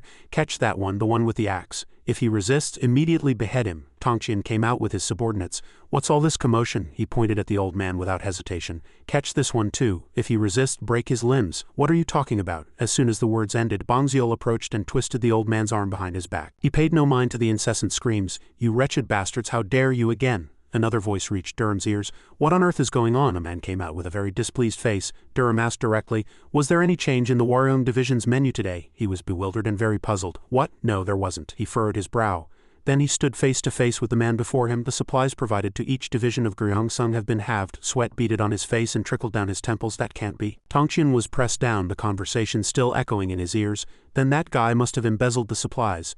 Tell me specifically. Bibi appeared from somewhere. General Leader, if we just check the ledger, we can find the evidence. His deep eyes darkened. Durham stood next to him. Did you hear what the person in charge of the main division's ledger said? Show my squad member the ledger. He hesitated for a moment, then replied, if there's really evidence, then do so. At this moment, the scenery was very quiet and books were scattered messy on the floor. Everyone focused on searching. Bibi stared intently at each character on the paper. Beneath the blue sky, clouds drifted leisurely through the tranquil space, leaves rustled in the wind, and in the distance an ancient roof emerged. Durham watched her approach, arms crossed. How did it go? Bibi replied calmly. The ledger is the same. He narrowed his eyes and thought deeply. I see, that means they hid the rest. He growled softly in his throat, but revealed no flaw. Finally, Durham made a decision. We will investigate Tongqian ourselves. The guy behind him was extremely terrified. Understood, do so. He turned and ordered them to take him away. Let's go. At this moment he also turned and went inside, instructing, distribute generously to the Suryong unit and manage it thoroughly. I don't want to see that cursed face again. The traditional wooden roof stood out under the gentle sunlight. Durham sternly instructed, imprison him in the dirtiest room and for meals give him only 1/3 like the past 3 days. The person on the other side seemed very interested. Understood. Can I put a few insects in the soup? Do as you wish. Bibi looked at his indifferent face. Suddenly she was puzzled. Why? He asked back. Now you tell me. Why did you ask to see the ledger? She smiled brightly and explained nonchalantly. Eating is proportional to the number of people. A mischievous expression was evident on Bibi's face. If someone embezzles, they just have to record more in the ledger. He smiled brightly, intrigued as if he understood everything. Oh, I see. Suddenly, she moved very close to Durham. But there's a big difference between the Shinryong division, Doryong division, and Warryong division. He furrowed his brow, slightly puzzled. Really? But why are you so close to me? Suddenly, a cunning expression appeared on his face and a playful chuckle echoed. Bibi stared intently at the opponent and called out softly, Brother. At that voice he was momentarily startled. What's wrong? Now her eyes softened and her face seemed to flush. At this moment Bongziol suddenly rushed in and called out loudly, General Leader. Durham hastily moved away, turned and asked, What's going on? He reported seriously. Haochi requests to see you at Heishi 9 to 11 p.m. Bibi said loudly. Heishi, you know it's still a long time until Heishi, right? What's the point of reporting so early? A clear look of bewilderment appeared on Bongziol's face. What did you say? But she was already very angry and spat out each word. You have no sense of timing. A short while later, in a large mansion, Haochi calmly asked, Tell me what you saw. The boy, hearing those words, was slightly intimidated. Well, that is, when I was pulling the carriage, I heard my grandfather tell my uncle that they had to transport the medicinal herbs as carefully as possible. He said if anything happened, they would all die. The two fell silent simultaneously, listening carefully. Durham's eyes wavered as if calculating something. A peaceful scene returned. At this moment the door burst open roughly. Are you saying I'm not a Gwangryong Corps member? Seeing Wuxia enter, he hastily explained, Of course you are. Come and sit here. I found a suspicious place regarding the amount of medicinal herbs Shin Du Wunpeng took. They are using the collected herbs to create a medicine that unlocks human potential. Li Dong furrowed his brow and asked back, What happens if a master uses it? He explained softly. I heard that if a first-class master takes it, they become a master. Roughly speaking, that's it. Wuxia was very serious. How much is the quantity? Li Dong, standing next to him, continued to gnash his teeth. Damn it, he thought for a moment, then replied casually. About 100. In an instant the space now seemed to fall into silence. Suddenly Durham stood up abruptly. Let's go tonight. The other person immediately cautioned. They will be watching us. He chuckled lightly and commanded coldly. Then let's go to the Warryong division first. They will probably wonder why we went there and won't sleep all night. From the Warryong division we will move to Baeksu Mountain Road north of Warryong division. Only 2 boats were quietly floating on the river. Durham stood imposingly at the front of the boat, his eyes constantly observing. Bongziol cautiously looked around. Seeing this, he furrowed his brow and cautioned. Don't look around nervously, just focus your mind. He immediately gave an awkward laugh. Understood, my apologies. I'm just being prepared. Durham quickly regained his cold demeanor. No one will expect us to use the Warryong division's waterway. We just need to handle it quickly and return. A clear calculation was evident in Durham's eyes. Tell your uncle to come to Baeksu Mountain alone. And absolutely don't tell anyone. The boy hesitated. Then what about the small shrine visible from the manor? That person told me to leave the medicinal herbs there and return. The two fell silent upon hearing those words. At this moment the entire space was enveloped in the quiet of the night, but the subordinates continued to stand guard. Durham leaned against a tree and opened his mouth, interested. It's just as that kid said. He carefully observed the front. Shall we go then? At this moment the space was eerily quiet, as if something had enveloped it. Suddenly countless arrows flew, breaking the silence of the space. Some subordinates were hit and couldn't even scream. They fell, completely unaware that a group of people was continuously entering the division from behind. Footsteps appeared on the roof. They each walked slowly. Suddenly Durham stopped, and he was slightly puzzled. Down below the pleasant conversation of 2 men continued. You've worked hard. Don't worry, I'll finish it within 5 days somehow. I'll finish it within the deadline he promised to save his family, so go and tell him." Hearing those words, he furrowed his brow. "He finishes it, you say? Then is someone else manufacturing the demon pills?" Suddenly an arrow flew and pierced the blond guy's head. The remaining man cried out, dumbfounded. What? Who's there?" The old man's eyes widened, and a hand appeared from somewhere, gripping his neck, followed by an intimidating voice. "Where is that guy?" the man stammered. Who are you talking about?" Durham quietly explained from behind him.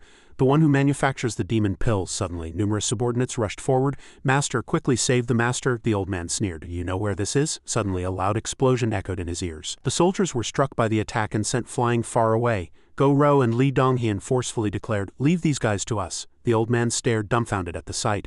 Durham calmly interrogated. "Where is he?" The old man urgently replied. "Just a moment." Under Durham's pressure, the old man pointed forward with his finger. "In there, in the basement."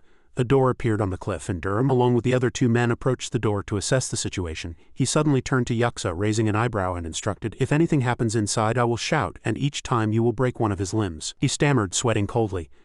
There to enter." Before opening the door, turn the torch to the left. Durham glanced sideways and slowly opened the door. Indeed, a mechanism was installed. Stepping inside, dim torches illuminated the entire cave. He walked down the stairs, constantly surveying his surroundings. Durham approached a torch and turned it to the left with his hand. Sure enough, as the man said, another door appeared before his eyes. Durham reached out and pushed the door open, looking inside. This place looked like a kitchen. Besides large, bubbling cauldrons, there were several medicinal herbs on the table. He approached a few herbal medicine pots, sniffed them, and frowned, disparaging them. "The smell of medicine is quite strong. I need to ask Elder Hauchi what kind of medicine this is." At that moment, a piece of cloth suddenly flew up, drawing Durham's attention. Curious, he approached and lifted the cloth. Behind it was a pitch-dark tunnel. He whispered, "What is this? This hole?" Durham leaned in and peered inside and cursed. "Damn it!" The scene shifted to another forest edge. Durham crawled out of the ground. "It leads outside. I should have brought that kid along." Elsewhere, Goro slammed the cheek of the man before him, knocking him to the ground. "This must be the last one. There were more than I thought." Wuxia stood beside him, arms crossed, watching. A moment later, Durham jumped down from the wall before him, and he immediately paid attention. "What happened?" he replied indifferently. "That guy escaped through the tunnel." Durham glanced at the man sitting on the ground and interrogated him. "Who was cultivating the pills inside?" The man tried to avoid his gaze and replied, "I'm young." He continued to ask, "What is your relationship with him?" The man broke into a cold sweat. "He is Dam Qian's son, not Han Sol, but Dam Qian's son." In the pitch-black night, 2 torches flickered dimly, casting the only light. Durham shouted in rage, "Did you take his family hostage because he wouldn't listen to you? You killed his family, you villain! Die, just die!" Under his lashing, the man could only cover his head and scream, "Kill the loser, boil that bastard in a cauldron." Elsewhere in the forest, a man covered in dirt breathed heavily. Haimyong looked back from atop a tree, trembling with fear.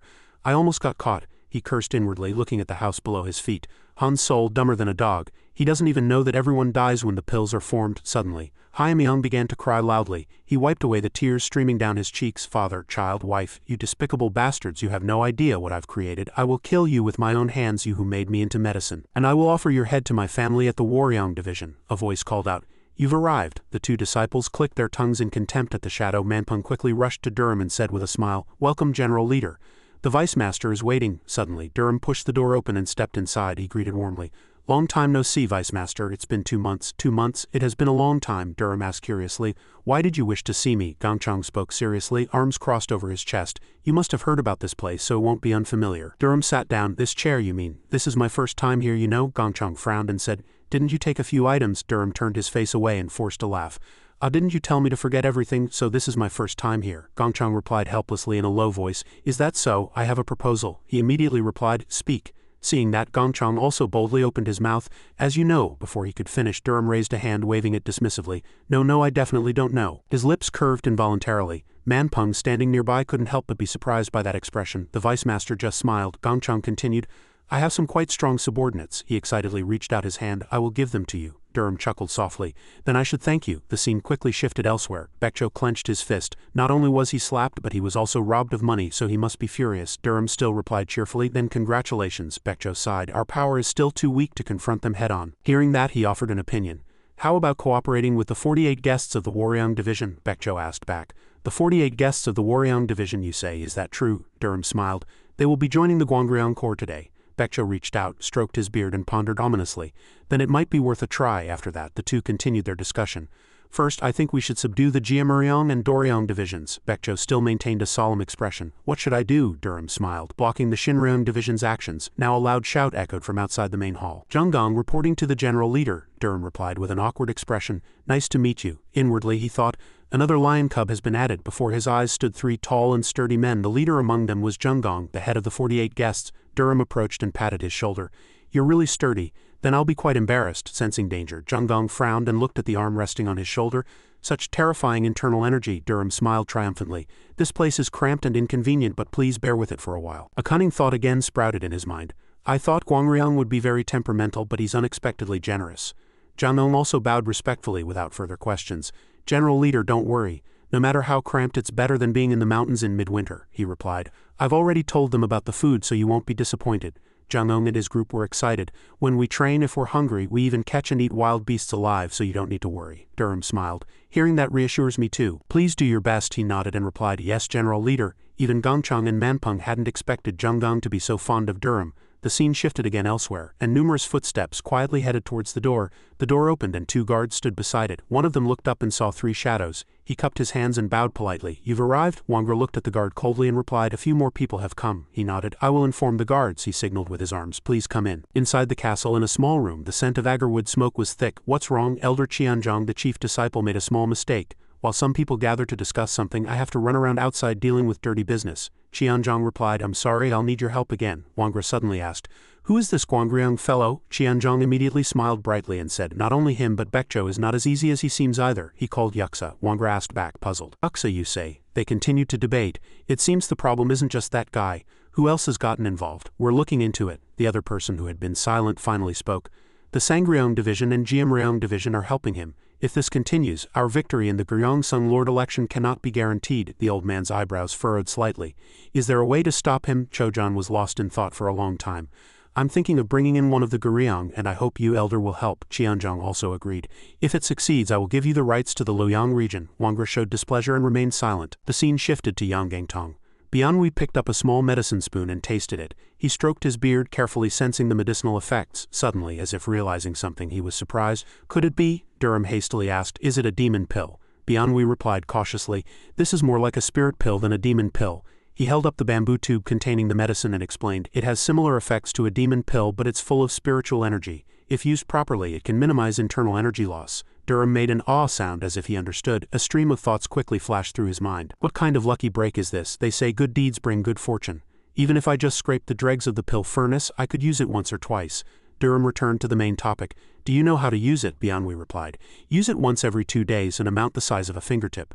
Durham once again chuckled calculatingly. With this I can use it at least 50 times, but his next words shattered all of Durham's calculations. However, after 5 uses it will no longer be effective. Dangak, standing nearby, suddenly spoke up. We've found the source of the Wanryangcho. Its vice leader Yangqian of the Waryong Division's medicinal herb hall in Gyeongsang. At this, as night deepened, the bamboo tubes containing the medicine were neatly arranged on the table. Durham took out the medicine from the tubes and molded them into small pills. At this, numerous pills were evenly divided into 2 piles. He looked at them and smiled greedily. This is for father, this is for Bibi, this is for grandfather. There's also some for Elder Yang and Elder Zhou. This one I should try it first. Durham tossed it into his mouth and slowly chewed. He sat in his chair and exclaimed, it's not as bitter as I thought. Time flew by quickly, and an hour passed. Durham was meditating on the bed, his eyebrows knitted tightly. Suddenly he opened his eyes wide, and now sweat poured incessantly down his face. He gasped for breath and looked down at his 2 hands enveloped in vital energy. He clenched his fists and began to evaluate. This is… Durham sprang up and leaped off the bed. He shouted with joy, it's amazing, damn it, I can't eat more than 5 of these. Why not? As if a new plan had occurred to him, he smiled, his lips curving slightly upwards. The next morning Durham shouted loudly, attack the Doryong division. The Pungyang group in the room fell silent at these words. He crossed his arms over his chest. How many members does the Guangriang Corps currently have? Bangziel thought for a while and replied, there are 133 people in total. General Leader. 42 Gyeongsang guards, 48 guests, the 3 leaders of the Guangriang Corps, 27 regular members, disciples, Wuxia, Durham, and direct subordinates. Durham stroked his chin with his hand and smiled sinisterly. Then I have 132 subordinates. Bangziel raised his voice and asked, when do we commence, General Leader? Durham's lips curved upwards. Today, in the Shinryong Division, the Sangryong Division Master, Jiamryong Division Master, and Li So of the Qianryong Division arrived. Understood, Vice Master. Chojan, holding a bundle of papers, asked them what was wrong. They say they want to discuss the Lord's recommendation. Hearing that, Chojan asked no further questions. He slammed shut the book in his hand and let them in. He was lost in thought. Discussion. What is this about? Along the corridor of the Doryong division a shadow hurried past. Loud footsteps echoed incessantly. The door burst open and a subordinate shouted loudly, "Vice Master." Ipiong slammed the table and scolded. "What's the rush?" he stammered. "Guangryong, it's the Guangryong Corps." Hearing that, the old man couldn't hide his surprise. Outside, numerous people were struck down and lying on the ground. Bang Xiao, holding his sword, shouted a warning, "Do not resist. Those who resist will be considered Jam Pungyun members and executed on the spot. Pursue those who escape." They scattered in different directions. Wuxia drew his bow and shot forward. Durham merely watched the situation from the side. An angry voice echoed from behind him. "What are you doing?" Ipiong approached in a fury and the old man gritted his teeth. Durham turned and replied calmly, "We are looking for the snake-like spies of Jam Pungyun. Please bear with us for a moment, it will be over soon." The old man exclaimed in shock. What do you take the Doryong division for?" Durham continued to focus on the task. "Those who escape or resist will be executed." At this, the old man gritted his teeth in anger. "You impudent fellow!" Ipiong roared and charged, condensing his power in his hand. Suddenly a voice echoed, making the old man flinch. "You must consider your family. Choose carefully which side you will take." He was slightly surprised. "That's Shimiagong's tone." Durham still maintained a calm expression. "There's no need to answer." "I know there's a Jam Pungyun spy next to you," Ipiong thought inwardly. "He even knows that," the young man continued. "If you've made your decision, send someone to the Guiyangru restaurant in the outer city at SSLC 7 to 9 p.m., the old man exclaimed in admiration. "This guy is truly a monster." At this, Durham shouted, "Elder Wuxia." The person looked back, slightly bewildered. He pointed a finger at the retreating group. "Over there, that's them." Wuxia looked in that direction without a word, then quietly raised his bow. 3 arrows he shot flew like lightning. Durham was surprised. "Oh, the medicine is working. I can see the direction the arrows are flying." The 3 men attempting to escape fell to the ground as soon as they were hit by arrows. On the roof and wall, 2 other men were trying to climb up. "Elder Wuxia, they're up there." He hit every single shot. The 2 men could only scream in helpless agony. Durham couldn't help but admire. A chi war indeed. Truly remarkable. He then glanced at a few people behind him, put his hands behind his back and slowly walked towards the old man. As expected, Jam Pungyun wasn't just 1 or 2 spies. The 2 subordinates behind him were silent as if in fear. Durham looked at the 2 men and said, "Will you surrender now?" They remained silent, merely looking askance, sweat pouring down their faces. A ball of spiritual energy had already condensed in his hand, waiting for an opportunity to strike. Wuxia quickly sensed something was amiss. As Durham turned his back, he unleashed the ball of spiritual energy at the person in front of him. Die! As the orb almost reached Durham, he easily dodged it with his speed. An arrow flew and struck another man directly between the eyebrows. As Wuxia continued to draw his bow and shoot, the man who had just ambushed Durham was hit squarely in the chest by an arrow. The 2 men fell to the ground motionless. He sighed, looking at them. You should have surrendered. It would have been a gradual cleanup." "Well then, until next time." Ipiong still stood there as if dead. The scene shifted very quickly to another location. Durham distributed a small pouch to each person, and also gave one to this handsome older brother. Junsu held the pouch and asked, puzzled, "What is this?" Durham explained. "Use it every 2 days and cultivate your inner energy overnight to regulate your chi." Junsu looked at it, surprised. "Use it? Is this the spirit pill Elder Kong mentioned?" Seeing their reactions, Durham pouted. "Why don't you like it?" they hastily replied. "Oh no," he folded his arms and smiled faintly. "I've tested it, it's fine." They were half skeptical. "Since the general leader said so, it must be good. He's not even selling it but giving it to us." The remaining people also found it strange. "Why has our general leader changed so much? Is this really a spirit pill?" Durham on this side was still very pleased. "Indeed, the feeling of generosity is truly the best. Is there anyone else in this world who would so generously gift spirit pills like me?" And he instructed them. "I'll be out for a while, so rotate your cultivation." "Yes, General Leader." At this moment, night covered everything. As Durham leapt through the window, he let out a sigh of relief. A voice echoed, startling him slightly. "You're a little late." A beautifully dressed woman extended her hand and pointed forward. "That person is waiting." The door there slowly opened, and a shadow was already waiting inside. Durham looked at it, slightly surprised and bewildered. At this, Ipiong spoke.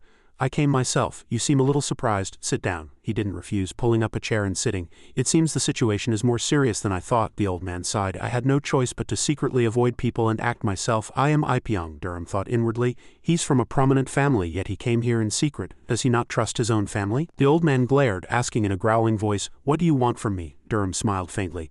"When it's time to extend your left hand, just extend your right hand instead," the old man asked, surprised. "When will you execute it?" He immediately replied, "Is there a need to wait? Division Vice Master, simply live your life as usual. Only then can your final decision influence the entire situation." The old man held his teacup, lost in deep thought. "If I do that, all blades will turn towards the Doryong division. Do you have a way to stop it?" Durham said proudly. "On that day, the Guangryong Corps will eat lunch and dinner at the Doryong division. We'll even clean up in exchange for the food." The old man's lips curled slightly. Ipiong took a sip of tea and said, "I will prepare enough food and even call the best chef." Durham chuckled. "That would be even better." Time flew by very quickly. The corridor there was still strangely quiet, and he walked alone in the darkness. He complained, "It's boring without that kid." His gaze flickered upwards as if he had noticed something. Suddenly, an inn appeared before his eyes. After a moment, all sorts of delicious food were served on the table, and Durham exclaimed happily, "The wine tastes good. Is it because it's been a long time since I last drank? But this isn't wine, it's honey water. The appetizers are delicious too. As expected, it's a famous liquor found only in Gyeongsang. I should bring the unit members here sometime." As he was about to bring the wine glass to his lips, a voice came from behind. "Gwanggryong is truly a madman." At those words, he turned his head to look. A group of people entered, still talking loudly. Indeed, how else could he do such things if he wasn't mad? "He seems to be a very thick-skinned fellow, but our timing for coming here is a bit strange. Let's rest here today. We'll contact them tomorrow." Durham was slightly bewildered. "What are those guys doing?" The group approached and sat at a table. "First, let's observe the situation here. The elders might ask when they arrive." "That's fine." Moonwook turned his head and saw Durham eating and drinking heartily, then shouted, "Hey, can I ask you something?" He stopped and turned his head. "What?" Moonwook approached. "How long have you been in Gyeongsang?" He picked up some food and replied indifferently. "About 3 months," he said roughly. "You must know the situation in Gyeongsang well." He put a piece of meat in his mouth and replied, "So." Moonwook frowned and gritted his teeth, displeased. "Has this bastard had his tongue cut out?" Durham was still very calm. "Why are you upset?" "Then go ask someone else," Moonwook growled. "You," his comrade cautioned him. "Don't cause unnecessary trouble." Moonwook still didn't give up, pointing a finger at the opponent's face. "Do you know a guy named Gwanggryong? If you do, we'll pay for your drinks," he replied nonchalantly. "Who in Gyeongsang doesn't know that madman?" he asked softly. "Is he really mad?" Durham sighed. "He's mad because he's mad." "Do you call a sane person mad?" Moonwook crossed his arms over his chest as if thinking about something. "Then how does that madman manage the special task force?" Durham picked up his wine glass and drank. "If I knew I'd be the general leader of that team, would I be crazy enough to drink alone here?" the other man said impatiently. "Forget it. What does he know?" Durham also stood up and called the waiter, then pointed a finger at Moonwook's group. "Hey waiter, put my bill on their tab." After that, he casually walked out of the inn. Someone called out softly, "Moonwook," the man growled and ordered. "Go and take care of it." At this, Durham hummed a tune as he walked. "If Weebach's lips curl up like this, the air will be filled with a sweet scent and her eyelashes won't tremble." And he twisted his body like a worm embracing himself. "Ooh!" Suddenly, his eyes sharpened as if he had noticed something. "I'm in a great mood after drinking for a long time, but why are they following me? Do they have more questions?" Suddenly, a chain appeared from behind. "I have one more question." Durham turned his head. "Oh really? What is it?" Moonwook appeared with a chain spinning in his hand. "It's nothing much. I just want to know what your boss looks like." Immediately, he swung his weapon forward. Durham, however, merely tilted his head slightly sideways and easily dodged it. He swung the chain, laughing playfully. "Let's see." It bounced back and flew straight towards Durham, but this time he didn't dodge, instead lightly batting the object away with his hand. Moonwook, who had just witnessed what happened, was startled. What?" The chain bounced back and he hastily dodged. At this moment, a small wound appeared on his face. Suddenly, as if sensing something, Moonwook quickly turned his eyes. Durham leapt up and kicked towards him. He reacted very quickly, immediately crouching down to dodge the attack. A slightly surprised look appeared on the young man's face. At this, the man slowly stood up, and a strange smile suddenly spread across his face. The scythe connected to the chain swung with inertia as Moonwook pulled the weapon in his hand hard. The scythe behind Durham also swung down quickly due to this. As it struck hard against the back of his neck, he cried out in surprise. The opponent across from him had a triumphant smile. "Where is your arrogance now?" Suddenly, his pupils contracted at the sight before his eyes. In the dark night, Durham's eyes seemed to glow, and the scythe was still embedded in the back of his neck. He reached out and grabbed the scythe, praising it. An interesting weapon. Behind Durham's back was a treasured sword which had blocked the fatal blow. Moonwook gritted his teeth and cursed. "Damn it." He swung the chain towards Durham again. He lightly leaned back, dodging the attack. The chain suddenly swung back and hit Durham's shoulder hard. Moonwook regained his confidence. "I finally hit that bastard. Your shoulder will be throbbing and shattered." He nodded and dusted off his clothes with his hand. "It still hurts quite a bit." He chuckled, his lips curling upwards. "Now can I ask you something?" Durham kicked the chain at his feet, and it bounced up with inertia, striking Moonwook directly on the forehead. At this moment, the scene shifted back to the inn from earlier, and the wine glass was once again full. The group at this time slightly complained, looking out the door. "Moonwook is taking too long," the other man asked, bewildered. "Could he have been defeated instead? Could that guy have?" He immediately retorted. "Impossible. Moonwook, defeated by such a foolish-looking guy? When the sun rises, we'll go to Jiamuriangbu. If nothing happens, we'll meet there." The quiet night sky scene appeared again. At this moment, Durham was back at the division, still humming a tune as he walked. A clear voice echoed, "You look happy. Has something good happened?" he asked, surprised. What, kid? What are you doing here? Not sleeping at this hour?" Bibi put her hands on her hips and shouted angrily, "You should call me Oppa. Where have you been until this hour without a word? Smells like alcohol. Oppa, you even drank?" "Where? With whom?" He dodged, flustered. Why are you like this?" Bibi shouted, punching wildly. "Did you go out to play by yourself without taking me?" Durham began to grumble. "Anyway, a kid like you can't even drink alcohol. I went for something important. Let's go inside and talk." "You look terrible," an urgent voice echoed, catching their attention. "General Leader, you were here?" he asked, puzzled. "Why are you looking for me at this hour, Bongziol?" "They're looking for the General Leader." "It's Cheonryongbu." Durham couldn't help but be surprised. What did you say? Under the faint moonlight, someone's annoyed voice was heard. Why are those guys? BB frowned and looked. They lost one, so they probably don't want to lose more. He also folded his arms, his face displeased, and let out a cold snort.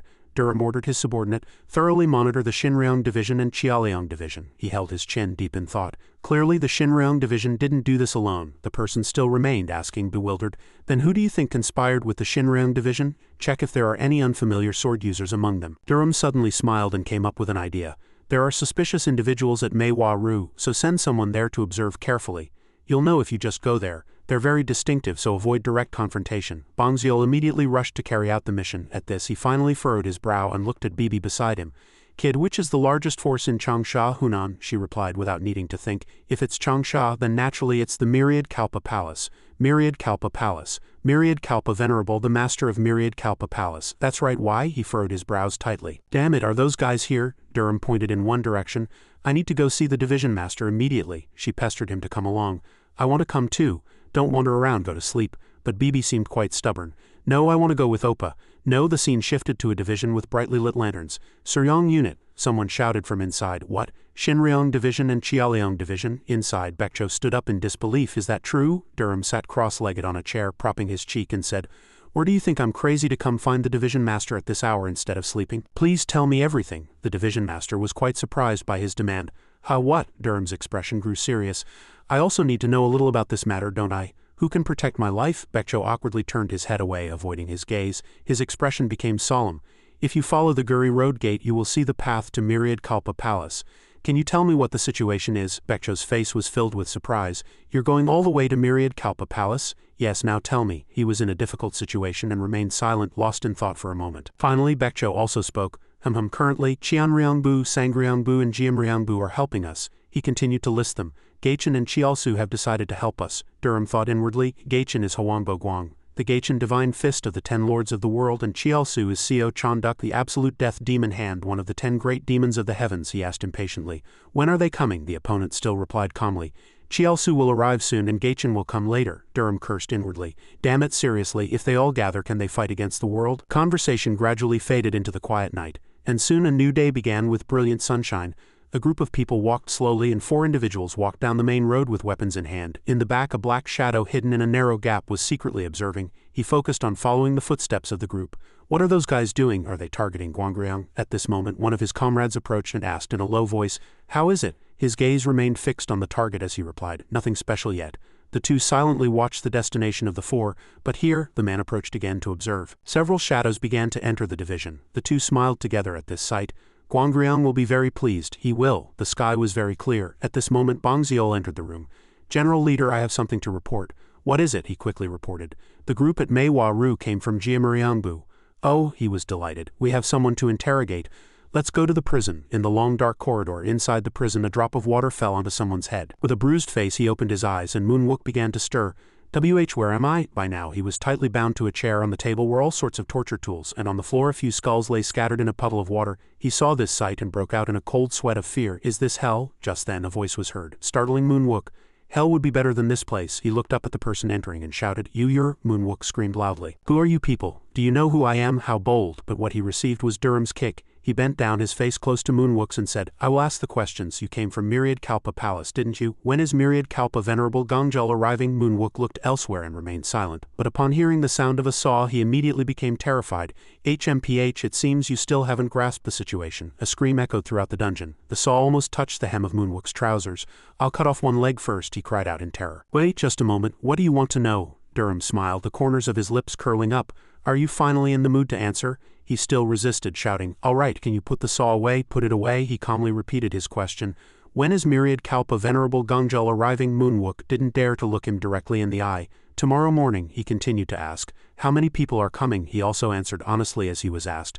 About 20 high-ranking masters from Sagun and some guards. While he turned his head to look elsewhere, Durham's subordinate was testing the sharpness of a chisel. The entire cell suddenly fell silent, and the water bucket still lay in a corner of the room. He shouldered the sledgehammer. All right, that's enough for today. Let's continue later. But Moonwook still insisted. Who are you? He turned his head in annoyance.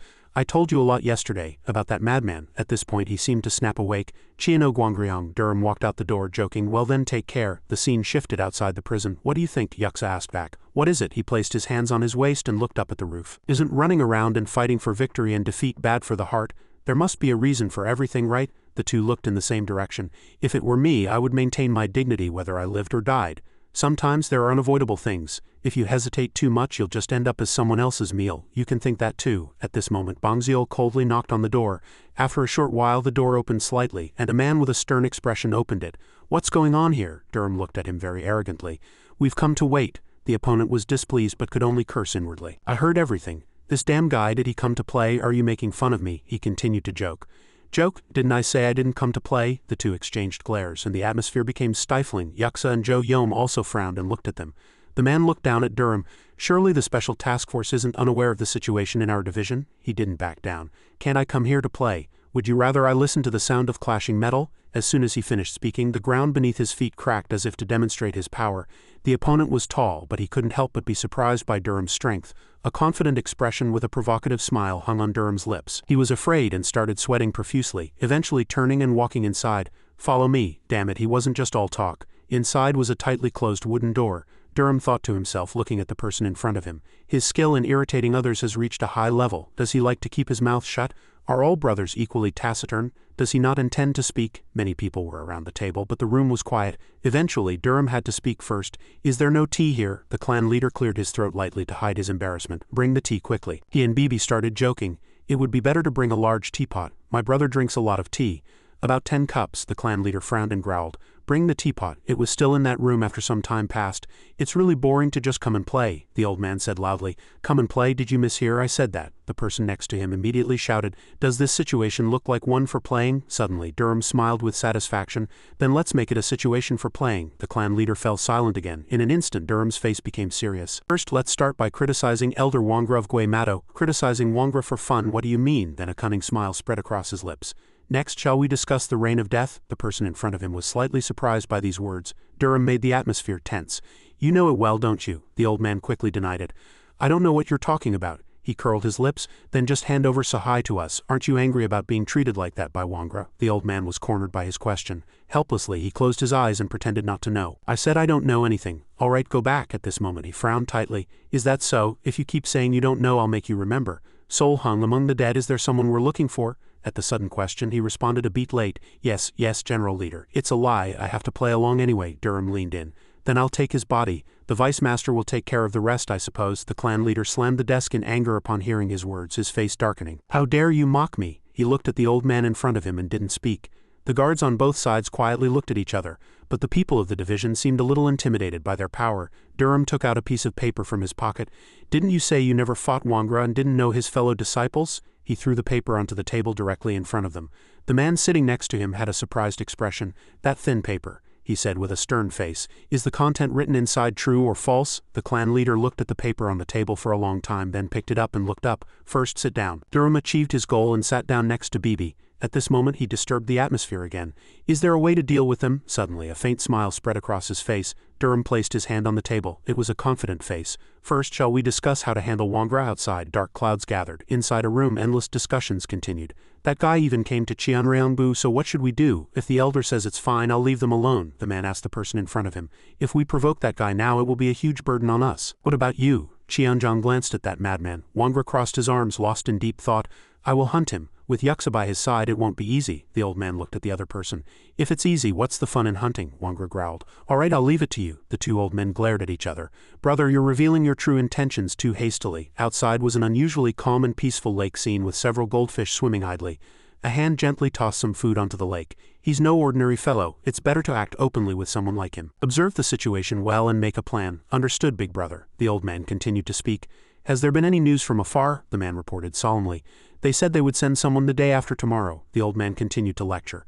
No matter how much you covet power, don't think of breaking the Chou family's dignity. My young John, remember that and proceed with the work. He obeyed with a grim face. Yes, big brother. A cruel light flashed in the old man's eyes.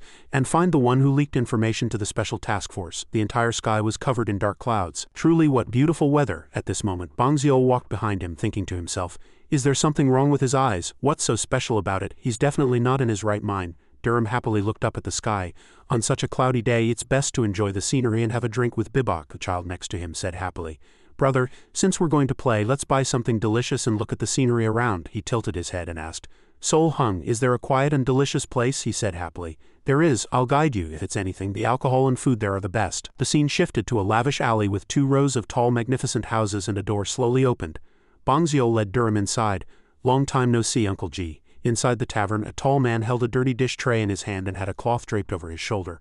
What brings you here? Durham looked around curiously. His gaze inadvertently fell on a man sitting at a table, eating with his head bowed. The man's eyes were slightly dazed and he didn't seem to pay any attention to his surroundings. He kept his eyes on the opponent. After a moment the 2 siblings took the lead and sat down. Boss, can't we order? Boji was slightly displeased. What's wrong with that guy again? Why is that brat so noisy? Uncle, why don't you find out for yourself? He approached and said loudly. Damn it, are you getting arrogant just because your skills have improved a bit? He hastily forced an awkward laugh. No sir. Then he turned around, chasing away the customers and growling, if I'm not in a good mood I won't cook, so everyone leave. Durham, however, calmly picked up a teacup and took a sip. I heard your cooking skills are excellent, Uncle. Is that true? Yes, I think so too. Just make something simple. I won't say anything even if it's bad. The 2 continued to argue loudly. Didn't Uncle say you didn't like it? If you don't have cooking skills, just say so. Why do you keep asking? That's what I said. Then just bring any food and alcohol. I said there isn't any. Then if I go inside and find the alcohol, I don't have to pay, right? He was truly furious and wanted to kick that brat out. Why is there such a damn brat? I'm not selling alcohol. Not selling. I said I'm not selling. Durham was still very arrogant. Truly his appearance is messy and his personality is dirty too. Boji was truly angered by him. What did you say, you damn bastard? Just then a voice suddenly erupted from behind him, startling him. I wondered who it was. It's Brother Boji. A tall man clasped his hands and greeted him. I am Dujo Yom. Boji was surprised to hear that. Iron Lion Dujo Yom. At this moment he raised his hand again. Boss, are you bringing it or not? At that single phrase his anger flared up again. He glared at him with reddened eyes. He clenched his fist tightly, suppressing his anger. Durham and Bibi looked up, one with curiosity, the other with interest. But Boji turned and left. I'm bringing it because I met Iron Lion, not because of you, he sneered as he walked. Truly unreasonable. If the food is like this, there's nothing to look forward to, so let's just drink. He kicked up his foot and entered the kitchen. Light the fire. At this moment Durham sent a telepathic message to the person nearby. Soul Hung, do you see the man sitting by the door? Hyamyong was still quietly devouring the food on the table. If that guy leaves first, follow him quietly and catch him. Hyamyong, the one who made Bunryang jam. At this moment Hyamyong was still calmly eating, but his eyes were very wary. While they exchanged quiet conversations, Boji pulled up the kitchen curtain and shouted, Brat number 61, come here and help carry the food. Half an hour later the table was a mess. Chopsticks lay on empty plates. The food was bad, but you ate a lot. Boji came carrying a large soup bowl, cursing inwardly. That damn guy ate the most. He picked his teeth, not stopping his sarcasm. As expected, for food you have to go to Chongharu. I want to go to Chongharu too. I heard the chef there cooks very well. Where is Chongharu? Yuxia wiped his mouth, smiled and looked at him. Thank you for the delicious meal. At those words his anger subsided a little. I'm glad you enjoyed it. Jo Yom stepped forward to introduce them. Please greet each other. This is Grandmaster Yuxia of Myungpo Shinging. Upon hearing his reputation, Boji was startled. Myungpo Shinging Yuxia, I apologize for my ignorance and late greeting. My name is Boji. Yuxia smiled calmly and said, I don't know when I last had such a delicious meal. He was quite pleased with the compliment, but his eyes turned toward Durham. Nothing special, so why is that guy with someone like him? Out of curiosity, he whispered softly in Jo Yom's ear. Hey brother Yom, who is that person? He's my younger brother. His name is Durham. He was slightly surprised. Durham, you say? Suddenly he turned his head and shushed him. Don't speak too loudly or passers-by might be surprised, just keep it to yourself. Boji crossed his arms, displeased. What, even if you're that madman called Guangriang? He stopped himself there. He looked at that arrogant face and thought to himself, damn, if it's Durham then this damn guy is Guangriang? While joking, Durham's face suddenly turned serious and he looked back. Hyamyong was getting up to leave. He brushed past their table without making a sound. At this moment Durham signaled, move, follow him. Outside, grey clouds still hung thick and the man slowly walked down the empty street. He carried a bundle on his back, slowly blending into the crowd, and Hyamyong turned into a small alley. He reached a house, opened the door and went inside. Bongzio quietly stood in a corner watching everything. Inside, Hyamyong anxiously followed a woman. Finally the woman finished her work. Please rest well. At this moment Bongzio was also observing from one side. It would be better to catch him after he entered the room. A moment later he gently pushed the door. As the door slightly opened he stood by the doorway and peered inside. Bongzio was startled by the sight inside. The room was empty, there was no one there. He had no choice but to turn away in disappointment. Missed him. At this moment Durham was deep in thought, chin in hand. He had already left many traces of Bunryang jam. Where did he go? Bongzio looked at the person before him. First, release the children. Durham chuckled slyly. My senses have dulled from neglecting my training lately. Tomorrow you should start with a fresh mindset and passion. Seeing that smile, Bongzio involuntarily had an ominous premonition. Yes, General Leader. That night at midnight, someone asked, are we going to Jiamuriangbu again? There's something I need to check." Durham pointed at the blue jar Bibi had just opened. "Wait, don't put that on. Then your face will be revealed, brother." He watched anxiously as she took out a lump of cream. "So I have to put on ghost makeup again?" She looked at him and smiled playfully. "Guangryong is so famous that if you don't put this on, people will recognize you." "Come on, give me your face." Durham, sweating in fear, raised his hand to block. "Wait, hold on, I have an idea." He picked up a white cloth. "Can't I just cover my face with this and put some powder on it?" She looked displeased but had no choice but to comply. "All right, brother, turn around. I'll tie it for you." Bibi carefully tied the cloth, seemingly satisfied with her masterpiece. The mirror reflected a ghostly white face with 2 eyes and red tear streaks. "How is it? Cool, right? Do you like it, brother? It's fine, isn't it?" Meanwhile, Durham tugged at the cloth on his face, uncomfortable. "It's stranger than before." At this moment, Bibi bade him farewell. "Brother, have a good trip. I'll watch the room." Durham looked at her with serious eyes. "It's late, so don't make a fuss and go to your room." In the pitch-black night, a shadow leaped across the rooftops. Bibi watched, chin in hand, as Durham sped through the dark night like the wind. But he didn't know there were red letters written on his hair tie saying, "I am Bibi's." A moment later, he arrived at a large house, and inside, someone was carefully taking a book from a bookshelf. Bongjung intently stared at the book. As the old man turned the pages one by one, examining the contents, a voice suddenly echoed from behind him. "Hello there." Bongjung turned around in fright.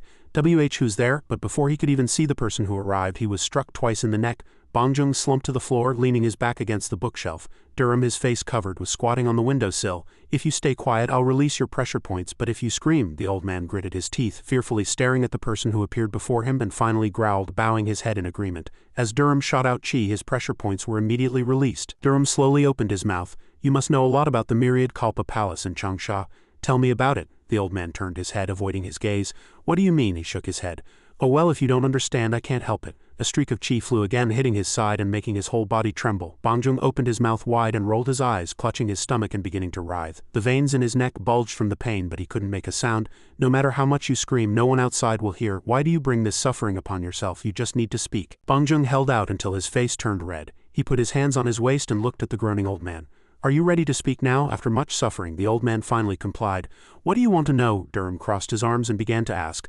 "The Myriad Kalpa Palace people have arrived, haven't they? How are they doing?" The old man remained surprised. "How do you know that?" He irritably cut him off. "I can't tell you how I know, just tell me about them." 2 shadows clung tightly to the windowsill. At this moment, 2 subordinates were patrolling outside and one kept an eye on the tightly closed door. The other punk suddenly discovered something. Inside the room, Durham continued to question. "Last question, who conspired with Jam Pengyan?" He leaned back against the windowsill, listening to the old man's answer. "It's second young master." Upon hearing the answer, he thought to himself, "If it's second young master, then it's Higak." The voice of the patrolling punk interrupted their conversation. "Elder, is something wrong?" Durham turned his head, monitoring Bangjung's actions, and he had no choice but to answer to save his life. "Nothing is wrong. You two, be extra vigilant." The 2 patrol guards stood at the door. "Yes." Understood. At this moment, he also turned and left without lingering further. "Good work." Durham climbed onto the windowsill. "That's all for today. Let's hope we meet again." The old man turned and looked. "I hope I never have to meet you again." He climbed onto the door and said, preparing to leave, "I can't guarantee that." At this moment, his hair tie caught Bangjung's eye. The red letters were clear. "I am Bibi's." The old man stood up and looked at that retreating figure. "Why must I be toyed with by such a young punk?" Outside, a beautiful full moon shone in the sky. He took off his wig and threw it onto the desk. Durham didn't look happy at all. He picked up the hair tie and stared at the bright red letters. This girl really. The next day, sunlight illuminated the entire star courtyard. The teacup was refilled. Bibi, pouring water, excitedly asked, "Brother, you came back yesterday. Weren't you sad I wasn't here?" Durham held the teacup and replied calmly, "No, it was very comfortable. I thought it was fortunate you weren't there then." She scoffed disdainfully, and Bibi suddenly heard bad news. "Go back to Hefei." Durham waited slyly for her reaction. "How is it? Are you angry?" "No matter how I think about it, you and I shouldn't be together." At this moment, she again teared up, biting her lip. He got up flustered and tried to comfort her. "Why are you crying? I just told you to go home." She covered her face and cried, "Brother, do you hate me that much?" "It's not like that. I don't hate you." In the urgent moment, Zhou Yom's group entered and Durham's face went blank. "Oh my!" The 3 people there stared at the others in bewilderment. He gave an awkward laugh and waved his hand. "It's nothing. Nothing is wrong." At this moment, Bibi merely turned her head with an aggrieved expression, 2 streams of tears falling. "It's nothing, Elder Zhou." Zhou Yom and the other 2 looked at him with disdain. "Junior brother." Durham flinched. "Yes, senior brother." He stepped forward to defend him. "Did you do something wrong to cause this?" he stammered when questioned. "Me, if a man must take responsibility for his actions, then he must certainly take responsibility." He looked at her, confused, seeking help. "Hey you," but Bibi wore a playful expression. He was speechless. "Good heavens." She asked with an evil laugh, "Are you going back, brother?" Just then a subordinate ran in. General Leader, we've found Hyamyong." Upon hearing that, he immediately smiled. "Really?" The scene shifts to outside the capital. A person was walking alone on the road. Hyamyeong walked carefully looking around. He glanced around with extreme caution. Who was chasing me yesterday? An enemy, or just a bandit? Ahead was a small alley, and a small flag welcoming guests fluttered in the wind. Welcome. Hyamyeong entered the tavern, found a seat and was about to put down his belongings and sit. Boji brought out tea and said, "Probably the last customer today. What would you like to order?" He smiled and looked at the old man. "Ah, the food was so delicious yesterday that I came again today." "Is that so?" The old man turned to enter the kitchen. "I don't know if there are any ingredients left. I'll go check and try to make something similar to yesterday's." But a third person suddenly appeared inside the tavern. "Hello there." Durham, with a sword on his back, excitedly waved his hand in greeting, but Boji's face showed no pleasure at all. He frowned and chased away. "The customer, we're closed." Durham still spoke calmly. "It's still bright out. Customers will flock in the evening, so are you closing up shop already?" Boji firmly refused. "We're almost out of ingredients, so we decided to serve only 10 customers today. And you are the 11th, he persisted. "Still, I've come here, haven't I?" The old man curtly cut him off. "I'm not serving you." Seeing Boji leave, he smiled mischievously, and then turned and asked amicably, "May I sit here for a moment?" He continued to tease the owner. "If a customer comes, you should at least serve tea." "I said we're closed." Durham frowned. "Is it because of yesterday? You're old enough to know better, yet you're so petty. Anyway, my heart is broader than a bulging-eyed herring like you, so there's no need to worry. Have you seen a herring?" As soon as the question ended, something flew past him with a whoosh. A fish with bulging eyes was flopping on the table. "There's your herring, take a good look." Durham was slightly displeased. "This old man." A moment later, 2 bowls of food came out and he continued to nitpick, arms crossed. "Why is there such a big difference?" Boji pointed at his opponent. "I've served you food, what more do you want? If you don't want to eat, then don't. You must pay for yesterday's food today." Durham chuckled. "Don't worry, I won't dine and dash." He then turned his gaze back to Hyamyeong, who was enjoying his meal. He suddenly spoke at this moment. "Is it delicious?" Hyamyeong replied while chewing. "Yes, it's really delicious." "That's good then. After going through such troublesome things, you should eat something delicious. Where did you go after coming out of that cave? I couldn't find you no matter how hard I looked." Upon that question, Hyamyeong was speechless. He continued to press, "But why did you enter Gyeongsang? If you had just escaped, it wouldn't have been easy to find you." Overwhelmed by the barrage of questions, Hyamyeong was flustered. "Who are you?" Elsewhere on a rugged mountain path, someone was running like an arrow. He respectfully clasped his hands and bowed. "Greeting the general leader of the Seryong Unit's Special Task Force, one of the 12th Generation 5 Tigers. The group you mentioned has entered Wuchang." Durham stood, arms crossed, with numerous guards behind him. "Is that so?" At this moment an inscrutable smile appeared on his face. In the distance a group of people was walking towards this place, and a white-haired old man led the way. The old man's face was solemn and dignified. The man walking in the center, wearing a dark blue robe, was Gangjal. Durham sat on a rock, smiling as he spoke. "Hey, is that myriad Kalpa venerable Gangjal?" His voice was loud enough to attract the old man's attention. "Seems famous, but he doesn't look particularly outstanding." Wuxia was slightly flustered by these words. "Hey you!" Gangjal's subordinates angrily drew their weapons and glared, asking who that damned fellow was. At this moment the young man's face was clearly triumphant. Gangjal turned his head and gave a cold glance. Seeing that, he leaped from the rock. "All right, now we should wait for our guests, shouldn't we?" Wuxia thought to himself from behind. "I really don't know what this young man is thinking." A stone flew quickly over the water's surface. It skipped several times. Durham cheered excitedly. More than 30 times. Zhou Yom and the other 2 looked at him. What on earth is he thinking? He's not a child. He ignored those behind him, still happily picking up a stone to throw again. "Hey!" a voice suddenly echoed, startling Durham slightly. "Can we talk?" A stone plopped into the water, splashing everywhere. "Damn it!" Durham looked at the person who interrupted him with displeasure. "Oh, come on." This group also noticed them. He pointed at the faces of the 3 people who had just appeared. The leader cursed inwardly. "This damned punk," he arrogantly provoked. "You seem arrogant enough to die, so killing you shouldn't be a problem, right?" He seemed to have heard something unbelievable, and his attitude angered the entire group, who charged at once.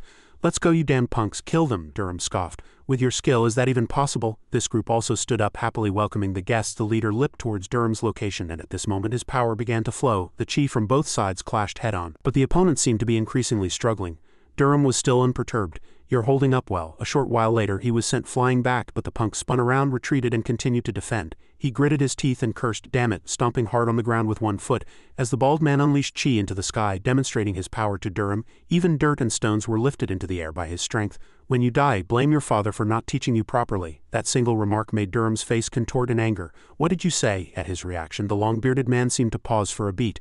"Huh?" And in the blink of an eye, Durham leaped up and knocked him down. Both the white-haired old man and Wuxia were surprised. A punch landed squarely on his throat. He was angry and threw him far away. "How dare you drag my father into this?" Durham was like an untamed colt. No more conversation was needed. Wuxia tried to stop him.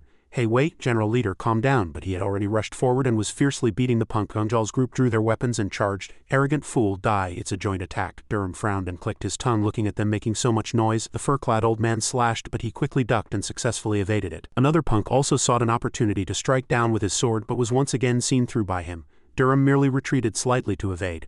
Another bulky punk ambushed him from behind. "Damn it, I'll kill you." He gathered chi in his fist and said with a laugh, "Do I look like a joke to you?" The two exchanged punches head-on, but his strength was greater and the punk could only stare blankly as his arm was shattered. As he fell, another punk attacked again.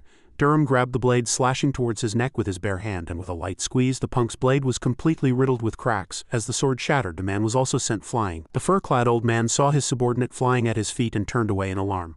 But the opponent's speed was too fast and he had already sent him flying with one strike. The man couldn't resist and was sent tumbling into the air. Durham still stared intently at his opponent with sharp eyes. Seeing his subordinate fall, Gongjal gritted his teeth in anger. He approached with enough force to make dirt and stones fly. "Seems you've learned a few tricks. I, this venerable, will deal with you myself." Despite that powerful display, Durham maintained complete composure. Gongjal quickly charged forward. Durham lowered his stance and gathered chi in both hands. All right. He would face any opponent. As their forepalms met, dust immediately rose from the ground beneath their feet. The old man looked down at his own bruised hands after taking that blow. Gongjal clenched his fist and he too stared intently at his opponent without yielding an inch. At this moment Wuxia stepped forward and blocked them. "Wait, hold on, venerable, just a moment, weren't we going to talk? How can we talk like this?" Durham angrily pointed a finger at Gongjal. "Those bastards touched my father, what more is there to say? I understand your feelings for your father, but still," before he could finish he was startled to see his expression change again. "Why should I do that for my father? He's someone who easily sent his child to a place he didn't even know and just drank alcohol." At this moment Wuxia opened his mouth and asked, "Then why you've forgotten about it all this time? Did this incident bring back those memories?" Durham's eyes were filled with murderous intent at this moment, staring intently at his opponent. "This is your last chance. Are we going to talk or are we going to fight until one of us dies?" Gongjal looked at his constantly trembling hand. The old man decided to talk. "Who are you?" He confidently introduced himself. "I am Durham." Wuxia turned and asked, "Have you heard of Chiano Guangriang?" Gongjal looked surprised. "Chiano Guangriang," he thought. The old man looked at the mischievous brat before his eyes. "This guy is a madman." The old man spoke first. "Did you really call us here to talk?" Durham, still feigning anger, scoffed. "Do you not trust people's words? After living for over 50 years you should be able to tell who is trustworthy." At a glance at these words the old man grew angry again. "What? Really?" Wuxia had to mediate again. "Calm down." Zhou Yom stepped forward and also tried to calm them.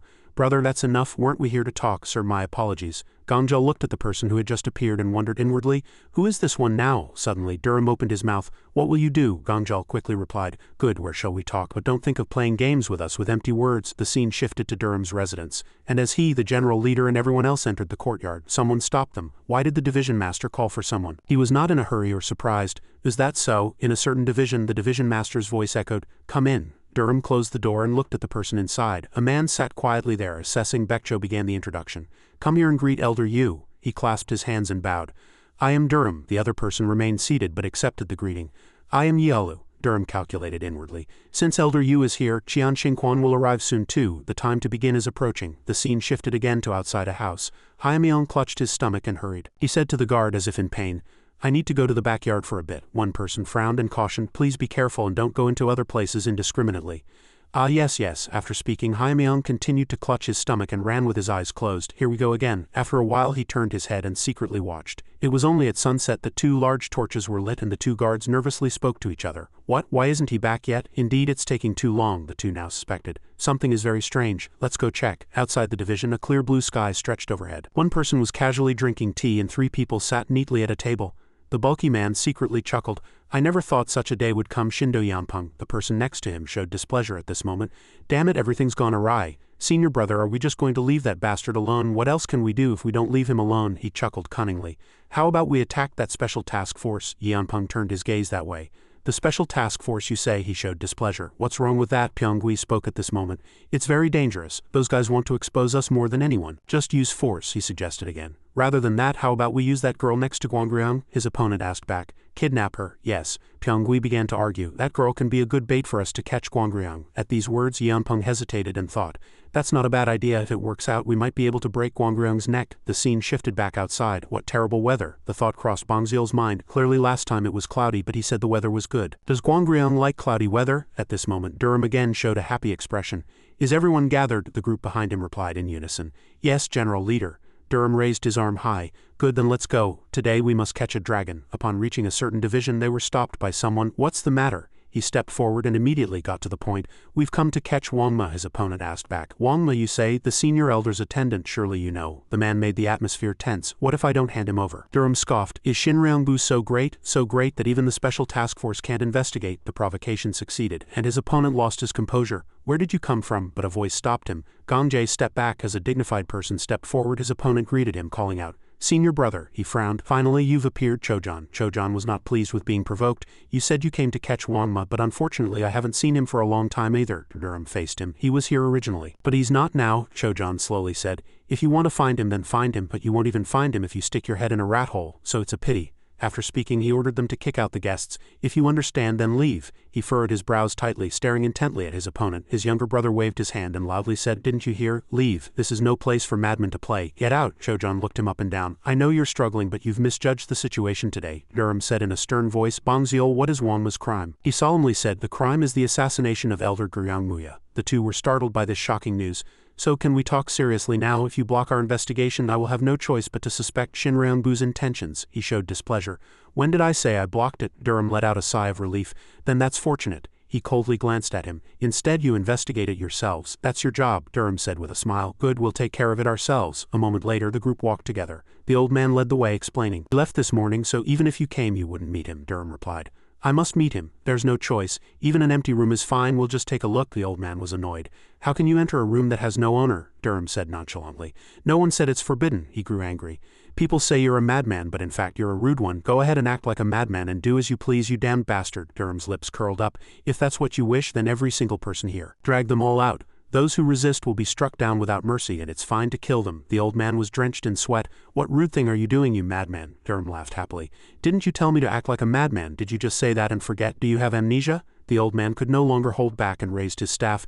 Damn it, let's see how arrogant you can be. Durham was very surprised to see him attack. The old man shouted and swung his staff as he leapt.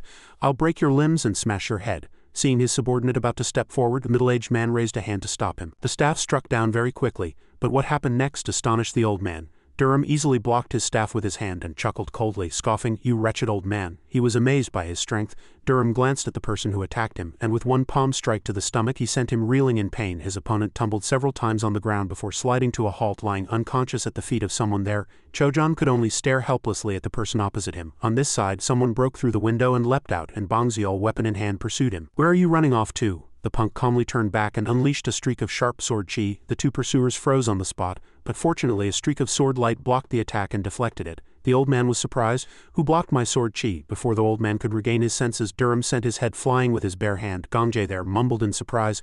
Talhan Maho, killing a person with one hand. He turned back coldly. Chojan, you don't have a bad reputation, so I have no intention of implicating you. Whatever your reasons, stay out of this. Unless you want to die. And he seemed to understand what he meant. The scene shifted to a division. Fallen soldiers lay scattered in the corridor. The door opened wide, and Durham arrogantly broke through it, leading his subordinates inside. Before him was an unguarded door.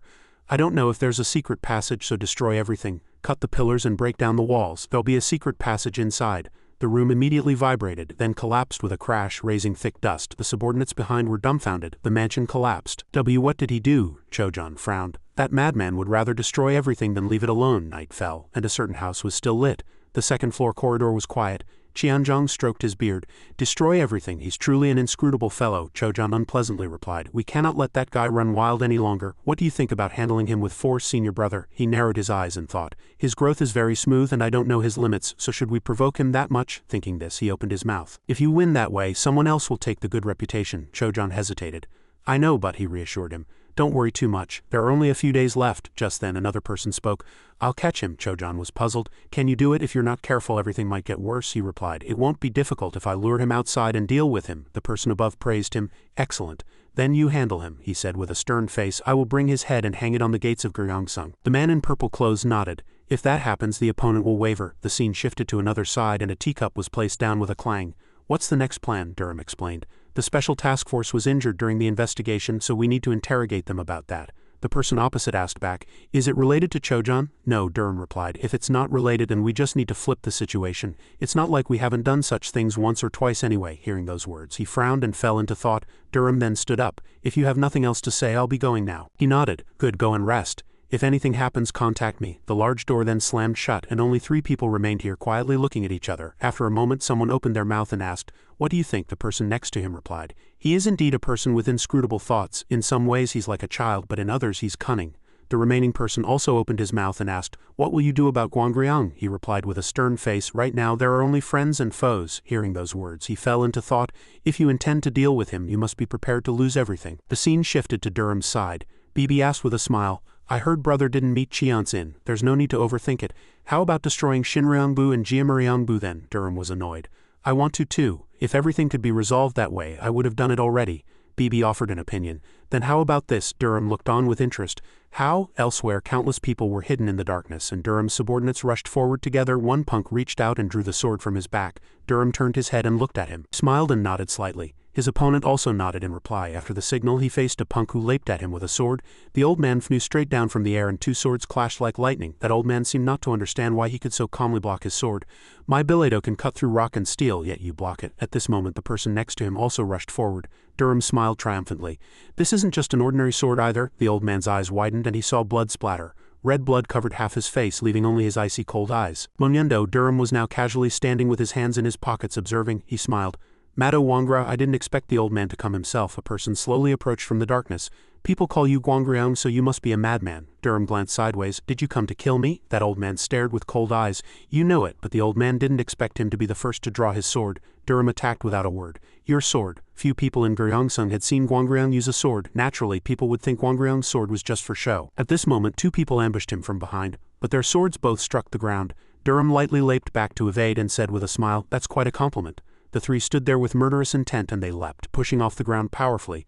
The bulky punk shouted loudly, Offer your neck. He casually joked, I don't want to. Wangra quietly observed everything. Two subordinates rushed forward simultaneously but gained no significant advantage. The short punk lowered his stance and slashed downwards, but Durham blocked his sword with his bare hand. He scoffed, seeing the man's helplessness, and lightly gripped his sword, which already had cracks in its blade. In an instant the sword shattered in his hand. Seeing his comrade fall, the remaining man gritted his teeth and drew his sword. No matter how frantically he attacked, it had no effect on Durham. The sword kept tearing at the ground and the young man's face grew increasingly grim with each strike. Durham, on the other hand, remained composed as if unbothered, and a gash appeared on his face, gushing blood. Durham's eyes sharpened dramatically, and with a single swing of his sword, one of the opponent's arms was severed instantly. The young man screamed in agony and despair, his arm spinning in the air and flying away along with the longsword.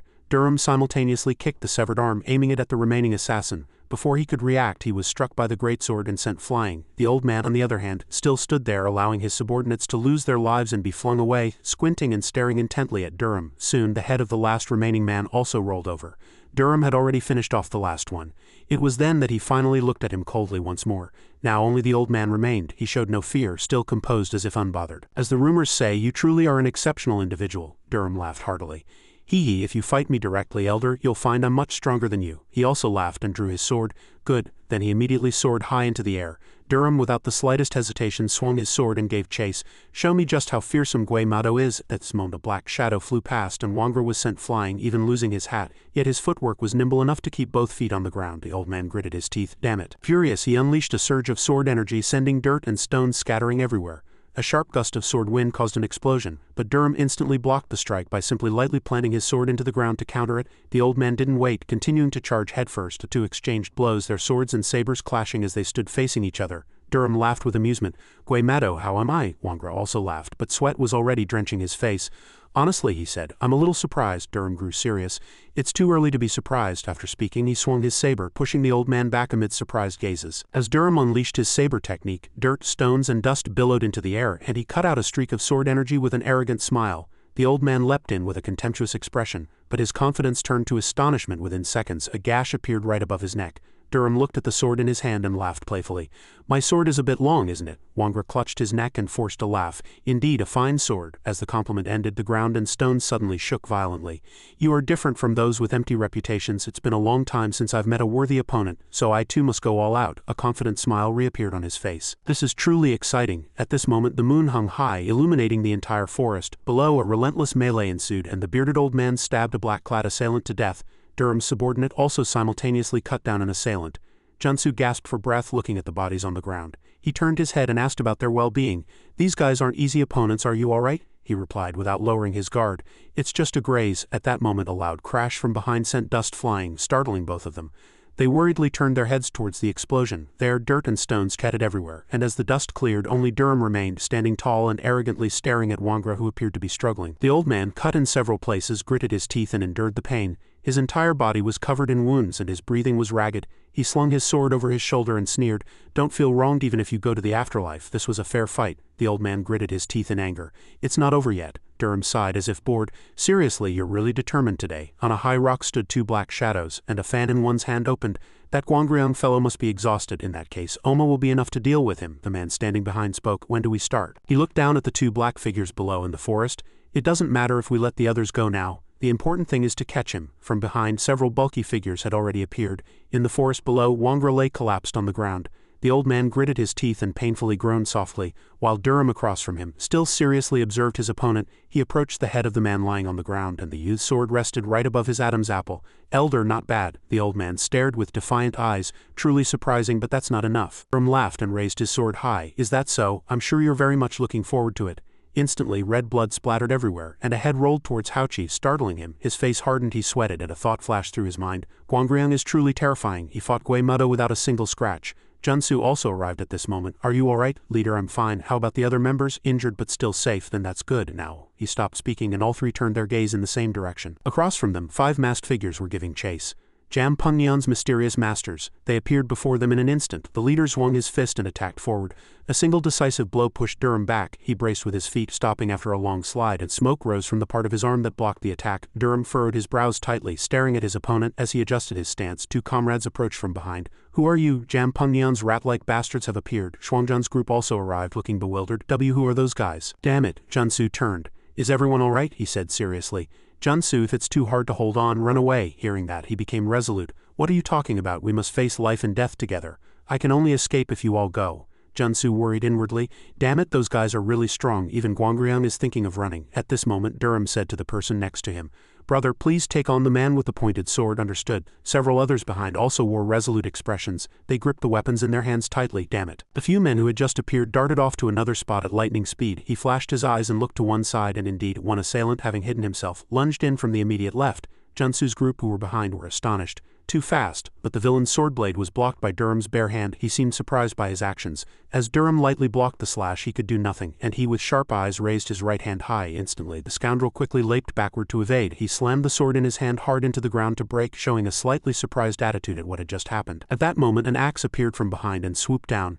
It was a sky-shattering blow, but he still quickly dodged. Before he could even properly stand, a surprise attack suddenly came from the right. Shuangzhen rushed in to attack, but the masked assailant was faster. Spinning to evade, another clash erupted elsewhere, and the impact sent surrounding dirt and stones flying everywhere. The scoundrel raised his head and stared at the person opposite him. Durham at this moment still stared straight ahead with resolute eyes and opened his mouth to warn. Everyone be careful, we're fighting 4 against 1. Everyone replied in unison. Yes, the enemy before them charged again. The young man lightly blocked all attacks. At this moment, one assailant again seized an opportunity to rush in from the right, but facing him directly was Haochi. He suddenly appeared, blocking the way. Where are you going? He was thus stopped by him. Durham thought inwardly. Brother should be fine. He then looked ahead. That guy is the biggest problem. His skill seems to be on par with an absolute master. The yellow-clad figure from behind the mask asked, Wouldn't a joint attack be better? The masked figure shook his head. First, we should observe a little longer. On this side, Durham was still fighting his comrades. Soon he knocked his opponent far away, then leaped forward and brought a saber down, aiming for the opponent's head. But just then a sword blade thrust up from below his neck, and fortunately he quickly twisted his body to evade it. He landed lightly, and opposite him were 2 masked figures in red clothes. At this moment, a bleeding scratch appeared on his face. On this side, the group was also fighting fiercely. These guys aren't just ordinary thugs. Is this the level of Jam Pengnian? He was soon on the defensive. His opponent seized an opportunity and punched him in the face, distorting his features. On this side, numerous cracks appeared in the fat man's large axe. He blocked the opponent's attack, planting both feet firmly on the ground, but was still struggling to hold on. A few others watched, unable to believe it. He blocked it. The fat man gritted his teeth and exerted extreme force. Another person seized an opportunity to ambush his opponent, but the opponent spun around, swung his saber and swooped down, and as soon as the weapons clashed, it cracked.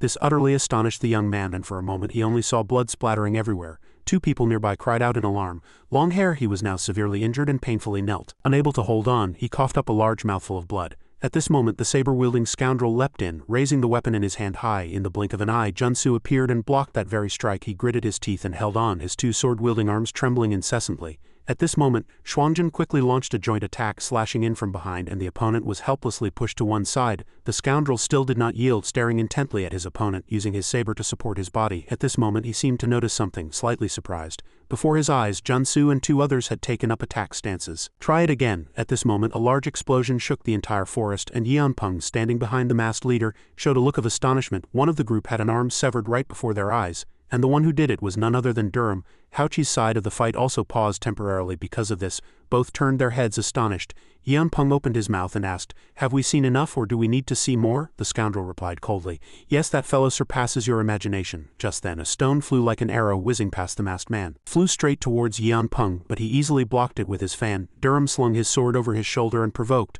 "Are you just going to watch?" He lowered his fan and smiled, looking at him. This arrogant fellow. He immediately swung his fan once, unleashing a Peng Wuchul. Durham quickly leaped from that spot. He skillfully avoided the path of that force, but the leader of the mysterious masters suddenly leaped in and swooped down. He quickly stopped and straightened his body, evading the punch. In an instant the space before him was empty and the opponent was nowhere to be seen. The power of that scoundrel's punch pierced long through the entire forest, raising dust. Durham landed to one side at this moment. He saw the leader and the ruins he had just created. Durham glanced sideways at the immense impact of that punch. The entire forest was split open by him, forming a single path.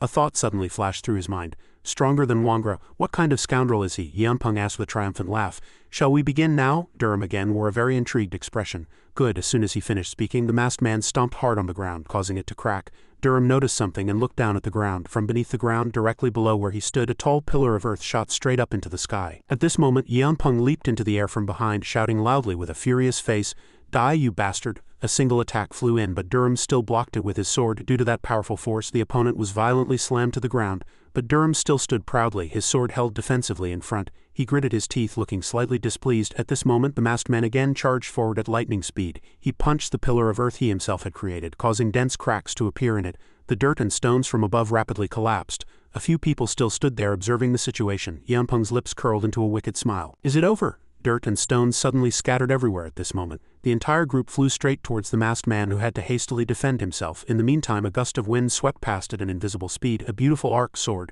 and Durham lightly landed behind Yanpeng. Amidst the opponent's astonishment, he glanced sideways with fearful eyes and didn't realize that his own hand had been severed from his body. He lost control and began to scream, clutching his severed arm and looking back. That voice echoed again, "I made a mistake. I was aiming for your neck." At this moment a punch came again, and he casually evaded it as if unbothered. The masked man leaped up and delivered a blow from above, but Durham easily saw through his intention. Yet another explosion occurred on their battlefield. Yanpeng, clutching his severed arm, gritted his teeth and observed, then powerfully kicked his sword, sending it flying. He leaped, grabbed the sword with his remaining hand and charged. "Die!" He swooped down with a furious face and the weapon thrust straight into the midst of thick dust, but one foot still stood firmly on that spot. Durham blocked the thrust with his sword. He struck the sword, sending the scoundrel flying into the sky. Durham furrowed his brows and stared intently at his opponent, then turned his head to look at the defeated man struggling to get up on the ground. He sliced him with a single stroke of his sword, a devilish smile on his face. The scoundrel was immediately sent flying far away, disappearing deep into the forest. The subordinates stopped fighting at the sight, and a few people next to Houchi also stood frozen in place, dumbfounded.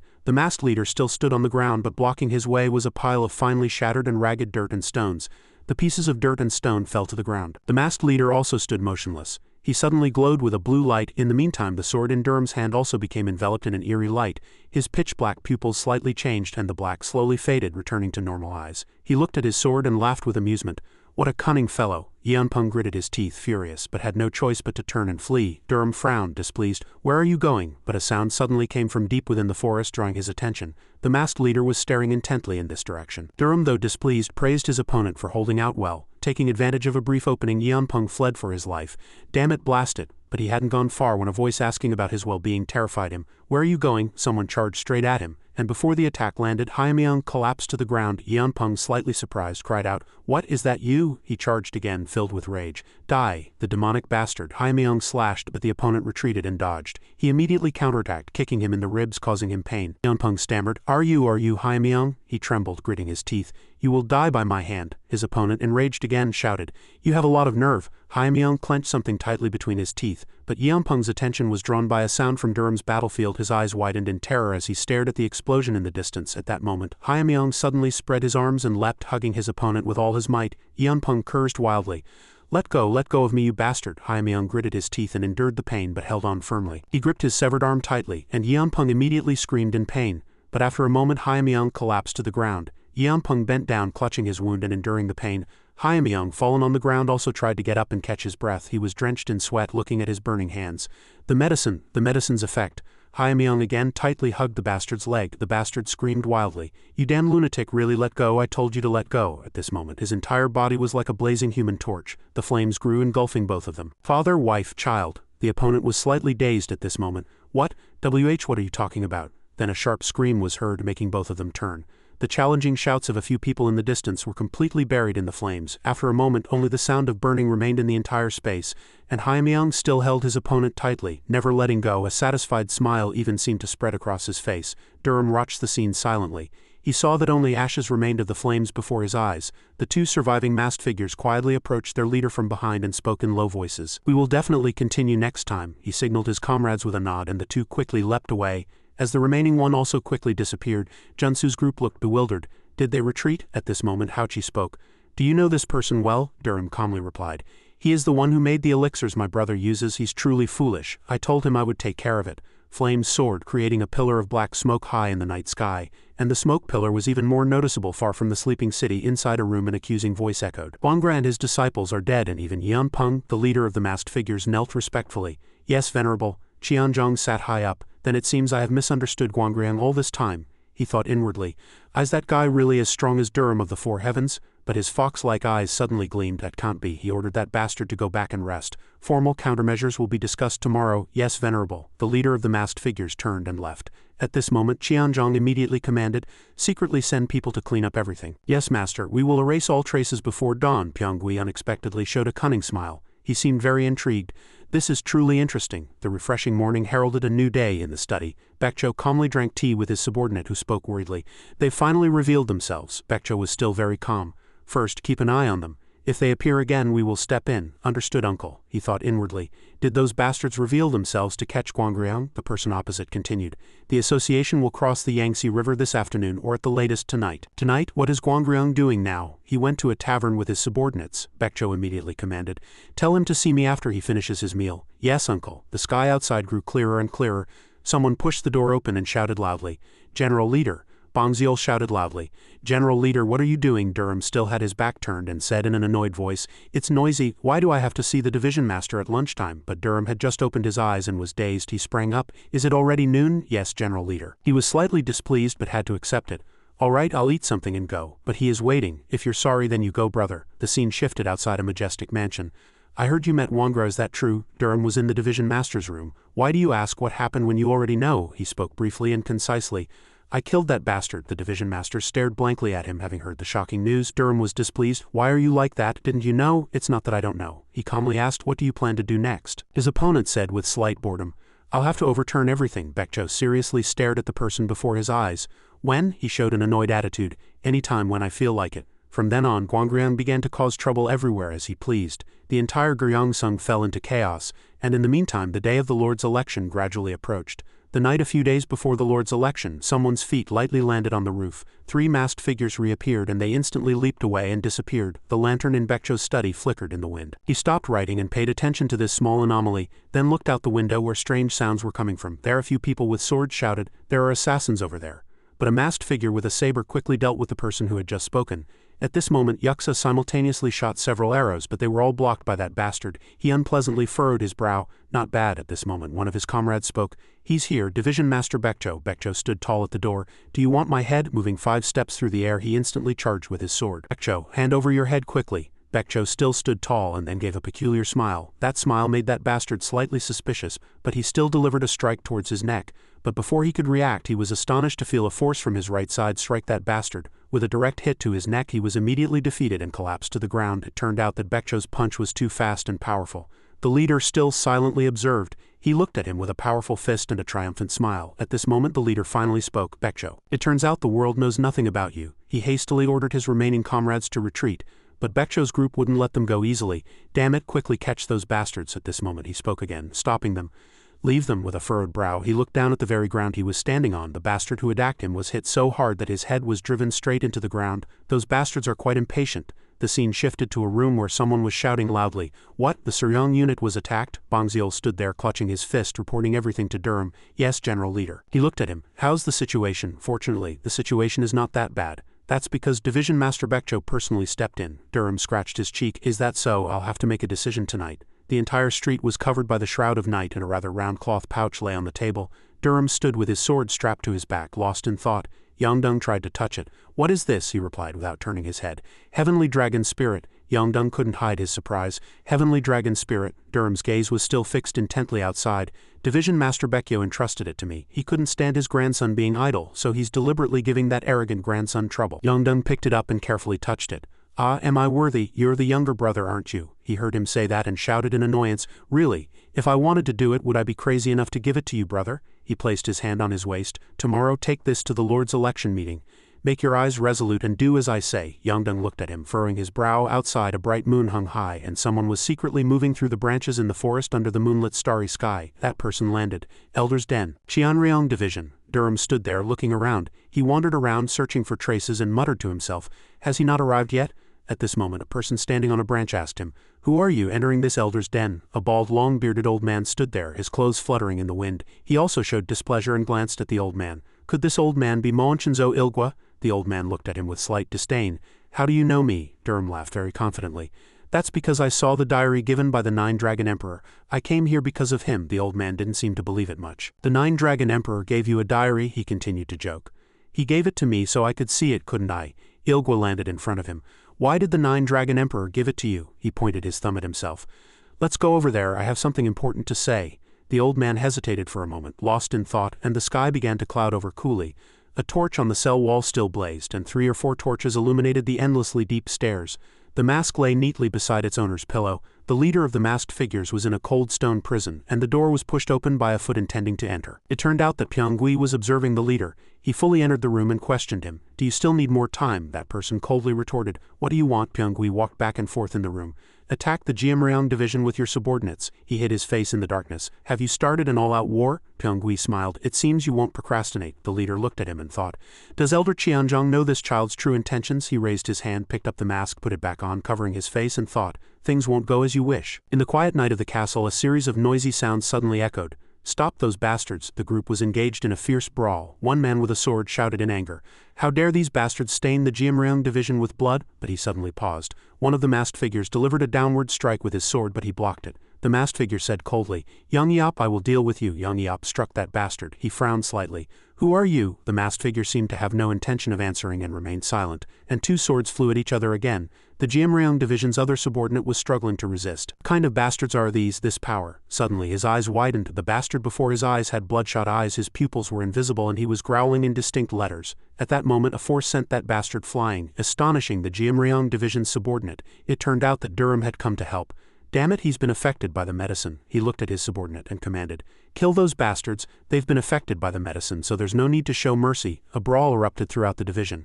Young Yop bent down to dodge a horizontal slash. The masked figure was faster, delivering another blow to him. Young Yop crashed hard against the wall. The masked figure leapt forward, and the situation developed too quickly for him to react, though he gritted his teeth and opened his eyes wide. But at that very moment a foot kicked out. Durham came to save him, blocking between the 2 of them. He stared intently at the masked figure, and knowing Durham's skill, the masked figure turned his head and fled. He calmly instructed Young Yop, "I'll pursue that bastard." On the roof sounds echoed incessantly.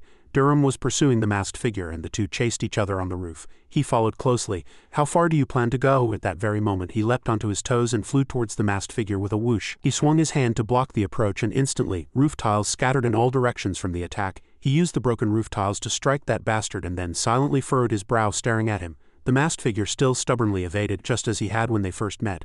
Durham landed on the ground facing him. He asked, displeased, "Why did you withdraw your internal energy?" The masked figure calmly replied, "I have something to say." "How can we talk if you act like this?" He also calmed down. "What do you want to say?" That bastard quickly continued, "I want to make a deal with you." Durham stared at him with incomprehension. "A deal?" The masked figure got straight to the point. "I will tell you what you are curious about. In return, help me with one thing." The night grew deeper, but a lamp still burned in one room. Someone's voice echoed from outside the corridor. "Why did you act that way?" Pyonggui stood before his master. "I thought today was the last chance, master." Elder Qianzhong looked at him. "There's less than a day left now. Anyone will act as soon as the Gyeongsang Lord is decided." Pyonggui probed, "Even if we win, will you still execute your plan, master?" The old man laughed loudly.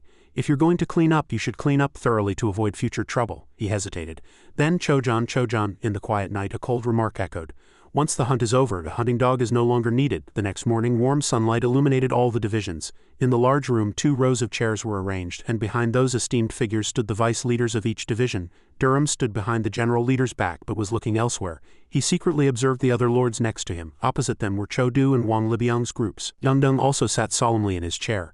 Shinryong Division Master Chojan was the first to speak. It seems it's time to begin. At this moment a voice appeared with a pair of footsteps.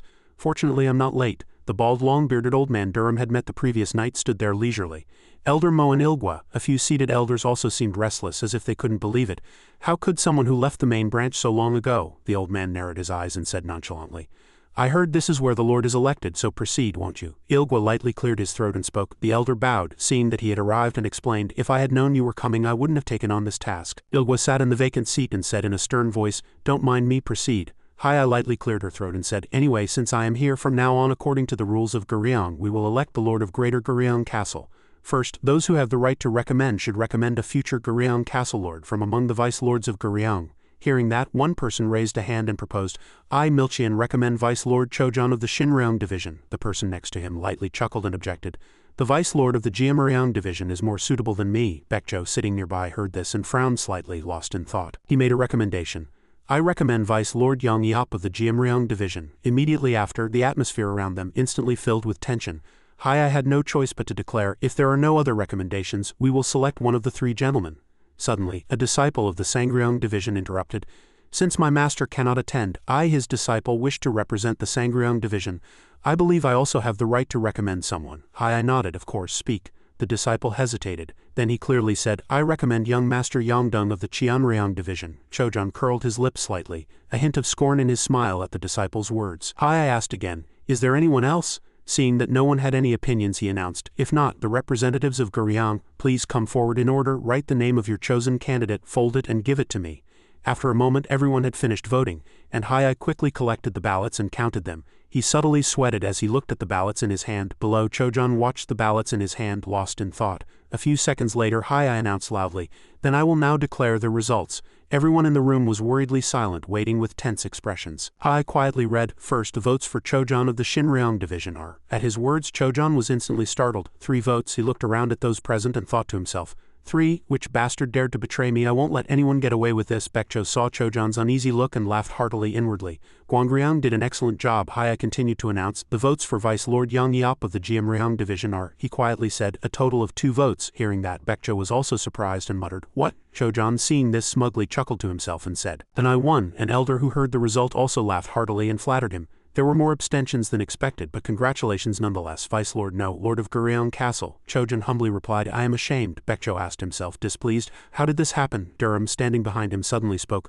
It seems the announcement isn't over yet. Baekjo hastily turned around. What? From Hai's side he was still too nervous to speak. After a few seconds Hai stammered, and the votes for young Master Yangdong of the Qianryong Division are? At his words, everyone in the room was startled. A total of 4 votes. Chojan asked back in disbelief, what are you saying? Isn't there a mistake? Haya held up Yangdong's ballot and replied, it's true. What do you intend to do about it? Chojan said in an angry voice, it's definitely a mistake. Suddenly, Ilgwa stomped his foot hard, and a stern and dignified expression appeared on his face. Ilgwa asked, Hai, the result is clear. Who is the Vice Lord with the most votes? Isn't it the Master of Qianryong? Hai hesitated and replied, that's right. Ilgwa shouted, then what are you hesitating for? At this moment, Chojan hastily said loudly, I object. Ilgwa frowned slightly. Object, Chojan said loudly in anger. Yangdong cannot even lead the Qianryong Division properly. If he were to govern Guriang Castle, it would be a laughingstock throughout the world. Ilgwa asked back, did you say Yangdong cannot lead the Shinryong Division? Chojan replied confidently, everyone in this castle knows that, Elder Ilgwa. Isn't the Qianryong Division run by Li So and Li Rimjun? Durham, standing behind, spoke. It seems you don't know that Li Rimjun and Li So are still imprisoned, Ilgwa also confirmed. This morning Li So and Li Rimjun were imprisoned, and the warriors of the Qianryong Division swore allegiance to Yangdong. Do you have anything more to say? Chojan's face immediately could not help but change. How can this be? Baekjo, sitting nearby, thought with admiration. It's a good thing Chojan wasn't chosen. If he had been, things wouldn't be over yet. Suddenly Chojan shouted again. According to Guriang law, if there is an objection from a Vice Lord, this will be reconsidered at the end of today, and the decision postponed until tomorrow. Hearing that, all the elders agreed, saying, the Waryang Division also agrees with that opinion. I think it's fine too. Ipyong also nodded. I agree. There's no need to cause controversy. At the same time, Yangdong suddenly stood up. How can I not know your intentions? He politely bowed his head and said, Hai, please postpone all decisions until tomorrow. Hai reluctantly replied, if you say so, then it shall be. Seeing Yangdong stand up, Chojan quietly gnashed his teeth and threatened, everyone think carefully and decide again tomorrow. Yangdong frowned and stared at him without replying. Durham, on the other hand, watched this scene and thought with a smile, since there's only 1 day left, they'll give it their all right. It's going to be a long day. After a moment in the study, Baekjo asked, how about you? Durham still calmly drank his tea. What's the matter? When Baekjo hesitated to speak about Yongdong's recommendation, Durham asked back, why are you suddenly trying to wipe your nose with someone else's sleeve? A subordinate also said in confusion. Isn't he acquainted with the division master? Durham immediately slammed the desk and stood up. He shouted loudly, are you telling me to salvage something from a pile of shit and then wash myself clean? What kind of behavior is this? Durham said in anger. It's a good thing the Sangryong division and Chiaoliong division didn't support Chojan. Baekjo also frowned and asked, do you think Chojan will just stand by and watch? Durham calmly replied, if he just stands by and watches, then he's not Chojan. Baekjo continued, it seems Heavenly Master Chiance will formally make a move. Durham tilted his head and replied, if he moves, we'll just meet and fight. Baekjo said in a slightly stern voice, can the Guangryong Corps handle it? Durham said loudly in anger, are you crazy? How can the Guangryong Corps face him? Baekjo lightly nodded, that's right, let me know if you need help. I'll do my best. As if waiting for those words, Durham smiled and said, good, if you help me with your best, I'll take care of them. Elsewhere, Chojan was angrily throwing objects around. He kicked the table away and growled, damn it, it's all ruined. Chojan shouted in outrage. Quan, how dare you betray me? He continued to mutter. Damn it, you bastard. Milchian, sitting nearby, asked, the problem is there's less than a day left now. Do you have any plans? Chojan replied angrily, if those bastards want blood, I'll give it to them. Seeing Chojan smashing objects, Qianzhong silently fell into thought. After a moment, as night fell, Pyonggui quickly brought medicine to Qianzhong's room. The old man accepted it and lightly sniffed the medicine bowl, saying, the medicine smells unusually strong today. Pyonggui lightly juggled and explained, I happened to come across some 300-year-old high-grade Polygonum multiflorum and bought it. Qianzhong asked back, really? Then the old man quickly raised the bowl and drank it in one gulp. Pyonggui watched every movement of the old man drinking the medicine intently. He thought to himself, if he drinks that he will gain power. Very terrifying power. 1 or 2 hours later, as night deepened, hurried footsteps were heard in a small alley. A group of soldiers with weapons ran around searching. They nervously looked around, assessing the situation. Other soldiers were also moving quickly on the rooftops. In the distance, a large plume of smoke was rising. Show them the way. Durham curled his lips slightly and chuckled. He muttered to himself, it's finally starting. Then Durham commanded everyone, let's go. From where the smoke pillar was rising, the same group of soldiers quickly launched an attack. Enemy they've infiltrated. The soldiers inside the division rushed out to block them. Stop them, Ilgwa questioned in a stern voice. Chojan, you have decided to become a dog of Jam Pengyan. At the same time, a soldier was seriously injured and fell, and Chojan appeared from behind the fallen man.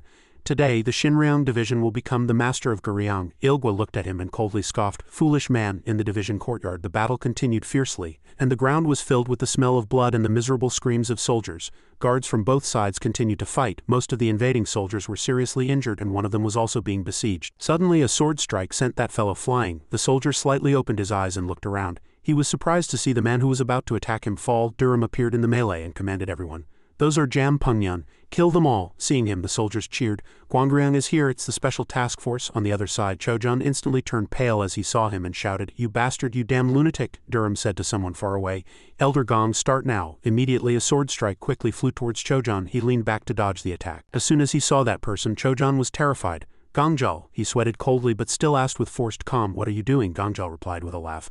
I'm sorry, but if I don't listen to Guangryang, Hunan province will be in great trouble. At the same time, a shadow appeared on the rooftop looking down at the battle. Qianzhong lightly scoffed, they prepared quite well. Durham leapt up to where he was. Don't scoff. Old mole, you finally crawled out of your hole, have you? He said sarcastically. I've really missed you. Qianzhong bared his teeth and replied with a sinister smile, me too. Durham quickly leapt down from the roof and charged towards Qianzhong. The old man still stood motionless and silent. Durham swung his sword towards the old man and shouted loudly, quick finish. His attack instantly shattered roof tiles, scattering them everywhere. Everyone on the battlefield paused at this technique. The group quickly turned to where Durham was. He stood on the ruined rooftop looking down. His attack had not affected Qianzhong, and the old man even smiled provocatively. Young man, you are indeed as formidable as the rumors say. Durham hastily looked up at the sky from where the old man's voice had come. Qianzhong powerfully landed on the spot where Durham had just been standing, he said with a light chuckle. At that age, before the old man could finish speaking, Durham quickly fell. For a moment the ground was immediately covered in white dust. When the smoke cleared, a large pit appeared on the ground. Seeing this sight, everyone was terrified and gaped. They muttered, how can this be? Qianzhong stood in the middle of the deep pit looking around. Durham hastily crawled out of the debris. This crazy old man. Suddenly his gaze hardened in surprise. Qianzhong, standing nearby, slightly curled his lips and the old man's eyes glowed red. Qianzhong laughed like a madman. Durham thought in confusion, what is it? Did that old man use Bunryang Jamadan? No, he wouldn't be crazy enough to use Bunryang Jamadan. Even if it can restore his strength, he'd suffer immense pain and lose his internal energy in an instant. Would someone coveting vast lands do such a foolish thing? Qianzhong approached. I will kill you. Crazy young man. The old man laughed loudly and quickly used his internal energy to control the wind. Durham was pushed back, muttering, damn it, he's crazy. How much did he use? And he laughed in excitement and said, all right, let's do this. this rotten old man. A moment later, Durham's entire body was sent flying into the air uncontrollably towards Qianzhong. As he was about to collide with the old man, Durham panicked, and he quickly hit Qianzhong. Durham was sent flying far away, crashing through several nearby buildings. The Shuangjin group saw this sight and shouted loudly in worry. "General Leader!" As soon as he dealt with Durham, Qianzhong immediately attacked everyone. "I'll kill you all first." In just a few seconds, the Shuangjin group was sent flying, and everyone hastily avoided Qianzhong. On the other side, Gangjal saw this sight and said in surprise, "I can't believe such astonishing power exists." The elder next to him nodded in agreement. "Dangerous, dangerous." Seeing the fearful eyes of those around him, Qianzhong laughed like a madman and said, "Everyone kneel at my feet, otherwise—" The old man lowered his voice and threatened, "I will kill you all." At the same time, explosion sounds were heard from several buildings behind, and Durham leapt high out of the smoke. He once again charged towards Qianzhong. Durham swung his sword to cut down the old man.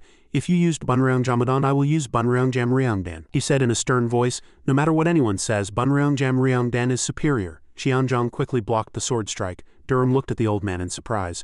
Crazy with one hand, Bunryong Jamadan has a time limit on increasing internal energy, but this crazy old man, his eyes suddenly turned black. Durham resolved, "Prepare to die." Suddenly, Qianzhong's eyes widened in terror. Durham broke free from the old man's encirclement and fell. He swung his sword hard with inertia and shouted, "Chungwang Hoi Weitan!" Durham shouted loudly, and at the same time his eyes also turned pitch black. "Go to hell, you damn old man!" A hand emerged from the smoke again, and Qianzhong grabbed Durham's neck and squeezed hard. He hastily swung his sword to cut the old man.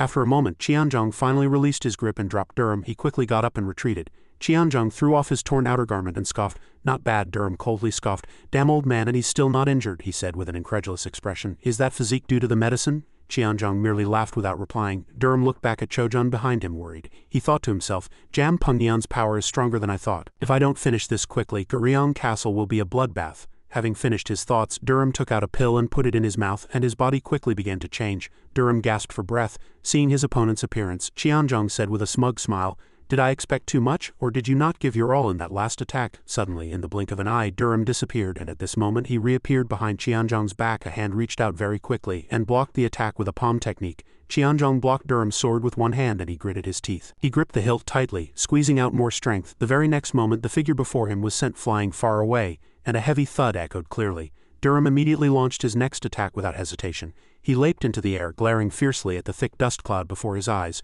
Durham gripped the hilt tightly and decisively slashed downwards. Qianzhong sprang up from the debris, roared and stood firmly on his 2 feet, blocking Durham's attack. The attack was deflected, completely sweeping away a nearby building in the blink of an eye. Broken roof tiles clattered to the ground. Just then Durham's pupils suddenly constricted. He was astonished by the sight before him. Qianzhong had already lunged forward, closing in and looked him straight in the eye, laughing loudly and arrogantly. The next moment a lightning-fast attack flew directly towards Durham's face, and with a single palm strike, Qianzhong sent him flying backward. Durham let out a low groan, twisting his body in midair, struggling to suppress the force of the impact. Before he could react, Qianzhong darted forward, extended both arms backward, gathered strength and unleashed a downward punch. The heavy fist struck straight down. Durham was hit by the attack and crashed into the roof of the building below. Qianzhong watched this sight and burst into hearty laughter. Simultaneously, in a distant building, the sound of clashing weapons echoed repeatedly. Both factions were fiercely engaged, and Wuxia and the others attacked with all their might, all looking in one direction with wary eyes. One of them hesitantly uttered Chojun's name. "I thought he was just a petty individual who relied on Jam Pengyan to swallow Guryong, but with that level of skill it's natural for him to have ambitions," Gongchang muttered softly. "Jam Pengyan is stronger than I thought. In that case we can't win." Meanwhile the disciples were still fighting diligently, and Yangdeng decisively swung his sword, beheading an enemy. He raised his voice and shouted loudly, "Brothers, where is Sungryong? Guryong-sung needs Sungryong's protection. We will spare no effort and continue the spirit of Guryong." Hearing this magnificent declaration, the crowd was instantly filled with morale, shouting to each other and charging forward. Both Wuxia and Gongchang's lips curled slightly upwards. They quietly exclaimed, "Fortunately, Guryong is full of youthful vigor." The scene shifted to Durham's situation. His sword lay haphazardly among the debris. Durham panted, struggling to get to his feet. Qianzhong calmly landed directly opposite him. He raised an eyebrow and suddenly burst into laughter. A skillful old man, quite strong. His opponent fiercely raised his fist and lunged forward with lightning speed. "You knew, so die Guangryong." Immediately after, a sky-shattering sound echoed and roof tiles scattered in all directions. As the thick dust cleared, only the deep crater created by Qianzhong's attack was visible. Durham was nowhere to be found. Qianzhong's lips curled into a cold smile. He thought inwardly, "Honestly, it's truly surprising." Durham was standing in one corner, only his heavy breathing audible. He circulated his internal energy, and a hazy aura tightly enveloped his arms. Durham moved his arms, then let out a low sigh. "I almost died. I can barely hold on by pushing Chungwang Jurying to its maximum. But in this state I'll reach my limit soon. I need to finish this quickly or I'll lose my life. Qianzhong approached him and spoke mockingly. Where has your bravado gone with such a serious look on your face? Durham clenched his fist, raised an eyebrow, and laughed provocatively. I'm troubled wondering how to kill that old man. His opponent looked him straight in the eye and suddenly burst into laughter. Still all talk, the old man spread his arms and loudly challenged. Come at me. Durham, of course, did not stand idle, immediately getting up and charging forward. Their movements were so violent that they quickly drew the attention of Junsu and the others. He felt slightly uneasy. Our general leader is struggling so much I can't believe it. Shuangjin stood next to him, eyes wide. Why is his momentum so strong? Something suddenly intervened. One person blurted out, but if the general leader loses, what should we do? The group stood there blankly, staring intently at the opposite side, muttering softly. Could it be? Meanwhile, Durham was still fiercely fighting Qianzhong with neither side giving an inch. Qianzhong suddenly lunged forward, closing in, his hand already forming a fist. The old man unleashed an attack, pressing Durham flat against the roof. Qianzhong thought he had secured victory and burst into hearty laughter. The old man furiously unleashed a barrage of 3 punches on Durham. He raised his arm to block, then suddenly his eyes widened and he shouted. Durham swung his palm, powerfully striking Qianzhong's side, but the attack had no effect on the old man.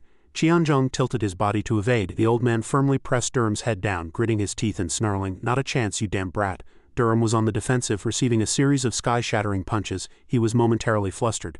It can't be. Durham struggled to find an opportunity, gathering strength to break free from Qianzhong's grip and powerfully kicking the old man. Without stopping, Durham leapt up and launched himself forward. Charging forward, he circulated his internal energy and counterattacked. Chungwang Muryuk. The Chungwang Muryuk technique unleashed immense power, and a blue light illuminated the space. The next moment, Durham gritted his teeth and lunged directly towards his target. He swung his fist and shouted loudly, "Now go to hell, this old man." Qianzhong did not waver in the slightest, even curling his lips in a sneer as the old man roared. A powerful surge of internal energy suddenly erupted, and a fierce attack rushed directly towards Durham's eyes. He stared in astonishment and blood dripped, forming a pool of red liquid. Durham's clothes were torn. He stood there, struggling to breathe, gasping for air. Qianzhong scoffed. Guangriang looks pathetic. Durham glanced at his scratched arm, then curled his lips and retorted, "The same goes for you, old man, doesn't it?" Qianzhong slammed his foot down, sending stones flying everywhere, and the old man snarled, "One of us has to die for this to end, right? Then let it end." As soon as the words were spoken, the old man gathered all his internal energy into both fists. At his opponent's show of power, Durham's lips curled slightly. Indeed, from across the way, Qianzhong roared, darting forward like lightning. Durham immediately gathered his internal energy in his palms, ready to face him. As 2 fierce streams of internal energy clashed, an invisible wave swept across the ground, shaking stones as if they would shatter. The scene shifted to another location. Suddenly a mouthful of fresh blood gushed out, and Chojan's abdomen was powerfully kicked, making him instantly vomit blood. Chojan bent over, snarling and cursing, "Baekjo, you damn bastard." His opponent stared at him with a stern face. "That's enough, give up, Chojan." Chojan heard those words and just found them ridiculous. "I've come too far to give up. I don't want to let go. You're no different from me. People don't know, but I know you very well, Baekjo." Just then, Wuxia noticed the slight tremor in the fist at his opponent's waist. Chojan still continued to babble. "Your goal is..." Before he could finish, a shadow lunged out in anger. Wuxia hastily intervened. "Baekjo, wait a moment." The next moment, 2 sky-shattering fists struck Chojan's head squarely. He screamed in pain, and all strength left Chojan's body as his knees buckled. At that moment, he suddenly thought, "They say a frog in a well, and indeed I'm no different from a frog in a well. Chojan, you are that frog, damn it, blast it." Chojan's eyes gradually dimmed, but anger still raged in his heart. "Only you, if you disappear, Guangriang, you destroyed everything." Returning to Durham's battlefield, he fell backward and blood continued to gush. Blood streamed down Durham's face. He stared intently at the enemy opposite him, thinking inwardly, "I never imagined such a monster existed until now." Qianzhong continuously rained down fierce punches on Durham. He struggled to block each blow. His opponent's eyes were filled with madness. Gritting his teeth and exerting all his strength, Durham tried to push back with all his might. But Qianzhong's attack speed grew increasingly fierce, and his own attack speed gradually slowed. Durham screamed in pain, his feet sliding backward, leaving deep marks on the ground. In this situation, he thought inwardly, "No, this is my limit. My body can't take any more." The 2 streams of internal energy were still fiercely clashing. Durham swept his gaze over Qianzhong, evaluating him inwardly. Moreover, this crazy old man's momentum is growing stronger and stronger. His hand clenched into a fist, gathering all his remaining internal energy into it. Durham's eyes widened, and he shouted, "This is the last. I'll crush everything." Qianzhong laughed loudly and said in a challenging voice, "Come at me." Durham immediately gathered strength and unleashed his technique. Chungwang Muryuk. Blood burst from between his teeth opposite him. Qianzhong furiously swung his arms and charged, laughing widely. As Durham shouted, Qianzhong suddenly paused, and the surging energy in the old man's hand slowly dissipated. Qianzhong was extremely bewildered. "What? Why am I doing this?" But before the old man could even think, Durham's powerful attack landed squarely on his face. As he swung his arm with all his might, a dazzling light flashed, and the powerful impact immediately drew the attention of everyone on the battlefield. Junsu and his comrades stood there blankly, hastily stopping their hands and turning their heads. Yang Dian's group also simultaneously turned their gaze in that direction. The three people on Baekcho's side were anxious and worried, their faces expressing a desperate wait for the final outcome. A pool of blood spread widely on the ground, and Qianzhong's mad laughter echoed. A long streak of blood flowed from the old man's lips and his voice was filled with resentment. Unbelievable. Chengwang has appeared. If he hadn't brought that fellow in, I would have been the one looking down. Durham looked down at the loser, his lips curling into a sneer. Impossible, Qianzhong replied with a strained laugh. Are you going to act arrogant to the very end? But his opponent coldly retorted, You're truly unlucky, old man, to be defeated by your disciple. No, by your illegitimate grandson. Qianzhong was surprised. You, how did you know? Durham kindly revealed, The masked man said so, so even if you die, old man, don't be too curious. Time is short, so now I must fulfill my duty as the leader of the special task force. I will take the life of the heavenly master Qian's old man. Hearing those words, Qianzhong, who had already given up, merely smiled. Durham raised the sword in his hand and declared in a cold voice, For the crime of abetting the assassination of Wuxia, I sentence you to immediate execution. Qianzhong's eyes were still calm, his face clearly ready to accept death. The next moment blood splattered everywhere in one of the three evils. The bloodthirsty strategist finally died. The battle to determine the fate of Guryong ended within half an hour of its beginning, but no one cheered or laughed happily. The death toll reached 300, and almost 200 of them were people from Guryong. They were comrades who had laughed and talked happily with them. How could they laugh? No one knew how long after the battle ended, but the sky today was unusually clear and blue. Below, the group was busily repairing the destroyed buildings. Everyone was busy, and not far away. Others were diligently carrying stones and clearing debris. Zhou Yom gathered the crowd at the threshold and assigned tasks to each person. Inside a separate room, high-ranking officials sat, engaged in endless debates. Of course, there were disagreements. And Go Ipiong and the person next to him both resolutely held their ground. The scene shifted to a certain building and a joyful voice echoed, You're awake, brother. Bibi smiled brightly with excitement, staring intently at the person before her. Durham lay on the bed, frowning and complaining. Your heavy move, his opponent pouted and retorted. How can a delicate girl like me be heavy? She moved back and sat on the edge of the bed. How is your body, brother? Durham got up and lightly touched his forehead. Much better. How's outside? Bibi smiled brightly and explained the situation. With such a big incident, they're busy cleaning up. They told me to tell you to go to Qianryangjan as soon as you wake up. Durham frowned and pressed. Why again? The rest should be handled by themselves. Bibi calmly continued. What if it's something brother needs to do? Durham's expression suddenly grew serious and he asked, Baekcho, is it because of him? His opponent replied softly, Brother, do you know the Milchonho? Bibi suddenly asked, and Durham looked bewildered. Milchonho? A short while later, the scene shifted to Qianryangjan. A voice was heard reporting from outside the door. Qiano Guangriang has arrived. The person inside quickly responded, letting him in. The door opened and Durham slowly entered the room. Yangdong sat in the center seat, greeting him brightly. Brother, did you rest well? Durham replied leisurely. I had a disturbing dream about a few useless fellows, so I woke up. As he approached his seat, the person opposite him asked about his condition. How is your body? Durham pulled up a chair and answered with an unconcerned laugh. I'm well enough to catch a few hidden loaches, his opponent exclaimed. That's good then. Yangdong will officially be inaugurated as the Lord at noon. I want to clean things up beforehand. Durham crossed his arms and declared, It's chaotic, but I'll negotiate. Yangdong was slightly worried. Can you handle it alone, brother? His opponent reassured him softly. Don't worry about me. Honestly, the Guangriang unit is still called a unit. Speaking of which, please promote the Guangriang unit to the Guangriang Corps. Everyone present was frozen stiff. Is that important? Durham emphasized seriously. It is important. Yangdong just gave a wry smile. That's not difficult. The scene shifted to the Suryong unit and sunlight gently poured onto the building. Inside a room, a book that had just been taken from a bookshelf suddenly slammed shut. Baekcho stood silently in front of the bookshelf for a long time, Chojan's words echoing in his ears. I know you very well, Baekcho. Thinking this far, Baekcho coldly scoffed. What do you know? He tightly pressed his lips together in silence, his thoughts inscrutable. Just then, a sudden voice startled Baekcho. Why are you talking to yourself like that? He turned his head and saw Durham, who had just climbed in through the window. What are you doing? He replied with a calm smile. My apologies, everyone seemed so busy. Baekcho scrutinized him. I heard you were injured, but you look fine. Durham stepped down onto the floor and continued, I was just lucky. Baekcho closed his eyes and said softly, You've worked hard. Thanks to you, we were able to completely wipe out Jampungyan. Durham said humbly. Not entirely. Heavenly Master Qiance's disciple escaped with his masters. His opponent lightly shook his head. It can't be helped. What will you do now? The special task force and the Guangriang unit can no longer exist, can they? Durham replied calmly.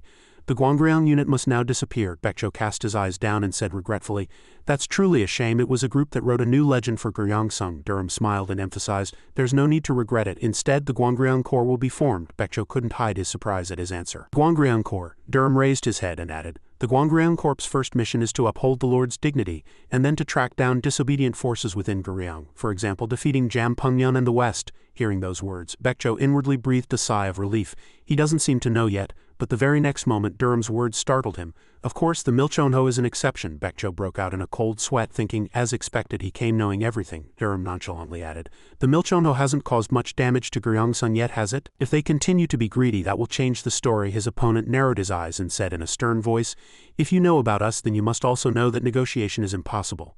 Durham crossed his arms and casually remarked, you seem to be very close with Banyang Qianjan, a subordinate of Banyang Muzan, one of the 10 lords. Are you confident? Baekjo gasped in astonishment, his lips trembling as he pressed. How do you know? Unexpectedly, his opponent smiled and replied, I just took a guess and it turned out to be true. Baekjo kicked the desk in front of him and shouted loudly, now that you know, there's no other way. Durham remained unfazed and continued to press.